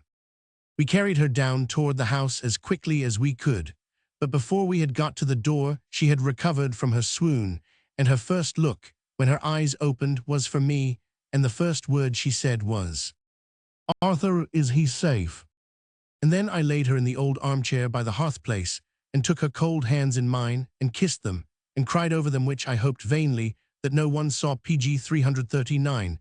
Then Miss Joyce, like a true housekeeper, stirred herself, and the flames roared up the chimney, and the slumbering kettle on the chain over the fire woke, and sang again, and it seemed like magic, for all at once we were all sipping hot whiskey punch, and beginning to feel the good effects of it. Then Miss Joyce hurried away Nora to change her clothes, and Dick and I went with Joyce, and we all rigged ourselves out with whatever came to hand, and then we came back to the kitchen and laughed at each other's appearance. We found Miss Joyce already making preparations for breakfast, and succeeding pretty well too. And then Nora joined us, but she was not the least grotesque. She seemed as though she had just stepped out of a bandbox. She seemed so trim and neat with her grey jacket, and her Sunday red petticoat. Her black hair was coiled in one glorious roll round her noble head, and there was but one thing which I did not like, and which sent a pang through my heart, a blue and swollen bruise on her ivory forehead, where Murdoch had struck her that dastard blow. She saw my look, and her eyes fell, and when I went to her and kissed the wound, and whispered to her how it pained me, she looked up at me and whispered so that none of the others could hear. "Hush, hush, poor soul," He has paid a terrible penalty, let us forget as we forgive. And then I took her hands in mine, and stooped to kiss them, whilst the PG 340 others all smiled happily as they looked on, but she tried to draw them away, and a bright blush dyed her cheeks, as she murmured to me, "No, no, Arthur, Arthur, dear, not now, I only did what anyone would do for you," and the tears rushed to her eyes. "I must," Nora said, "I must, for I owe these brave hands my life," and I kissed them, and she made no more resistance. Her father's voice and words sounded very true as he said, "Nay, daughter, it is right that he should kiss those hands this blessed mornin', for they took a true man out of the darkness of the grave." And then my noble old Dick came over too, and he raised those dear hands reverently to his lips, and said very softly, "For he is dear to us all." By this time Miss Joyce had breakfast well under way, and all we thought that it was time we should let the brightness of the day and the lightness of our hearts have a turn, and Joyce said heartily, come now, let us sit down to breakfast, but first let us give thanks to Almighty God that has been so good to us, and let us forgive that poor wretch that met such a horrible death, rest to his soul." We were all silent for a little bit, for the great gladness of our hearts that came through the terrible remembrance thus brought home to us was too deep for words. Nora and I sat hand in hand, and between us PG 341 was but one heart and one soul and one thought, and all were filled with gratitude. When once we had begun breakfast in earnest, a miniature Babel broke out. We had each something to tell and much to hear, and for the latter reason we tacitly arranged, after the first outbreak, that each should speak in turn. Miss Joyce told us of the terrible anxiety she had been in ever since she had seen us depart, and how every sound, great or small, even the gusts of wind that howled down the chimney and made the casements rattle, had made her heart jump into her mouth, and brought her out to the door to see if we or any of us were coming. Then Dick told us how on proceeding down the eastern side of the bog, he had diverged so as to look in at Murdoch's house to see if he were there, but had found only old Moynihan lying on the floor in a state of speechless drunkenness, and so wet that the water running from his clothes had formed a pool of water on the floor. He had evidently only lately returned from wandering on the hillside. Then, as he was about to go on his way, he had heard, as he thought, a noise lower down the hill, and on going towards it had met Joyce carrying a sheep which had its leg broken, and which he told him had been blown off a steep rock on the south side of the hill. Then they two had kept together, after Dick had told him of our search for Nora, until we had seen them in the coming grey of the dawn. PG 342. Next Joyce took up the running, and told us how he had been working on the top of the mountain, when he saw the signs of the storm coming so fast that he thought it would be well to look after the sheep and cattle, and see them in some kind of shelter before the morning. He had driven all the cattle, which were up high on the hill, into the shelter where I had found them, and then had gone down the southern shoulder of the hill, placing all the sheep and cattle in places of shelter as well as he could, until he had come across the wounded one, which he took on his shoulders to bring it home, but which had since been carried away in the bursting of the bog. He finished by reminding me jocularly that I owed him something for his night's work, for the stock was now all mine. "No," said I, "not for another day. My purchase of your ground and stock was only to take effect from afternoon of the 28th, and we are now only at the early morning of that day. But at any rate, I must thank you for the others, for I had a number of sheep and cattle, which Dick had taken over from the other farmers whose land I had bought." Then I told over again all that had happened to me. I had to touch on the blow which Nora had received, but I did so as lightly as I could, and when I said God forgive him, they all added softly, Amen. Then Dick put in a word about poor old Moynihan. "Poor old fellow, he is gone also. He was a drunkard, but he wasn't all bad perhaps. He saved Nora last PG 343 night from a terrible danger. His life, mayhap, may leaven the whole lump of filth and wickedness that went through the Schlienener into the sea last night." We all said Amen again, and I have no doubt that we all meant it with all our hearts.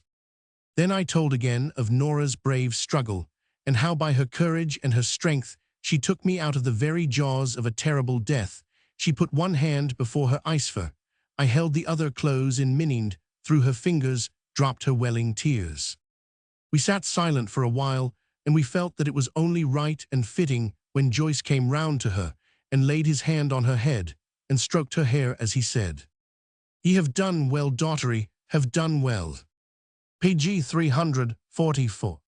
Chapter Roman 18, The Fulfillment. When breakfast was finished, Dick proposed that we should go now and look in the full daylight at the effect of the shifting of the bog. I suggested to Nora that perhaps she had better not come, as the sight might harrow her feelings, and besides that she would want some rest and sleep after her long night of terror and effort. She point-blank refused to stay behind, and accordingly we all set out, having now had our clothes dried and changed, leaving only Miss Joyce to take care of the house. The morning was beautiful and fresh after the storm. The deluge of rain had washed everything so clean that already the ground was beginning to dry, and as the morning sun shone hotly, there was in the air that murmurous hum that follows rain when the air is still, and the air was now still. The storm seemed to have spent itself, and away to the west there was no sign of its track, except that the great Atlantic rollers were heavier, and the surf on the rocks rose higher than usual. Pg 345. We took our way first down the hill, and then westward to the Schlienener, for we intended, under Dick's advice, to follow, if possible, up to its source, the ravine made by the bog. When we got to the entrance of the pass, we were struck with the vast height to which the bog had risen when its mass first struck the portals 100 feet overhead. There was the great brown mark, and on the sides of the pass, the same mark was visible, declining quickly as it got seaward, and the pass widened, showing the track of its passage to the sea. We climbed the rocks and looked over. Nora clung close to me, and my arm went round her and held her tight as we peered over and saw where the great waves of the Atlantic struck the rocks 300 feet below us, and were for a quarter of a mile away, still tinged with the brown slime of the bog. We then crossed over the ravine, for the rocky bottom was here laid bare, and so we had no reason to fear waterholes or pitfalls. A small stream still ran down the ravine, and shallowing out over the shelf of rock, spread all across the bottom of the pass, and fell into the sea, something like a miniature of the Staubach Fall, as the water whitened in the falling. We then passed up on the west side of the ravine, and saw that the stream which ran down the center was perpetual, a live stream, and not merely the drainage of the ground where the bog had saturated the earth. As we passed up the hill, we saw where the side of the slope had been torn bodily away, and the great chasm. Pg 346. Once the house had been which Murdoch took from Joyce, and so met his doom here. There was a great pool of water, and, indeed, all throughout the ravine were places where the stream broadened into deep pools, and again into shallow pools, where it ran over the solid bed of rock. As we passed up, Dick hazarded an explanation or a theory.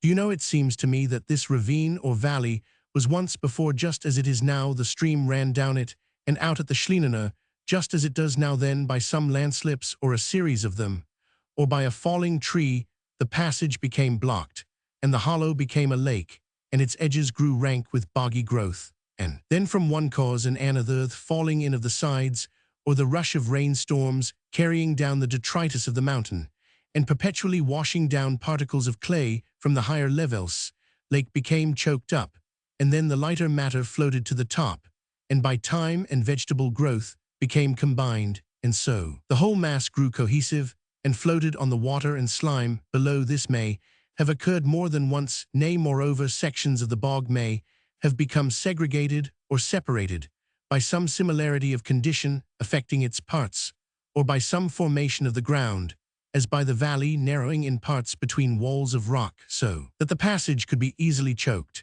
and so solid earth formed to be again softened and demoralized by the later mingling with the less solid mass above it. It is Pg 347 possible, if not probable, that more than once, in the countless ages that have passed, this ravine has been as we see it, and again as it was but a few hours ago. No one had anything to urge against this theory, and we all proceeded on our way. When we came to the place where Nora had rescued me, we examined the spot most carefully, and again went over the scene, and the exploit. It was almost impossible to realize that this great rock towering straight up from the bottom of the ravine had at the fatal hour seemed only like a tussock rising from the bog. When I had climbed to the top, I took my knife and cut a cross on the rock where my brave girl's feet had rested to mark the spot. Then we went on again higher up the hill, we came to a place where on each side a rocky promontory with straight deep walls jutted into the ravine, making a sort of narrow gateway or gorge in the valley. Dick pointed it out. See, here is one of the very things I spoke of that made the bog into sections or chambers or tanks, or whatever we should call them. More than that, here is an instance of the very thing I hinted at before, that the peculiar formation of the snake's pass runs right through the hill. If this be Sabbat, we shall see later on. On the other side was, we agreed, the place where old Moynihan had said the Frenchman had last been seen. Dick and I were both curious about the matter, and we agreed to cross the ravine and make certain. PG 348, for if it were the spot Dick's mark of the stones in the Y shape would be a proof. Joyce and Nora both refused to let us go alone, so we all went up a little further, where the sides of the rock sloped on each side, and where we could pass safely, as the bed was rock and quite smooth, with the stream flowing over it in a thin sheet. When we got to the bottom, Joyce, who was looking round, said suddenly, "What is that, like a square block behind the high rock on the other side?" He went over to it, and an instant after gave a great cry and turned and beckoned to us. We all ran over, and there before us, in a crescent-shaped nook at the base of the lofty rock, lay a wooden chest. The top was intact, but one of the lower corners was broken as though with a fall, and from the broken aperture had fallen out a number of coins, which we soon found to be of gold. On the top of the chest, we could make out the letters RF in some metal discolored and corroded with a century of slime, and on its ends were great metal handles, to each of which something white was attached. We stooped to look at them, and then Nora, with a low cry, turned to me and laid her head on my breast, as though to shut out some horrid sight. Then we investigated the mass that lay there. At each end of the chest lay a skeleton, fleshless fingers grasping the metal handle. We recognized the whole story at a glance, and our hats came off. Page 349. "Poor fellows," said Dick, "they did their duty nobly. They guarded their treasure to the last." Then he went on, "See, they evidently stepped into the bog straight off the rock, and were borne down at once, holding tight to the handles of the chest they carried or stay." And he stooped lower and caught hold of something. "See how the bog can preserve this leather strap attached to the handles of the chest." Each had round his shoulder, and so willy-nilly they were dragged to their doom. Never mind, they were brave fellows all the same, and faithful. Once they never let go the handles. Look, their dead hands clasp them still. France should be proud of such sons. It would make a noble coat of arms, this treasure chest, sent by freemen to aid other sand, with two such supporters. We looked at the chest and the skeletons for a while, and then Dick said, "Joyce, this is on your land, for it is yours till tomorrow, and you may as well keep it. Possession is 9 points of the law, and if we take the gold out, the government can only try to claim it, but if they take it, we may ask in vain." Joyce answered, "Take it I will, and gladly, but not for myself. The money was sent for Ireland's good to help them that wanted help, and plays God ill. See, it doesn't go astray now." Dick's argument was a sensible one, and straightway we wrenched the top off the chest and began to remove PG 350 the gold, but we never stirred the chest or took away those skeleton hands from the handles which they grasped.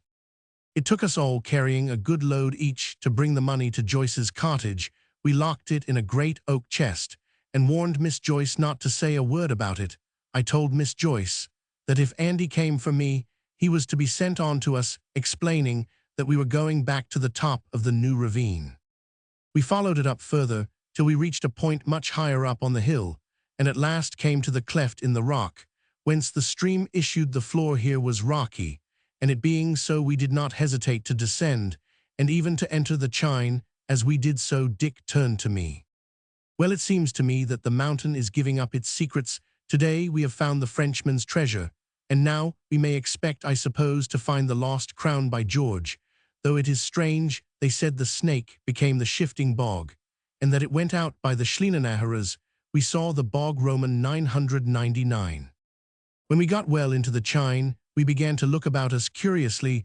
There was something odd, something which we did not expect. Dick was the most prying and certainly the most excited of us all. He touched some of the rock and then almost shouted, "Hurrah, this a day of discoveries, hurrah, hurrah." Page 351. Now, Dick, what is it? I asked myself, in a tumult, for his enthusiasm, although we did not know the cause, excited as all. Why, man, don't you see this is what we have wanted all along? What is? Speak out, man dear, we are all in ignorance. Dick laid his hand impressively on the rock. Limestone, there is a streak of it here right through the mountain, and moreover, look, thys, is not all nature's work. These rocks have been cut in places by the hands of men. We all got very excited and hurried up the chine, but the rocks now joined over our heads, and all was dark beyond, and the chine became a cave. Has anyone a match? We must have a light of some kind here, said Joyce.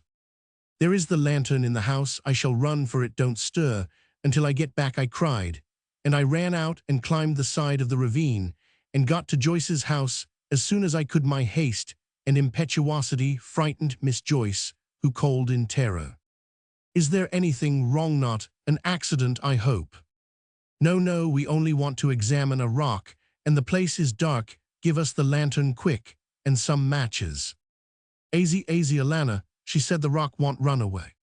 I took the lantern and matches and ran back. When PG 352, we had lit the lantern, Nora suggested that we should be very careful, as there might be foul air about. Dick laughed at the idea. No foul air here, Nora. It was full of water a few hours ago. And taking the lantern, he went into the narrow opening. We all followed, Nora clinging tightly to me. The cave widened as we entered, and we stood in a moderate-sized cavern, partly natural and partly hollowed out by rough tools here, and there were inscriptions in strange character formed by straight vertical lines, something like the old telegraph signs, but placed differently. Aghaman of the oldest and least known of writings, said Dick, when the light fell on them as he raised the lantern. At the far end of the cave was a sort of slab or bracket formed of a part of the rock carven out. Nora went towards it and called us to her with a loud cry. We all rushed over, and Dick threw the light of the lantern on her, and then exclamations of wonder burst from us also. In her hand she held an ancient crown of strange form. It was composed of 3 pieces of flat gold joined all along one edge like angle iron, and twisted delicately. The gold was wider, and the curves bolder in the center, from which they were fined away to the ends. And then curved into a sort of hook in the center was set a great stone that shone with the yellow light of a topaz, but with a fire all its own. Page 353. Dick was the first to regain his composure, and as usual to speak. The lost crown of gold, the crown that gave the hill its name, and was the genesis of the story of St. Patrick and the king of the snakes. Moreover, see, there is a scientific basis for the legend. Before this stream cut its way out through the limestone and made this cavern, the waters were forced upwards to the lake at the top of the hill, and so kept it supplied. But when its channel was cut here, a way opened for it by some convulsion of nature or the rending asunder of these rocks, lake fell away. He stopped, and I went on. And so, ladies and gentlemen, the legend is true that the lost crown would be discovered when the water of the lake was found again. Begor, that's through, anyhow, said the voice of Andy in the entrance. Well, your Anna Roman 4, all the strange things. Whatever happened, this is the most strangest fairies isn't in it, this time at all.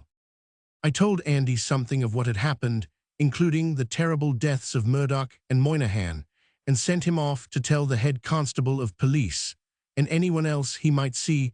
I told him also of the 2 skeletons found beside the chest. Andy was off like a rocket. Such news as he had to tell would not come twice in a man's lifetime, and would make him famous through all the countryside. PG 354. When he was gone, we decided that we had seen all that was worthwhile, and agreed to go back to the house, where we might be on hand to answer all queries regarding the terrible occurrences of the night. When we got outside the cave and had ascended the ravine, I noticed that the crown in Nora's hands had now none of the yellow glare of the jewel, and feared the latter had been lost. I said to her, "Nora dear, have you dropped the jewel from the crown?" She held it up, startled to see, and then we all wondered again, for the jewel was still there, but it had lost its yellow color and shone with a white light, something like the luster of a pearl seen in the midst of the flash of diamonds. It looked like some kind of uncut crystal, but none of us had ever seen anything like it. We had hardly got back to the house when the result of Andy's mission began to be manifested, every soul in the countryside seemed to come pouring in to see the strange sights at Knockle. There was a perfect babel of sounds, and every possible and impossible story and theory and conjecture was ventilated at the top of the voice of every one, male and female. The head constable was one of the first to arrive. He came into the cottage, and we gave him all the required details of Murdoch's and Moynihan's death, which he duly wrote down, and then went off with Dick to go over the ground. Presently there was a sudden silence amongst the PG 355 crowd outside the general body, of which seemed to continue as great as ever from the number of new arrivals, despite the fact that a large number of those present had followed Dick and the head constable in their investigation of the scene of the catastrophe. The silence was as odd as noise would have been under ordinary circumstances, so I went to the door to see what it meant. In the porch I met Father Ryan, who had just come from the scene of the disaster. He shook me warmly by the hand and said loudly, so that all those around might hear, "Mr. Seven, I am real glad and thankful to see ye this day. Praise be to God that watched over ye last night and strengthened the arms of that brave girl to hold ye up here." Nora came to join us, and he took her warmly by both hands whilst the people cheered. "I but we're all proud of ye. Remember that God has given a great mercy through your hands, and ye both must thank him all the days of your life. And those poor men that met their death so horribly, poor Moynihan in his drunken slumber, men, it's a warning to ye all whenever ye may be tempted to take a glass too much. Let the fate of that poor soul rise up before ye, and forbid ye to go too far. As for that unhappy Murdoch, may God forgive him, and look lightly on his sins. I told him what he should expect, that the fate of Ahab and Jezebel would be his, for as Ahab coveted the vineyard of his nay PG 356 Naboth, and as Jezebel wrought evil to aid him to his desire, so this man hath coveted his neighbor's goods, and wrought evil to ruin him. And now behold his fate, even as the fate of Ahab and Jezebel. He went without warning, and without rights, and no man knows where his body lies. The fishes of the sea have preyed on him, even as the dogs on Jezebel. Here Joyce joined us, and he turned to him. "And do you, Michael Joyce, take to heart the lesson of God's goodness? He thought when your land and your house was taken that a great wrong was done ye, and that God had deserted ye, and yet so inscrutable are his ways, that these very things were the salvation of ye, and all belonging to ye, for in his stead you and yours would have been swept in that awful avalanche into the sea." And now the head constable returned with Dick, and the priest went out. I took the former aside, and asked him if there would be any need for Nora to remain, as there were other witnesses to all that had occurred. He told me that there was not the slightest need. Then he went away, after telling the people that we all had had a long spell of trouble and labor, and would want to be quiet and have some rest. So with a good feeling and kindness of heart, which I have never seen lacking in this people, they melted away, and we all came within the house, and shut the door, and sat round the fire to discuss what should be done then. And there we decided that the very next day Nora should start with PG 357. Her father, for the change of scene, would do her good, and take her mind off the terrible experiences of last night. So that day we rested. The next morning Andy was to drive Joyce and Nora and myself off to Galway en route for London and Paris. In the afternoon Nora and I strolled out together for one last look at the beautiful scene from our table rock in the Clifffields close.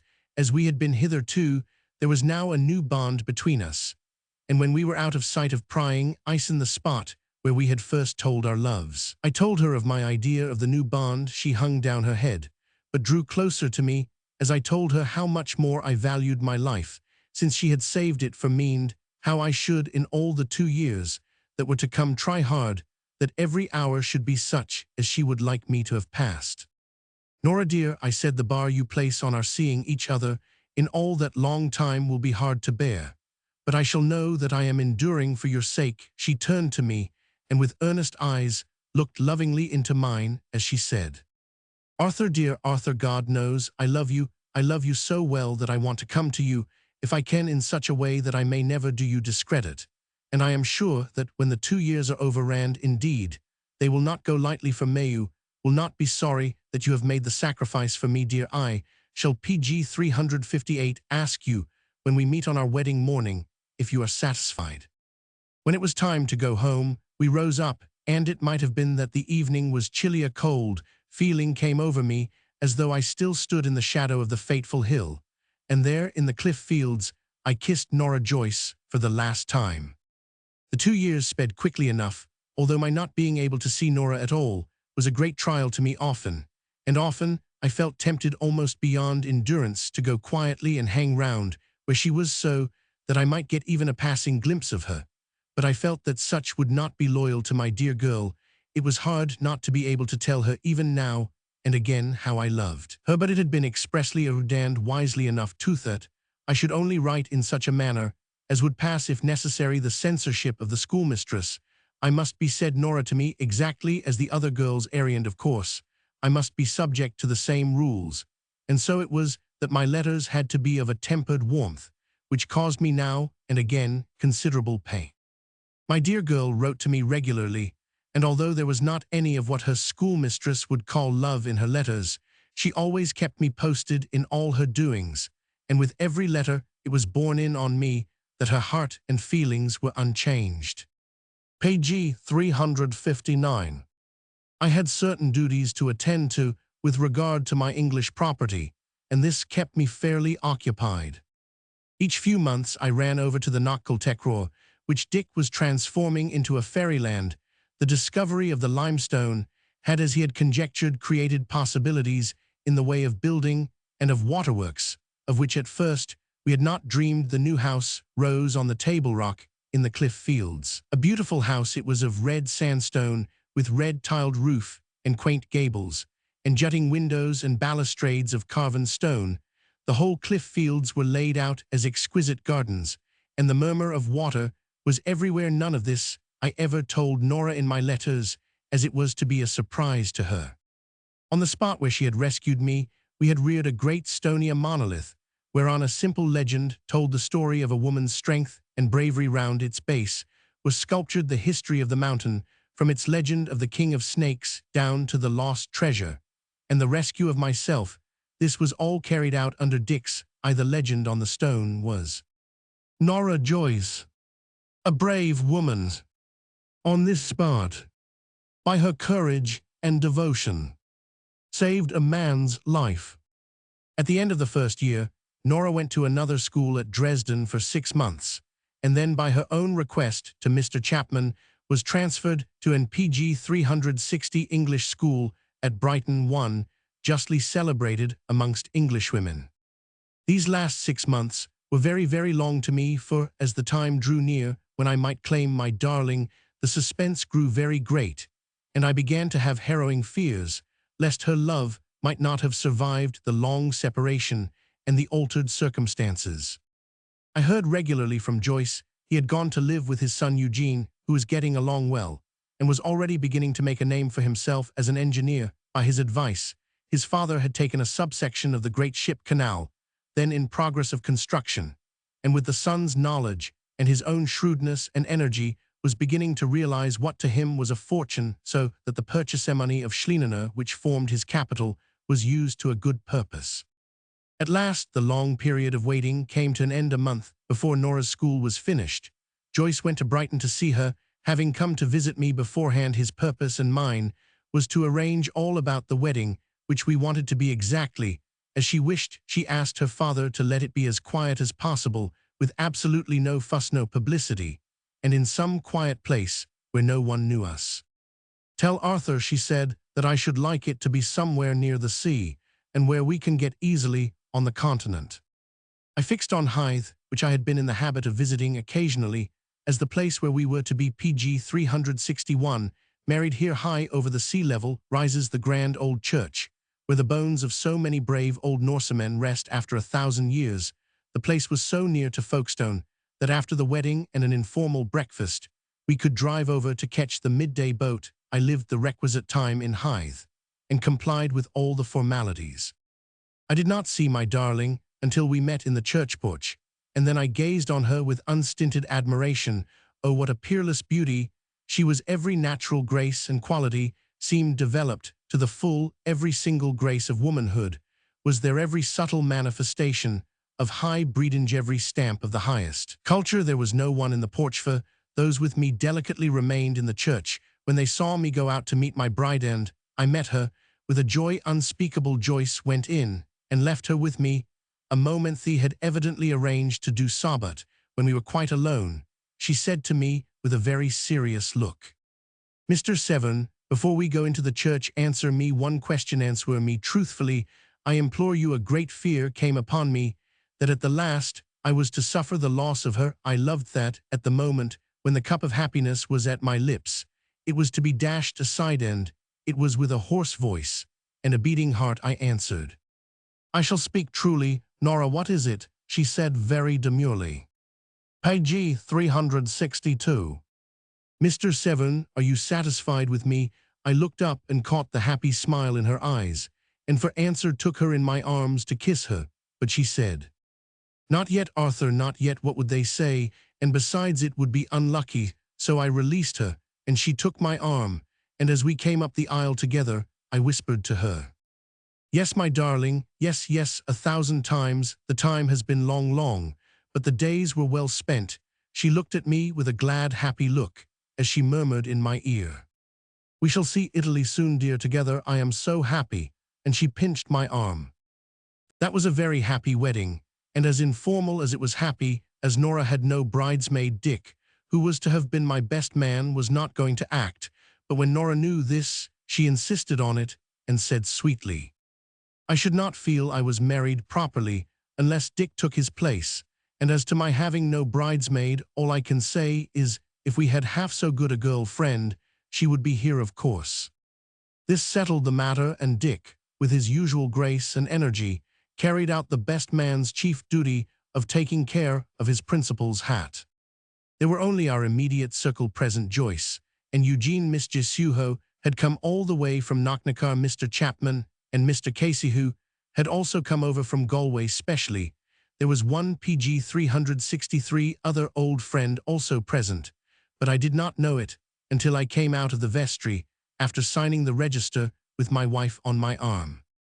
There, standing modestly in the background and with a smile as manifest as a 10-acre field, was none other than Andy. Andy, so well dressed and smart that there was really nothing to distinguish him from any other man in Hythe. Nora saw him first and said heartily, "Why, there is Andy. How are you, Andy?" and held out her hand.